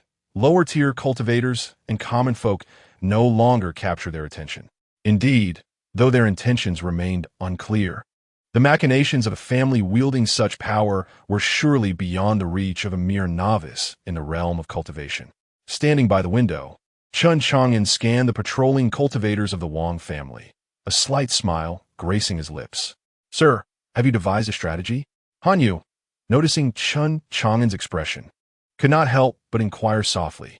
"Yes, I have observed that they are currently less vigilant towards lower-tier cultivators in the materialization realm," Chen Chang'an replied without hesitation. Han Yu nodded, yet a tinge of disappointment welled within him. He too had noted this development over the past few days. But the next moment, He witnessed Chen Chang'an suddenly flash a mischievous smile, then slammed his palm against his own dantian. "Sir, Senior!" Both Han Yu and Li Hanzhou exclaimed in unison. But it was already too late. With a soft grunt, Chen Chang'an felt a trickle of fresh blood escape from the corner of his mouth, and his spiritual power receded like a receding tide, causing his aura to plummet to the mid-stage of the materialization realm. "What have you done?" Li Hanzhou's voice trembled, disbelief evident in his eyes. "Do not panic," Chen Chang'an replied, wiping the blood from his lips, his tone as casual as if he had merely stumbled. It was merely a temporary sacrifice of his cultivation to facilitate their departure from the city. Han Yu's eyes turned red, his fists clenched so tightly that his knuckles turned white. "Sir, why must he go to such lengths? We can devise another plan." Li Hanzhou appeared on the verge of tears, his expression equally distraught. With a swift motion, Chen Chang'an raised his hand and delivered a light slap to one of the boys, enough to momentarily stun them. "We are all grown men. Who are we putting on this show for?" He scolded with a smile. "Rest assured, this state is only temporary. After a few days of recuperation, I shall be restored." Han Yu and Li Hanzhou exchanged glances, their hearts still heavy with doubt, yet they refrained from voicing further concerns, burying their shock and gratitude deep within. The three of them gathered their belongings and strode confidently toward the city gates. Indeed, the guards from the Wang family merely cast a cursory glance their way, noticing their diminished auras, and, lacking the motivation to interrogate further, waved them through. "It seems we have succeeded," Han Yu murmured, his taut nerves beginning to relax. Li Hanzhou also let out a silent sigh of relief, but just as they were about to step beyond the city gates, "Stop!" A sharp, commanding voice rang out from behind them. Chapter 51. Companions. A cold, cutting voice sliced through the air, causing Chen Chang'an and his companions to halt abruptly. A man clad in dark robes approached with measured strides, the jade emblem at his waist jingling with each step. His gaze swept over the three, a smirk of derision curling at the corners of his mouth. "Wanderers, are we?" "Indeed." Chen Chang'an deliberately rasped his voice. "These are my two inept disciples. I hope you might show them some leniency." The cultivator let out a disdainful snort, idly toying with his soul-searching jade. He bore no particular disdain for the trio. Rather, he was simply bored and felt an urge to test his soul-searching technique on someone, curious to see if any intriguing revelations would arise. "Whether or not you are wanderers is not for you to decide." He raised the soul-searching jade, declaring this will determine your fate. As he advanced, drawing ever closer, Chen Chang'an sighed inwardly. It seemed inevitable that his true self would need to make an appearance today, just as he began to calculate the distance required for his true form to arrive. Boom! A thunderous explosion erupted, shaking the very foundations of Qingyang City. A brilliant azure light erupted from the city gates, tearing through the sky like an enraged dragon, transforming in an instant into a dazzling streak that pierced the distant mountains. "Someone is forcing their way out. Quick, pursue!" shouted a dozen dark-robed cultivators, their swords soaring into the air as they surged forward like a pack of wolves in frantic pursuit of the vanishing azure light. "Hurry! Inform the elders!" One dark-robed cultivator swiftly crushed a communication jade, his figure morphing into a shadow before vanishing entirely. Chaos erupted at the city gates, the once impenetrable barrier torn open by sheer force. The dark-robed cultivator interrogating Chen Chang'an also paled, abandoning the three without a second thought as he darted away in pursuit of the commotion. Only then did the trio exhale in relief. Yet, Chen Chang'an remained fixated on the direction of the vanishing azure light. Within that retreating glow, a figure flickered, and for a fleeting moment, he caught a glimpse of a flash of red at the figure's waist. Whether it was mere illusion or not, he couldn't shake the feeling that the figure had cast a glance in his direction. But now was not the time for contemplation. "Let's go." He grasped the two youths, his voice low and urgent. "We must exit the city at once." The three melded into the panicked crowd, rushing through the city gates. It wasn't until they had traveled 10 miles that Li Hanzhou, gasping for breath, finally spoke up. "Master, what was that just now?" Someone has breached the gates, inadvertently aiding our escape," Chen Chang'an replied casually. However, it was evident that the cultivator had made a grand spectacle. deliberately diverting attention to cloak their actions. He winced, feeling the lingering pain in his dantian from having forcibly suppressed his cultivation, silently grateful that he had not fully manifested his true self. Otherwise, entangling himself in such murky waters might have proven perilous. The trio continued along the mountain path for several hundred miles until the sun dipped low in the west, casting the distant, towering mountain silhouettes in hues of dark gold. Hanyu wiped the sweat from his brow, finally unable to contain his curiosity. "Master, where shall we go next?" Chen Chang'an's footsteps paused momentarily as his gaze swept across the system panel. Hanyu, cultivation, early stage of object manipulation mirror, potential, 28, inferior 5 elements spiritual root. Destiny, 100, child of destiny, turning misfortune into fortune. Loyalty, 80, high trust, personality, resolute, cautious. "It is time," Chen Chang'an mused inwardly. He turned to face Han and said solemnly, "Young man." Actually, suddenly, a clear voice resonated from the woods, interrupting his words. The three turned towards the sound, witnessing leaves rustling in the forest as a figure clad in white gracefully approached, stepping lightly on a carpet of golden leaves. This was a young man in white attire, with a face as refined as jade and eyes like cold stars, a lock of long hair cascading over his forehead, accentuating his snowy complexion. At his waist hung an ancient long sword, its scabbard adorned with dark silver patterns, and as he walked, his garments fluttered without a speck of dust settling upon them. What a handsome individual! The three could not help but exclaim in their hearts simultaneously. The young man in white came to a halt 3 paces away, a subtle smile gracing his lips as he clasped his hands in greeting. The mountain breeze swept by, causing the jade belt binding his hair to dance lightly, rendering him as ethereal as a celestial being from a painting. "Pardon my intrusion. May I inquire if the 3 esteemed friends are heading south?"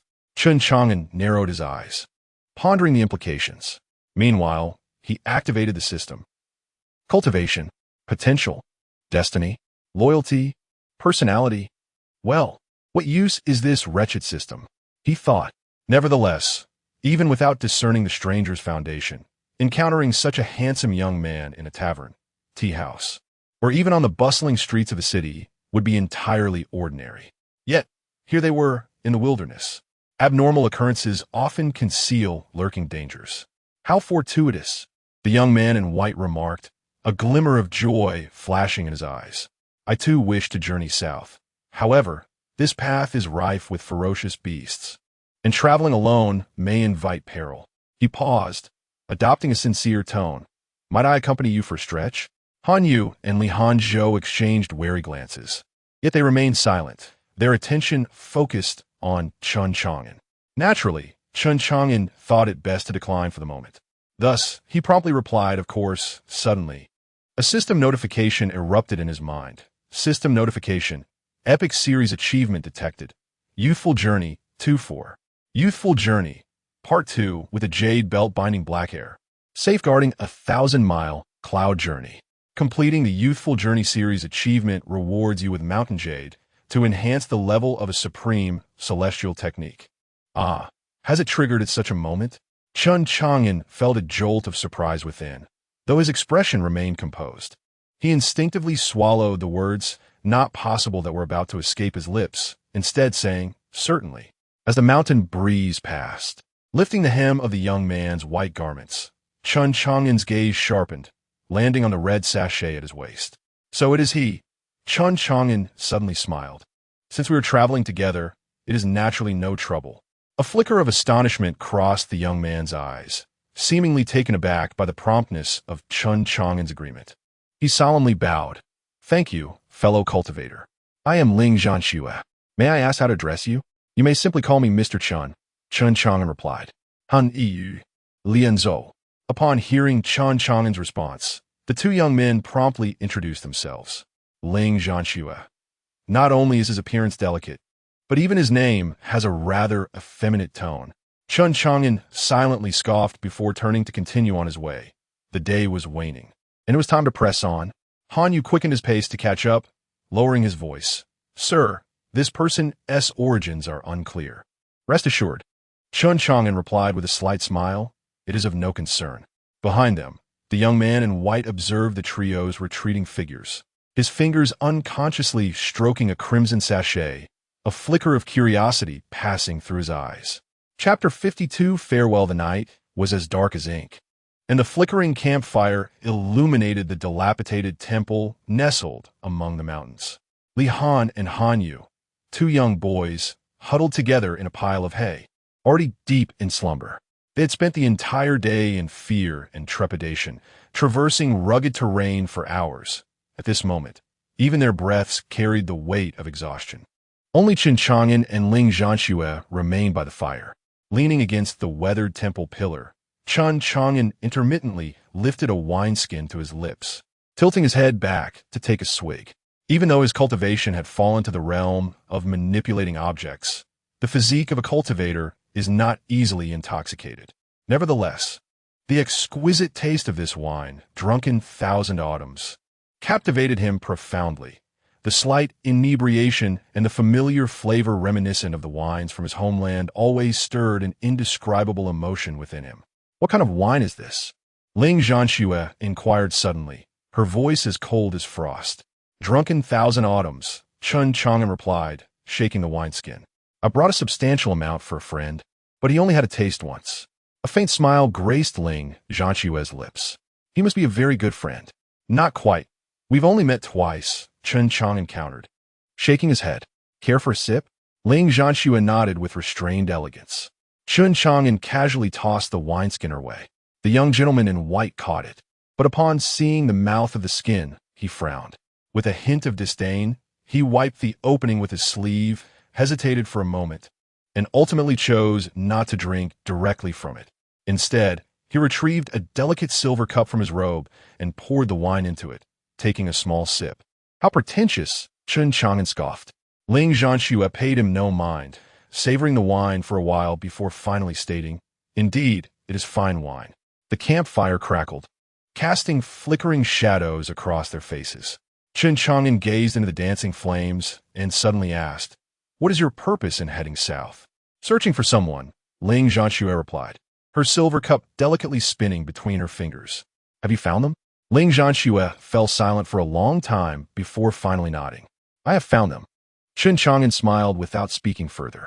For the next 2 days, the four of them traveled together.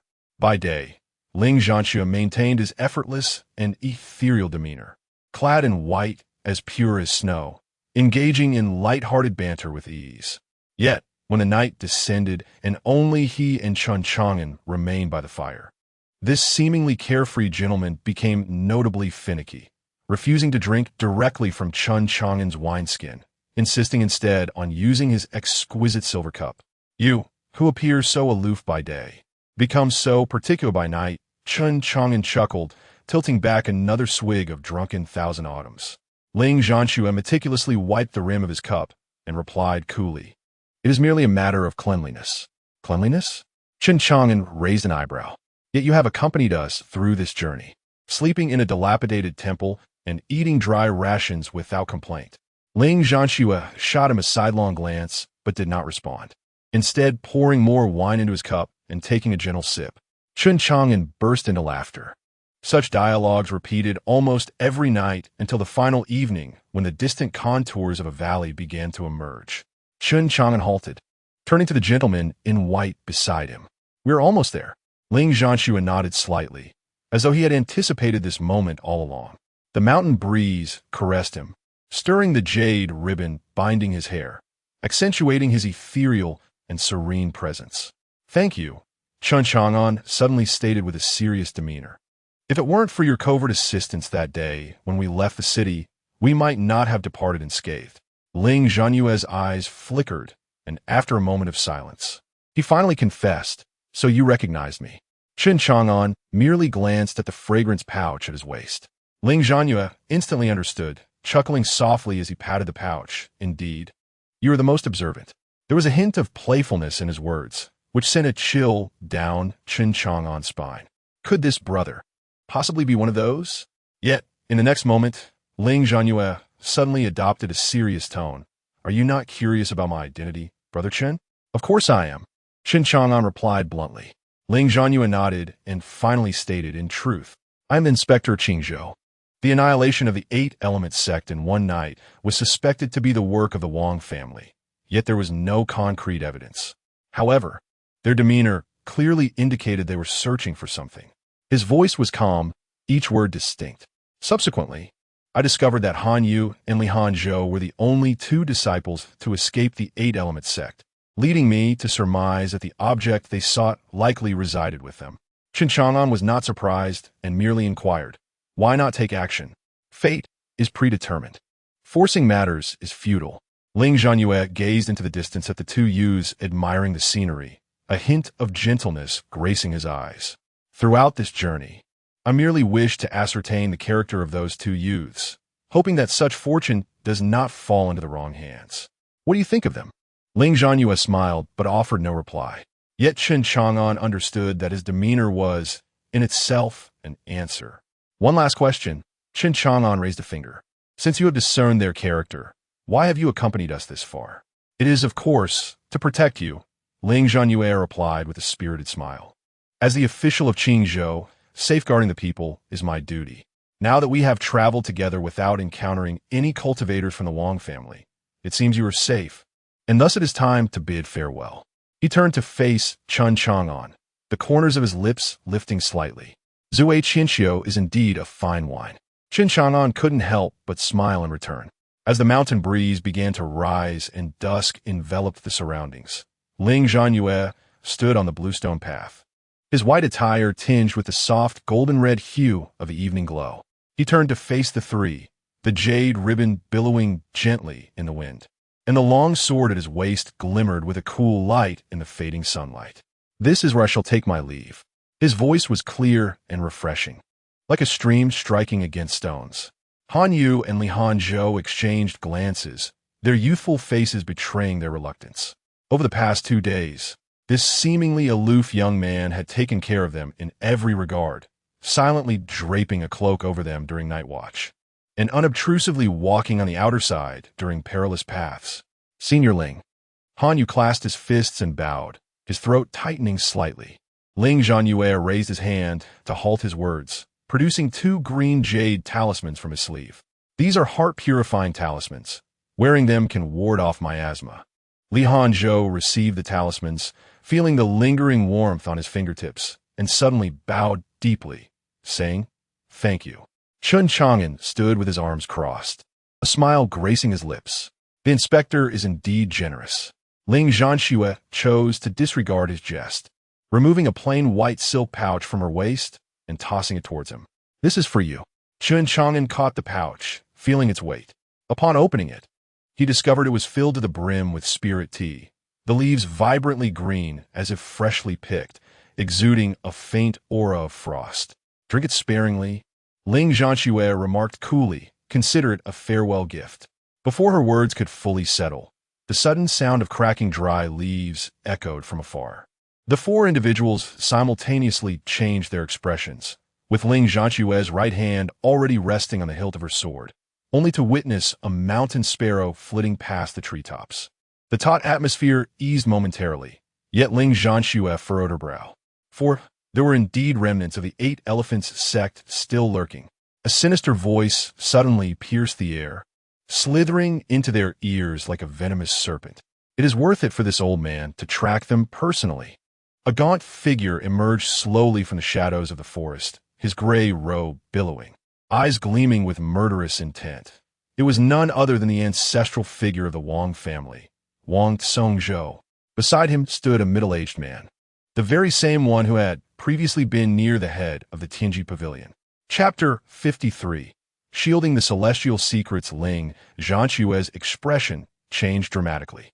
From his sleeve, a streak of azure light suddenly erupted, transforming in mid-air into a translucent glass umbrella that enveloped Chen Chang'an and his companions. As the umbrella's ribs rotated, countless runes flowed, forming an impenetrable spiritual barrier. "Go!" At the moment he turned, his white garments billowed without wind, and the long sword at his waist unsheathed itself by 3 inches with a sharp clang.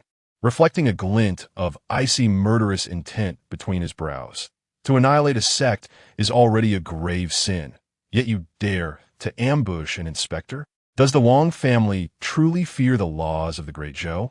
Wang Congzhou's emaciated figure stepped forth from the shadows of the forest, and upon hearing this, he laughed heartily towards the sky. Fear? Of course we fear. His laughter suddenly ceased, revealing a fierce glint in his eyes. But if the esteemed inspector were to perish here, leaving no trace, how would the court ever trace it back to us? Humph. Ling Zhanxue coldly scoffed, fully unsheathing his sword, the clear ringing sound startling the birds throughout the mountains. Do you truly believe that the Grand Master of the Great Zhou, Chen Chang'an, is merely a decoration? The tip of his sword pointed straight to the heavens. He is among the top 10 on the earthly rankings, a master of celestial divination unmatched in the world. Only the head of the Celestial Secrets Pavilion can stand beside him. Do you think your actions today can escape scrutiny? Ha ha ha. Wang Congzhou suddenly burst into laughter, stepping aside. Inspector Ling, perhaps you should take a look at who this is? A middle-aged man beside him stepped forward, dressed in a robe adorned with star patterns, holding a bronze compass, the surface of which displayed the 28 celestial lodges revolving on their own. Inspector Ling, it is a pleasure to see you. The Star River Venerable. Ling Zhanxue's pupils contracted sharply. As the foremost among the 4 astrological envoys of the Celestial Secrets Pavilion, he was actually colluding with the aristocracy. His voice grew increasingly frigid. The Celestial Secrets Pavilion has always maintained neutrality, allowing it to hold such status in our dynasty. Do you not realize that your current actions are a grave taboo? Once this rumor spreads, neither the Celestial Secrets Pavilion nor the Great Zhou will tolerate you. The Star River Venerable expressionlessly spun the compass, and instantly, 7 beams of starlight descended from the heavens, forming the Big Dipper formation above everyone's heads. Do not even think about extracting information. Furthermore, as Elder Wang has stated, as long as Inspector Ling falls here, who would know who is responsible? He looked mockingly at Chen Chang'an and his companions beneath the glass umbrella. Do you think these 3 worthless beings can make a difference? With a click, the compass locked into place, and the entire valley suddenly darkened, as if an invisible hand had severed it from the world. With this heavenly deceit, celestial apparatus present, let alone Chen Chang'an, even the strongest in the world would be unable to divine the causality of this place. Attack! Wang Congzhou bellowed, his claw-like hands suddenly swelling 3 times in size, the nails transforming into dark, sharp blades aimed directly at Ling Zhanxue's throat. Almost simultaneously, the Star River Venerable's compass emitted a brilliant starry light, which morphed in midair into chains that ensnared Ling Zhanxue's long sword. Dressed in fluttering white, Ling Zhanxue wielded his long sword, the frost sky emanating a blinding cold light, deflecting the starlight. Without hesitation, he slashed towards Wang Congzhou, where the air itself crystallized into fine shards of ice at the sword's trajectory. When the long sword collided with the nails, a sound akin to metal clashing rang out, truly worthy of the Ling family's frost sky moonlit sword technique. Yet regrettably, as a top-tier aristocracy, they chose to serve as the court's lackeys. Wang Congzhou pressed forward, his nails radiating a thick, dark aura. On the other side, the Star River Master wielded his compass, unleashing a cascade of resplendent starlight that intertwined with Wang Congzhou's assault, creating a tempest of attacks.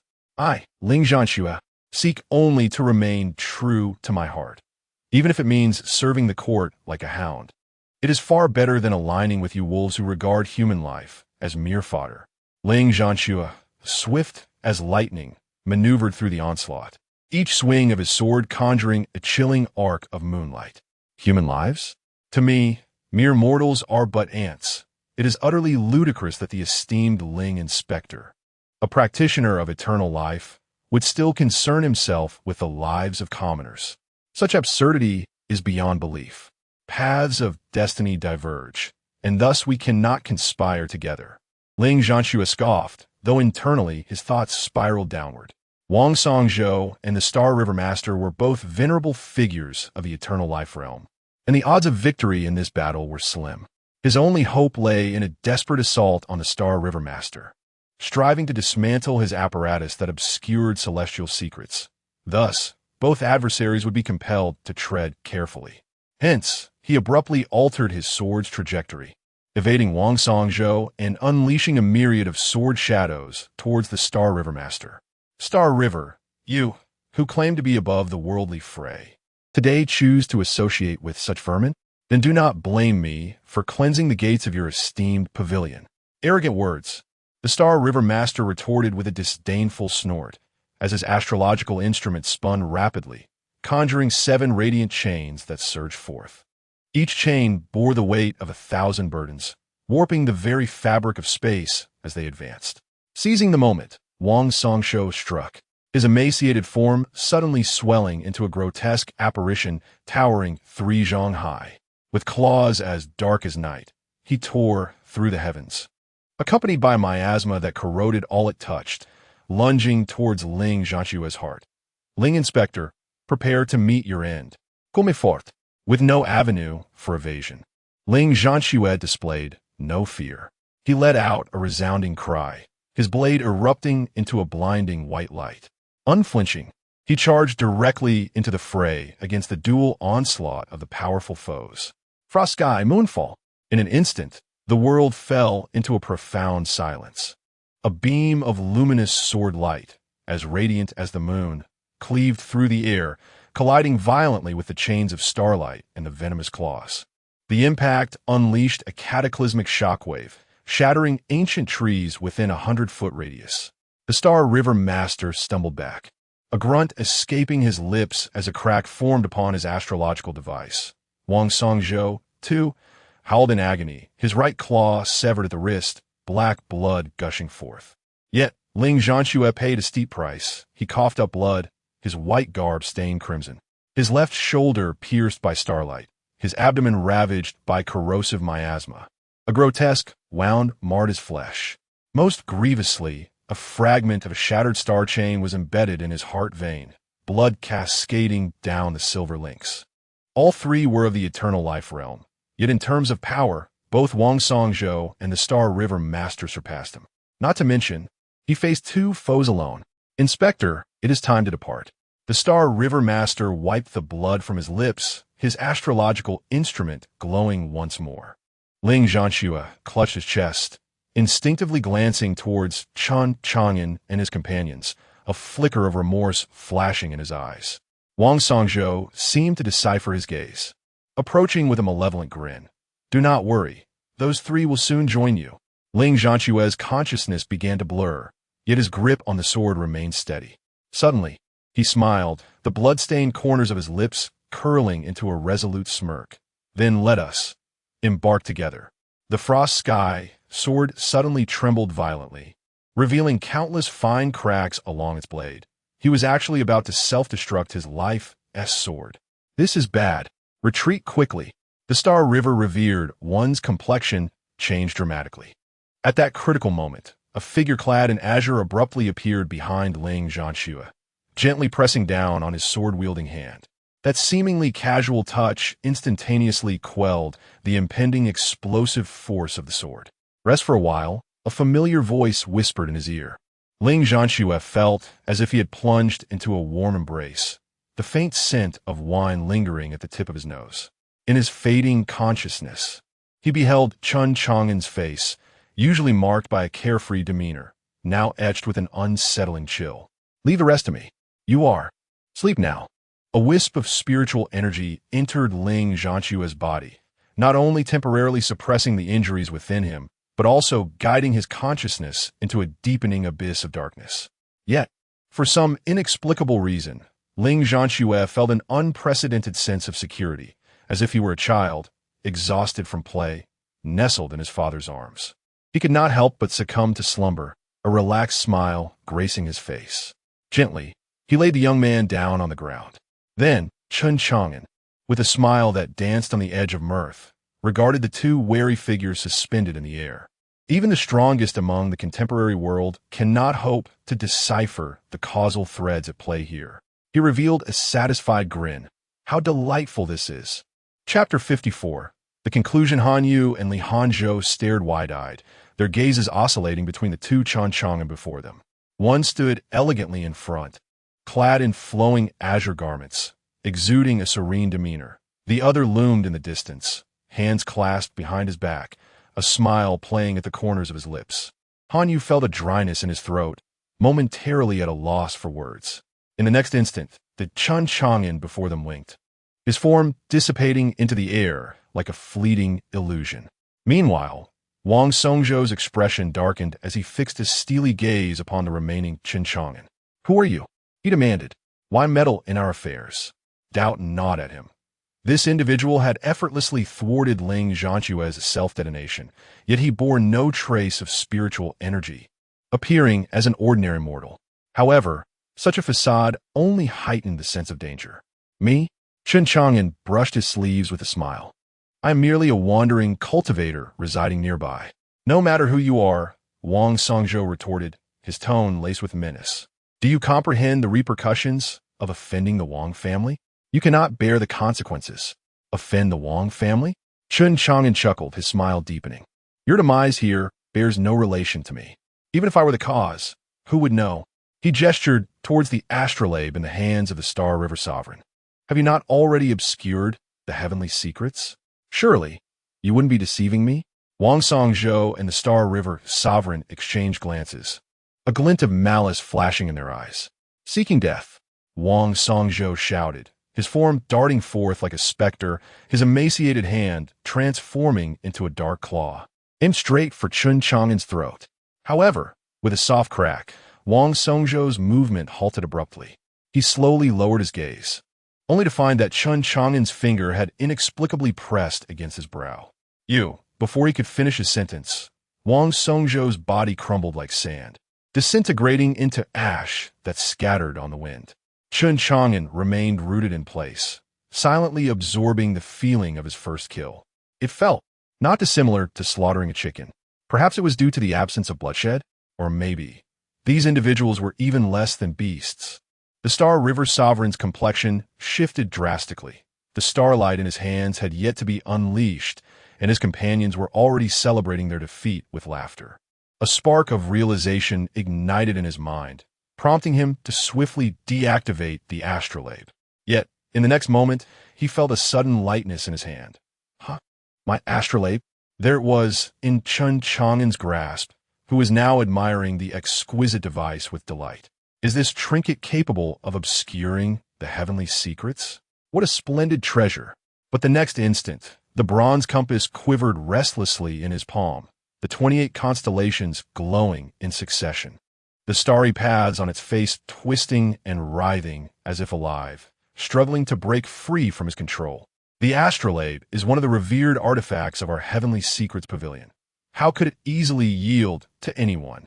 The Star River Sovereign sighed in relief, a cruel smile spreading across his face. "Is that so?" Chen Chang'an's fingers tightened slightly, a wisp of chaotic energy seeping through the gaps. The astrolabe emitted a piercing hum, its star patterns flickering wildly, akin to a startled beast making a final stand. Silence. Chen Chang'an casually gripped the instrument. A crisp sound resonated through the valley, and the previously restless astrolabe suddenly froze. The erratic star trails on the dial obediently rearranged themselves, and the once cold bronze surface began to emanate a lustrous sheen, akin to a dusty pearl finally finding its discerning owner. Most remarkably, the pattern of the Big Dipper in the center of the compass extended delicate star rays, gently entwining around Chen Chang'an's fingertips, emitting a subtle, almost solicitous tremor. Chen Chang'an flicked the edge of the compass with his finger, and the astrolabe instantly responded with a joyful hum, the dial rotating on its own as the 28 constellations lit up in sequence, casting a miniature starry sky in the palm of his hand. This was impossible. The Celestial Sovereign felt his attempt to remotely control the astrolabe thwarted, as the spiritual artifact disdainfully dispersed his essence and unhesitatingly severed all ties with the mark of the heavenly mechanism pavilion within him. This felt akin to a former girlfriend of a wealthy man ruthlessly blocking all means of contact, leaving the Celestial Sovereign chilled to the bone. In the next moment, Without uttering a word, he turned to flee, only to discover he was rendered immobile. You, who are you? I have already said, I'm merely a passing wanderer. Chen Chang'an smiled and raised his hand, gently gripping once more. Puff! The figure of the celestial sovereign dissipated into nothingness. In the valley, silence returned. After concluding his task, Chen Chang'an did not rush to explain to the two bewildered youths. Instead, he approached Ling Zhanxue, who lay gravely injured. Although he had temporarily stabilized her condition, without timely treatment, she might suffer lasting repercussions. He knelt beside Ling Zhanxue, examining the star-chain wound that pierced her chest. Ling Zhanxue had awakened, her pallid countenance and furrowed brow revealing the agony she endured. Endure it a little longer, Chen Chang'an spoke calmly, as he grasped the segment of the star chain embedded in her flesh. Ling Zhanxue stifled a groan, beads of cold sweat forming on her forehead. Yet she stubbornly refrained from crying out. With a flick of his wrist, the star chain was swiftly extracted, accompanied by a trickle of dark red blood. He immediately raised his hand, channeling spiritual energy to prepare a healing spell. However, at the moment his palm pressed against Ling Zhanxue's chest, the sensation was wrong. What he felt was not the expected firm muscle, but rather a soft, delicate texture. Chen Chang'an froze, his pupils contracting, as though struck by lightning. He slowly lowered his gaze, focusing on the space between his palm and Ling Zhanxue's chest, then gradually raised his eyes to meet hers, which glistened with pain, yet held a flicker of panic. In that fleeting moment, the air seemed to solidify. Chapter 55. Apprenticeship. Chen Chang'an's hand lingered in midair, the lingering softness in his palm causing his ears to flush with warmth. Having lived a solitary existence until now, this was his first encounter with a woman's body, and he found it surprisingly fragrant and tender. An accident. It was all an accident. He fervently repeated this mantra in his mind, striving to steady his racing heart. Over the past few days, he and Ling Zhanxue had shared drinks and conversations, quickly growing to regard each other as kindred spirits. Yet, who would have imagined that this elegant and ethereal gentleman, Ling, was actually a girl disguised as a boy? A friend had inadvertently transformed into a sister. And he took a deep breath, turning his face away, his voice taut. I apologize. Ling Zhanxue's delicate face flushed crimson, her eyelashes fluttering, but she still managed a soft acknowledgement. She was acutely aware of her own injuries. Any further display of shyness would only seem pretentious. Chen Chang'an reined in his distracting thoughts, channeling his spiritual energy as he cautiously placed his palm over her wound. Gentle spiritual light seeped into her skin, prompting a muffled groan from Ling Zhanxue as her fingers instinctively clenched the hem of her garment. Endure just a bit longer. It will soon be well, Chen Chang'an assured her softly, his fingertips moving with meticulous care. Moments later, the wound finally healed. He retrieved a life-reviving pill from his robe and offered it to her. Take this. Its healing properties are quite remarkable. Upon catching sight of the pill, Ling Zhanxue's pupils constricted. What did he mean by remarkable healing properties? The life-reviving pill was a rare treasure capable of reviving the dead. A few years prior, the leader of the Medicine King Valley had even regressed in cultivation, stepping back 3 ranks on the stone tablet to refine a single batch. She lifted her gaze to Chen Chang'an, a flicker of complexity passing through her eyes. However, having been seen and touched by him, she bit her lip and, with newfound boldness, graciously accepted the pill, tilting her head back to swallow it whole. The pill dissolved instantly in her mouth, its potent essence flowing through her limbs, and her pale complexion regained some color. Thank you, she murmured, her voice notably softer than usual. Chen Chang'an cleared his throat, feigning calmness as he waved his hand dismissively. No need for formality among friends. Hearing this, a barely perceptible smile graced Ling Zhanxue's lips before she reverted to her characteristic aloof demeanor. Yet, the lingering blush on her ears betrayed her current feelings. Soon after, the two, who had been conversing animatedly just the night before, found themselves at a loss for words. In the distance, Han Yu and Li Hanzhou crouched beneath a tree, whispering to each other. The atmosphere between the Sir and Ling is rather peculiar, isn't it? Sure. Don't ask too many questions, or you'll end up getting beaten. How do you know so much, Senior Brotherly? I've experienced it myself. The ambiguous atmosphere persisted for a moment until Ling Zhanya suddenly cleared her throat, straightening her back and allowing the stern expression of an inspector to return to her features. She gently stroked the fragrance pouch at her waist and spoke softly. Although Wang Songzhou and the Star River Sage have been vanquished, the collusion between the Heavenly Mechanism Pavilion and the aristocratic families is of grave significance. I must depart for Zhongzhou immediately to report this. As she spoke, she stole a glance at Chen Chang'an, only to find him idly tugging at his hair, clearly uninterested in the political strife of the court or the state of the continent. Ling Zhanxue gently pressed her lips together. Her previously stern demeanor suddenly softened. Unconsciously twisting the sleeve of her garment, her voice unwittingly lightened. Brother Chen, if there are matters in the future, you may seek me in Qingyang City. Certainly, Chen Chang'an readily agreed, grinning widely. Once I have some free time, I will definitely visit Qingyang City to share a drink with you. Drink! Ling Zhanxue paused in surprise at his words, biting her lip in momentary astonishment before bursting into laughter. Under the setting sun, her eyes curved in a manner that bore no resemblance to the authority of an inspector, resembling instead a little girl who had stolen a taste of honey. Then, I shall await your arrival, she quickly uttered, turning to leave, her flowing garments billowing gracefully, and the jade hairpin in her hair casting a lustrous arc of light. In just a few fleeting moments, her figure in white vanished into the vast dusk, leaving behind a faint, lingering fragrance that still danced at Chen Chang'an's nostrils. System notification. Epic Series achievement completed. Youth's Journey 2-4. Youth's Journey Part 2. The Jade Belt binds the azure strands, safeguarding the journey through 1,000 miles. Completion of Youth's Journey series achievement rewards him with Mountain Jade to enhance the level of an unparalleled celestial art. Han Yu and Li Hanzhou peeked from behind a tree, their faces etched with confusion. Sir, why did Ling Gongzi leave so suddenly? Chen Chang'an gazed in the direction she had departed, rubbing his nose. Who knows? A woman's heart is as elusive as a needle in the ocean. A woman? The two youths exclaimed in unison. Is there any other possibility? Chen Chang'an replied with a knowing smile, fully aware that the whispers of the two young men couldn't escape his keen perception. Oh, we thought, slap, slap. Each receive a light smack on the head. Just and fair, without bias. You may be young, but your thoughts should be directed more towards cultivation. Understood. Subsequently, Chen Chang'an turned and walked towards the valley. Behind him, Li Hanzhou cast a glance at Han Yu. I wasn't mistaken. It truly seems like we've brought trouble upon ourselves.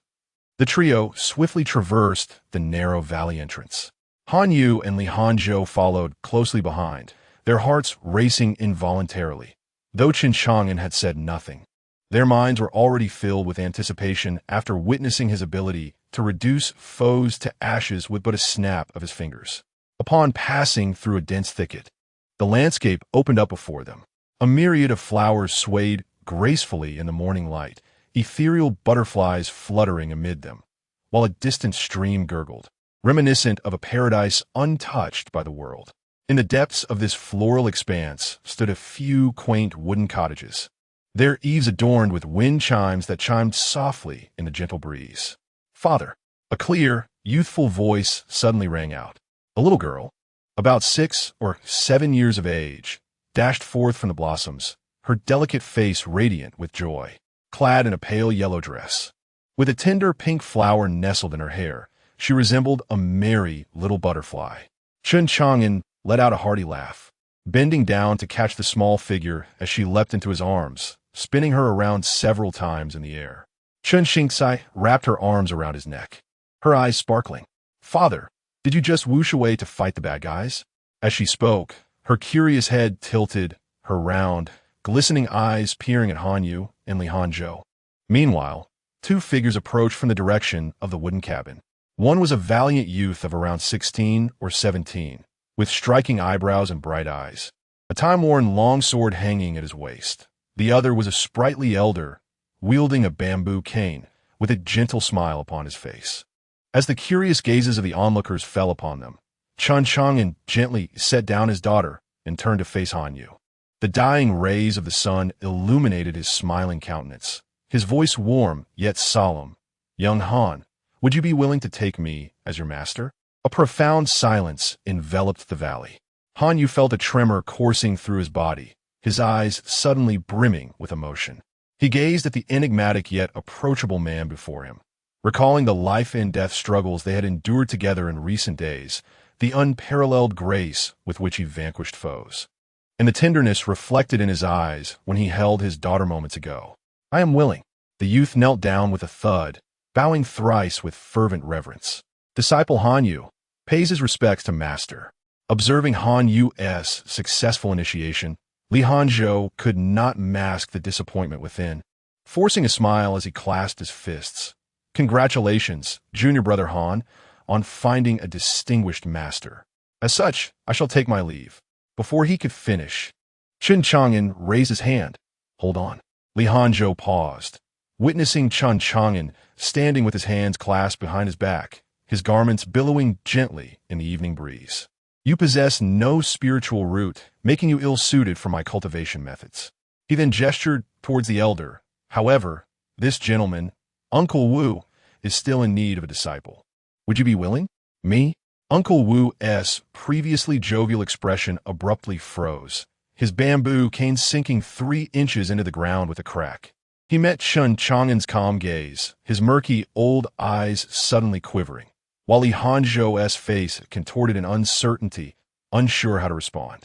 Seeing Li Hanzhou's predicament, Uncle Wu, who had been internally grumbling, suddenly burst into laughter, his hunched back gradually straightening. In the astonished gazes of those around, he slowly raised his frail right fist and struck gently at the most resplendent fiery cloud on the horizon. Boom! The force of his punch surged like a dragon, and the sky erupted in a cacophony of colors. The originally splendid twilight was shattered, revealing a clear azure sky in a 3-zhang radius. The reverberations caused the blossoms on the mountainside to rustle, petals cascading like rain. Li Hanzhou stood frozen, the thunderous sound of the clouds echoing in his ears. He mechanically turned his head, only to find Han Yu nodding vigorously at him, his eyes brimming with encouragement. "Disciple Lianzhou." The youth suddenly lifted his garment and knelt heavily, his forehead touching the petal-strewn earth. "I pay my respects to my master." Chapter 56. Chen Chang'an also wishes to lie flat in the early morning. As the mist lingered, Han Yu had already stood in the courtyard for a full 2 hours. Beads of sweat formed on his forehead, yet the wooden sword in his hand remained as steady as a rock, its tip quivering slightly as it traced intricate trajectories in the air. "Not quite right." Chen Chang'an's voice drifted from behind. He lounged lazily in a wrought-tan chair, cradling a cup of hot tea. The technique of the sword of the heavens emphasizes concealing the edge within defense. "Your sword's momentum is too soft." Han Yu gritted his teeth, twisting his wrist to make the sword's force suddenly more fierce. "Still incorrect." Chen Chang'an shook his head. "Too rigid, and it will break." This sword technique requires a balance of hardness and softness. Feeling somewhat disheartened, Han Yu let his arm droop. "Master, am I too foolish?" Taking a sip of tea, Chen Chang'an squinted as he scrutinized his disciple, who, despite possessing a fate value of 100, had rather mediocre innate talent. Although Han Yu's destiny was perfect, his natural endowment was indeed lacking, leading Chen Chang'an to believe that a defensive approach might be more practical than an offensive one. Thus, he decided to impart the sword of the heavens to him first. "Your comprehension is not lacking. It's just that your foundational skills are, well, a tad wanting." He set down his teacup and casually picked up a twig. "But do not lose heart.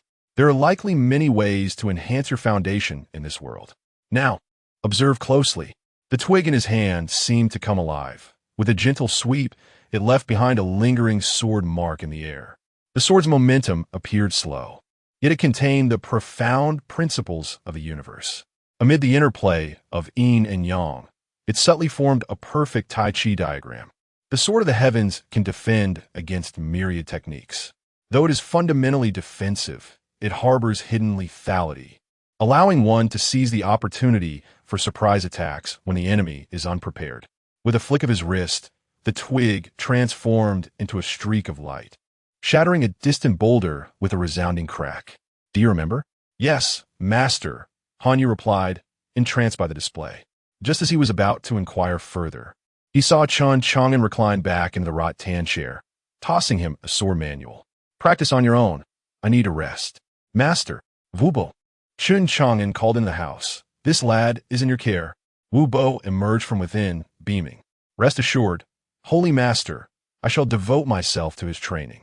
In recent days, Wu Bo had witnessed the generosity of this holy master. Precious elixirs, such as the life-transforming pill and the rejuvenation pill, were given with a mere mention. Even more astonishing was a few days ago when he casually mentioned needing to procure some daily necessities. Chen Chang'an had tossed him 100,000 high-grade spirit stones without a second thought. Thank you, Wu Bo, Hanyu said with a respectful bow. Wu Bo patted his shoulder. Come, let's practice swordsmanship in the back mountains. Although I'm not adept in sword techniques, I can certainly guide you adequately. Before departing, Wu Bo hesitated momentarily before asking, Holy Master, I shall be leaving the valley tomorrow. Is there anything you wish for me to bring? With his eyes closed, Chen Chang'an waved his hand dismissively. Remember to be cautious of snakes. Wu Bo was taken aback. Snakes? Yes, especially the black ones. Chen Chang'an turned over, seemingly already asleep. Scratching his head, Wu Bo left with Hanyu, filled with curiosity and uncertainty. In a serene mountain gorge, the sound of crystal-clear springs echoed as Chen Chang'an jubilantly approached the familiar cave dwelling. Master Xiaohe, I have arrived. As the stone door of the cave gradually creaked open, a vision of pure white greeted her eyes. Ji Hongli, rare in her snow-white gown, leaned gracefully against a jade table, engrossed in a game of chess. Upon hearing the voice, she lifted her gaze and smiled gently, the small vermilion birthmark at the corner of her eye appearing even more vibrant against her white attire. Wow! Chen Chang'an's eyes sparkled. Master Xiaohe looked stunning in white. Ji Hongli paused, her fingers hovering over the chess pieces, and sighed softly, realizing that the title Master Xiaohe was one she could never shake off. Here, Chen Chang'an excitedly pulled out a book from her storage pouch. Its gilded title, I Am Captivated by the Cold and Aloof Saint Lord, Volume 3, gleaming brightly on the cover. She had finished reading this volume quite some time ago. Why was the fourth volume taking so long to arrive? Ji Hongli's lips curved into a subtle smile as she waved her sleeve, and a brand-new, elegantly bound book appeared on the table. The fourth volume, Chen Chang'an exclaimed, embracing the book with fervor, her cheeks flushed with excitement. Master Xiaohe is incredible. How did you manage that? Quite simple, Ji Hongli replied casually, adjusting the chess pieces. During this outing, I happened to capture the author known as Mo by Shanghua. Really? Chen Chang'an's eyes widened. He was locked in a small room for half a month. Ji Hongli flicked her finger, and a chess piece landed decisively in the center of the board. He must write no less than 30,000 words daily, or he won't be fed. Chen Chang'an gasped in astonishment. Of course, Ji Hongli added, I also compensated him with spirit stones afterward. Master Xiaohe is truly the best. The young girl cheered, leaping into her embrace, only to suddenly detect a hint of blood. Huh, why is there blood on your sleeve? You must be mistaken. Ji Hongli promptly gathered her sleeves and shifted the topic. To what level have you progressed in the fluttering like a surprise swan technique? Chen Chang'an's enthusiasm waned as she nervously twisted the hem of her garment. Father has taken in 2 new senior brothers. So, that means I'll have senior brothers to protect me. She boldly lifted her chin, declaring, I can take it easy now. The phrase take it easy. How did it even come to be? Ji Hongli found herself both amused and exasperated. Her gaze wandered over Chen Chang'an's faint shadows of fatigue and then caught sight of the delicate creases on the book's edges. This girl had likely spent several nights reading under the dim light, neglecting her training altogether. Had it been in her own time back in the northern frontier as her master, she would surely have punished her by hanging her from a tree and using willow branches to discipline her. Enough, she finally said, pinching Chen Chang'an's cheeks playfully. Starting tomorrow, come to the cave at dawn. Why? Because, Ji Hongli whispered softly in her ear, I also possess the original manuscript of the 5th volume, should you wish to read it. Morning light filtered through the wisteria trellis in front of the cave, casting elongated shadows of the master and disciple.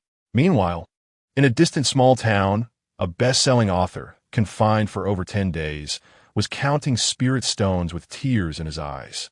Chapter 57. Suddenly, Ji Hongli appeared to recall something, her delicate hand clapping lightly, and immediately, the sound of quick, lively footsteps echoed from deep within the cave.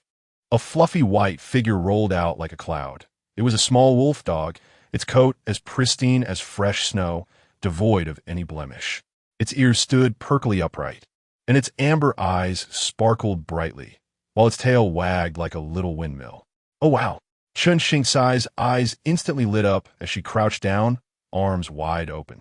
The little white dog leapt into her embrace, its damp nose affectionately nuzzling her cheek, causing the young girl to burst into joyful laughter. Its name was Xiaobai. Ji Hongli observed the playful interaction between the girl and the dog, a subtle smile gracing her lips. Do you like it? Indeed, I absolutely adore it. Chen Chang'an buried her face in Xiaobai's fluffy fur, joyously stomping her feet in delight. Not far away, the gray bear, who had been dozing, suddenly perked up its round, black eyes wide with disbelief. It glanced at its excited little master, then at the unexpected white fluff ball that had appeared, its expression filled with incredulity. What is this situation? Its instincts told it that the once unshakable position it held was now facing an unprecedented challenge. The gray bear let out a woeful sound, approaching with a pitiful demeanor, nudging Chen Chang'an's back with its large head. But I was your first furry companion. Ji Hongli cast a nonchalant glance at it. The gray bear froze momentarily, its clear bear eyes reflecting Ji Hongli's half-smiling expression. It silently withdrew its paw and obediently sat down beside her, adopting an innocent appearance as if to say it had no objections whatsoever. Xiaobai is now entrusted to you. Ji Hongli gently ruffled Chen Chang'an's hair, reminding her to take good care of it. Yes, I will brush its fur every day, feed it treats, and play with it. Chen Chang'an wrapped one arm around Xiaobai and embraced the little gray bear with the other, exclaiming, from now on, we are a family of 3. The gray bear. No, I was here first. As they bid farewell, Ji Hongli leaned against the cave entrance, the shadows of wisteria flowers cascading onto her snow-white dress. Remember, she said, lightly tapping Chen Chang'an's forehead, to come to the cave every day at dawn, or else something unfortunate may occur. I know, Chen Chang'an replied, bouncing away with Xiaobai in her arms. Don't worry, Master Hai. Watching the girl's retreating figure, Ji Hongli gently shook her head. She traced her fingers over the book titled, I Was Captivated by the Cold and Distant Saint Lord, Volume 3 tucked within her sleeve, letting out a soft sigh. This girl probably hasn't taken the warning to heart at all. Then, a mischievous smile flickered across her face as she pointed her finger, sending a sliver of azure light quietly trailing after Chen Chang'an, eventually disappearing into her storage bag. On the mountain path, the gray bear followed closely behind its little master, occasionally stealing glances at the small white dog in her arms. Suddenly, Xiaobai turned its head and playfully stuck out its tongue at the gray bear. The gray bear. This is unbearable. As the last rays of the setting sun bathed the courtyard, Chen Chang'an sat at the stone table, pouring himself a drink. Just then, Chen Chang'an bounced in, cradling a fluffy white ball in her arms. Father, look at the little white one that Master Xiao He gifted me. Chen Chang'an raised his head, his gaze settling on the pure white puppy.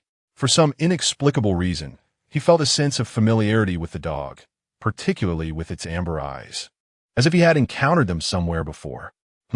Quite adorable, he remarked casually, pouring himself another glass of Zhuai Qinxiu. At that moment, the little white puppy suddenly wriggled free from Chen Chang'an's embrace and darted to Chen Chang'an's feet, gazing up at the wine glass in his hand, its pink tongue incessantly licking its nose, and its tail wagging like a little windmill. Chen Chang'an raised an eyebrow. Do you wish to partake in the wine as well? The puppy barked eagerly, its front paws tugging at his trousers, its eyes brimming with longing.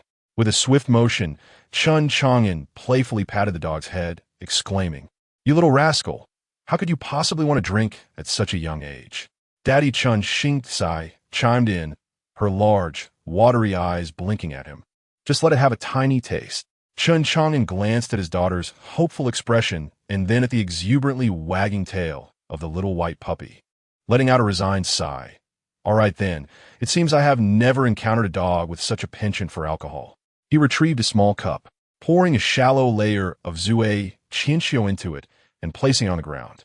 The puppy immediately lunged forward, its pink tongue eagerly lapping up the drink. And within moments, the cup was emptied. Woof! The little white one, still unsatisfied, continued to lick the cup, its tail wagging even more vigorously. Ha ha ha! Among the three youths who had just returned from training, Han Yu was the first to break into laughter. This dog has turned into a spirit, hasn't it? Xiao Chan couldn't help but chuckle as well. Its drinking habits are more refined than some people. Li Hanzhou, rarely displaying a smile, reached out to stroke the puppy's head. It appears to be a little drunkard. After finishing its drink, the little white puppy staggered a few steps before plopping onto the ground with a thud, yawning widely, its eyelids beginning to droop. Is it drunk? Chen Chang'an squatted down, poking the puppy's nose. The little white one let out a drowsy whimper, rolled over onto its back, exposing its fluffy belly, and soon began to snore softly. The onlookers erupted in laughter at the sight. Chen Chang'an couldn't help but smile at the scene. Yet, as his gaze fell upon the little white puppy once more, an inexplicable sense of familiarity washed over him. Could this dog truly be an ordinary one? He shook his head, raising his glass and downing its contents in one gulp. Oh well, since it was gifted by Ji Hongli, it should pose no issues. In the courtyard, the sound of laughter and joy mingled with the evening breeze. The inebriated little white puppy kicked its legs in its dreams, occasionally smacking its lips, as if reliving some amusing adventure. Chapter 58. The Day of Chen Chang'an's Tribulation. Third update. As the dawnlight gently illuminated the sky, a soft gray hue emerged. Chen Chang'an rubbed her weary eyes and reluctantly tucked away I have been captivated by the aloof Saint Sovereign, Volume 4 into her storage bag. Had Hua Qianlei truly forgiven the Saint Sovereign? She murmured softly, stifling a great yawn. The thrill of momentary indulgence in her husband's affections was soon to lead to a fiery pursuit of love. It was only fitting. Her eyelids felt as heavy as if they were laden with lead. Over the past few days, during her training breaks, she had clandestinely indulged in novels, managing to steal an hour of sleep only because Uncle Wu had turned a blind eye. As for the daily visits to the cave abode mandated by teacher Xiao He, those had long been cast aside, forgotten in the clouds. However, if she continued to forego sleep, even her typically carefree father might begin to notice something amiss. She collapsed onto the soft bed, sinking in a slumber almost instantly. Unbeknownst to her, the opening of the storage bag subtly stirred. The volume of I have been captivated by the aloof Saint Sovereign. Volume 4 silently floated out, its pages fluttering as if caressed by invisible hands. It hovered above Chen Chang'an, the gilded spine shimmering with an eerie glow in the morning light. Upon awakening, Chen Chang'an stretched languidly, still foggy from sleep. For some inexplicable reason, she felt a chill creeping down her back, as though something were watching her. Odd, she glanced around. The room was eerily empty, save for the sprawled form of Xiaobai. In front of the bronze mirror, she scrutinized her increasingly prominent dark circles, nervously touching her face. Thankfully, they were still within the realm of insomnia that she could feign away. Pushing open the door, the morning sunlight poured into the courtyard, the fresh air invigorating her senses. Xingcai, good morning. Her senior brother, Xiao Chun, stood nearby, clad in a flowing green robe, exuding a warmth reminiscent of jade. He was her favorite brother after her father, possessing a gentle disposition and never scolding her for her laziness. Brother Xiao Chun, she exclaimed, joyfully rushing towards him. However, his gaze seemed somewhat peculiar. He furrowed his brow, his eyes lingering momentarily above her head, then suddenly widened in shock, as if he had witnessed something extraordinary. Xingcai, did you sleep well last night? His voice bore an awkward stiffness. Quite well. She tilted her head, puzzled. What is the matter? Xiao Chun swallowed hard, hesitating to speak. Ultimately, His gaze shifted past her shoulder, his face turning pale as a sheet. I just remembered I have unfinished assignments. I must be off. With that, he turned abruptly, his footsteps betraying a hint of panic. Hey, brother Xiao Chun? Chen Chang'an was left bewildered. She instinctively glanced back, only to find nothing behind her but the morning breeze rustling through the treetops. What could possibly be the issue? With a head full of questions, she kicked at pebbles as she made her way to the living room, only to encounter Han Yu and Li Hanzhou walking side by side. Brother Han Yu, Brother Li, she called out, her face brightening with a smile and a wave. Although Brother Han, you may not possess the gentleness of Brother Xiao Chun. He often regales her with amusing tales from the outside world. In contrast, Brother Li Hanzhou, who remains typically reticent, exudes a mature composure and meticulousness, allowing her to sense the softness that resides within his heart. Holding a freshly picked spirit fruit, Han Yu suddenly halted in his tracks upon seeing her, nearly dropping the fruit basket. Li Hanzhou tensed his back, a fleeting look of rare panic flashing in his usually steady eyes. Seeing guy. Han Yu chuckled awkwardly, his gaze inadvertently drifting towards the top of her head, noting the splendid weather. Chen Chang'an tilted her head. What S with you both? Oh, haven't you noticed? That S certainly because, suddenly, Li Hanzhou swiftly covered Han Yu's mouth, exerting enough force to make him widen his eyes in surprise. We just remembered that we haven't practiced the sword techniques as instructed by our master. Li Hanzhou's voice was taut like a drawn bowstring as he pulled Han Yu away. Bidding farewell. Wait. Chen Chang'an stomped her foot. What on earth are you two? Before she could finish, the two had already dashed into the bamboo grove. Faint sounds of Han Yu's struggles echoing. Old Li, what are you doing? Clearly, the latter part of the sentence was muffled. What on earth is going on? Chen Chang'an scratched her head, but soon dismissed her confusion. After all, being the dominant figure in the valley, everyone dotes on her, and the notion of trouble had never crossed her mind, oblivious to the fact that just 3 inches above her head, a copy of I Am Captivated by the Cold and Distant Saint Volume 4 was quietly hovering. Daddy! Chen Chang'an skipped into the living room, her skirt fluttering, producing a delightful jingling sound. Chen Chang'an, who was preparing tea, turned at the sound, his smile abruptly freezing. After a moment's contemplation, an expression of sudden realization crossed his face, followed by a hint of a dangerous smile. Come here, he set down the teapot, unaware of the impending danger. Chen Chang'an approached him in confusion. Chen Chang'an then crouched down, gently brushing his fingertips over the dark circles beneath her eyes. Tell me, why has the heart method of dancing like a surprised swan made no progress in these recent days? Because Chen Chang'an's gaze unconsciously drifted upwards to the right before she forcibly steadied it. Because it's too difficult. She tugged at her father's sleeve. The pathways of those meridians are so convoluted it makes my head spin. Chen Chang'an narrowed his eyes. Then what about these dark circles? Because I've been thinking about the techniques day and night, which has led to insomnia. Her voice suddenly escalated, reminiscent of a cat whose tail had been stepped on. Amidst the wafting aroma of tea, Chen Chang'an leaned closer and sniffed her hair. Could it be? He leisurely plucked a piece of golden paper from her hair. You've been staying up late, reading inexplicable books, haven't you? Daddy, I haven't been reading anything. Her words were abruptly cut off. Chen Chang'an's eyes widened in astonishment as she watched her father's hand reach above her head like a butterfly flitting through flowers. He had effortlessly retrieved the very volume of I Am Captivated by the Cold and Distant Saint Volume 4. The pages of the book continued to flutter, as if an invisible hand was engrossed in reading the splendid passage where the revered one placed Hua Qianlei upon the jade steps.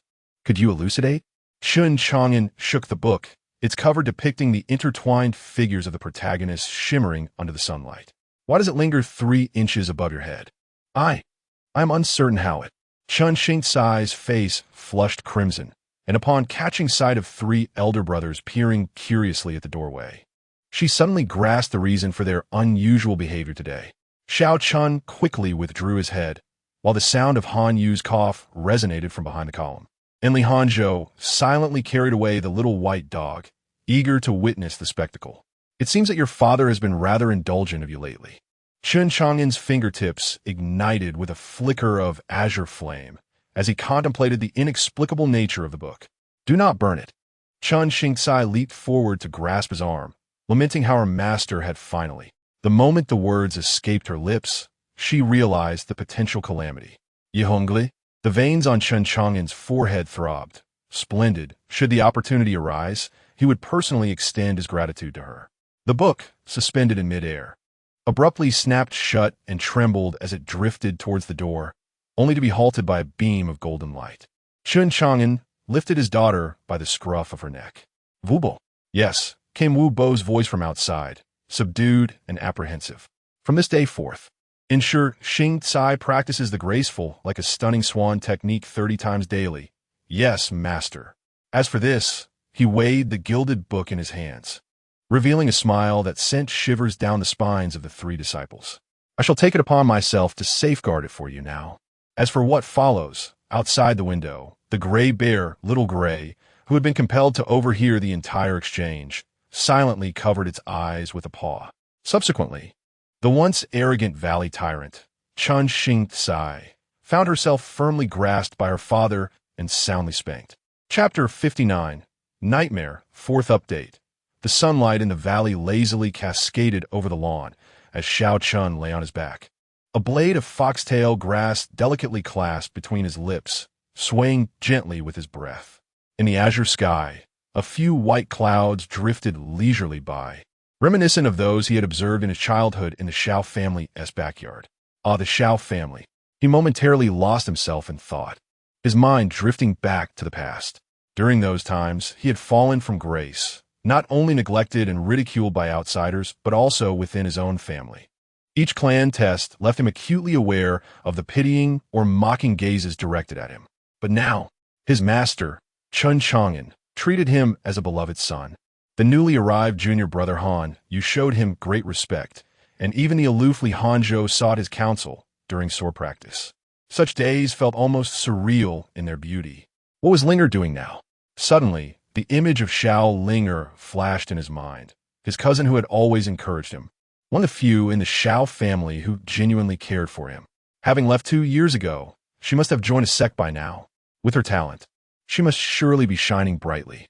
"Senior brother," Han Yu's voice called out from a distance, interrupting his reverie.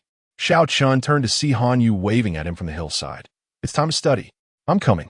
He sprang up with a nimble leap, brushing off the grass clippings from his clothes, a smile unconsciously spreading across his face.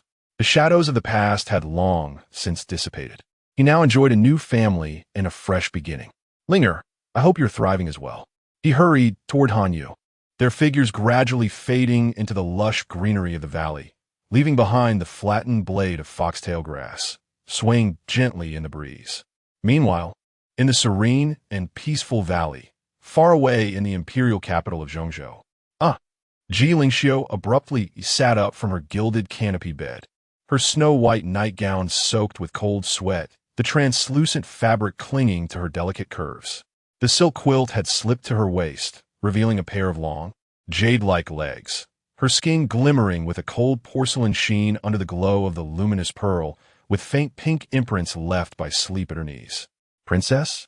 The palace maid on night duty hurriedly lifted the silk curtains, only to find her mistress lost in thought, clutching her chest. The moonlight streamed in through the intricately carved window lattice, perfectly illuminating the segment of thigh that slipped from the hem of her nightgown, as if giving a layer of silver edging to the mutton fat jade. Even the seasoned old maid, accustomed to the beauty of the palace, could not help but hold her breath. This state of alarm was far more enchanting than her usual composed demeanor. "Leave, I am fine." Ji Lingxiu raised her hand to tuck the disheveled strands of hair behind her shoulder, causing her nightgown to slip a little further. As her right leg instinctively bent, the knee pressed against the edge of the bed, creating an alluring indentation, the curve of her calf extending into the shadows.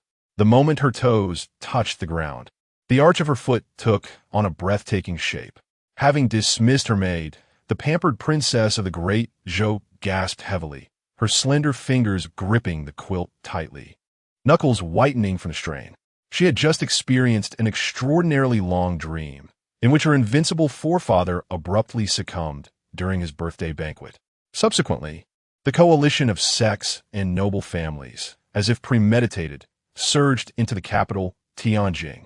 Although her mind was now clear, the gruesome scenes from her dream lingered vividly before her eyes.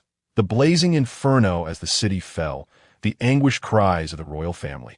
Especially poignant was her own escape from Tianjin, only to be met with the treachery of her most trusted maid, leading to her tragic demise on the road to Qingzhou. Ji Lingxiu stared blankly at her trembling hands. This dream felt so real. Suddenly, she leaped barefoot from her bed, disregarding her garments, and rushed toward the palace doors. Upon pushing open the vermilion doors, she collided with the hurried chief steward, Wei Qing. "Steward Wei," she exclaimed, grasping the sleeve of the elder who had served her father for most of his life. "What time is it?" Wei Qing, taken aback by her sudden outburst, replied, "Your Highness, it is the year 171 of the Qingping era, April. Have you forgotten? Tonight marks the birthday of His Majesty, the Grand Emperor. Tonight." Her voice sharpened suddenly. "Well, my father, His Majesty, is in the Zikan Hall, receiving an inspector from Qingzhou, who claims to bear urgent news that must be communicated in person." Before he could finish, Ji Lingxiu felt as if struck by lightning. The Qingzhou inspector. Memories surged like a tide. Everything began with that inspector's arrival in the capital. "Prepare the carriage." Immediately to the Zikan Hall, she spun back toward her chamber, her bare feet touching the icy gold bricks, when a startling realization dawned upon her. This was not a dream. She, Princess Ji Lingxiu of the Great Zhou, had been reborn.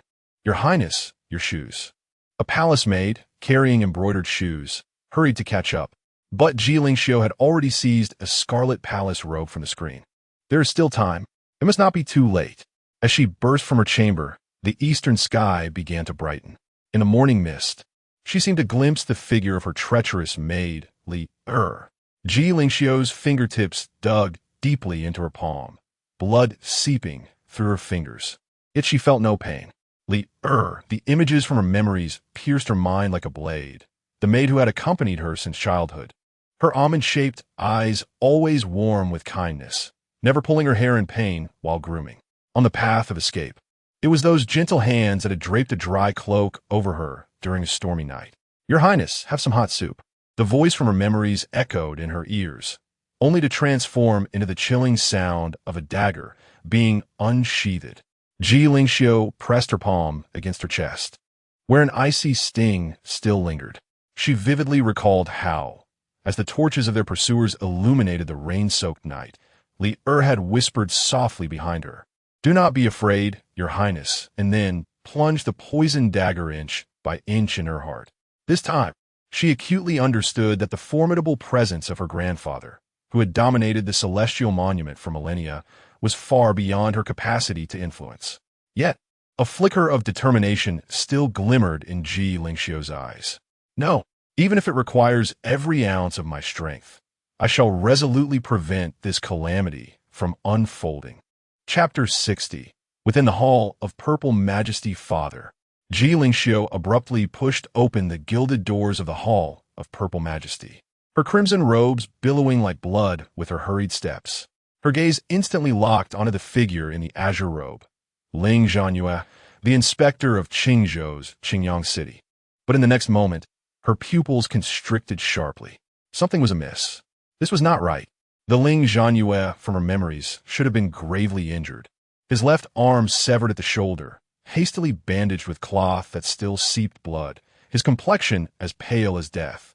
Yet the man before her, Ling Zhanyue, turned at the sound. His long hair, tied with a jade crown, remained unruffled, his features as strikingly cold as jade. As he bowed, the silver patterns of his official robe shimmered like waves, the jade token hanging at his waist transparent and warm under the sunlight, devoid of any trace of injury. "Your servant greets the princess." His voice was as crisp as the sound of pine trees after snowfall, a stark contrast to the hoarse, dying tone she remembered for her past life. Ji Lingxiu's fingertips dug deeply into her palm. Was her rebirth merely an illusion? Just a nightmare she had conjured? Doubt began to creep back into Ji Lingxiu's mind. Xiao, the emperor of Qingping, set down his vermilion brush, a hint of confusion in his eyes. Had it been any other prince who barged into the hall of purple majesty, he would have been reprimanded, yet he held immense satisfaction towards his daughter standing before him. Father. Ji Lingxiu quickly composed herself, her lips curving into a perfectly measured smile, as if the earlier lapse had never transpired.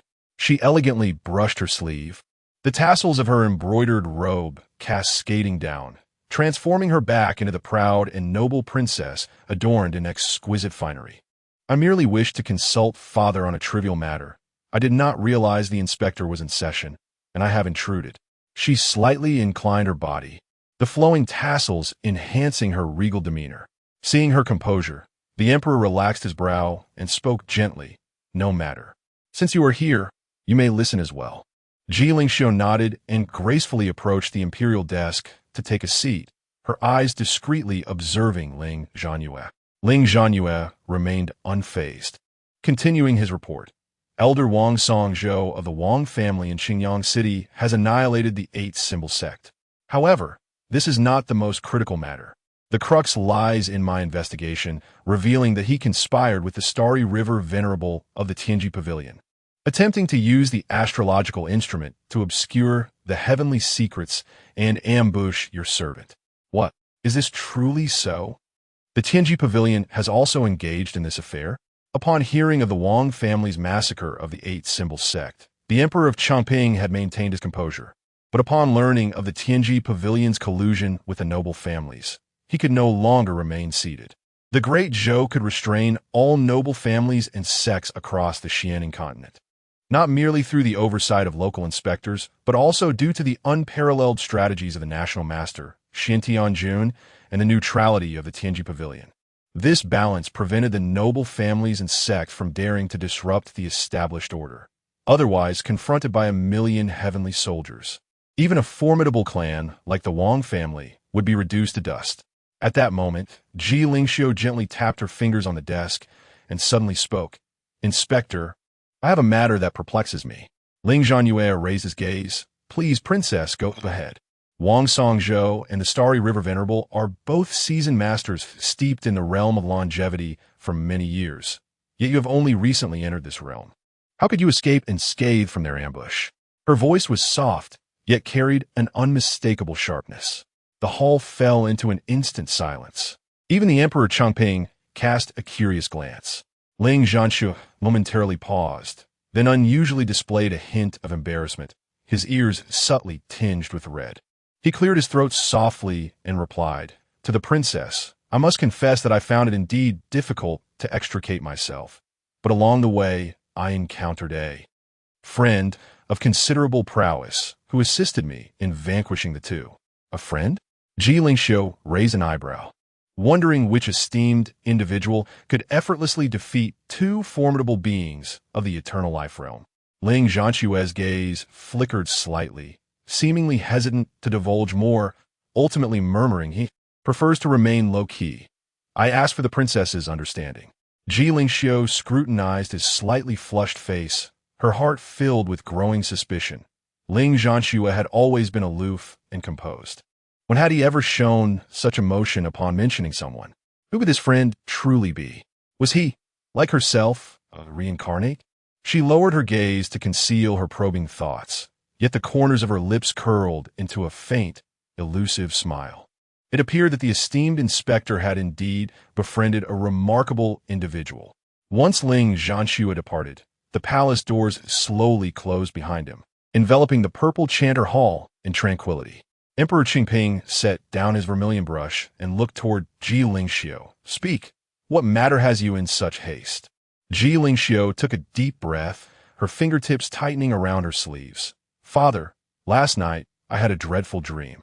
Oh, Emperor Chengping raised an eyebrow, a smirk playing on his lips. My illustrious princess, when did you become so disturbed by mere nightmares? I dreamt. Her voice grew somber. Tonight marks the birthday of our revered ancestor, and there is an assassination plot. The ancestor perishes on the spot. Before she could finish, Emperor Qingping suddenly burst into laughter, his mirth causing the candle flames in the hall to flicker. Absurd. The ancestor has dominated the celestial rankings for years, being the foremost cultivator in the realm. As if recalling something, his voice softened, and he added, even if he is not the absolute strongest, he remains among the two most powerful in the world. How could anyone dare to assassinate him? Moreover, do you think our national master, Chen Chang'an, is merely a figurehead? Ji Lingxiu's gaze sharpened as she spoke softly. What if the Heavenly Secrets Pavilion stands with them? What if they assist in concealing the secrets? Emperor Chongping shook his head, a flicker of profound meaning in his eyes. The master of the Heavenly Secrets Pavilion would never side with the aristocratic families. This matter you shall understand in due time. As for what Inspector Ling reported, it is undoubtedly the personal action of that esteemed figure from the Heavenly Secrets Pavilion. He rose, his dragon robe sweeping over the table. This matter I shall discuss with Chen Chang'an. There is no need for you to worry. Ji Lingxiu gazed at her father's departing figure, remaining silent, her heart heavy with disappointment. Chapter 61. The Dragon's Armor Unveiled. The 6 saints usurped the throne. Ji Lingxiu stood before the bronze mirror in her chamber, her reflection resplendent in splendid attire that accentuated her snow-like complexion. Yet, her eyes bore a chilling coldness that was utterly terrifying. Slowly, she raised her hand, and from her fingertips coalesced a thread of spiritual energy, faint as a flickering candle in the wind. The sacred realm. Merely thinking of these words filled her chest with a suffocating sense of oppression. Before those truly formidable beings, her pride in her cultivation and lineage seemed as fragile as that of an infant. Ha! A sudden laugh escaped her lips, tinged with unprecedented self-mockery and resentment. Indeed, I am so weak. The spiritual energy at her fingertips abruptly dissipated, and she clenched her fist tightly, her nails digging deep into her palm, blood trickling through her fingers and staining the golden embroidery of her sleeves. Since she could not alter her fate, she resolved to leave at least a glimmer of hope for the great Zhou. She turned and strode toward the inner chamber, retrieving a storage bag from a hidden compartment, and began to gather essential items. An amulet bestowed by her forefather, a jade tablet recording the royal secrets, and the dragon-patterned jade pendant that attested to her identity. Princess? A gentle voice floated in from behind, causing Ji Lingxiu's spine to stiffen. Lear stood outside the beaded curtain, holding a teacup, her almond-shaped eyes filled with concern, embodying the same gentle and obedient demeanor as always. I have prepared a soothing tea for you. Ji Lingxiu slowly turned, her gaze landing on Lear's face, familiar to the point of inducing revulsion. It was those very hands. She felt again the icy sensation of a dagger piercing her back, and a dull ache began to throb in her chest. The urge to kill surged, threatening to break free from the confines of her reason. She longed to strangle Lear at that moment, to make her experience the anguish of betrayal. Yet, in the end, she merely accepted the teacup with an air of indifference, her fingertips betraying no tremor. Leave it here. I shall drink it later. Lear bowed and retreated, her demeanor still as respectful as ever. Ji Lingxiu's gaze fixated on the cup of tea, a coldness settling in her eyes. I cannot act. To kill her now would only alert the others. She had briefly entertained the notion of feigning madness and rushing to expose everything before her forefather. But upon reflection, who would believe a deranged princess? To those exalted beings, her words would hold no value. Ultimately, I am too weak. For the first time, she loathed her own frailty. Outside the window, the cold wind howled, seemingly mocking her impotence. Ji Lingxiu closed her eyes, burying all her discontent deep within her heart. Since she could not change the outcome, then at the very least, I must survive until the end. That night, the imperial city was ablaze with light, myriad glass lanterns illuminating the night sky as if it were day. Ji Wuqiu sat high upon the 9-tiered jade platform, draped in a robe of dark gold. His white hair cascading like snow, yet his countenance radiated the extraordinary charm of youth. 6 myriad years had left no trace upon him, save for his eyes, deep and profound, carrying the weight capable of suppressing the entire Xianing continent. Congratulations on the eternal longevity of the great ancestor. Amidst the thunderous reverence echoing throughout the hall, the envoys of various sects bowed their heads, concealing their resentment and fear deep within their hearts.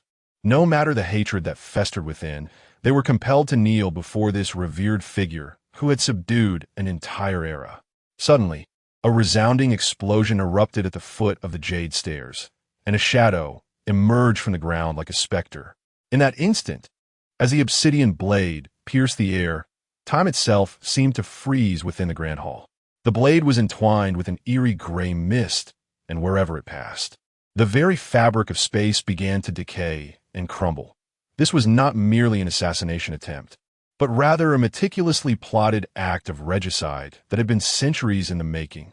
Almost simultaneously, 5 unassuming attendants from the guest seating surged forth, wielding blood-red artifacts that intertwined to form a net capable of blinding the sun. This net was composed of countless tiny dragon scales, each inscribed with intricate curse runes. The celestial formation, Dragon of Heaven, dismantles armor. The exclamation of the national master, Chen Chang'an, was drowned out by the roar of collapsing laws.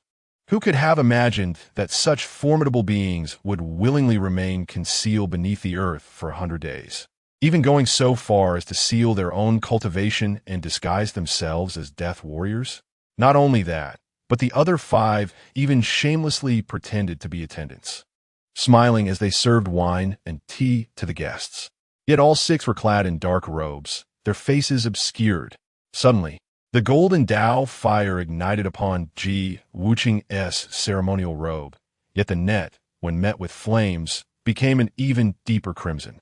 Under the horrified gazes of all present, Ji Wuqing, who was renowned for his invulnerability and hailed as the Xiantian sacred body, began to shed his layers like a molten creature.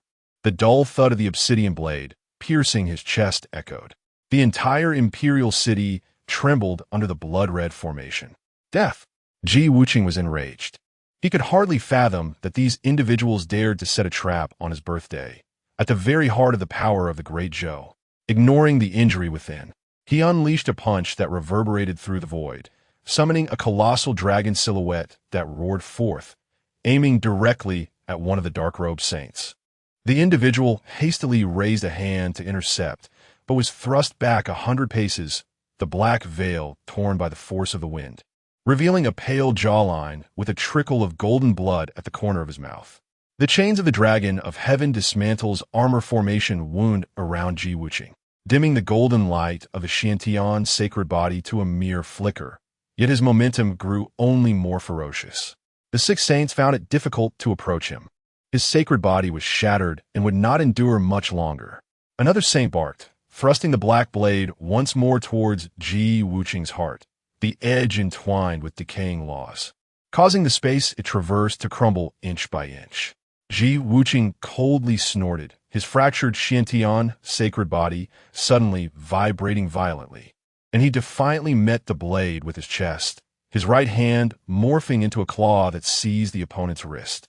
How dare such a concealed wretch claim the title of saint? Crack! The sound of shattering bones resounded. The saint let out a muffled groan as his wrist was crushed. The black blade slipped from his grasp, yet was still drawn by the laws, piercing once again into Ji Wuqing's chest. Blood splattered forth, yet Ji Wuqing seemed unperturbed, retaliating with a punch that sent the 3rd assailant flying, crashing through several palaces amidst a cloud of dust. Continued to form the array. Trap him.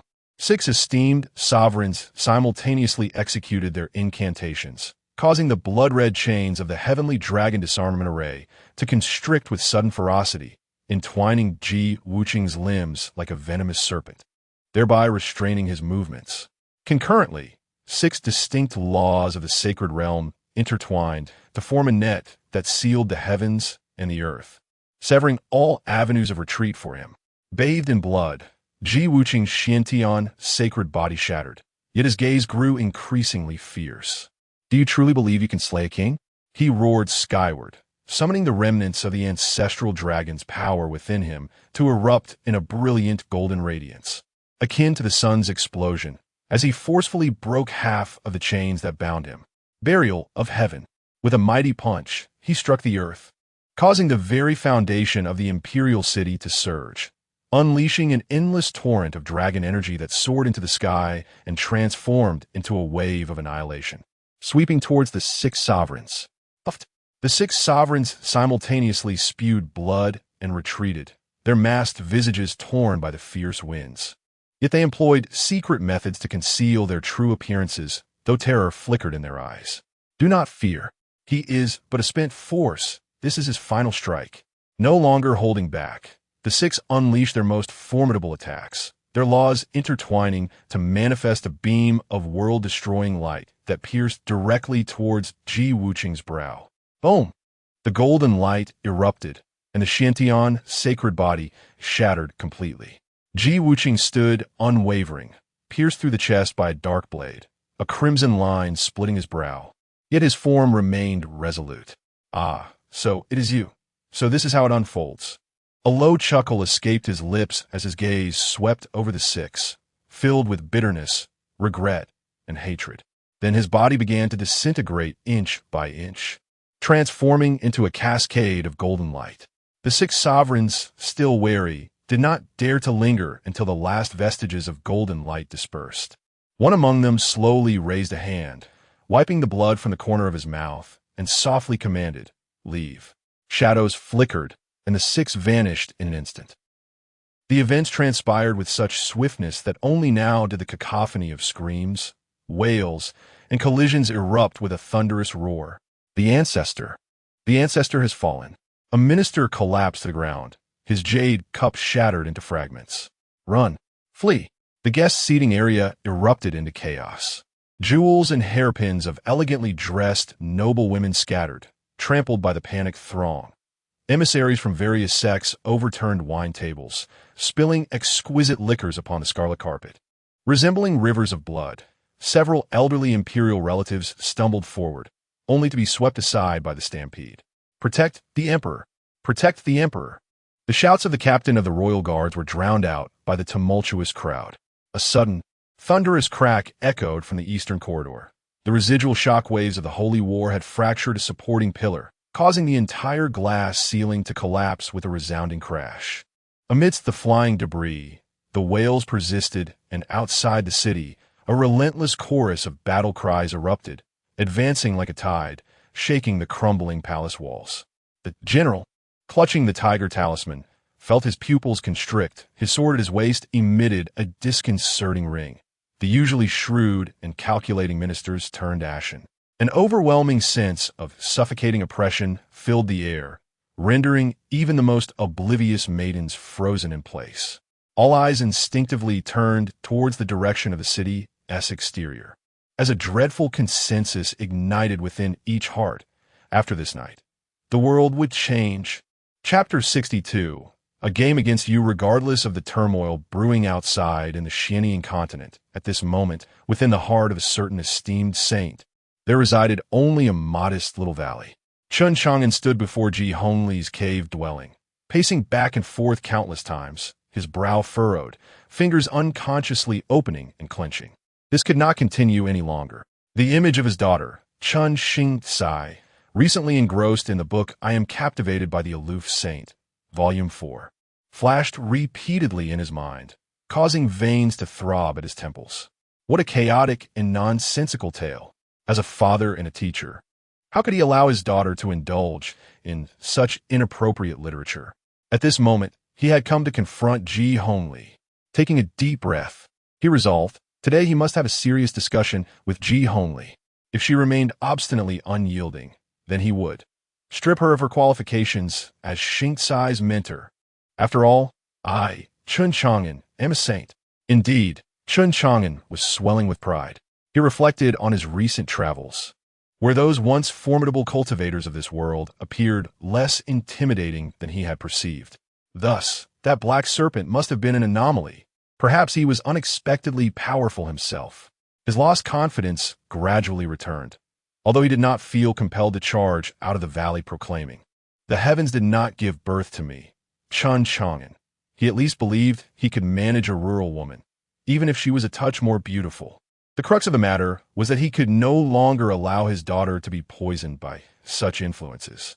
Finally, he inhaled deeply, straightened his back, and prepared to call out.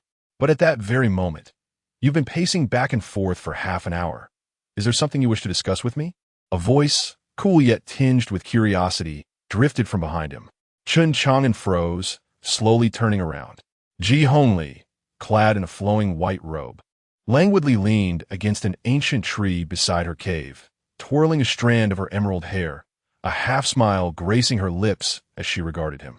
Sunlight filtered through the leaves, casting a soft glow upon her, accentuating her skin like freshly fallen snow and her features as exquisite as a painting. When did she arrive? Why was there no sign of her in my spiritual senses?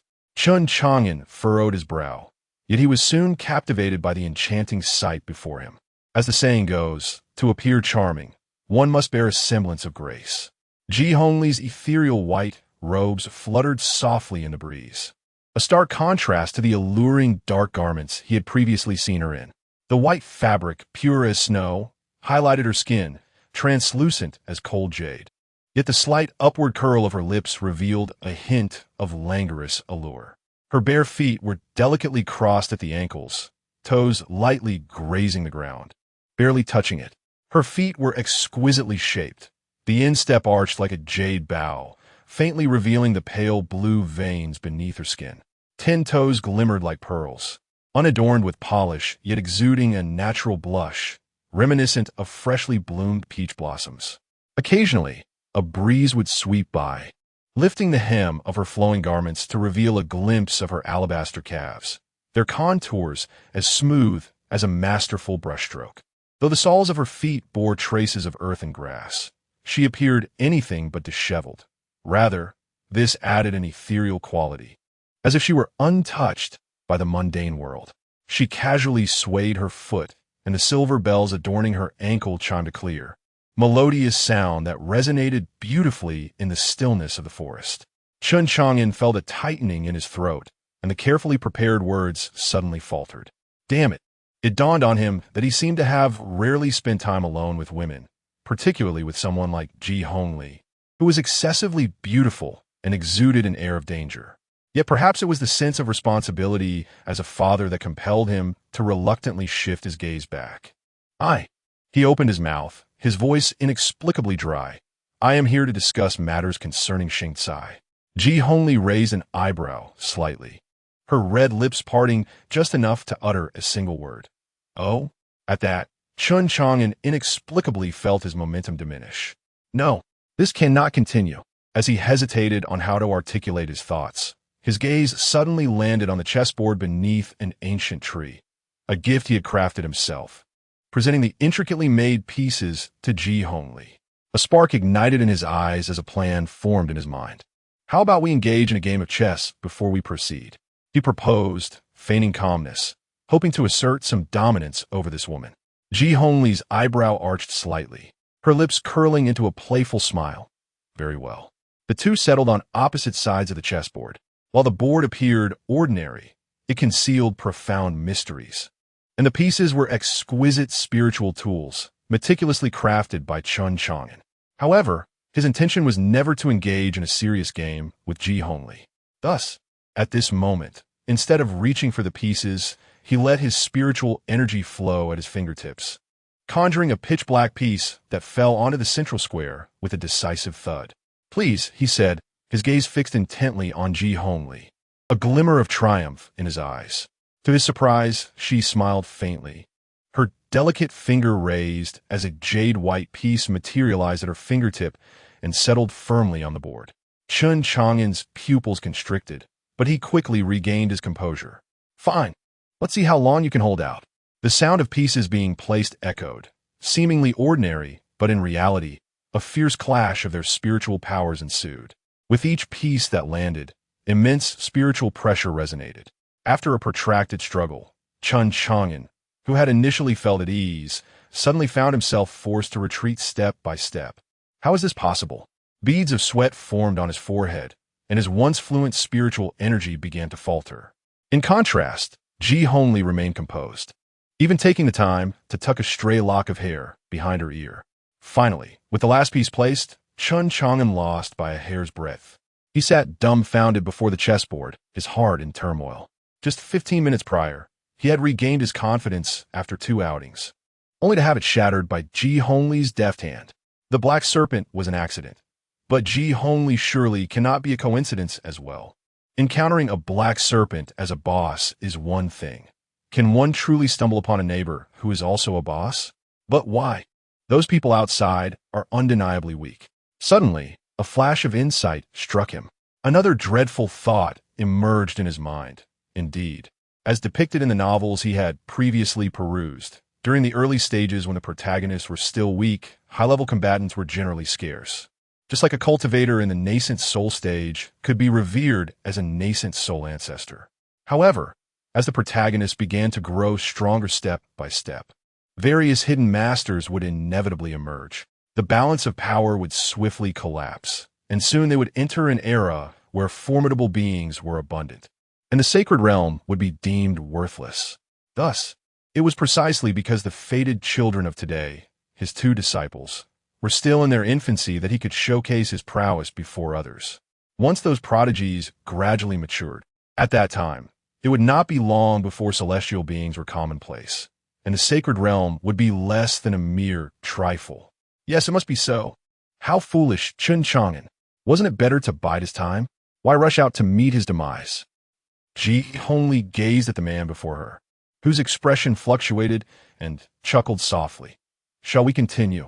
Sunlight filtered through the leaves, casting mottled shadows on her exquisite visage. Yet it failed to warm the chilling heart of Chen Chang'an at that moment. Chapter 63. Chen Chang'an's determination. Fourth update. He has grown stronger once again. Observing the chessboard, where victory was achieved by the narrowest of margins, Ji Hongli sighed within. Had she not glimpsed a hint of the grace beyond the holy realm in recent years, it might well have been her defeat today. The illustrious figures of humanity from 100,000 years ago flickered in her mind, yet none possessed the extraordinary talent of the man before her. Fortunately, he is not an adversary of the demon race, Ji Hongli mused. Meanwhile, Chen Chang'an took a deep breath, finally suppressing the feelings of defeat from the recent match. With great effort, he resisted the urge to flee and fixed his gaze resolutely upon Ji Hongli. Miss Ji, the reason I sought you today is for another matter. Ji Hongli cast him a questioning glance. It concerned Xingtsai. His voice was low and earnest, recalling the large panda-like eyes of Chen Xingtsai. The books you provided her are far too advanced. She is but a child, easily lost in those texts, and her thoughts can be easily misled. He paused, a father's unique concern and sincerity reflected in his eyes. I hope you can promise me that from now on, you will no longer lend those books to Xingtsai. Ji Hongli was momentarily taken aback, looking at the usually carefree man before her. She could sense the sincerity and thoughtfulness in his words. A vague, indescribable emotion stirred within her. Is this what they call paternal love? A faint figure flickered in her mind. From now on, you shall call me Ji Hongli, all right. She lowered her gaze, concealing the fleeting loneliness. Very well. She nodded gently, her voice surprisingly soft. I promise you. Chen Chang'an's tense shoulders finally relaxed, revealing a hint of a relieved smile. Thank you. An unexpected silence enveloped the atmosphere. In that case, I shall take my leave. Having achieved his purpose, Chen Chang'an felt lighthearted, finally casting aside the recent blow of defeat as he stood to depart. Ji Hongli nodded, her fingertips absent-mindedly tracing the edge of the chessboard. Just as Chen Chang'an was about to vanish into the woods, she hesitated for a moment and suddenly whispered, playing chess with you is quite enjoyable. Her voice was soft, tinged with a rare shyness. I hope we can do it again next time. With that, she transformed into a wisp of mist, disappearing without a trace. In stark contrast to his previous elation, Chen Chang'an was momentarily stunned, as if struck by lightning, remaining frozen in place.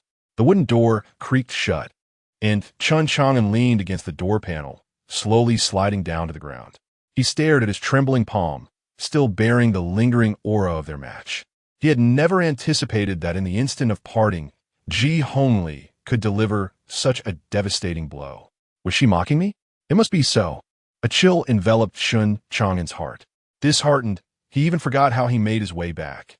This scene feels hauntingly familiar. Indeed, over 70 years ago, on the day I encountered that black serpent, I also returned to this room in a similar manner after howling towards the sky and stepping outside. The sounds of martial training drift through the window. Master Wu is instructing 3 young disciples in the fundamentals of swordplay, while Chen Chang'an, with a furrowed brow, reluctantly repeats the tedious movements of footwork. Painful memories begin to surge within me. This cannot continue. Suddenly, a glimmer of determination sparks in my eyes.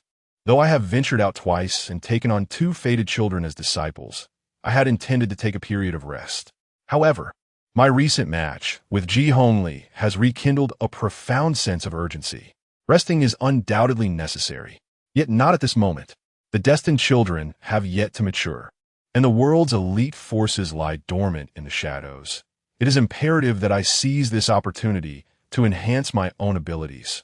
If I wait until the later stages, when even the sacred realms are of little worth, I shall find no chance to strive. The hardships of today are the foundation for the ease of tomorrow. Taking a deep breath, I summon the system panel. A pale blue light screen unfolds before me. The pet system is, without a doubt, the cornerstone of my future ease and retirement. Yet the remaining 2 destined children remain hidden from view. As for rapidly improving my strength on the screen, the achievement entry for Youthful Journey is shimmering with a soft glow. System prompt: Epic Series Achievement completed. Youthful Journey 2-4. Youthful Journey Part 1: A promise carries spring wine, riding the wind to send forth the white wolf. Youthful Journey Part 2: A jade belt binds azure tresses, safeguarding the journey across 1,000 miles. Completing the Youthful Journey series achievement rewards me with the Jade of the Mountain to elevate the level of a supreme celestial technique. This reward is undoubtedly the most effective tool at my disposal for swiftly enhancing my strength. Chen Chang'an narrows his eyes, reflecting on the 2 previously triggered achievements. Beneath their seemingly random surface lies an evident underlying pattern. The poem of Youthful Journey speaks of the trials faced by the earnest, of promises kept, of vengeance for grievances, and of gratitude repaid, a tale of heroic bravado. If I seek in this direction, there must be an opportunity to trigger further achievements. Moments later, a shadow swiftly darts across the valley. Father? Chen Chang'an abruptly halts his movements, gazing curiously towards the valley's entrance. Yet there, only fallen leaves flutter, as if the fleeting shadow was merely an illusion. Master Wu's hand, once stroking his beard, suddenly freezes, a flicker of clarity flashing in his murky eyes. But he quickly lowers his head. Meanwhile, in a dilapidated temple several thousand miles away, Ji Lingxiu is hastily erasing all traces of her stay from the previous night. Chapter 64. In the ruined temple in the corner of the dilapidated temple stood a headless statue of the mountain deity, sunlight streaming through its hollow neck. Indeed, all had come to pass. Ji Lingxiu murmured to herself as she cautiously kicked aside the decaying offering table, paying no heed to the startled nest of gray rats. With a casual flick of her finger, she swiftly reduced both the table and the meditation cushion she had occupied throughout the night to a handful of ash. Having grown up in the palace, and as a half-disciple of the Shintian Lord, she understood well that as long as she obliterated all traces of her existence, even the most skilled divination could scarcely pinpoint her exact location. The hidden threads laid before leaving the palace had already been triggered the previous night. In her dreams, the scene of the 6 saints murdering the emperor and the fall of the imperial city replayed once more. Indeed, apart from the unexpected presence of Ling Zhanxiu, everything unfolded rapidly along the trajectory she had envisioned in her dreams, down to the precise timing. Suddenly, Ji Lingxiu burst into laughter, her mirth startling the crows roosting beneath the eaves. She had prayed countless times that the nightmare was merely a figment of her imagination. Now, she was spared the effort of self-deception. Qingzhou, she squinted, meticulously recalling the details of her dream. In her past life, as the imperial city fell, she fled with Li'er, resembling a lost dog under the last protection of her father, seeking refuge in Qingzhou. This was due to the presence of the Ling Tian army, one of the 8 pillars of the Great Zhou, stationed there. Moreover, Fu Yunlan, the commander of the Ling Tian army, was her betrothed, promised to her since childhood. The Great Zhou was undeniably flourishing. With its profound foundation, even in the wake of the demise of its founding emperor. Once it regained its footing, it would undoubtedly surpass ordinary clans and sections. Even if it could no longer unify the Xianian continent as it once did, it could still establish a formidable power amidst the multitude. Indeed, even if only the 30,000 iron cavalry of the Ling Tian army remained, the Great Zhou could still assert itself as a formidable tiger in the region. This was no ordinary cavalry of 30,000 mortals, but rather a formidable assault formation composed of 30,000 cultivators. Commander Fu Yunlan was even a peak celestial realm expert, ranking among the top 10 on the Earth ranking. With her assistance, the future might still hold the promise of reaching the sacred realm and rebuilding the celestial dynasty. Yet, in her previous life, she had never laid eyes on Fu Yunlan. He had sent a captain from his personal guard to escort her, and, at the time, she had not given it much thought. However, upon reflection, it raised many questions. Given her status, whether as the illustrious princess of the Great Zhou or as Fu Yunlan's fiancé, he should have come personally. Yet, he had never appeared until the very moment of her demise. Thus, this Qingzhou, should she venture there in this lifetime, or refrain? Lingxiu sighed. In truth, she had little choice left. According to her memories from her past life, the Imperial Guard, the strongest and most loyal of the 8 pillars to the royal family, had perished in the cataclysmic battle against the allied forces of the sects and families the previous night. The generals of the other 6 pillars were all backed by her several younger brothers' kin. In light of the current situation, her reckless approach could result in a fate far more tragic than simply falling into the hands of the sects and families. Thus, in the end, she was left with no choice but to take a gamble. As long as one can establish a foothold in Qingzhou, the residual power within the imperial family will gradually coalesce around oneself, given the prestige accumulated over the years. At least half of it would be drawn back. Even the esteemed Grandmaster of the Dezhou, Chen Chang'an. In my previous life, I had not heard of Chen Chang'an's demise. It is no wonder, for even if temporarily shrouded in the veil of fate, a person as astute as he would certainly possess the acumen to navigate calamities and evade peril. Should Chen Chang'an choose to lend his support, even if Fu Yunlan initially feigns indifference towards me, he may later reassess the situation and ultimately become an ally in my endeavors. With this thought, Lingxiu's eyes regained their steadfast resolve. She cast a final, lingering glance at the path she had traversed before hastening toward the direction of Qingzhou. Within the city of Tianjing, the smoke of battle had yet to dissipate. Once a bustling palace, it now lay in ruins, with charred beams standing askew amidst pools of blood. The lifeless bodies sprawled upon the jade steps, eyes forever unclosed. The wind swept through, carrying a heavy scent of blood, fluttering the tattered banners and eliciting a mournful sound. In a partially collapsed chamber, a middle-aged man paced furiously. How could Lingxiu leave so suddenly? And without taking you with her, he demanded, his fury blazing in his eyes, nearly igniting the figure before him. Before him stood a gentle-faced woman, Lingxiu's devoted maid, Lier. She remained still, her gaze lowered, the usual soft smile lingering on her lips, as if the enraged man were merely a buffoon unworthy of her concern.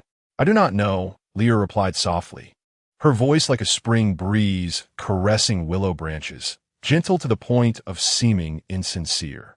Her Highness has always had her own opinions. Not every matter is discussed with me. Nonsense. The man, in a fit of rage, kicked over a nearby low table, splintering wood flying in all directions. We entrusted you to Lingxiu when you were but 3. To her, you're not merely a servant, but a sister. How could she possibly keep you in the dark? He advanced menacingly, seizing Lier's chin and forcing her to meet his gaze, his eyes alight with malice. It must be that you, wretched girl, have developed feelings for her and secretly allowed her to escape, haven't you? Lier, compelled to look up, remained unruffled, her smile undiminished. She neither struggled nor defended herself, simply gazing at him with eyes as tranquil as still water, as if watching a poorly executed play. Her demeanor only further inflamed his fury, and he violently released her, grinding his teeth in anger. Very well. You think that by remaining silent, I cannot uncover the truth. Lier stumbled back a step, steadying herself, and gently brushed her reddened chin, still smiling in silence. The man, in a fit of rage, swept his sleeve and stormed out, slamming the door behind him, causing the shattered window frames to tremble. Once his footsteps had completely faded, Lear slowly approached the window, gazing at the distant palace still engulfed in flames, a flicker of genuine emotion finally gracing her eyes. "Your Highness," she murmured, her voice barely audible against the wind. "With you gone, you must take care of yourself." After a brief pause, her fingertips unconsciously tightened around the window frame, her knuckles turning pale, yet her voice remained as gentle as water. "Please, please, do not go to Qingzhou. Do not seek out Fu Yinlan." Chapter 65. Mountain bandits. As the sun dipped below the horizon, the wheat fields flanked by the official road swayed gently in the evening breeze. In the distance, wisps of smoke curled from the village, while children frolicked and chased one another, their laughter ringing clear. Ji Lingxiu sat within the merchant caravan's cart, her fingertips delicately lifting the fabric curtain, gazing at the mundane world of mortals. Yet her eyes reflected a profound solitude. The great Zhou has fallen. How long can these ordinary people continue to live their stable and blissful lives? She recalled the chaotic era chronicled in the Great Zhou Chronicle, where cultivators regarded mortals as mere ants, capable of slaughtering an entire village with a casual swing of their sword, rivers running red with blood, and no one daring to question. Now, with the Great Zhou in ruins and the capital Tianjing transformed into a hellish realm, these mortals remained blissfully unaware, continuing their daily routines from dawn till dusk. Ignorance, at times, is a form of happiness. It had been 10 days since she departed from Tianjing. The searchers for her should be closing in soon. This was also the reason she had disguised herself as a commoner. Ji Lingxiu lowered the curtain and unconsciously traced the jade bracelet adorning her wrist, an artifact bestowed upon her by the Xintian Lord, capable of completely shrouding her presence from the senses of cultivators. Were it not for this, she would not dare to mingle among common merchants on her journey southward. "Miss, we are approaching Heisong Ridge, which has been reported as unsafe lately. I implore you, do not alight from the carriage," the leader of the guards urged, riding closer and speaking in a hushed tone. Ji Lingxiu nodded slightly, lost in thought, when suddenly a cacophony erupted from the nearby woods. Moments later, dozens of mountain bandits wielding knives and axes burst forth from the trees, menacingly blocking the caravan's path. "This road is mine. This tree is mine. Those wishing to live must leave behind a toll." The leader of the bandits, a man with a scarred face, sneered. The guards of the caravan did not engage in needless chatter, but immediately formed a defensive formation, drawing their weapons and using the cargo as a shield while protecting the cart. Clearly, this was not their first encounter with such peril. The atmosphere grew tense in an instant. Mountain bandits, Ji Lingxiu's gaze turned icy, her fingertips subtly gathering a thread of spiritual energy should the situation become dire. She would not hesitate to intervene. However, just as she hesitated, whoosh, a figure cloaked in green swept through like a tempest, the glint of his sword flashing like snow. And in an instant, he had dispatched the bandits. With a splatter of blood, the mountain bandits fell to the ground before they could even utter a cry, each throat severed with a precision as fine as a hair. A single strike, so swift that even the wind had no time to react. The members of the caravan stood in astonishment as the figure, having sheathed his sword, stood poised in the center of the road. It was a man dressed in green. He stood tall like a pine, yet bore an air of relaxed nonchalance. Beneath his brows were deep-set eyes, adorned with faint lines that lent him a mature charm. His nose was straight and his jawline defined, with a hint of a smile lingering at the corners of his lips, as if he had seen through the world's affairs yet could not be bothered to care. Most striking was his casually tied black hair, with a few rebellious strands falling across his forehead, which only served to enhance his carefree demeanor. "Thank you, noble sir, for your assistance." The leader of the guards quickly approached, offering a heavy bundle in gratitude. However, Ji Lingxiu soon shifted her focus away from the man's appearance. She noticed what a swift sword. In that fleeting moment, she could scarcely comprehend it, only catching a glimpse of the cold glimmer as the man sheathed his blade. He must be a practitioner of profound understanding, his strength likely on par with her own. Who could he be? Might he be of use to her? Ji Lingxiu promptly assessed the situation and began to strategize internally. Yet, in the next instant, she saw the man wave his hand dismissively, outright rejecting the chief guard's overture. Instead, he scratched his head absent-mindedly, mumbling something under his breath. Strange, this is the fifth wave, yet why hasn't the achievement been triggered? Yiling Xiu. The man stood close beside the carriage, and she heard him clearly. Achievement? What achievement? She discreetly scrutinized the young man in green once more. Indeed, he was handsome, but was his gaze not overly innocent? The man seemed to sense her scrutiny, turning to glance at her, his eyes suddenly sparkling as he strode over with purpose. This young lady, he beamed, his tone warm. Is there anything I can assist you with? Yiling Xiu. She retracted her earlier thoughts. This man, could he possibly be a fool? Chen Chang'an was certainly not a fool. Since departing the valley and heading north, he had deliberately chosen routes frequented by bandits. Whenever they surged forth to plunder a convoy, he would promptly intervene, playing the role of a chivalrous hero. Initially, he had shown mercy, but after witnessing the bandits' misdeeds, he swiftly began to strike down his foes. All of this, of course, was to fulfill the achievements of the young man's journey series. However, despite vanquishing wave after wave of bandits, the achievements page on his system interface remained utterly unchanged. After rescuing the convoy that Ji Lingxiu was part of, Chen Chang'an sheathed his sword, his expression one of disinterest. After declining the chief guard's reward, he sighed inwardly, realizing he had perhaps underestimated the ineptitude of this wretched system.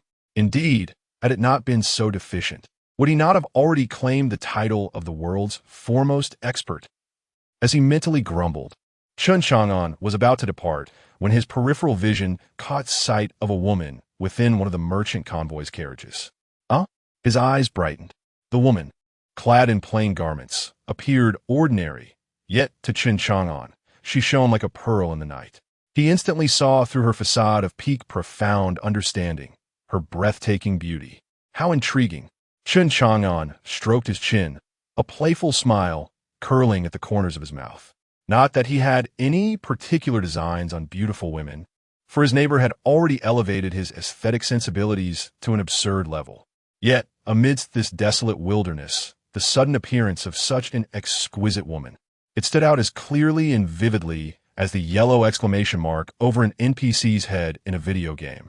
Chen Chang'an's eyes sparkled as he adjusted his attire, adopting the demeanor of a recluse as he approached the merchant convoy. This young lady, he began with a radiant smile. Ji Lingxiu regarded the unexpectedly appearing young man in green with caution, her heart racing with alarm.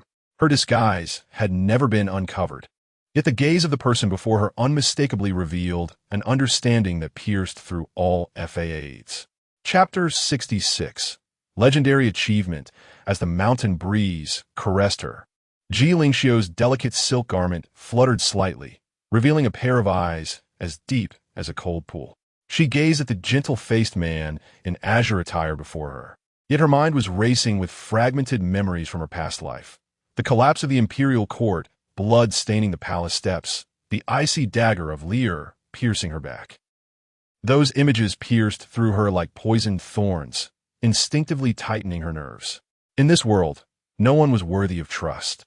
Yet, just as she prepared to decline, an inexplicable thought flickered in her mind. What if it were a stranger?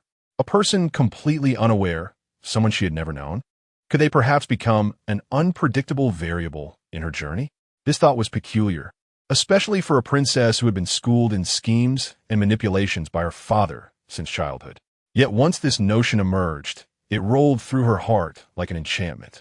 The road ahead was long, and her enemies would surely anticipate her whereabouts. Thus, she indeed required an ally, someone to aid her in traversing the perilous unknown ahead. Perhaps, at a critical moment, she could even cast them forth as a shield, increasing her odds of survival. I wish to travel to Fengwu City, located at the southernmost part of Qingzhou. If you are willing to accompany me, I shall reward you handsomely. Her voice was calmer than she had anticipated. Just as Chen Chang'an was about to respond, his eyes suddenly lit up. The system panel, which had remained unresponsive for days, finally illuminated.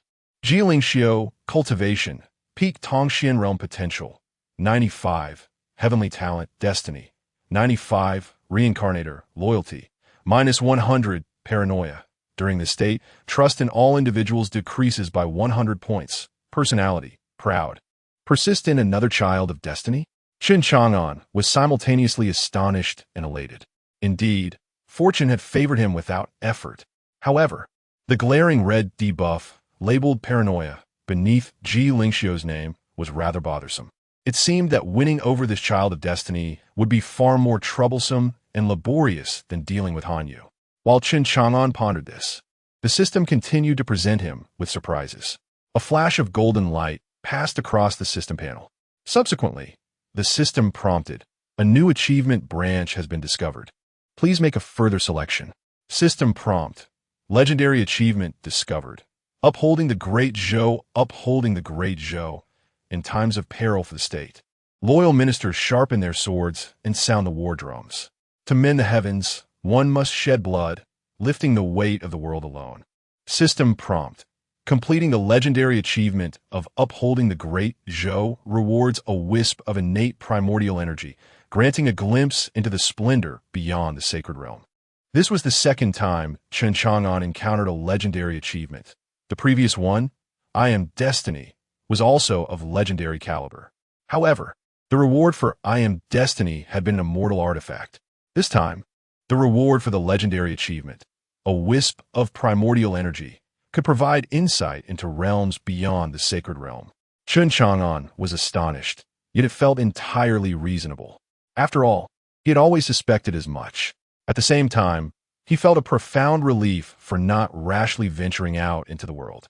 Otherwise, in his ignorance and fearlessness, he might have encountered some ancient monster who could have effortlessly struck him down, leaving him with no recourse for justification. Should he perhaps express some gratitude towards that black serpent? Chen Chang'an found himself inexplicably pondering such chaotic thoughts. Nevertheless, it must be said that although the rewards for legendary achievements are substantial, merely glancing at the name of this particular achievement, Chen Chang'an could envision an immense predicament awaiting him.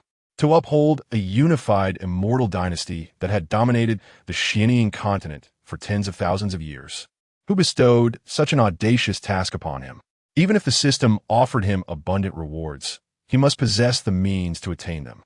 Taking a deep breath, Chen Chang'an swiftly quelled the greed stirring within him and continued to read. System notification. Epic Series achievement detected. Youthful Journey, 3-4. Youthful Journey, Part 3, Sending Forth the Moonlight. The Frostblade safeguards peace. Completing the Youthful Journey series achievement rewards him with Shanyu, which elevates the level of a supreme immortal technique. Excellent, straightforward, and unambiguous.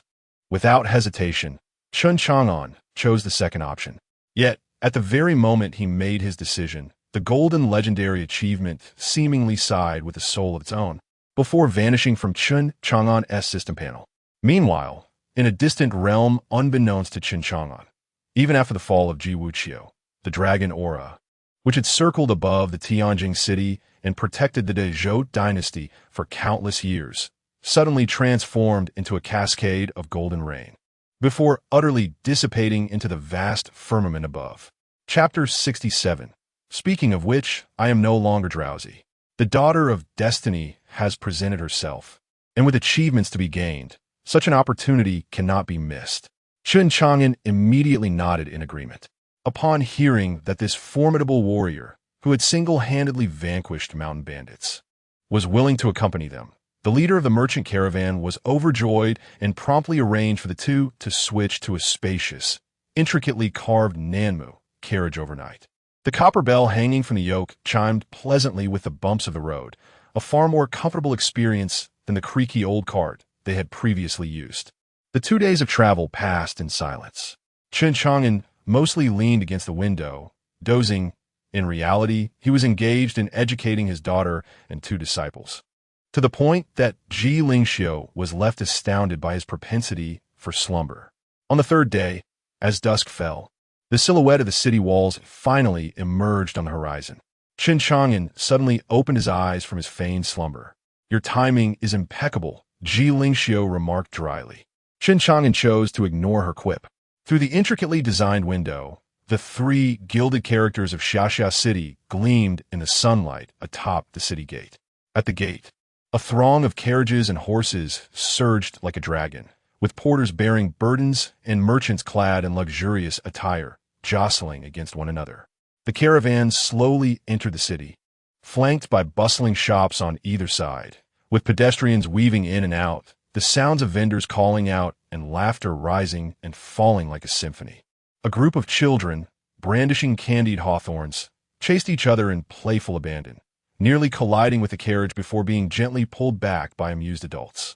Ji Lingxiu sat within the carriage, delicately lifting the curtain with her fingertips, gazing at the vibrant marketplace with a somewhat dazed expression. What do you think of the lives of these mortals? She suddenly inquired, her tone calm. Are you speaking to me? Who else? Chen Chang'an, leaning against the yoke and munching on a wild fruit, turned his head and grinned. It's delightful, quite lively indeed. After a brief silence, Ji Lingxiu surprisingly continued in a low voice. Actually, it was not always like this before the Great Zhou dynasty. Oh, what was it like? Chen Chang'an raised an eyebrow, intrigued by her words. In earlier times, these mortals were subjugated under nearby sects and noble families, becoming their private property, treated as less than slaves at the whim of cultivators. Her voice was soft, yet it carried the chill of ice. It was only after the establishment of the Great Zhou that these practices were abolished. Ji Lingxiu sighed. If the Great Zhou were to fall, would these mortals retain their current way of life? Chen Chang'an nodded thoughtfully. His favorable impression of the Great Zhou primarily stemmed from Ling Zhanxue, but observing Ji Lingxiu's demeanor, combined with the sudden emergence of a legendary achievement yesterday, he could surmise trouble was brewing for the Great Zhou, and this young lady was likely deeply intertwined with its fate. He bit into the fruit, its juices gushing forth, a blend of sweetness and tartness. There is no eternal dynasty in this world, he remarked casually, his gaze drifting over the frolicking children, much like the sun that rises and sets, and the moon that waxes and wanes. Such is the nature of existence. If this Great Zhou were to perish, who knows? There may yet be a Great Xia or a Great Ming in the future. Ji Lingxiu furrowed her brow, her expression suddenly turning ominous. The Great Zhou now resembles a fire blazing in oil. Why are you so certain it will face a day of decline? As she spoke, her hand inadvertently rested upon her waist. What indiscretion! Chen Chang'an silently slapped himself, realizing that excessive words often lead to misfortune. It was evident that something significant had transpired in the Great Zhou, and with my casual remark, I had inadvertently positioned myself as an informed party. However, if my true self were present and faced with an adversary of superior cultivation, there might have been a sense of intimidation. Unfortunately, I was merely a worthless avatar at this moment, and the overwhelming aura of Ji Lingxiu had less impact on Chen Chang'an than the alluring aroma of roast chicken wafting through the window. Yet, failing to respond appropriately could lead to misunderstandings. The loss of an avatar was trivial compared to the potential failure of my achievements. For no one could ascertain whether the series of accomplishments attributed to that young man were limited to just those four, irreproducible in nature. The myriad opinions of various political and economic commentators I had encountered in my previous life began to coalesce in my mind. Just as Ji Lingxiu hesitated, contemplating whether to take action, I suddenly spoke. In my view, the decline of the Great Zhou is inevitable. Oh, Ji Lingxiu narrowed her eyes, her fingertips almost brushing against the storage pouch at her waist. What makes you say that? Seemingly oblivious to the precarious atmosphere, Chen Chang'an raised a finger and spoke eloquently. Firstly, while the Great Zhou rules over the four corners, it does not represent all strata of the Xianing continent. What? Ji Lingxiu was momentarily stunned. She had prepared herself for the other party's clever rebuttals, yet she never anticipated that such words would emerge from Chen Chang'an's mouth.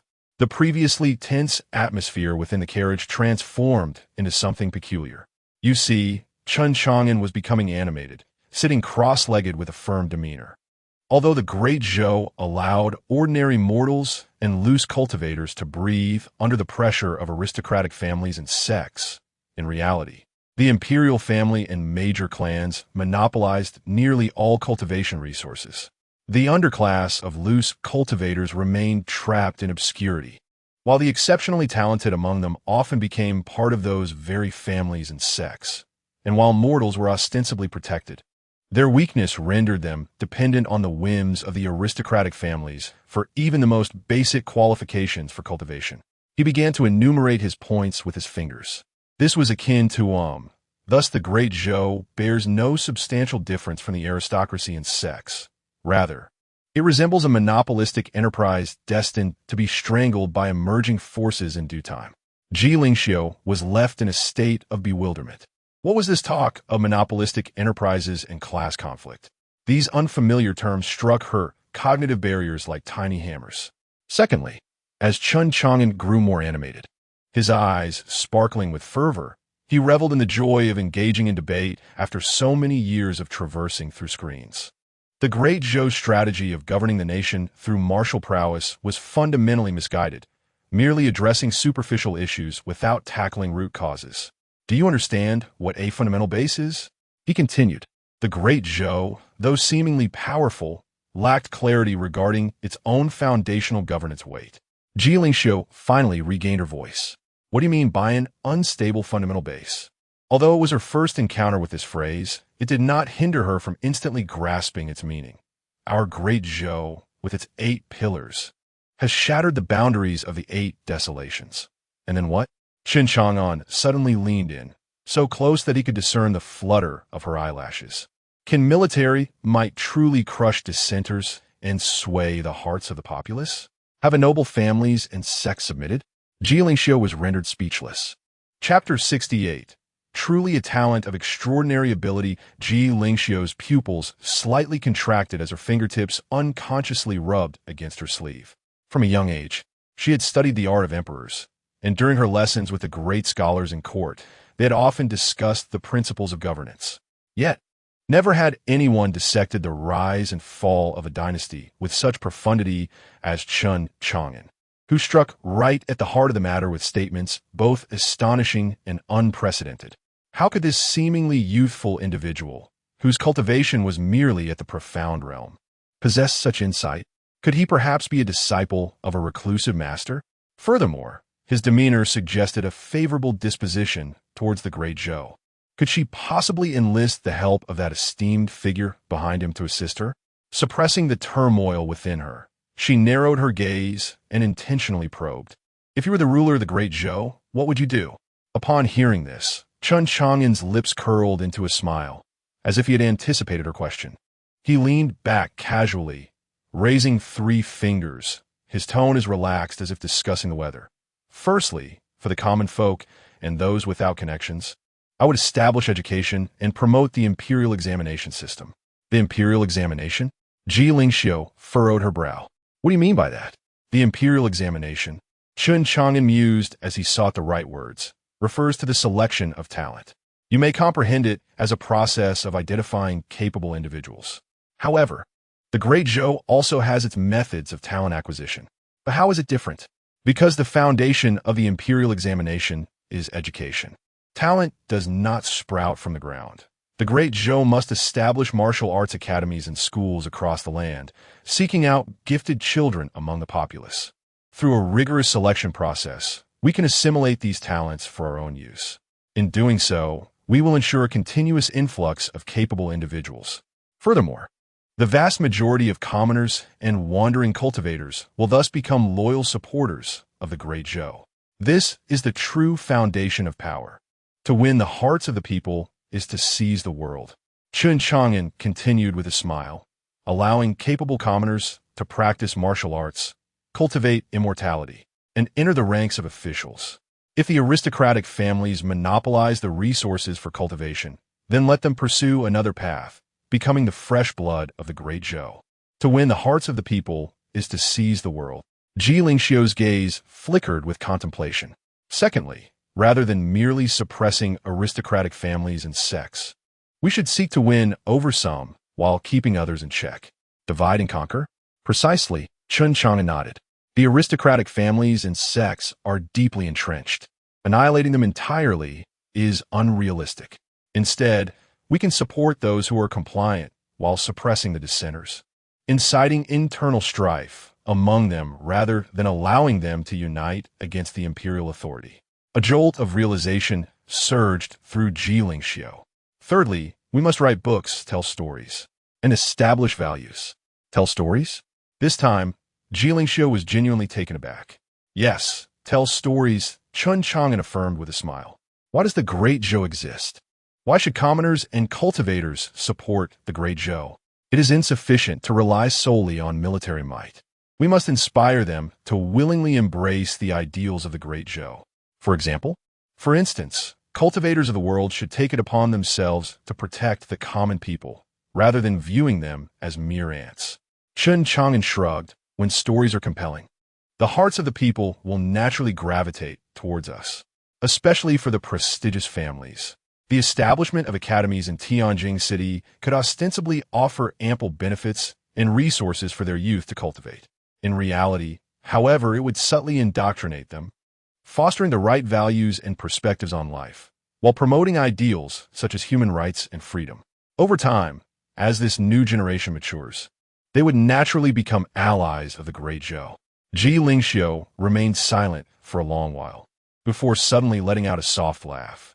If the old conservatives in the court were to hear your words, they would likely be infuriated to the point of spitting blood. Chen Chang'an chuckled heartily. Thus, I would not accept the position offered by the Emperor of Great Zhou. It would be too exhausting. Outside the carriage, the lights of Qixia City drew nearer, accompanied by the sounds of bustling crowds. Ji Lingxiu gazed at the vibrant streets, yet her mind was awash with unprecedented thoughts. If only the Emperor of Great Zhou could hear this discourse sooner, and truly act upon it. Would the outcome be different? Nevertheless, one thing Ji Lingxiu could ascertain was that this individual undoubtedly possessed extraordinary talents. Regardless of the cost, she must find a way to draw him in. However, reflecting on her precarious circumstances, she let out a quiet sigh. At present, she was akin to a clay Buddha crossing a river, unable to secure her own safety, yet still contemplating the recruitment of talent. With nothing to her name, was she to use herself as bait? She held an extreme confidence in her appearance and grace. On the other hand, Ji Lingxiu cultivation, peak of the profound realm potential. 95, heavenly talent, destiny. 95, reborn, loyalty. -70, paranoia, during this state. Trust in everyone decreases by 100 points. Personality, proud, persistent, stealing a glance at the system panel. Chen Chang'an felt a secret thrill. My words were not in vain. If only the paranoia debuff could be removed, wouldn't trust soar to new heights? Inside the carriage, the pair, each burdened with their own thoughts, fell into silence once more, though the atmosphere had undeniably shifted from before. As dusk deepened, the caravan gradually entered the inn of Qixia City. Chen Chang'an stretched, contemplating which tavern to visit for local delicacies, when suddenly several dazzling rays of light streaked across the sky. Figures soared through the air, vanishing in an instant towards the southern horizon. Ji Lingxiu's gaze sharpened, and she spoke softly. It appears that the path ahead must be walked by ourselves. Oh, Chen Chang'an raised an eyebrow. Moreover, time is of the essence. Her voice turned slightly cold. If we delay, it would be too late once they seal the city. I see. Chen Chang'an mused, stroking his chin. Are they searching for you? Ji Lingxiu inhaled deeply, meeting his gaze directly. If I were to say yes, would you regret it? The night breeze swept by, causing the lanterns along the street to sway, casting flickering shadows across her serene visage. Chen Chang'an suddenly smiled. What difference would it make? He casually retrieved 2 straw hats from his storage bag, handing one to her. I have always believed that once I speak, my words are as unyielding as a team of steeds. Ji Lingxiu was momentarily taken aback as she accepted the conical hat, her fingertips inadvertently brushing against his palm, warm and dry, devoid of any tremor or hesitation. At the city gate, the guards had begun to scrutinize the pedestrians. The 2 of them lowered their hat brims, blending in with the merchants exiting the city. gradually moving with the flow of people. Shall we continue south? Chen Chang'an inquired casually, as if merely discussing what to have for breakfast the following day. Then let us proceed, she replied.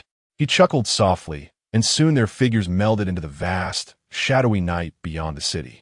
Lingxiu glanced back at the gradually receding city gate, the brilliantly lit Qixia city fading into the distance behind them. Much like the grand, yet ephemeral dream of the great Zhou. A resolute glimmer flickered once more in her eyes as she turned to follow Chen Chang'an's steps. Chapter 69.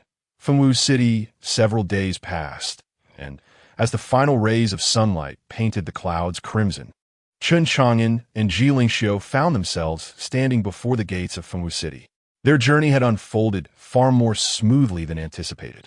Although the occasional flash of a cultivator's rainbow light streaked across the sky, those exalted figures never cast their gaze upon the two mere mortals below. Chen Chang'an gazed upward, unable to suppress a whistle. Before him stood a magnificent city, its towering blue stone walls soaring into the clouds. And the characters Fengwu embossed above the gate emanated a sharp brilliance.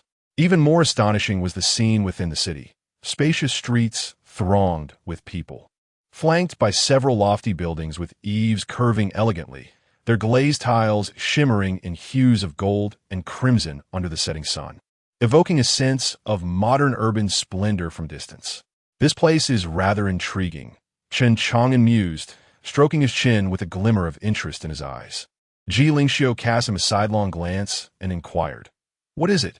"Nothing much, just think these tall buildings," he paused, smiling, "are quite impressive."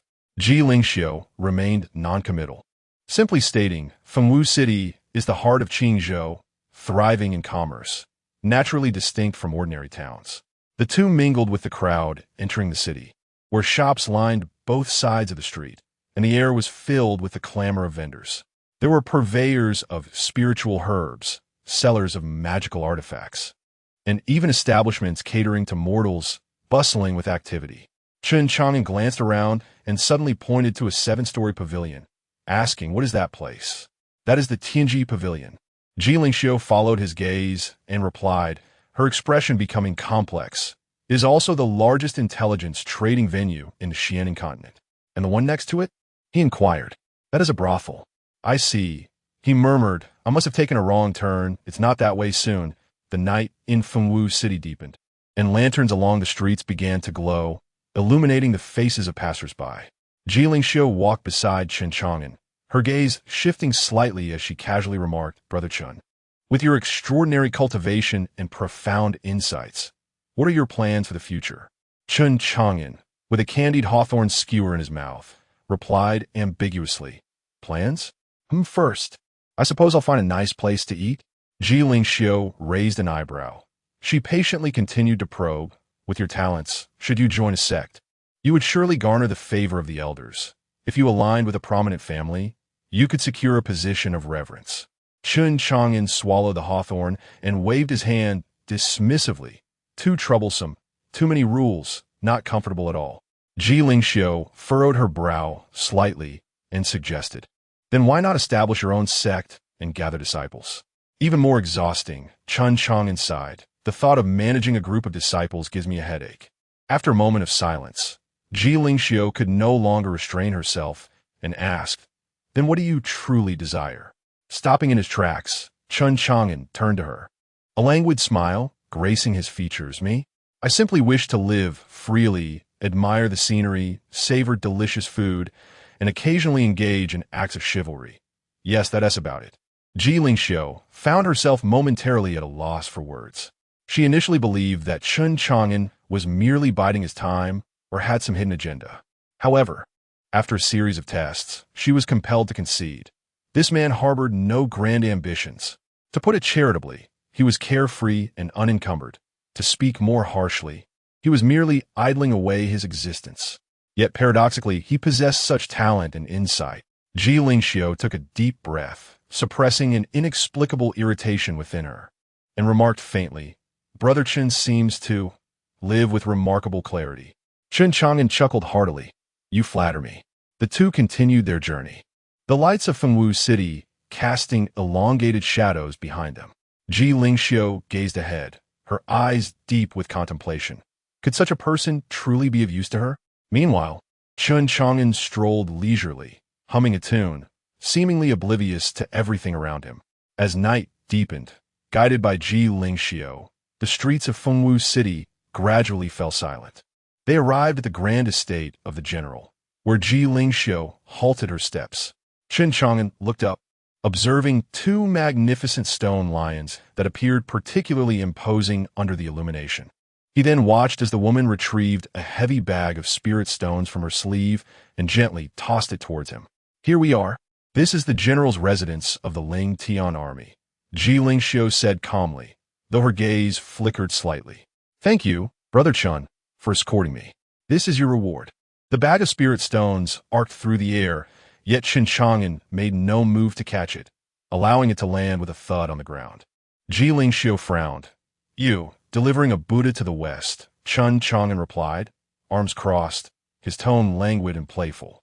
I must ensure you have safely reached your destination before considering my task complete. Right? Ji Lingxiu was taken aback, a ripple of emotion stirring within her. Is he concerned for my safety? She lifted her gaze to Chen Chang'an, finding his expression serene, even tinged with a casual smile, and her heart inexplicably quickened. You need not be so concerned, she said softly. The general's residence is quite secure. Moreover, General Fu Yunlan, the commander of the Ling Tian army, is mine. She hesitated, ultimately refraining from voicing the last few words. That is uncertain, Chen Chang'an shrugged. What if you enter, only to be captured immediately afterward? Wouldn't that render my journey futile? Ji Lingxiu pressed her lips together, momentarily at a loss for a response. She had thought Chen Chang'an was merely motivated by reward, yet now it seemed he genuinely cared for her safety. Did that mean she had successfully garnered his interest? As a princess of the realm, having grown amidst the adoration of millions, Ji Lingxiu maintained one undeniable trait in all circumstances: absolute confidence. Thus, she could not help but ponder the unexpected goodwill from Chen Chang'an. Yet, she remained unaware. At that moment, Chen Chang'an's thoughts were consumed with, why hasn't the system completed its task yet? It would do to abandon it midway, would it? If I leave now, the mission will fail, and that would be a significant loss. Both held their own thoughts, exchanging a moment of silent understanding. Ultimately, Ji Lingxiu sighed gently. Do as you wish. She turned and walked towards the grand gates of the general's residence, while Chen Chang'an leisurely followed behind, hands tucked into his sleeves. Yet his gaze frequently drifted towards the system panel, pondering inwardly this vexing achievement. To what extent must it be fulfilled to finally reach completion? Chapter 70. An enigmatic encounter as Ji Lingxiu and Chen Chang'an stepped through the gates of the residence. A young guard abruptly obstructed their path with his spear. Unfazed, she retrieved a jade token from her sleeve and presented it to him. Deliver this to your general. He will come to meet me, she spoke with a cold tone, imbued with an undeniable authority. The guard, upon seeing the token, immediately stiffened, accepted it, and hurried away. Chen Chang'an stood idly by, surveying the layout of the residence, engaging in casual conversation with Ji Lingxiu. She took the opportunity to extol the virtues of the esteemed Ling Tian army of the Great Zhou. As she spoke of the army, a glimmer of pride illuminated her eyes, and her voice took on a more solemn tone.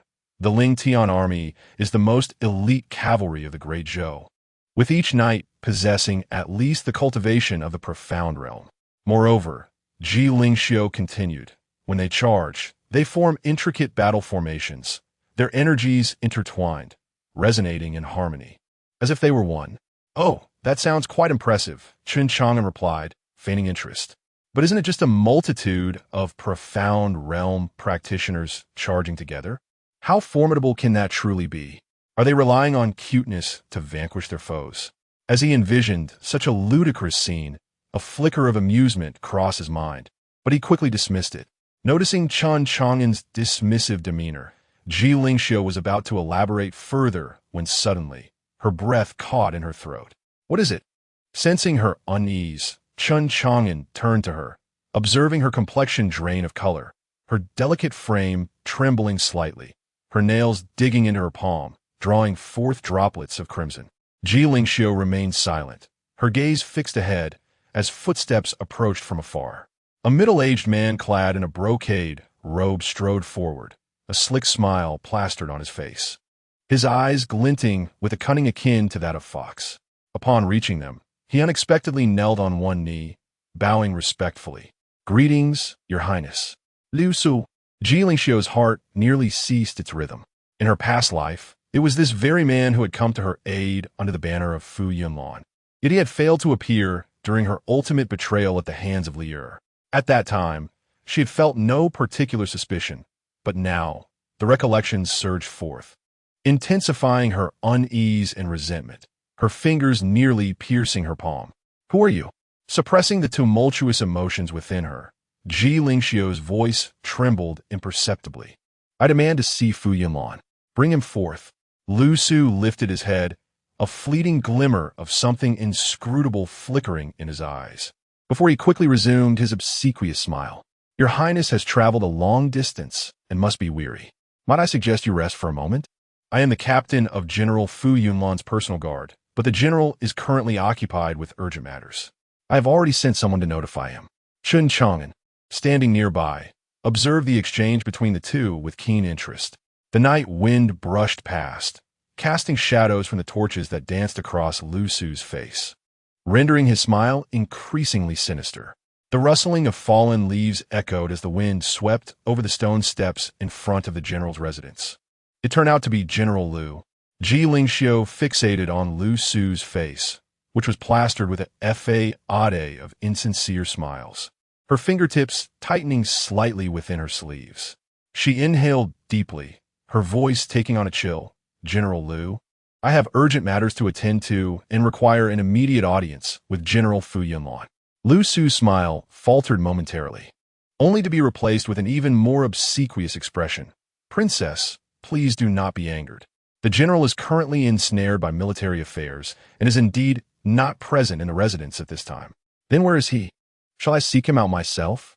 Yilingxiu interjected.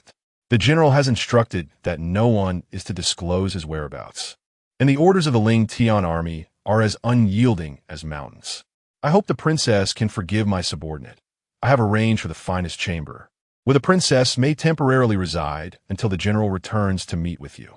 Lu Su's response was as impenetrable as ever. "Is that so?"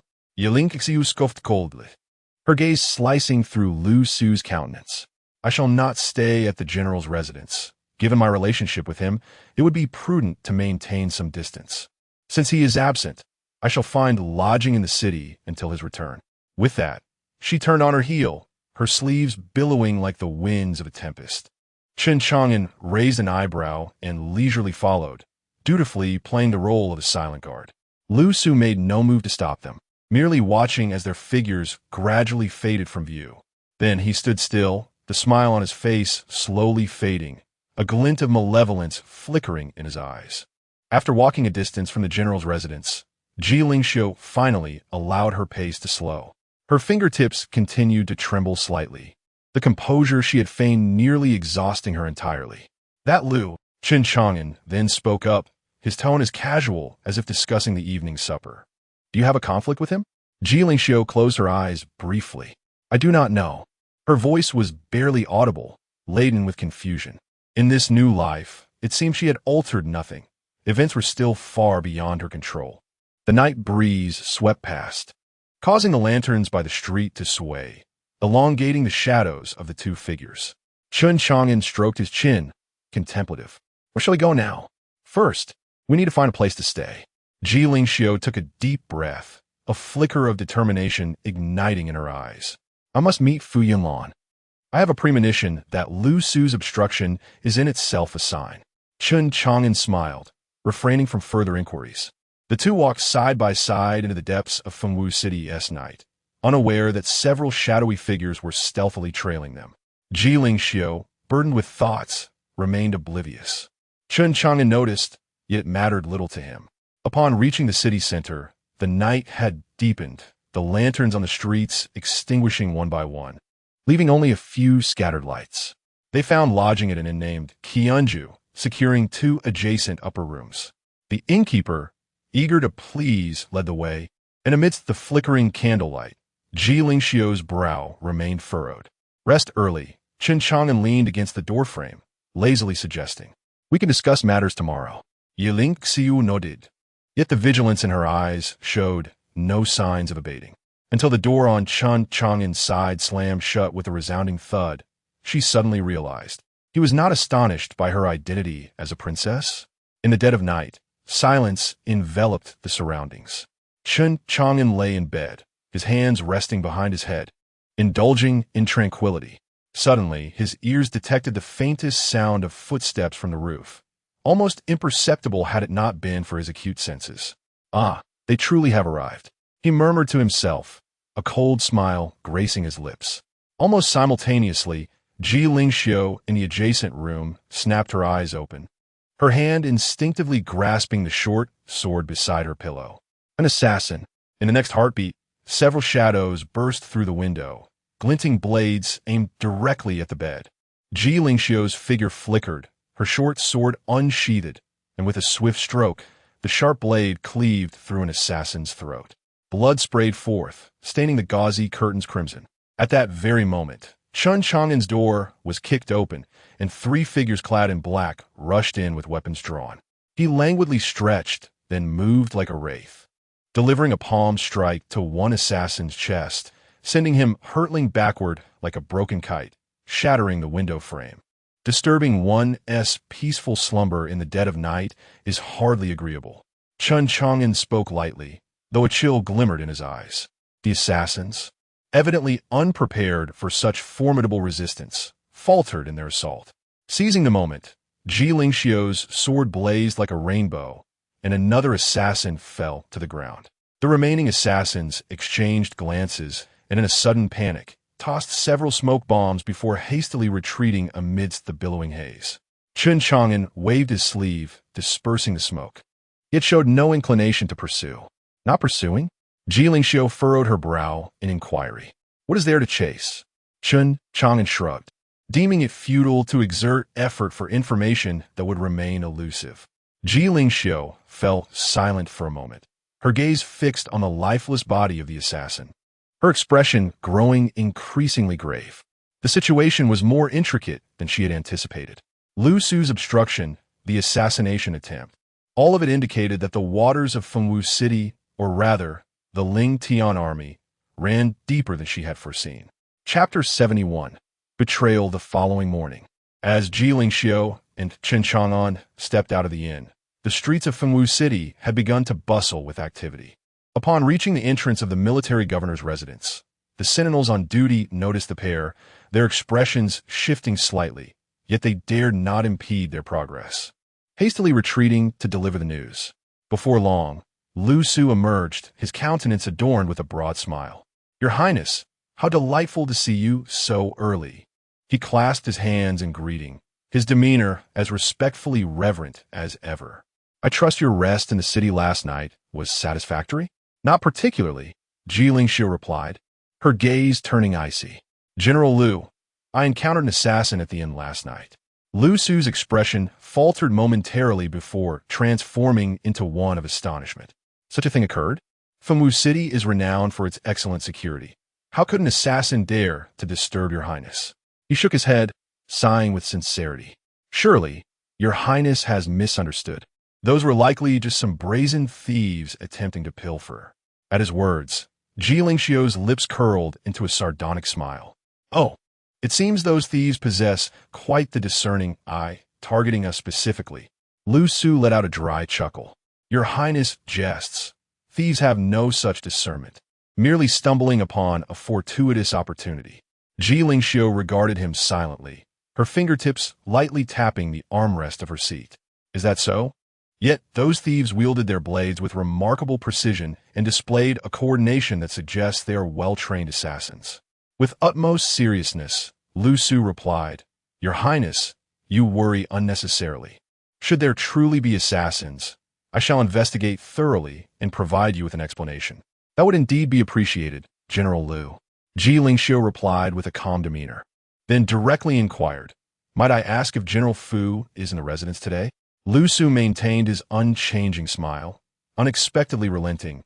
Your Highness has arrived at an opportune moment. The general returned last night and is currently inspecting the barracks of the Ling Tian army outside the city.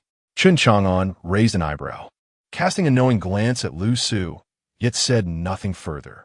Then I shall rely on you to guide us, General Lu.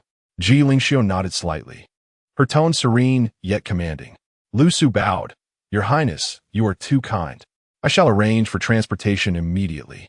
A short while later, a modest carriage emerged from the city gates, heading toward the barracks of the Ling Tian army.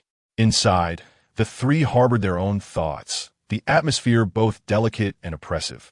Chen Chang'an lounged against the carriage wall, his gaze intermittently flicking towards Lu Su, who maintained an air of respect, though a glimmer of inscrutable depth occasionally flickered in his eyes as he glanced out the window. Ji Lingxiu sat quietly, her fingers gently caressing a jade talisman hidden within her sleeve, her mind awash with turbulent thoughts. The carriage swayed slightly, the scenery outside receding rapidly. Ji Lingxiu's gaze fell upon the distant fluttering flag of the Ling Tian army, her mind drifting back to a spring day many years prior. In the Imperial Garden, peach blossoms were in full bloom, their delicate pink and white petals cascading in the breeze, blanketing the stone pathway. At that time, she was but a child, stretching on her tiptoes to reach the highest branch of a blossoming peach tree when she heard her father's hearty laughter behind her. "Xiu, come here."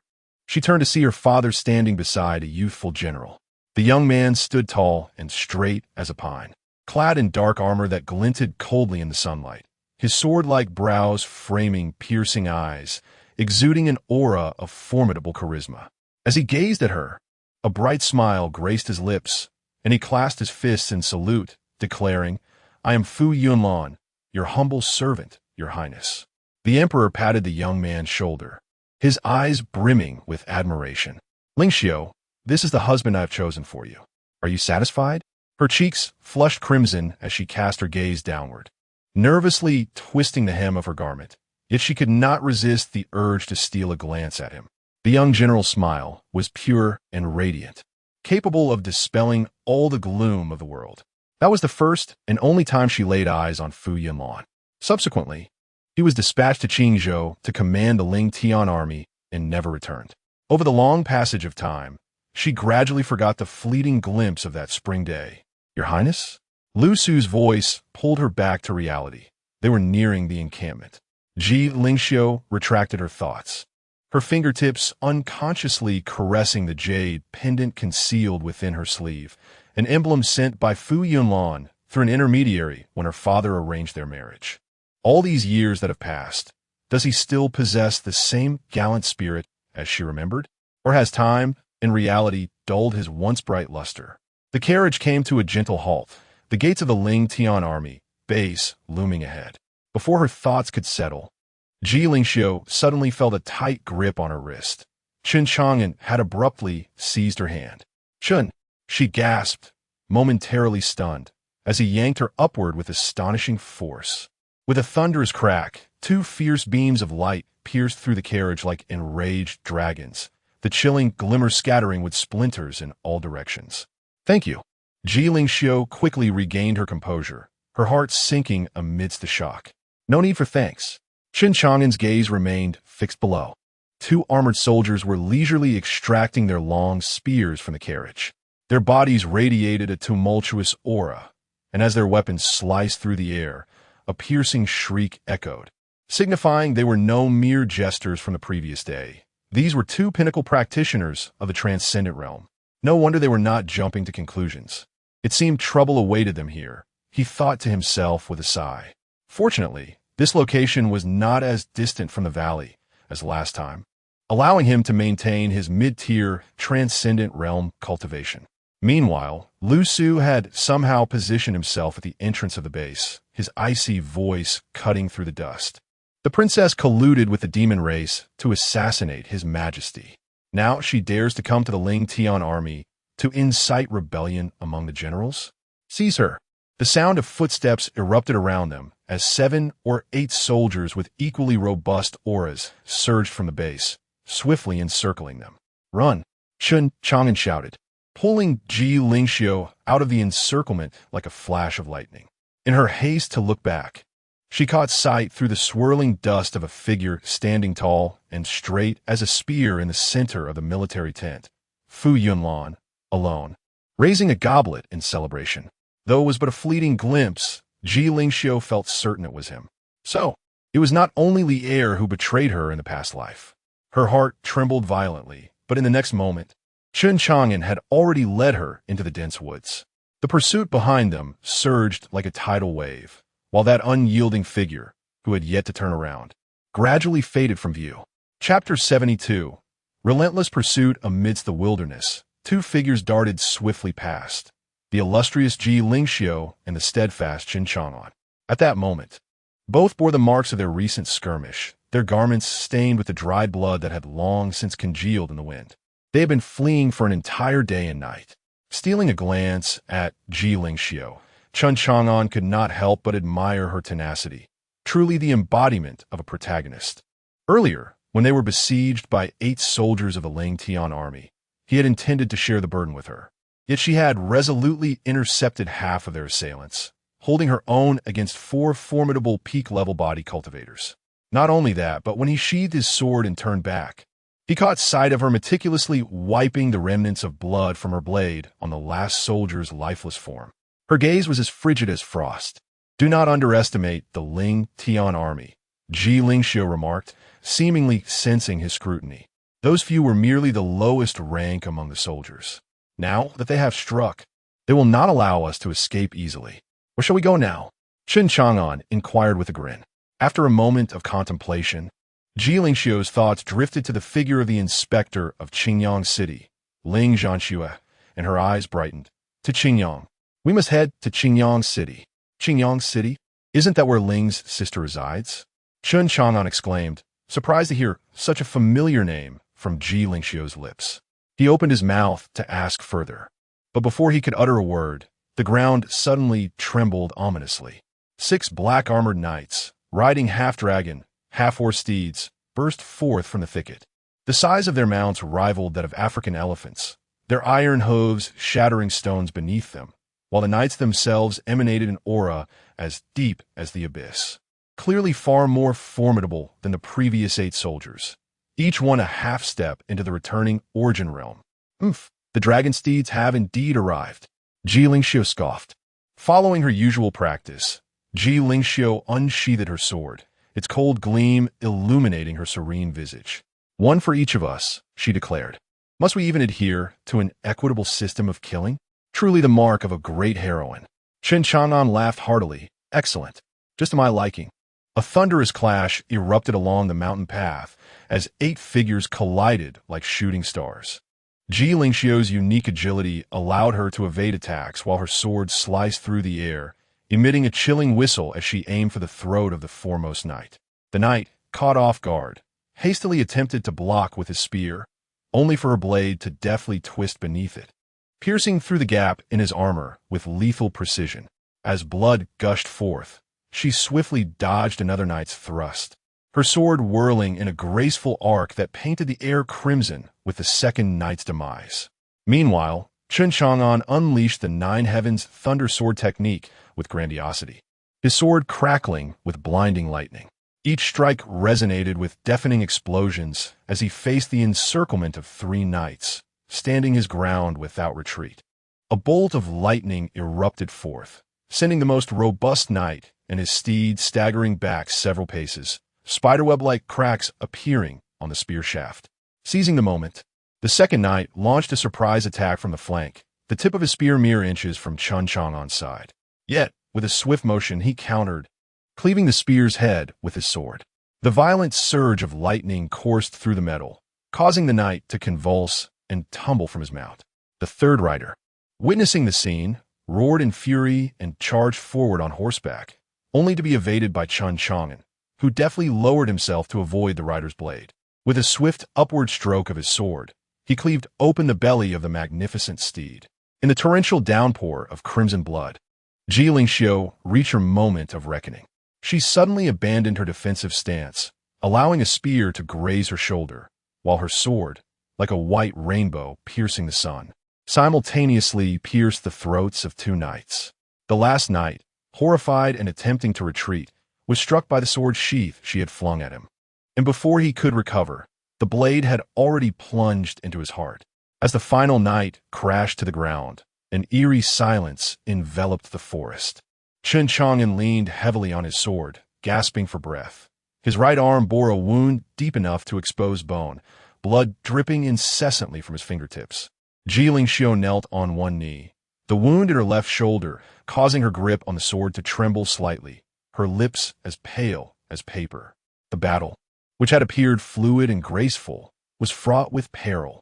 Though the combat techniques of physical cultivators lacked the dazzling brilliance of magical cultivators. Each strike was as heavy as a mountain. Engaging in close quarters made them infinitely more formidable than their magical counterparts. Do we need a rest? Chen Chang'an spat a mouthful of bloodied saliva and tore off a corner of his clothing to staunch the wound. Ji Lingxiu gazed towards the faint outline of Qingyang City in the distance, her bloodied fingers gripping the hilt of her sword tightly. We must move.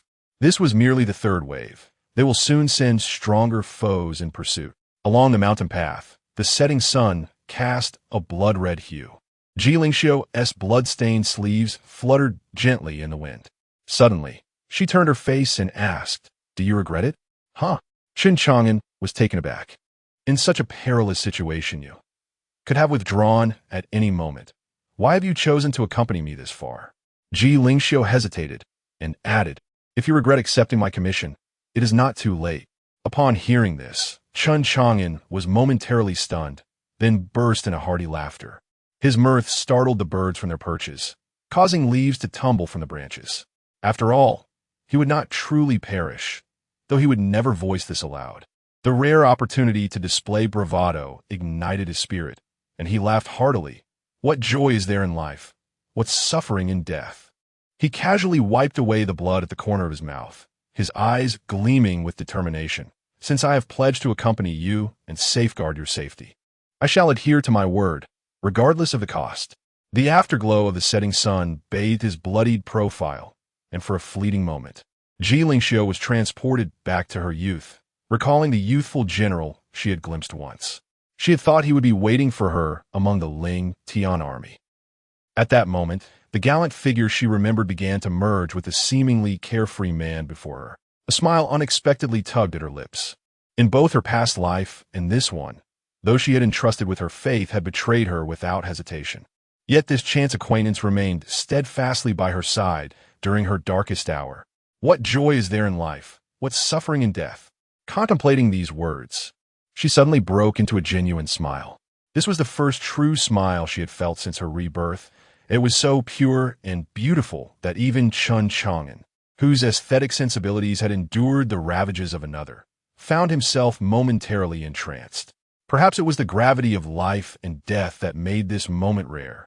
Unconsciously, her fingertips tightened around the hem of her garment, her voice barely above a whisper. "Then, is there another reason?" Chen Chang'an blinked, pondering whether he had inadvertently revealed his desire to take her as his disciple. Nevertheless, since the question had been posed, he broke into a cheerful smile, his demeanor exuding a carefree charm. Indeed, he did have such intentions. Ji Lingxiu's cheeks instantly flushed, the tips of her ears tinged with the hue of the evening sky. In a flurry, she turned away, feigning nonchalance. Chapter 73. Separation and commitment. The walls of Qingyang City loomed faintly in the distance. Yet the pursuers behind came swifter than anticipated, for shadowy figures descended from the air, distinct from the previous assailants, for knights stood like iron towers, their dark armor glinting coldly in the twilight. They were silent as the abyss. With each step they took, the ground beneath them cracked like a spider's web. True essence coalesced around them, manifesting as dense black mist, withering the flora and shattering the rocks in their wake. The gaze that pierced through their iron masks was as chilling as millennial-old ice, freezing the blood of anyone caught in their stare. United in purpose, the four exuded an aura of a moving prison of death, causing even the air to moan under the weight of their oppressive presence. Most terrifying was the profound silence. No roars, no breaths, only the mournful metallic whisper of armor scraping against itself, akin to the tolling of a funeral bell. Ji Lingxiu's grip on her sword tightened, her knuckles turning white. These four were masters of the returning origin realm. She glanced at Chen Chang'an. Her voice low. It seems this time, escape may be impossible. However, Chen Chang'an shook his head, a defiant smile curling at the corners of his lips. If you perish, what will become of my aspirations? Before she could respond, he suddenly pushed her. You go first. I will hold them off. Ji Lingxiu stumbled a step, but resolutely stood her ground. I will not leave. I have already died once. Those around me chose betrayal. And in this life, having found someone worthy of trust, I cannot die for myself. Ji Lingxiu, would not acquiesce. Chen Chang'an furrowed his brow, feeling helpless. Sister, I am but a doppelganger. If I perish, it is of no consequence. Why such stubbornness? Obey, and depart swiftly. I will not go. Trust me. I will be fine. I will not go. Seeing that softness had failed, he resolved to adopt a harsher tone. Are you willing to end your journey here?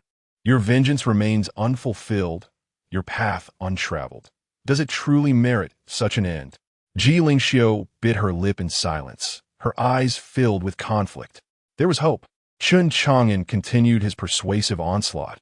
As a princess of the great Zhou, where is your conviction? What are your responsibilities? Thousands upon thousands of subjects await you. Noticing her internal struggle had reached its zenith, yet her feet remained planted, Chen Chang'an suddenly smiled.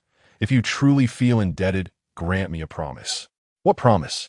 When we meet again, you shall agree to one condition of my choosing. His gaze burned with intensity. How does that sound? Ji Lingxiu gazed deeply into his eyes, ultimately nodding earnestly. All right, now let us depart. Chen Chang'an finally exhaled in relief. Then, he watched as Ji Lingxiu raised her hand, slicing her fingertip, and with blood as her guide, she vowed before the heavens. I, Ji Lingxiu, swear that if I meet Chen Chang'an again, I shall grant him anything he desires, even if it is. Before she could finish her oath, her voice faltered, her eyes slightly reddening. The more Chen Chang'an listened, the more he sensed something amiss, hastily interrupting. That's enough? Let us go. Ji Lingxiu cast a profound glance at him, her expression intricate, before she swiftly transformed into a streak of light, racing towards the direction of Qingyang City. Once her figure had completely vanished, Chen Chang'an gradually turned around to face the four silent, black-armored knights. He first opened his system panel. Ji Lingxiu, Cultivation, Pinnacle of Tongxian Realm Potential. 95, a natural talent, Destiny. 95, Reborn, Loyalty. 100, Life and Death Companions, Personality, Proud, Determined. Indeed, perfect. Chen Chang'an silently praised in his heart. Even if he could not overpower these four black-armored knights, as long as Ji Lingxiu managed to escape, he could justifiably claim her as his disciple upon their next encounter, armed with this promise. Meanwhile, he finally heard the system notification he had been yearning for.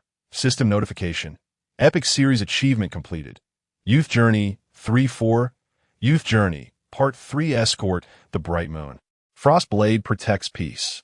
Completion of the Youth Journey series achievement rewards him with Yushan Jade, enhances a supreme immortal technique. Well, now all lingering concerns have been resolved. However, the proximity to Qingyang City is troubling, and my cultivation has already fallen to the early stages of the Tongxian realm. Sigh, upon acquiring the Yushan Jade, I must first elevate the technique of my external incarnation. Chen Chang'an murmured to himself. Never mind, killing one is not a loss. Killing two is a significant gain. Closing the system panel, he flicked his wrist and raised his gaze towards the knights before him. Have you had enough of the spectacle? With his sword angled towards the ground, the fire of battle ignited in his eyes. Come forth and fight. Chapter 74. The Sword Against Heaven, 5th update. Amidst the wilderness, the air crackled with sword energy. Chen Chang'an stood surrounded by four black-armored knights, his long sword gracefully tracing a complete circle, causing the air to ripple like water. The Sword Against Heaven, an unparalleled defensive sword technique designed solely for defense, yet impervious to myriad attacks. The four knights of the returning Yuan realm simultaneously unleashed their assaults, blade auras, spear lights, fist energies, and palm winds crashed towards Chen Chang'an like raging tides. However, the moment their strikes reached the sword circle, they dissipated into nothingness, as if a clay ox had sunk into the sea, undone by an invisible taiji sword intent. Futile. A smile played on Chen Chang'an's lips, the sword momentum rotating effortlessly. Once the sword circle of the sword against heaven was formed, it became invulnerable to all forms of attack. The black-armored knights remained silent, yet their onslaught grew increasingly ferocious. Regardless of how they altered their techniques, Chen Chang'an's sword circle remained steadfast, neutralizing all of their genuine energy. The knights, undeterred, were aware that the sword against heaven was no ordinary technique, but rather a profound secret of the Xiantian Palace of Central Continent. While it was easy to say that 4 ounces could deflect 1,000 pounds, one must possess 1,000 pounds of strength to begin with. Although they were perplexed by how this young man had mastered the technique to such an advanced level, they did not regard a mere transcendent realm practitioner as a threat. Indeed, within half an hour, Chen Chang'an's genuine energy was visibly on the brink of depletion, his complexion pale as paper, and his grip on the sword began to tremble. He was nearing his limit. A surge of murderous intent rose in the eyes of one black-armored knight. The other 3 sensed Chen Chang'an's decline, their attacks becoming more relentless, determined to crush him in one fell swoop. However, just as they believed victory was assured, Chen Chang'an suddenly broke into a grin. Reaching into his waist storage pouch with one hand, he produced a jade vial, flicking the cork off with his thumb. "The elixir," he exclaimed, tilting his head back as the pills tumbled into his mouth like candy, crunching audibly. Even the sound of his indistinct swallowing could be heard. Boom! In that instant, his previously waning genuine energy erupted like a volcano, surging to unprecedented heights, even surpassing his peak condition by a third. The 4 black-armored knights froze, their faces paling beneath their masks. How could this be possible? Any elixir capable of temporarily replenishing genuine energy was extraordinarily precious. Even the most inferior varieties came with severe side effects and were typically reserved for life-and-death situations. Yet this fellow before them consumed them as if they were mere sweets. What a waste! One black-armored knight could not help but seethe internally, feeling immense heartache. Let us continue the battle. Chen Chang'an, invigorated after consuming the elixirs, displayed an unusual flush, brimming with energy. Then, 10 hours passed. The sky shifted from dark to light and back again. The knight's genuine energy had dwindled by more than half, while Chen Chang'an's sword momentum remained resolute. However, his complexion was gradually paling, clearly nearing his limits. Scattered across the ground were numerous open vials, and the black-clad knights had become utterly numb. After years of battle, this was the first time they encountered such a shameless combat style. To their astonishment, the adversary, possessing the mastery of the transcendental realm, managed to hold them at bay for an entire 10 hours. However, this time, Chen Chang'an did not retrieve any new potions from his storage pouch. Suddenly, he sheathed his sword, causing the blade's aura to contract abruptly. It was time to conclude this encounter, he murmured.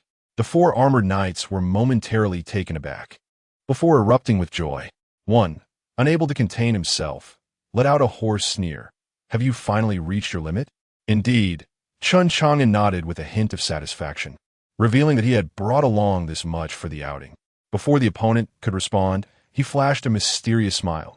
"Now, let us proceed to Phase P2.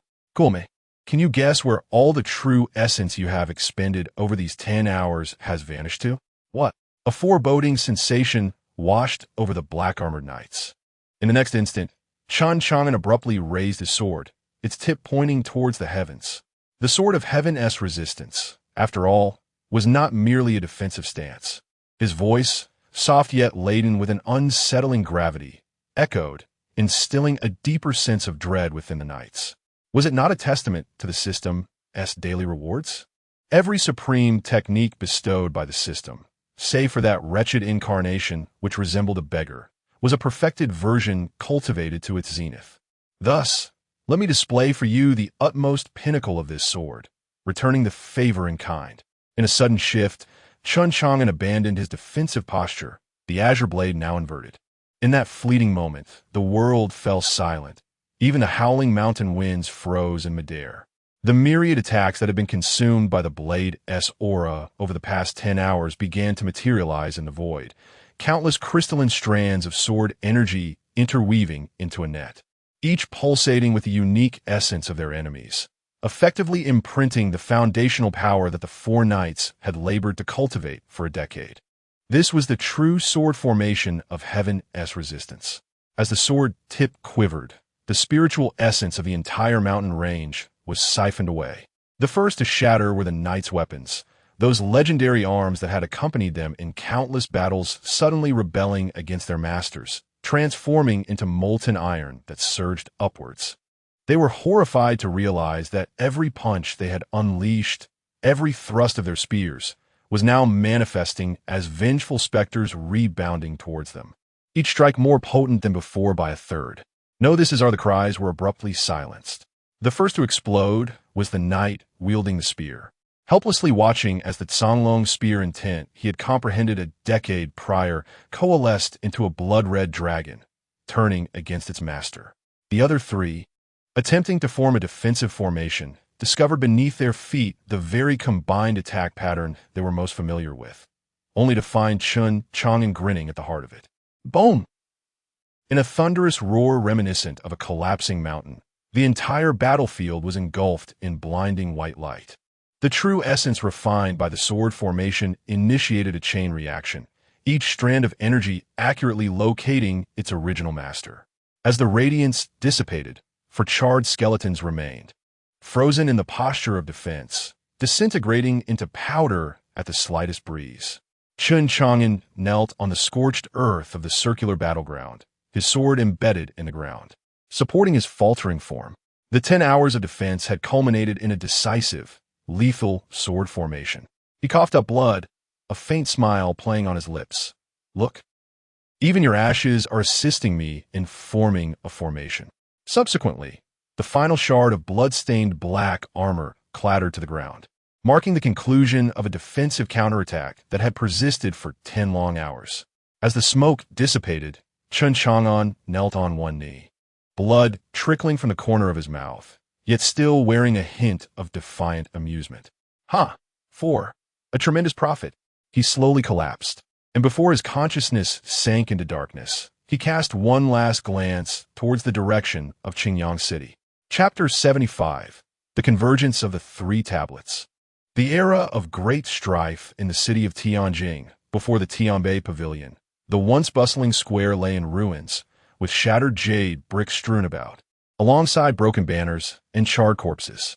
In the distance, the palace crumbled, shrouded in lingering dust, yet the imposing Tianbei Pavilion stood resolute, its dark stone tablet shimmering with a cold metallic luster in the twilight, seemingly indifferent to the devastation beneath it.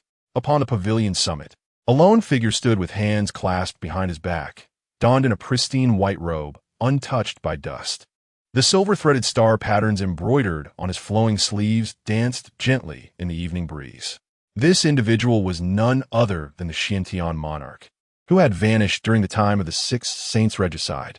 Before him stood 6 shadowy figures, positioned at equidistant points, their forms cloaked in a hazy mist, rendering their faces indistinguishable, their very breaths seemingly merged with the elements of nature. One of them spoke, his voice deep and indifferent. "Let begin." The Xiantian monarch nodded slightly, forming hand seals as he chanted an ancient incantation. In an instant, a brilliant divine light cascaded from the void, pouring down like a celestial river, piercing the apex of the Tianbei Pavilion. Another figure scoffed, "The human fortune of the entire Xian continent, monopolized by Ji Wuqiu for countless years, must come to an end." As the divine light enveloped the area, the 3 separate tablets representing heaven, earth, and humanity began to tremble under its influence. The golden inscriptions on the tablets writhed as if alive, intertwining and merging. With a resounding boom that echoed through the heavens and earth, the 3 tablets united. Yet another figure clapped and laughed heartily. "Excellent. Now that the 3 tablets have converged, the human fortune will once again bless the sects and clans of the world." The upper realm shall reopen, and the lower realm shall not be without the strength to resist. Another interjected with a cold snort. Ji Wuqiu deserves death. The fortune that could have benefited all humanity has been diverted by him. How can a single Dezhou hope to contend with the beings of the upper realm in the future? One among them sneered repeatedly, his voice laced with a deep-seated hatred. Perhaps Ji Wuqiu is merely a spy sent down by the upper realm. The Xiantian monarch gazed down with indifference at the shattered imperial city beneath him, slowly speaking. Now that the 3 tablets have united, they shall activate in 20 years. The tablet of heaven shall no longer prioritize individuals, but shall distribute human fortune according to the rankings of sects and clans, rotating every century. He paused, his voice as chilling as ice. The future will be an era of great contention for the rise of sects and clans. The last figure laughed maniacally, his voice echoing to the heavens. The sharpness of a sword is forged through hardship. A general success is built upon the bones of the fallen. If Dezhou insists on equality for all beings, how can the true heirs of destiny rise in this world? The 6 figures gradually faded into the dusk.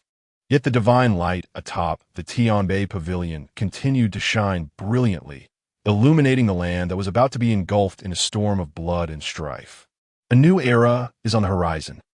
In Qingyang City, at the drunken immortal pavilion, Ji Lingxiu's teacup shattered upon the ground with a resounding crash. The splintered porcelain sending tea splattering onto her skirt, yet she remained oblivious to it. In the main hall of the inn, the storyteller rapped the wooden block, his voice trembling as he recited the latest news from the capital. The supreme emperor of Dezhou, Ji Wuqiu, has fallen. The peaceful emperor has been assassinated. The princess of splendor is missing. The entire inn erupted into chaos. What? A monk slammed his hand on the table, exclaiming, "Is it true that the great Zhou has fallen? This is preposterous, utterly absurd." The news originated from the Tianji Pavilion, which is renowned for its integrity. How could this be possible? An elderly scholar with white hair staggered backward, for the great Zhou immortal dynasty had dominated the Xianian continent for millennia. Ji Lingxiu clutched the edge of the table with white knuckles. A buzzing filled her ears as the storyteller's subsequent words pierced her like daggers. The Ling Tian army has rebelled against the great Zhou, and Fu Yunlan has established his own sect. The 6 military factions have each proclaimed a prince as the rightful heir, declaring themselves the true great Zhou, while the 6 vassal states rise in rebellion. The Tianji Pavilion has changed hands, with the former master missing, and the great Zhou's national master, Xiantian Jun, has assumed the new leadership.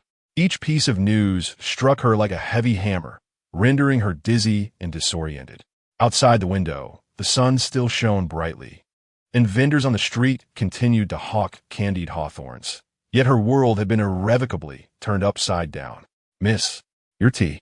The worried innkeeper leaned closer. Ji Lingxiu suddenly stood up, the jade pendant at her waist clinking against the tabletop. She rushed upstairs and, upon closing the door to her room, collapsed onto the floor. The reflection in her bronze mirror revealed a face as pale as death. Once a revered and majestic princess, she now found herself unable to even weep. Suddenly, the sounds of children playing outside reached her ears. "You be the emperor, and I'll be the general." "No way. There are now 6 emperors." Their innocent laughter felt like salt, cruelly sprinkled on her gaping wounds. Ji Lingxiu buried her face in her hands, recalling her previous life. When her father had said before she left the palace, "Lingxiu, if you see a crescent moon hanging from the eaves, never look back." It turned out that it was not a crescent moon at all, but rather the embers of a fallen dynasty. She, the illustrious princess, had become homeless overnight. Once she regained her composure, she sent someone behind her clear their throat. It was Ling Zhanxue, who had quietly entered the room at some point and had thoughtfully poured her a cup of tea. Ji Lingxiu stared at the tea on the table, where a withered leaf floated atop the surface, mirroring her own sense of drifting and desolation. A sudden smile broke upon her lips, tinged with a hint of self-mockery. So it was. Her fingertips gently traced the rim of the teacup as she finally understood Fu Yunlan's seemingly ridiculous assassination attempts. Those clumsy assassins and the relentless waves of pursuers sent after her. Indeed, It would have been exceedingly simple for Fu Yunlan to eliminate her himself, given his pinnacle cultivation at the celestial realm. He did not care whether he could kill her or not. Her voice was soft, yet it cut through the silence of the room like a sharp dagger. Ling Zhanxue raised her eyes slightly, her usually frosty gaze now revealing a rare hint of confusion, leaning against the door with her sword in hand. Her dark attire nearly melded with the shadows. Ji Lingxiu continued to whisper, for the once illustrious princess was now merely a princess of a fallen kingdom, devoid of any value even for exploitation. She lifted her head and gazed into the night beyond the window. Fu Yunlan had never desired her life. Rather, he sought a perspective that would compel her to confront the harsh realities. The great Zhou has perished, and as a princess of a fallen dynasty, she finds herself devoid of even the privilege to serve as a mere pawn. The assassinations are but a cruel game of cat and mouse, a reminder that her fate no longer rests in her own hands. Is this to be regarded as the final tenderness toward the former fiancé? Yet, you should not have taken his life. A flicker of hatred suddenly ignited in Ji Lingxiu's eyes. Chapter 76. Parting and reunion. What about you? What are your plans? Ji Lingxiu suppressed the tumult of emotions within her and suddenly inquired. Although their time together had been brief, the two women had formed a remarkable bond. And Ji Lingxiu was well aware of Ling Zhanxue's true identity. Ling Zhanxue fell into silence for a moment, her fingertips unconsciously tracing the family crest engraved upon the sword sheath, a plum blossom sculpted from frost and snow, emblematic of the Ling family. Home, she replied softly, her voice imbued with an undeniable conviction. In truth, since joining the great Zhou several years ago, her parents had persistently urged her to return. Now, she found herself devoid of any reasons to remain away. Ling Zhanxue gazed out the window, seemingly envisioning the distant Ling family estate, perpetually shrouded in snow. Once she had departed in pursuit of her dreams, but with the fall of the great Zhou, she indeed had no reason left to stay away. What about you?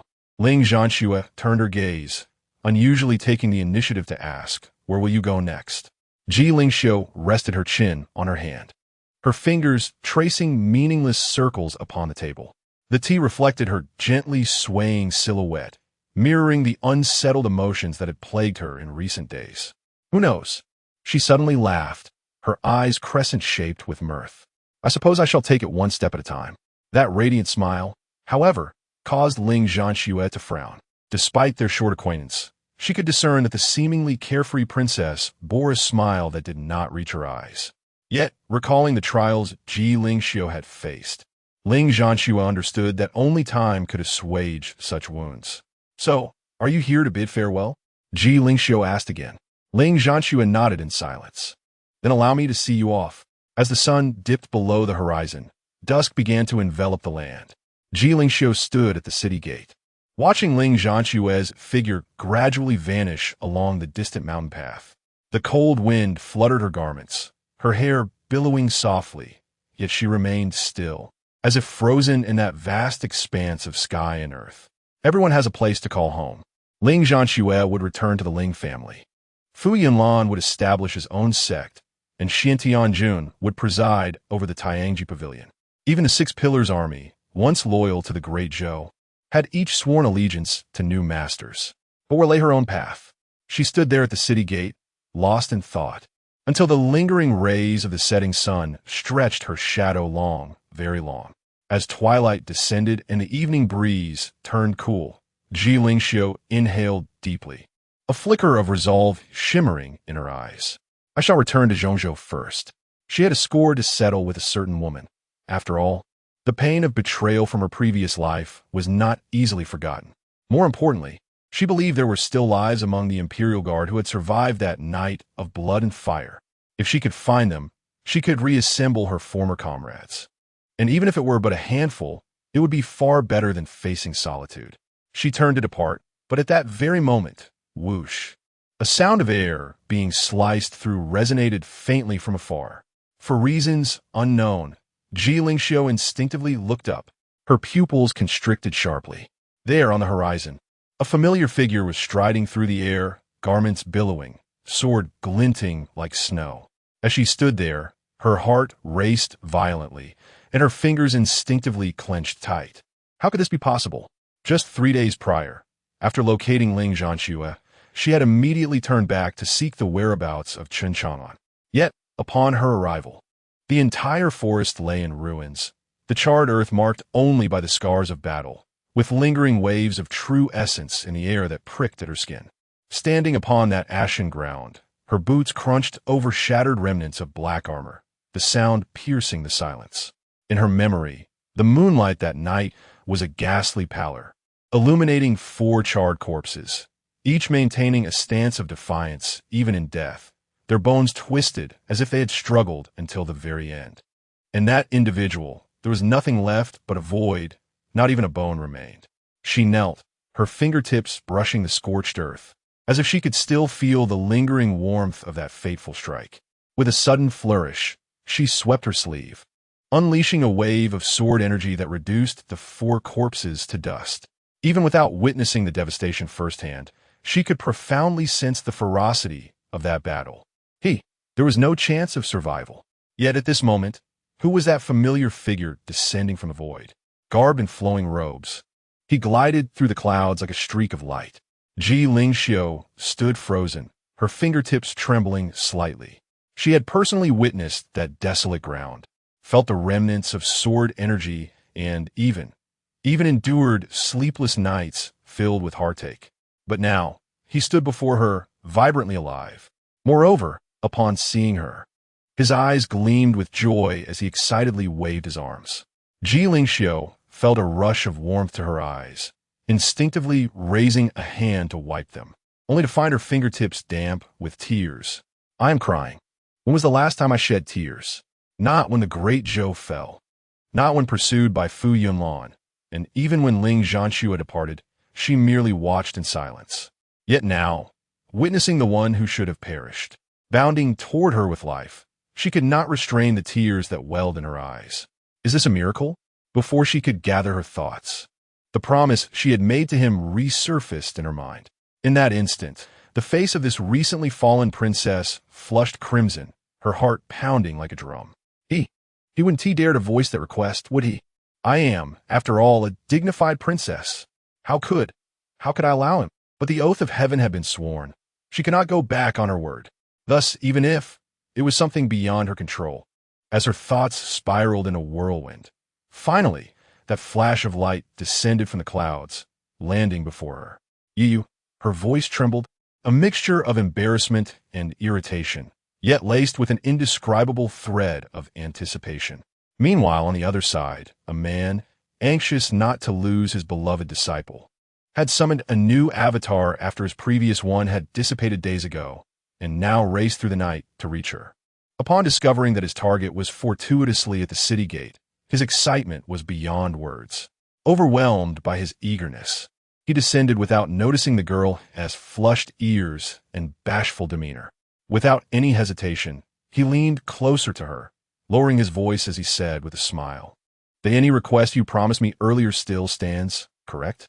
After receiving multiple nods of confirmation from the young girl, he took a deep breath to steady his excited heart, his expression turning solemn as he locked eyes with her inky gaze. "Then, in that case, you shall be my apprentice." Chapter 77. The duel in the valley as the sun set in the west. Its fading rays bathed the ancient path outside the city. Ji Lingxiu widened her eyes in disbelief, gazing at the casually smiling man before her. "Apprentice?" She repeated slowly, her voice rising an octave. "You mean to say you wish to take me as your disciple?" Chen Chang'an crossed his arms, nodding with an air of nonchalance, indeed. Ji Lingxiu's expression transformed into a delightful mixture of amusement and irritation. She had never anticipated that this man, who had silently protected her and even risked his life for her, harbored such intentions.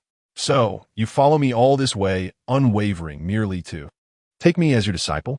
Chen Chang'an scratched his head, displaying a radiant smile. What else could it be? His answer left Ji Lingxiu momentarily speechless.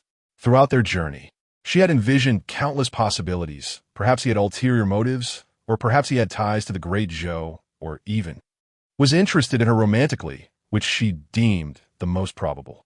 Yet, She never imagined that this seemingly carefree yet profoundly enigmatic man simply wished to be her mentor. "I thought you aspired to be my husband, but it turns out you only wish to be my master." "Indeed, from the very first moment I laid eyes on you." Chen Chang'an's playful demeanor faded, his gaze earnest. I felt a connection between us, a bond of master and disciple. The evening breeze rustled their garments. Ji Lingxiu studied his earnest and clear eyes, attempting to ascertain whether he was indeed lacking in intellect. Then she laughed. "As a fellow practitioner in the profound realm, I still hold an advantage over you in minor realms. By what merit do you think you could be my master?" Then, Chen Chang'an suddenly felt a twinge of unease. "How about we measure our skills? If you win, I shall comply with your wishes." She thought fiercely. "I must give this fellow a sound thrashing. Otherwise, my resentment shall never subside." "It's a deal," Chen Chang'an sighed in relief. "But could we perhaps choose a different location?" "Agreed." Without a moment's hesitation, she acquiesced. Along the way, Ji Lingxiu glanced at Chen Chang'an, who maintained his languid smile. The tension within her heart gradually eased, and she subtly exhaled. Thankfully, he did not express any inappropriate desires. Although over the past few days, Chen Chang'an had rescued her from peril multiple times, his calm demeanor undeniably endeared him to her. Yet, Ji Lingxiu was acutely aware that this fluttering in her heart resembled the instinct of a drowning person grasping at driftwood. He was the only light she had encountered since her rebirth, dazzling enough to capture her gaze. This feeling was distinct from romantic affection between men and women. With her temperament, she could discern the difference. "What's the matter?" Seemingly sensing Ji Lingxiu's distraction, Chen Chang'an raised an eyebrow, his expression anxious as he observed her. "You aren't having second thoughts, are you?" "Nonsense." Ji Lingxiu's ears flushed slightly, and she feigned anger, glaring at him. "Since I have already sworn an oath to the heavens, I shall certainly abide by it. You shall never know what opportunity you have lost." "What opportunity?" "Go to hell." Observing the girl's furious demeanor, Chen Chang'an wisely chose to remain silent.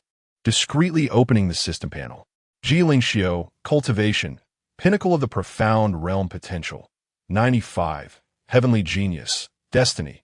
95, Reborn, Loyalty. 100, Life and Death Bond. Personality, proud, persistent. Fortunately, her loyalty had not diminished. But why was she so irate? Was it that time of the month? Speaking of which, do women in the cultivation world even have such a thing? Chen Chang'an's thoughts began to wander. As long as her loyalty remained intact, there was no cause for concern. After all, her pride could very well be a manifestation of her tsundere nature. Best to tread carefully. Meanwhile, the night breeze tousled Ji Lingxiu's hair as she gazed at the stars gradually brightening in the sky, suddenly bursting into a soft giggle. Having scolded him, she found her mood significantly lifted. Perhaps this distance was just right. Not overly intimate, yet not too distant either. However, whether or not you can become my master will depend on your true capabilities. In a tranquil valley, with a gentle breeze wafting through, Ji Lingxiu sat bored on a stone, idly toying with the wildflowers beside her. Upon arriving at this location, Chen Chang'an had merely uttered an apology before promptly vanishing without a trace, leaving her to wait alone. Were it not for her unwavering conviction in his trustworthiness, Ji Lingxiu might have doubted his intentions. "This enigmatic fellow," she muttered quietly to herself, pondering whether to wander about when suddenly a gentle breeze swept past. Unbeknownst to her, Chen Chang'an had appeared in the center of the clearing, offering her a faint smile. "Sorry to keep you waiting." Ji Lingxiu rose, brushing off the grass clippings from her skirt, and with a raised eyebrow remarked, "Finally decided to return? So when do we begin?" Yet, for some inexplicable reason, despite his outward appearance and demeanor being the same, the Chen Chang'an before her felt distinctly different. What was this sensation? Ji Lingxiu racked her brain, unable to recall, but it felt oddly familiar. Chen Chang'an did not respond directly. Instead, he took a few steps back, standing firmly in the clearing with his hands clasped behind his back. Ji Lingxiu adopted a serious expression, having witnessed Chen Chang'an single-handedly defeat 4 return to origin cultivators. She recognized that she might not be his match. Regardless, she could not allow this fellow to underestimate her. Gripping her sword with one hand, she assumed an offensive stance. Prepare to strike first. Unlike the Ji family's legendary Chen Chang'an sacred body, renowned for its invulnerability, her expertise lay in the art of the sword, famously known for its unparalleled offensive prowess. Then, she heard the man before her softly utter the words, "I shall embarrass myself." In the next instant, boom! A colossal wave of pressure erupted forth. The world seemed to freeze at that moment, the air thickening and becoming oppressive. Ylinxu's pupils constricted. Her hair standing on end as an unprecedented sense of suffocation engulfed her. An overwhelming force emanated from Chen Chang'an, as if the heavens were collapsing, causing the entire valley to tremble. The flora and fauna lay subdued, while the stones resonated with a low hum. Even the very winds seemed to be stifled by this overwhelming force. Ji Lingxiu felt her legs weaken, almost succumbing to the ground, yet she clenched her teeth resolutely. Striving against the terrifying pressure that surged within her heart like a tempest, she finally recalled where she had encountered this before. After all, given her status, she had the rare privilege of witnessing it within the palace. This is the pressure of the sacred realm. Chapter 78. The fierce operation in the realm of Xianying. There exists an unwritten yet resolute rule. The sanctity of the holy realm must not be tarnished. The names of the 12 holy sovereigns are inscribed upon the heavenly list, revered by all as if they were divine decrees. Even the most arrogant scions of noble families would never dare to allow their progeny to share a name with these esteemed figures. Should a new holy sovereign ascend the list, and someone bears the same name, even if that individual is merely an ordinary child, they must promptly change their name, lest they show profound disrespect to the holy realm. Thus, when Ji Lingxiu first encountered Chen Chang'an and heard him declare his name, she was taken aback. How could this man dare to share a name with a holy sovereign? At that moment, she speculated in her heart. Could he be an arrogant young lord from some oblivious family, or perhaps a disciple of a reclusive elder, emboldened by a powerful background to defy the majesty of the holy realm? However, now within the valley, the aura of sanctity was overwhelming. Ji Lingxiu gazed at the imposing figure before her, suddenly grasping the truth, a bitter smile curling at the corners of her lips. It was not that he was audacious. Rather, he was indeed that very holy sovereign who had ascended the heavenly list. The foremost on the heavenly list, Chen Chang'an. Only those who possess a profound understanding of the holy realm can truly appreciate the gravity of such an identity. The ancestor of the Ji family. The great Zhou's supreme emperor Ji Wuqing was once the foremost on the heavenly list, exerting his influence over the entire Xianying continent for millennia. The man before her, astonishingly, shared that same renown. Now, do you still believe I am worthy to be your master? Chen Chang'an inquired. Ji Lingxiu took a deep breath, suppressing the shock within her heart. The holy sovereign has hidden his true self so profoundly. Chen Chang'an laughed heartily, the imposing pressure around him dissipating abruptly. Returning to a languid demeanor, let us not be so formal. After all, we shall be master and disciple from now on. Ylinxiu hoofed softly, yet she could not resist stealing glances at him, though the earlier pressure was unmistakably real. Nevertheless, no matter how many times she convinced herself otherwise, she still found it surreal. This seemingly carefree individual, who appeared to harbor no grand ambitions, was indeed the greatest of the holy realm, and she had once boasted that she could face their pursuers half-heartedly with that thought. Her ears flushed slightly as she suddenly felt that her previous bravado was utterly ludicrous. However, to have the opportunity to take the foremost on the heavenly list as her master, could there be a more fitting destiny for a deposed princess like herself? There could not be. Even if there were a bird in the hand, is worth two in the bush. This was the ancestral teaching of the Ji family. Without hesitation, Ji Lingxiu bowed gracefully. Master, please accept your disciple's reverence. I'll look forward to your guidance in the future. Soon, Ji Lingxiu's name appeared in the pet section. However, as Chen Chang'an glanced at the system panel, he realized something seemed to be amiss. What could it be? He perused the recently received system notification. System notification. Legendary achievement completed. I am Destiny 3-4. I am Destiny. Collect 4 Sons of Destiny in the Pet section. Achievement progress. 3-4 achievement reward. Random immortal artifact. Then, scrolling upwards, the system prompts. Epic Series achievement completed. Young Journey 3-4. Completing the Young Journey series grants the reward of He Shan Yu, which elevates the level of an unparalleled celestial technique. The mystery has been unraveled. It turns out what was lacking was a sense of accomplishment. This series of actions, fierce as a tiger, resulted in not a single achievement completed. The 2-3-4 felt like a large pin, pricking Chen Chang'an uncomfortably. Ji Lingxiu observed her master's expression, which fluctuated between anguish and delight, with curiosity, subtly inching away to the side. Just then, Master, young Master Xiao Chun is in trouble, Wu Bo shouted while hurriedly approaching. But his voice abruptly ceased as his murky gaze fixed intently on the young woman standing behind Chen Chang'an. The morning light cast a diagonal glow upon her radiant face. As the former steward of a top family on the continent, he naturally recognized the appearance of the Grand Princess of the Zhou dynasty. However, Princess Jinxiu, what's she doing here?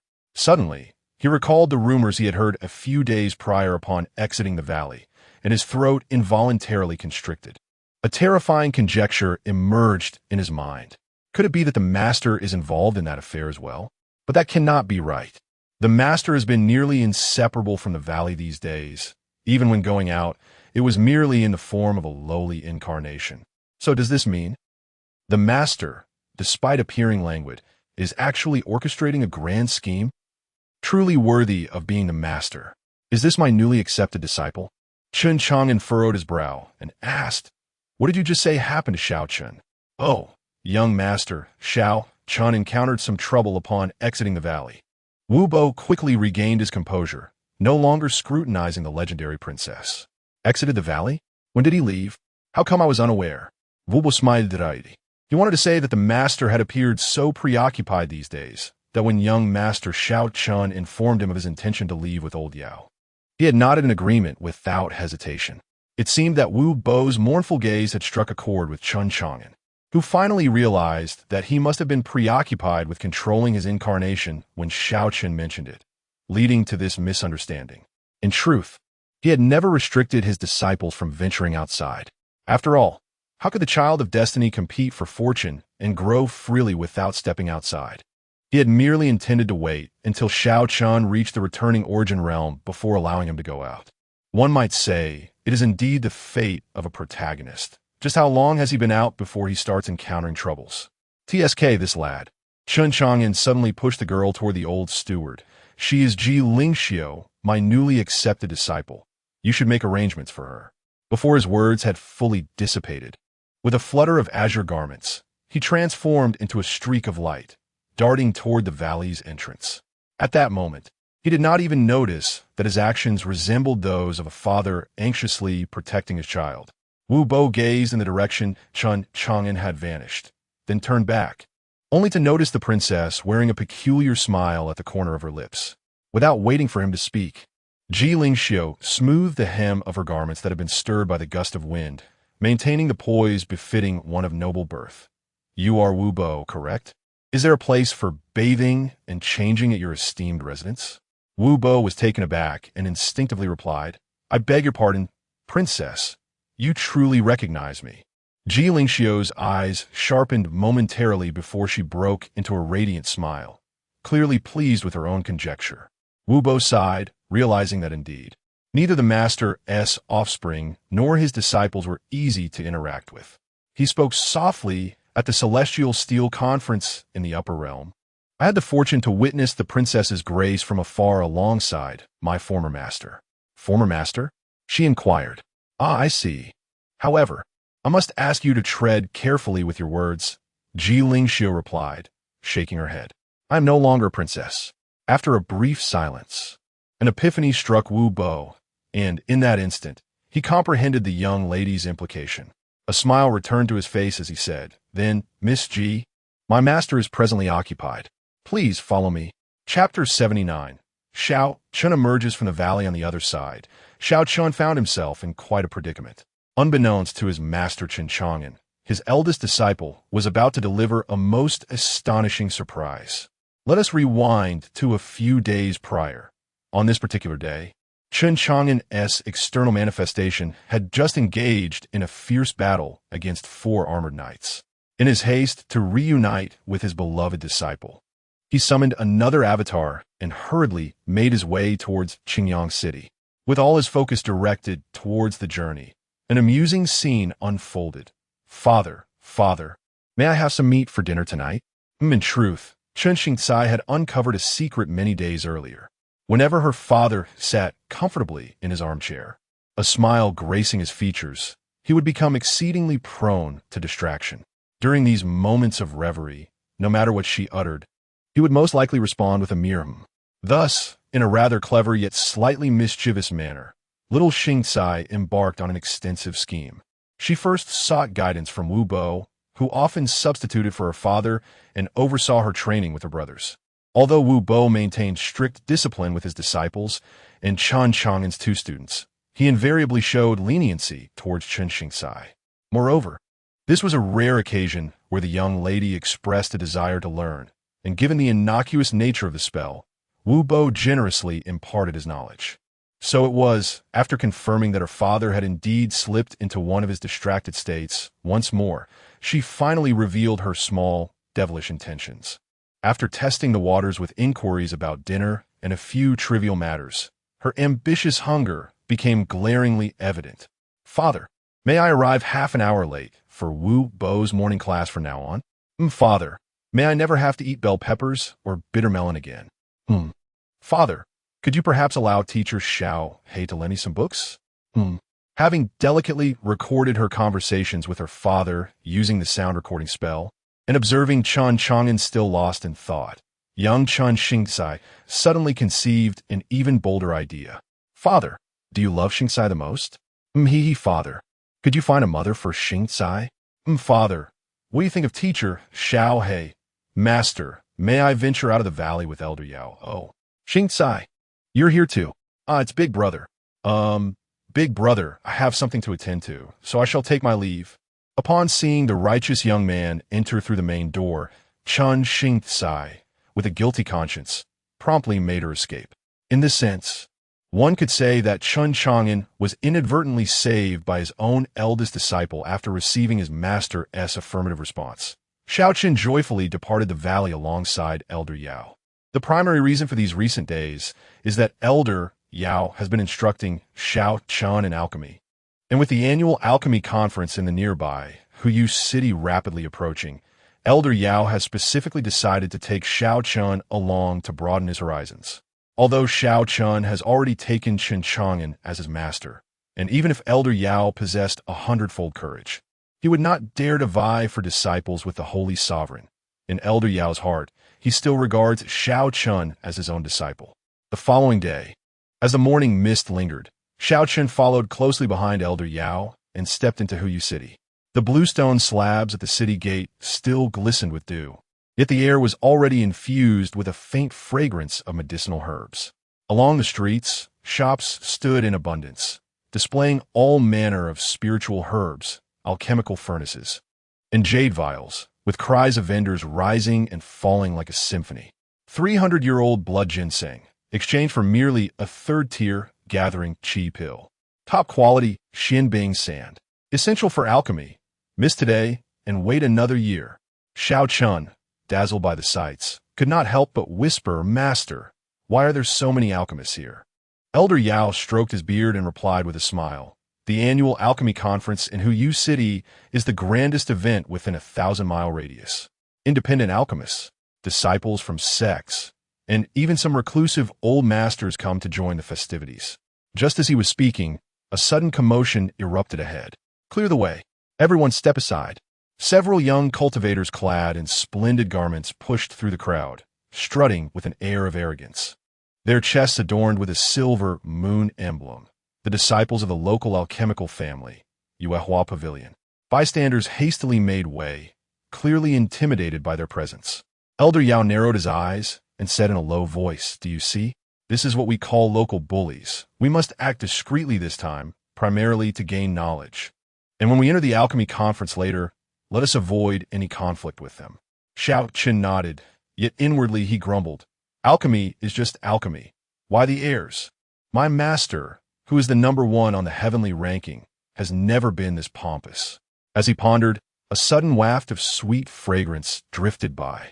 He turned to see a young girl in simple attire standing at the street corner, a few crystalline spiritual herbs displayed before her, quietly awaiting buyers. The herbs, resembling jade in their entirety, shimmered with a faint light in their leaf veins, undeniably the exceedingly rare starshine grass. Elder Yao also took notice, a glimmer of surprise flashing in his eyes. Oh, where did this girl acquire such fine goods? Just as Xiao Chan was about to approach her for inquiries, the disciples of Yuehua Pavilion also spotted the girl, their eyes instantly gleaming with avarice. Chapter 80. The Predicament of the Spirit Clan Little Girl. We at the Moonlight Pavilion desire this starshine grass. Here are 10 low-grade spirit stones. Take them. The elegantly dressed young man casually tossed out several spirit stones and reached for the precious herb. The girl in simple garments hurriedly shielded the stall, her determination unwavering. I will not sell it. This starshine grass is worth at least 50 mid-grade spirit stones. You are being too unreasonable. With a resounding slap, the young man struck the stall, causing the spirit grass to tremble. You dare to be so insolent? In Huinyu City, there is nothing that the Moonlight Pavilion cannot obtain. You are being unreasonable. Unreasonable? The Moonlight Pavilion in Huinyu City is the very essence of reason. Just ask around. The young man gestured to the crowd, and those he pointed at averted their gazes, too intimidated to speak. See that? The young man wore a smug expression. Is that so? Then I shall witness just how formidable the Moonlight Pavilion truly is.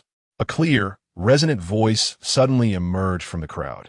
Turning to look, everyone beheld a young man clad in black, standing with a sword in hand, his demeanor austere.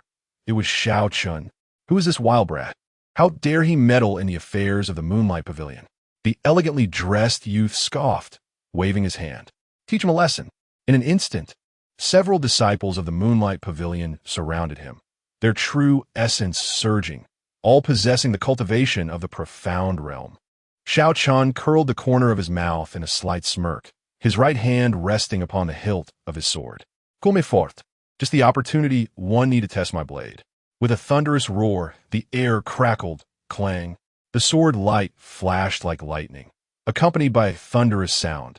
In an instant, several sword energies surged forth, imbued with the might of thunder.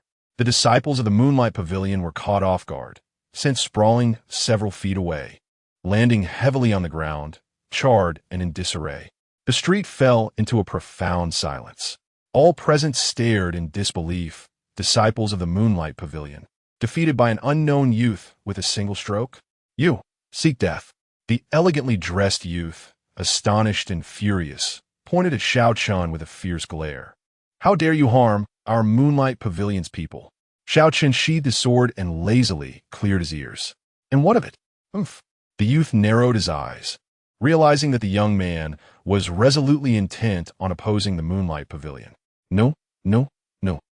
Xiao Chun shook his head, then turned to the elder, who had been watching the spectacle from the crowd, and winked. Everyone listen.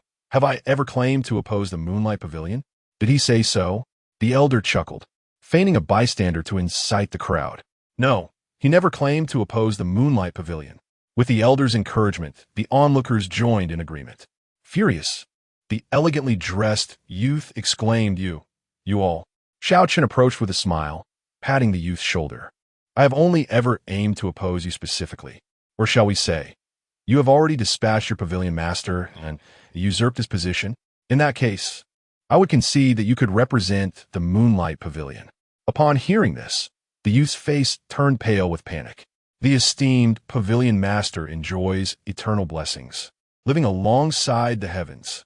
If you seek to sow discord, today will be either your demise or mine. Yudi?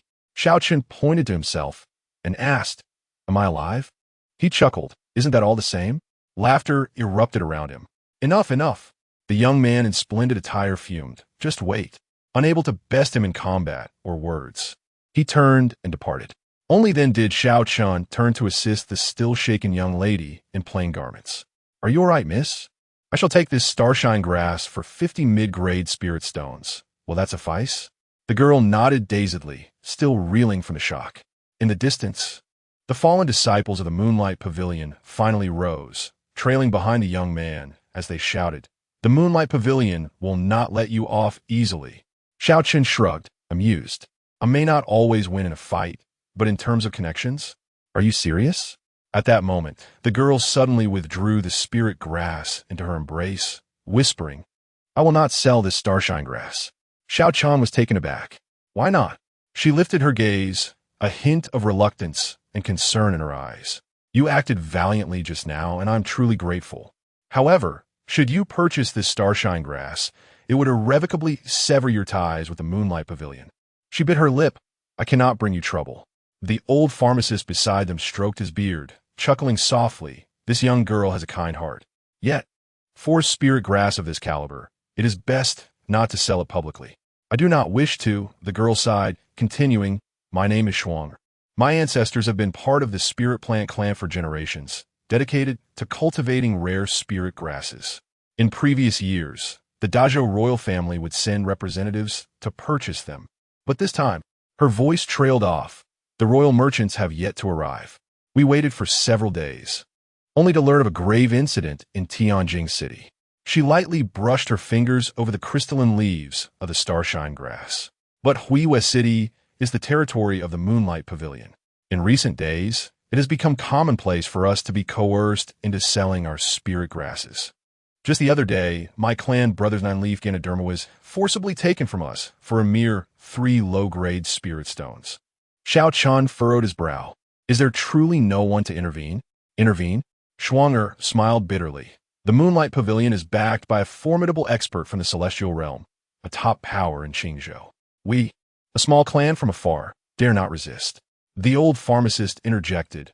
"My dear, you mentioned that the Dazhou royal merchants have not arrived. Do you know what has transpired in Tianjing City?" Shuanger shook her head. "I only heard that Princess Jinxi colluded with the demon clan to assassinate Emperor Qingping. And even the Emperor Taishang had fallen." "What? Even that revered saint has perished? This cannot be true." Xiao Qin gasped, then exchanged a glance with the old pharmacist. Isolated in the valley, they had no inkling of such monumental events occurring outside. "Very well," Xiao Chun declared suddenly. "Miss Shuang, I will purchase all the remaining spirit grasses from your clan." "What?" Shuanger retreated a step in astonishment. You are serious? Just lead the way." Xiao Chun broke into a smile, revealing a row of pearly white teeth. "As fortune would have it, I have recently embarked on the study of alchemy and find myself in need of fine materials, with financial constraints being of no concern. As for the Moonlight Pavilion, beneath the realm of the sacred, all are but mere ants." He genuinely regards it with indifference. Chapter 81. Grandmaster of Alchemy. Outside Huiwe City, Shuanger guided Xiao Chun and Elder Yao along the rugged mountain path, leading them to a secluded encampment. Several gray-brown tents were scattered about, and by the campfire sat members of the Spirit Herb clan, who cast wary and curious glances at the strangers. In the center of the camp, an array of various herbs was neatly stacked, categorized, and arranged in an orderly fashion. On the periphery, a few clan members busied themselves with the newly arrived herbs. "Uncle, I have returned," Shuanger announced as she lifted the curtain of the central tent. Xiao Chun and Elder Yao followed her inside. Within, a stern-faced young man abruptly stood up. "Shvanya, who permitted you to bring outsiders here?" His sharp gaze swept over Xiao Chun, his tone unfriendly. "What time is it now that you dare to stir up trouble?" "This young master Xiao wishes to purchase all of our spirit herbs," Shuanger hurriedly explained. "Moreover, the price is fair, better than that offered by the Moonlight Pavilion." Silence. The youth interrupted harshly. "What do you understand? Uncle is negotiating with the steward of the Moonlight Pavilion. If we provoke them now, our entire clan will suffer. But if it weren't for the Moonlight Pavilion's coercion, these herbs would have been sold long ago. I am but a fish on the cutting board, with no way to resist." "Wait," Xiao Chan interjected, arms crossed, his demeanor calm. "What price has the Moonlight Pavilion offered?" The young man's eyes flickered. That is a clan secret, not to be disclosed." "A secret?" Shuang'er suddenly stepped forward, her voice trembling. Brother, I witnessed them forcefully purchasing a 9-leaf spirit mushroom for 10 inferior spirit stones yesterday. Is this what you call a good price? Outside the tent, hushed murmurs arose as several clan members stealthily drew closer, their expressions complex. The young man's face turned pale. You, what do you understand? The Moonlight Pavilion promised to provide us protection in the future and will allocate a piece of medicinal land outside Huiyue City. And then what? Shvangye scoffed, casually lifting the corner of a medicinal basket, revealing several radiant dragon blood ginseng. Herbs of such quality would have fetched at least 400 medium-grade spirit stones from imperial merchants, and could even be worth 500 at an auction. How many did you sell? 30? 50? The young man was rendered speechless, beads of cold sweat forming on his forehead. At that moment, hurried footsteps echoed from outside the tent. An elderly man with graying hair and beard hurriedly entered, followed by several disciples clad in the attire of the Moonlight Pavilion. Shvangye, who allowed you? The elder's furious shout was abruptly cut off as he froze. His gaze fixated on the alchemist's jade plaque that was partially visible at Elder Yao's waist. 8 golden patterns shimmering in the twilight. An 8th-rank Grandmaster of Alchemy. He exclaimed involuntarily. In the Xian'ing continent, alchemists held a truly transcendent status. The path of alchemy is vast and profound. To glimpse its doorway is a rarity among millions. Alchemists are categorized from 1st to 9th rank, with each advancement requiring countless trials and the expenditure of vast resources. Low-tier alchemists, 1st to 3rd rank, can concoct basic elixirs, and while not exceedingly rare, they are still highly regarded within small to medium-sized factions. The elixirs they concoct, such as the Gathering Chi Pill and Healing Powder, are essential for the daily cultivation of practitioners. Mid-tier alchemists, 4th to 5th rank, have already mastered the creation of miraculous pills, such as the barrier-breaking pill that aids individuals in transcending their limits, and the longevity pill that extends one's lifespan. Such individuals are esteemed guests in most sects, and their pills are rare treasures. High-tier alchemists, 6th to 7th rank, are truly sought after.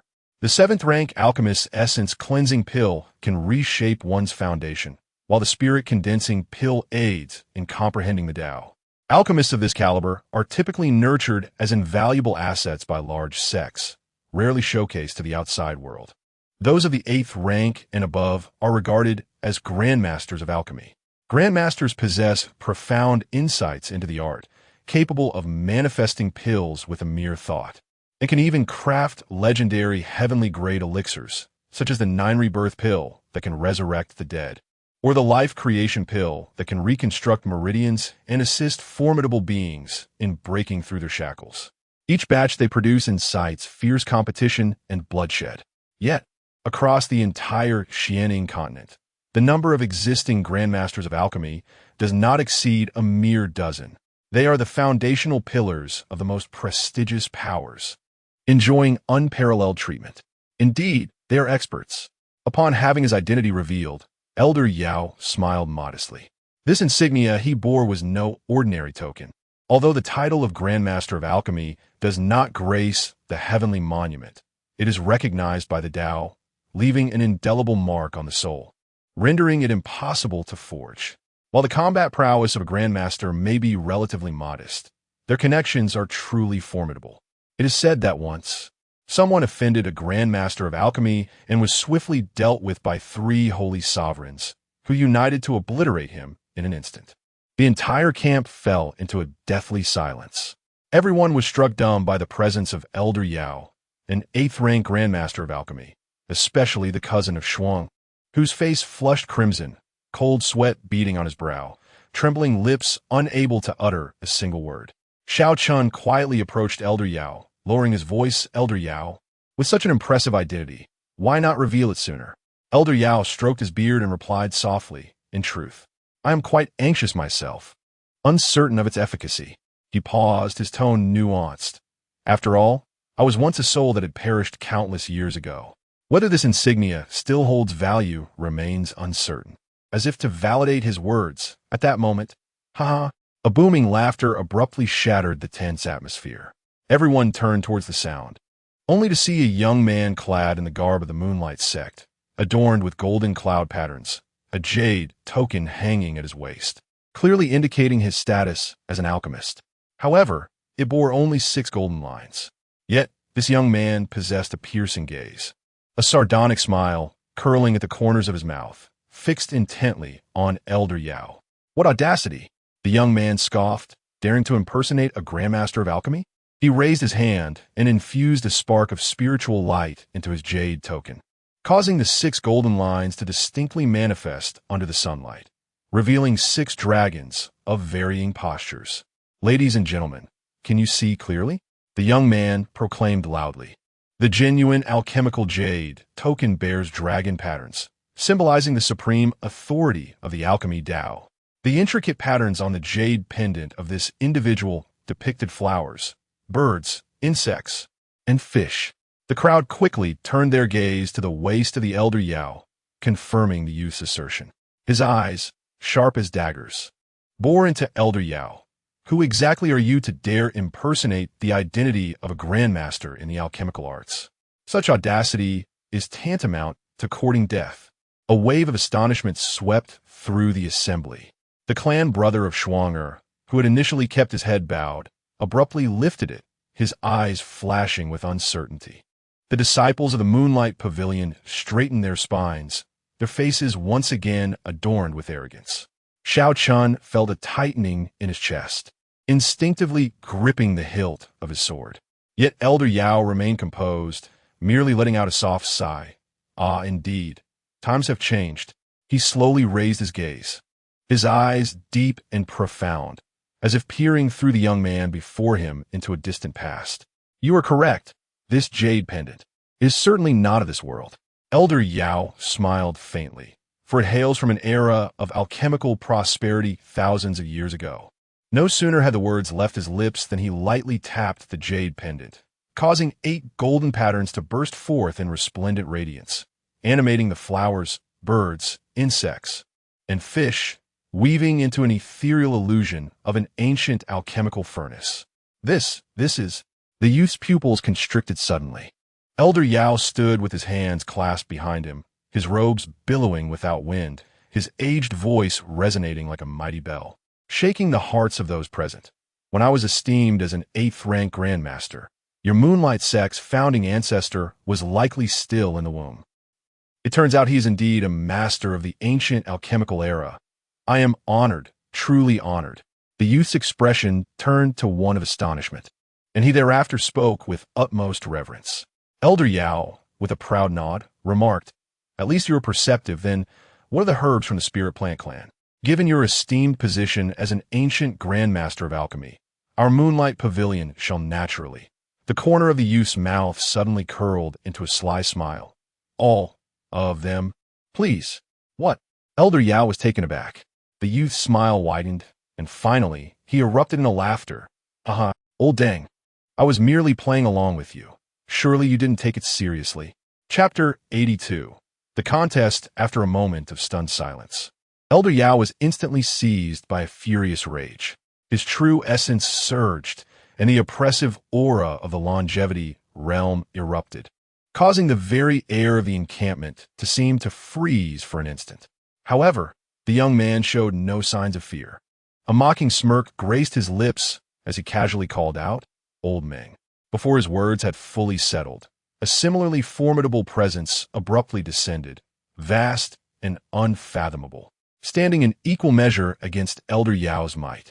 A gray-robed elder appeared silently behind the youth, his face gaunt and his gaze sharp as that of a hawk. Enveloped by a faint aura of alchemical fire, unmistakably another master of the longevity realm. The young man sneered, Old fellow, do you still wish to make a move?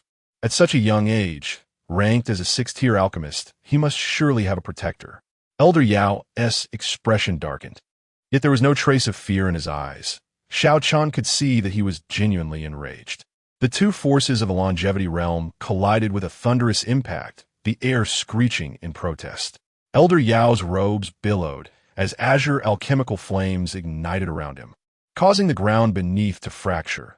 The gaunt elder stood firm, as unyielding as a mountain, with the space between them warping and trembling. The grass and trees beneath their feet reduced to dust, forcing the onlookers to retreat repeatedly. Suddenly, Chen Chang'an stepped forward, positioning himself between the two, raising a hand to say, "Hold on." With Chen Chang'an blocking the way, Elder Yao finally tempered his aura. Chen Chang'an's gaze remained calm as he looked directly at the young man, saying, "Since you doubt Elder Yao's identity, why not engage in a contest?" "Oh." The young man raised an eyebrow. "What kind of contest do you propose?" "Very simple," Chen Chang'an replied nonchalantly. "If you win, we will leave immediately and never interfere with the matters of the Spirit Plant clan."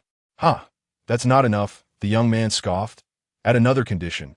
If you lose, both you and this old man must kneel and apologize to me."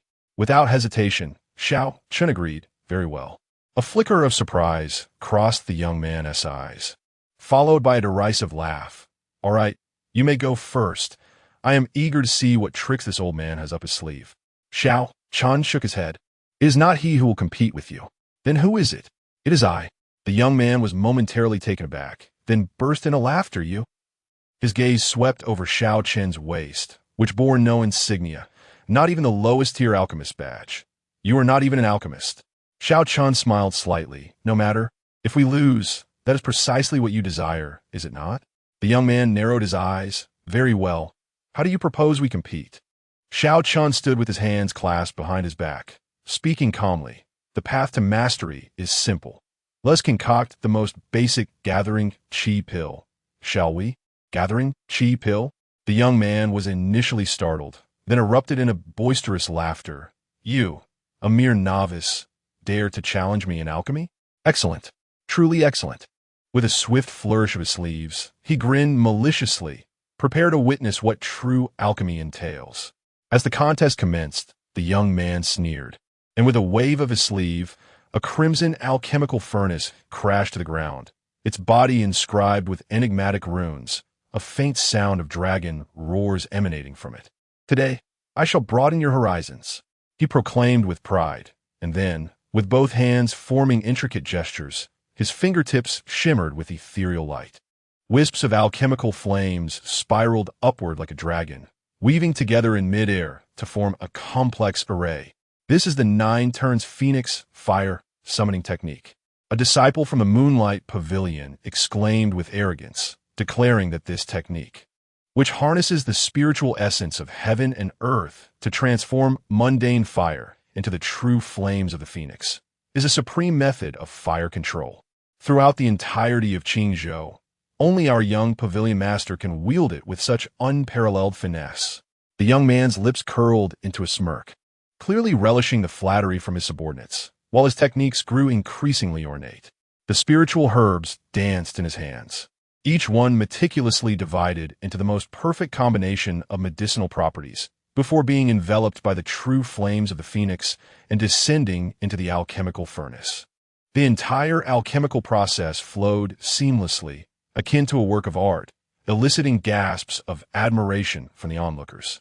Only the elder herb glanced over briefly before turning away with a disdainful huff, muttering, "Flashy but insubstantial." Meanwhile, on the other side, Chen Chang'an quietly retrieved a dull, ordinary alchemical furnace, his hands clumsily igniting the alchemical flames, which flickered unpredictably due to his unstable control, causing observers to furrow their brows. He awkwardly tossed the spiritual herbs into the furnace without even attempting to separate their basic properties, presenting himself as nothing more than a novice. "Ha ha ha." The young man cast a glance and couldn't help but scoff. Is this a joke? He can't even manage the most fundamental herbal separation and dares to compare his alchemy to mine? The surrounding crowd shook their heads in unanimous agreement, evidently convinced of Chen Chang'an's inevitable defeat. Even the young girl from the Plant Spirit clan, Zhuang Er, who had always stood by Chen Chang'an's side, clenched her fists in concern for him. However, Chen Chang'an remained calm and unperturbed, utterly unaffected. The gathering chi pill, the most common elixir in the cultivation world, has been consumed by nearly every practitioner. Yet, precisely because of its ubiquity, the disparity in quality is astoundingly vast. The lowest grade gathering chi pill is marred with impurities, its medicinal potency feeble, so much so that even practitioners at the materialization realm would not spare a glance. Conversely, the legendary top-tier gathering chi pill, when formed, radiates with a halo of light, its fragrance lingering without dissipating, allowing even the most powerful beings in the longevity realm to experience the smooth flow of spiritual energy. The only elixir Chen Chang'an has ever concocted is the gathering chi pill, and today, he intends to utilize the most rudimentary techniques to forge the finest elixir. Chapter 83. Refining the elixir. Time passed steadily, and with a clear, melodious hum, the young man's alchemical furnace abruptly sprang open. "Concentrate," he commanded sharply, his hands swiftly forming intricate seals. Suddenly, a crimson flame pattern materialized on his forehead, and he exhaled a stream of golden-red fire.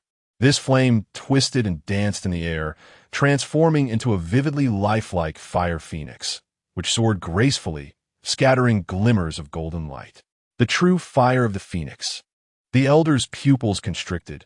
No, it was weaker than the authentic, true fire of the phoenix. It must be a flame derived from a spirit beast infused with the essence of the phoenix bloodline. The fire phoenix emitted a resounding cry and dove downward, enveloping the entire alchemical furnace. Amidst the searing flames, 9 elixirs could be seen rapidly rotating within the furnace, each revolution drawing a trace of the phoenix's primal energy. Refining the elixir is the most critical step in alchemy. Ordinary alchemists typically utilize common spiritual flames for this purpose, achieving mere amalgamation of medicinal properties.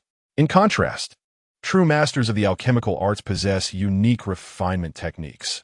Some use cold springs to imbue the elixir with a feminine essence, while others employ spiritual blood to infuse it with life force. Yet, the most esteemed method involves refining with the primal fire of spirit beasts. The phoenix undergoes a rebirth through fire. The young man proclaimed with pride by refining the elixir with true fire of the phoenix. The efficacy can be enhanced by more than double.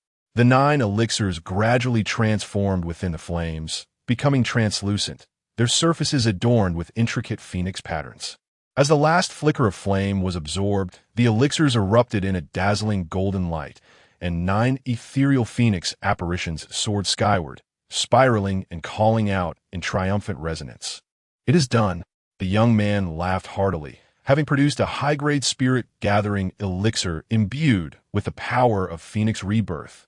The onlookers were left in awe. A typical high-grade spirit-gathering elixir is already a rarity, yet after being refined with true fire of the phoenix, this elixir approached the realm of the extraordinary. 9 spiritual patterns flowed incessantly across the elixir's body, and a rich medicinal fragrance instantly enveloped the entire camp. "Excellent, excellent, excellent," exclaimed the second uncle of Shuang, astonished that one could concoct a high-grade spiritual elixir from ordinary materials. This ability to transform the mundane into the miraculous already bore the mark of a master. The young man, hands clasped behind his back, confidently turned to gaze at Chen Chang'an. At that moment, Chen Chang'an had just completed his own preparations, clumsily lifting the lid of his furnace, ready to undertake the final step, refining the elixir. It was still not too late to concede, the young man taunted. "With your meager skills, how dare you compare yourself to me?" But before he could finish, Chen Chang'an suddenly smiled. "Do not be too complacent." With a swift motion, he drew forth his long sword, its blade aimed at the heavens. 9th heaven's thunder, heavenly tribulation. With a powerful shout, the sword blazed forth with blinding lightning. In an instant, the surrounding world darkened, as if even sunlight was consumed by the sudden onslaught of thunder. Boom! A purple-gold lightning bolt descended from the firmament, as thick as a barrel, enveloping Chen Chang'an's alchemical furnace completely. Frantic lightning snakes danced wildly along the surface of the furnace, emitting a cacophony of crackling sounds that sent chills down one's spine. The flora surrounding the camp quivered without wind, shaken by the dispersing might of the thunder. The gray-robed elder's pupils constricted suddenly, his white beard billowing violently in the tempestuous winds, overwhelmed by the genuine might of the heavenly tribulation. How could this be possible? He stepped forward, hastily shielding the young man behind him. In the next moment, The thunder grew increasingly intense, transforming the sky above their encampment into a miniature sea of lightning. Within the clouds, countless thunder dragons writhed, each flash sending tremors through the earth. The onlookers were compelled to summon all their inner strength to resist, while those of lesser cultivation found themselves prostrated on the ground, unable to lift their heads under the oppressive force of nature. Crack! Another deafening clap of thunder resonated, as the surface of the alchemical furnace suddenly fissured with numerous fine cracks, brilliant arcs of lightning erupting from the crevices. Just as the furnace was on the verge of explosion, all the thunderbolts suddenly collapsed inward, transforming into 9 purple-gold lightning patterns, which deeply etched themselves onto the surface of the elixirs.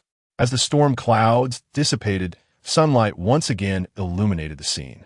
Inside Xiao Chen's furnace, 3 crystalline pills floated serenely, each entwined with delicate arcs of lightning, emanating a disquieting pressure to refine elixirs through heavenly tribulation.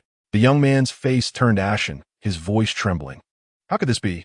In the realm of alchemy, there exists an ancient adage: no tribulation, no supreme quality. Only through tribulation can one enter the profound truth. This implies that no matter how perfect an elixir may be, without the tempering of tribulation, it ultimately remains merely exquisite. Only those that withstand the baptism of heavenly tribulation can step into the realm of true profundity. At this moment, as the lightning gradually receded, 3 translucent elixirs lay quietly in Xiao Chen's furnace. The 9 lightning patterns intertwined on their surfaces, subtly revealing purple currents, unmistakably the legendary tribulation elixirs. The young man could never have imagined that someone in this world would intentionally summon a heavenly tribulation to provide their disciple with a shortcut and with such formidable prowess, refine and tame it before bestowing it upon their apprentice for use. In truth, the young man remained unaware that Xiao Chan, too, felt an overwhelming sense of luck. This method of refining elixirs through heavenly tribulation was merely a concept mentioned in passing during a discussion with Elder Yao a few days prior. He never expected that, in a hasty application today, it would truly yield success. Yet only he understood the reality. Executing it was far more challenging than the theory suggested. One could only say that his master was exceedingly formidable, for the segment of heavenly tribulation he encountered was indeed tamed obediently, more compliant than a loyal hound. He discreetly cast a glance at Elder Yao, discovering a flicker of astonishment in the elder's eyes, which quickly transformed into a look of satisfaction. Inside the furnace, 3 gathering spirit pills lay quietly, their surfaces shimmering with lightning patterns. In terms of quality and aroma, they were undeniably inferior to the 9 phoenix-refined spirit pills of the young man. However, the faint aura of heavenly tribulation had fundamentally transformed the essence of these pills, much like the distinction between coarse iron and refined steel, though originating from the same source. They were worlds apart. The young man's complexion darkened, his fists clenched tightly within his sleeves, producing a sound akin to cracking knuckles. With a sudden flourish of his robe, he turned to leave. "Hold on," Xiao Chan called out loudly. "Did you forget something regarding our wager?" The young man's steps faltered, his back visibly stiffening. An immediate silence enveloped the surroundings, all eyes fixated on this moment. After a lengthy pause, the young man slowly turned around, his expression a tumult of emotions. After a moment's hesitation, he clenched his teeth and squeezed out 2 words: "I apologize." No sooner had the words left his lips than he transformed into a streak of light, soaring towards the horizon. After flying 100 meters, he abruptly halted in midair, his voice, infused with true essence, reverberating ominously. "The matters concerning the Spirit Plant Clan are orchestrated by our esteemed leader. It would be prudent for you to depart swiftly. Otherwise," his tone turned icy, "prepare to endure the wrath of celestial beings." As his echoes faded, his figure vanished into the twilight. Xiao Chan gazed at the sky, a frown creasing his brow. Elder Yao, unbeknownst to him, had appeared at his side, murmuring, "Young man, it seems we have indeed attracted an insurmountable dilemma this time." Doubtingly, Shuang'er approached. "Young Master Xiao, Elder Yao, perhaps you too could." "Not to worry," Xiao Chun suddenly broke into a smile, turning to look at Elder Yao. For the troubles we cannot resolve, is there not our esteemed master to rely upon? Elder Yao was taken aback for a moment, then burst into hearty laughter, all traces of worry dissipating from his eyes. Chapter 84. Xiao Chun returns to the valley. Xiao Chun himself had not anticipated that what began as a simple procurement of medicinal herbs would lead him into a scene of brazen oppression. What was meant to be an ordinary act of chivalry, intervening in the face of injustice, unexpectedly entangled him in a conspiracy orchestrated by the prestigious Moonlight Pavilion of Qingzhou. Most individuals in his position would have likely entertained thoughts of retreat. However, Xiao Chun was anything but ordinary. He first retrieved a communication jade slip, channeling his true essence through his fingertips to swiftly inscribe several lines of text. With a flick of his hand, the slip transformed into a streak of light, soaring toward the valley. This was the communication talisman that Wu Bo had given him when he departed the valley. Following this, he accompanied Shuang and her kin to the village of the Plant Spirit clan, nestled within a hidden valley. The village of the Plant Spirit clan was encircled by towering mountains, with spiritual energy so dense it almost coalesced into mist, rivaling the outskirts of the valley where Xiao Chun resided. The village was a tapestry of scattered dwellings and flourishing spiritual fields, with many clansfolk tending to their spiritual herbs. Upon seeing Shuang return with an outsider, they cast curious glances in their direction. "Father." Shuang hastened toward a wooden house at the village's center and pushed the door open. Inside, a stern-looking middle-aged man was poring over an ancient tome. Hearing the commotion, he looked up, and a flicker of warmth crossed his features upon seeing Shuang. Though it quickly faded as he noticed Xiao Chun and the elder behind her, his brow furrowing slightly. "Shuang, who are these two?" Shuang promptly recounted the day's events, detailing how Xiao Chun had come to her aid, his contest in alchemy against the Moonlight Pavilion's members, and the ensuing heavenly tribulation that compelled them to apologize.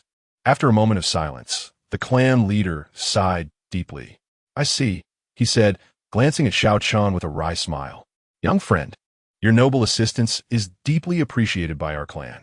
However, you may not be aware that our spiritual land, even as a stronghold for a sect, is more than sufficient. We have previously occupied this territory due to the protection of the Great Zhou. Now, with the Great Zhou in turmoil and an uncertain future ahead, we have become targets. This predicament is what prompted Shuang's uncle to negotiate with the Moonlight Pavilion in hopes of gaining their protection." Xiao Chun nodded, for Shuang had already conveyed the clan's plight during their journey. This issue indeed required resolution. Not only was the village of the Plant Spirit clan a coveted asset, but the clan itself also possessed considerable allure for larger sections. After all, a clan entirely skilled in cultivating spiritual plants, yet devoid of ambition and possessing meager cultivation, was akin to a perfect herd. No wonder the Moonlight Pavilion would play the villain, allowing their disciples to bully them. In truth, it was merely a case of one playing the role of the antagonist while the other played the hero. Had it not been for Xiao Chun's unexpected intervention, they might have nearly succeeded in their scheme. Contemplating for a moment, a bold idea suddenly crystallized in Xiao Chen's mind. "Clan leader, you actually have a superior alternative." "Oh." The clan leader was taken aback. "Since you intend to relocate your entire clan, why not settle beyond my Master-S Valley?" Xiao Chun suggested casually. "That area is still largely forested and rich in spiritual energy. More importantly, if my master consents, no one in this world would dare to bully you." He added, however, "This matter is solely my own thought and requires the approval of my master." Upon hearing this, the clan leader was momentarily taken aback, then forced a wry smile. "Young friend, you may not be aware, but the Lord of the Moonlight Pavilion is a formidable figure in the celestial realm." Xiao Chun laughed heartily. "And what is the celestial realm? My master is a revered saint, a true saint sovereign." "Saint sovereign?" The clan leader's pupils dilated, while Shuang and the surrounding clansmen gasped in astonishment. They had already speculated about Xiao Chen's background, anticipating this very moment, which is why they had brought him to the village to negotiate with the clan leader. Initially, their hope was merely to leverage Xiao Chen's connections to elevate their status before the Moonlight Pavilion. However, They never imagined that Xiao Chun was backed by a saint sovereign. They did not doubt Xiao Chen's words. In this world, those who dared to flaunt the title of saint sovereign for deceitful purposes had long since met their demise. The dignity of the saint realm is not mere rhetoric. Behind every saint lies a top-tier force within the Xianian continent, a force proud of its saint's existence. To impersonate any saint for fraudulent purposes is to prepare for an enmity with the powerful force that saint represents, a vendetta of life and death.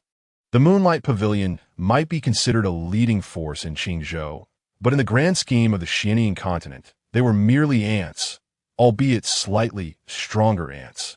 May I inquire, which esteemed saint is your master? The clan leader's voice trembled. Xiao Chun smirked, articulating each word, Chen Chang'an. In an instant, the room fell into a profound silence.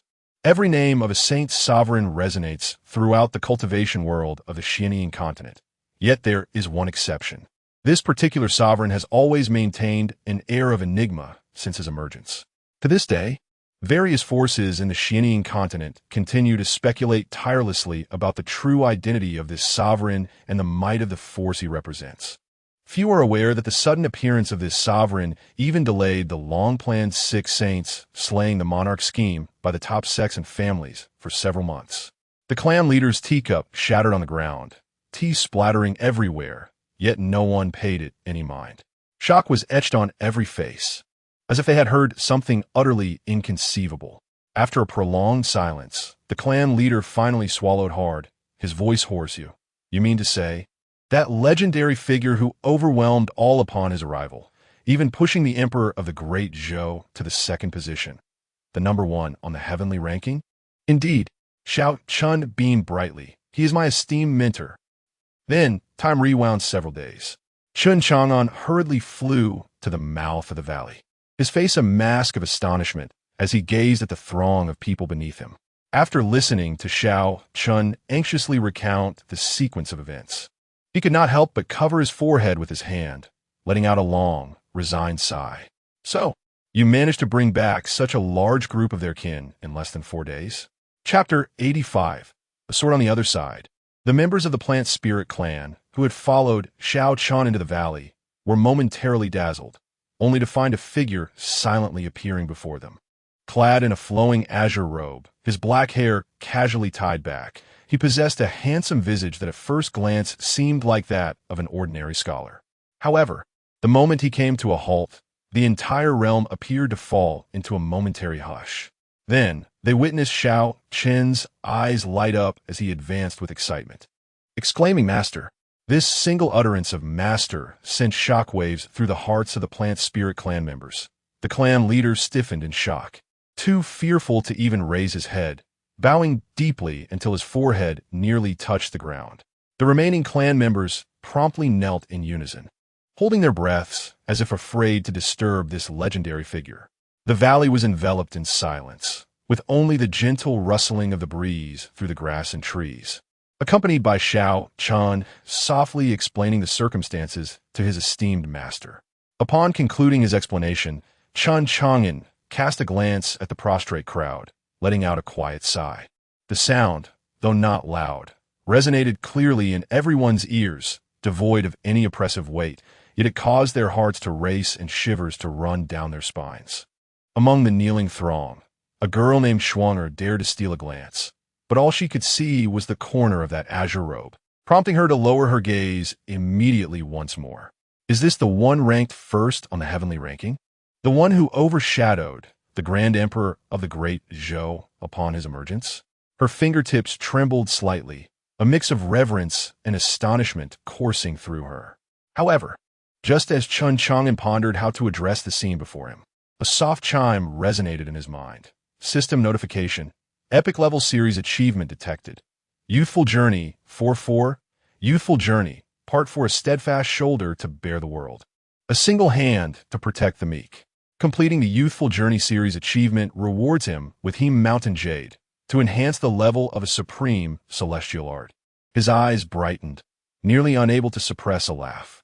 What a splendid disciple. Just moments ago, he had been troubled by the Plant Spirit clan members Xiao Chun had brought back. But now he felt an overwhelming urge to rush over and embrace Chen Chang'an with fervent affection. The final achievement of youthful journey had presented itself in such an unexpected manner. Suddenly, the members of the plant spirit clan appeared charming in his eyes. Was it not merely a request for sanctuary? The valley was surrounded by forests. They could find a place to settle quite easily.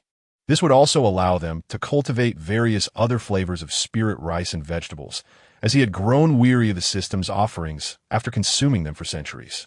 As for the Moonlight Pavilion, what difference did it make whether one was a cultivator of the celestial realm or a mere commoner? Moreover, he could effortlessly provide them with temporary protection. In the future, once Xiao Chen matured, he need not worry about finding someone to take over. He wondered if that girl, Ji Hongli, would have any objections. Perhaps he could ask Xing Kai to discuss the matter with her teacher. In mere moments, Chen Chang'an's thoughts raced, and he had formulated numerous plans. In summary, he resolved to seize the achievement that was so readily within reach. He was about to give his consent when, at that moment, boom, a colossal, luminescent white flying vessel burst through the clouds above, casting an immense shadow that enveloped the entire valley. The surface of the flying vessel is adorned with enigmatic runes, reflecting a blinding cold light under the sun, resembling a moving, celestial palace. At the bow, a middle-aged man clad in a long robe of purple and gold cloud patterns stands with his hands clasped behind his back. His countenance exudes authority, and his aura of true essence is as profound as the ocean, stirring the spiritual energies of heaven and earth with every gesture. His sharp gaze sweeps over the ground, instantly grasping the situation. After forming a rough understanding of what has transpired, he lets out a cold snort, his eyes scanning the crowd before dismissing the seemingly insipid Chen Chang'an, ultimately fixing his gaze on the highest-ranked elder, Yao Lao, and declares in a chilling tone, "You possess audacity to intercept the possessions of my Moonlight Pavilion." The members of the plant spirit clan turn ashen, and the slender fingers of Zhi instinctively tighten around Xiao Chen's sleeve. Intercept? This particular word does not sit well with him. Chen Chang'an narrows his eyes, rising slowly into the air, asserting, "My disciple neither steals nor robs, and the plant spirit clan is not a possession of any kind. What grounds do you have to speak of interception?"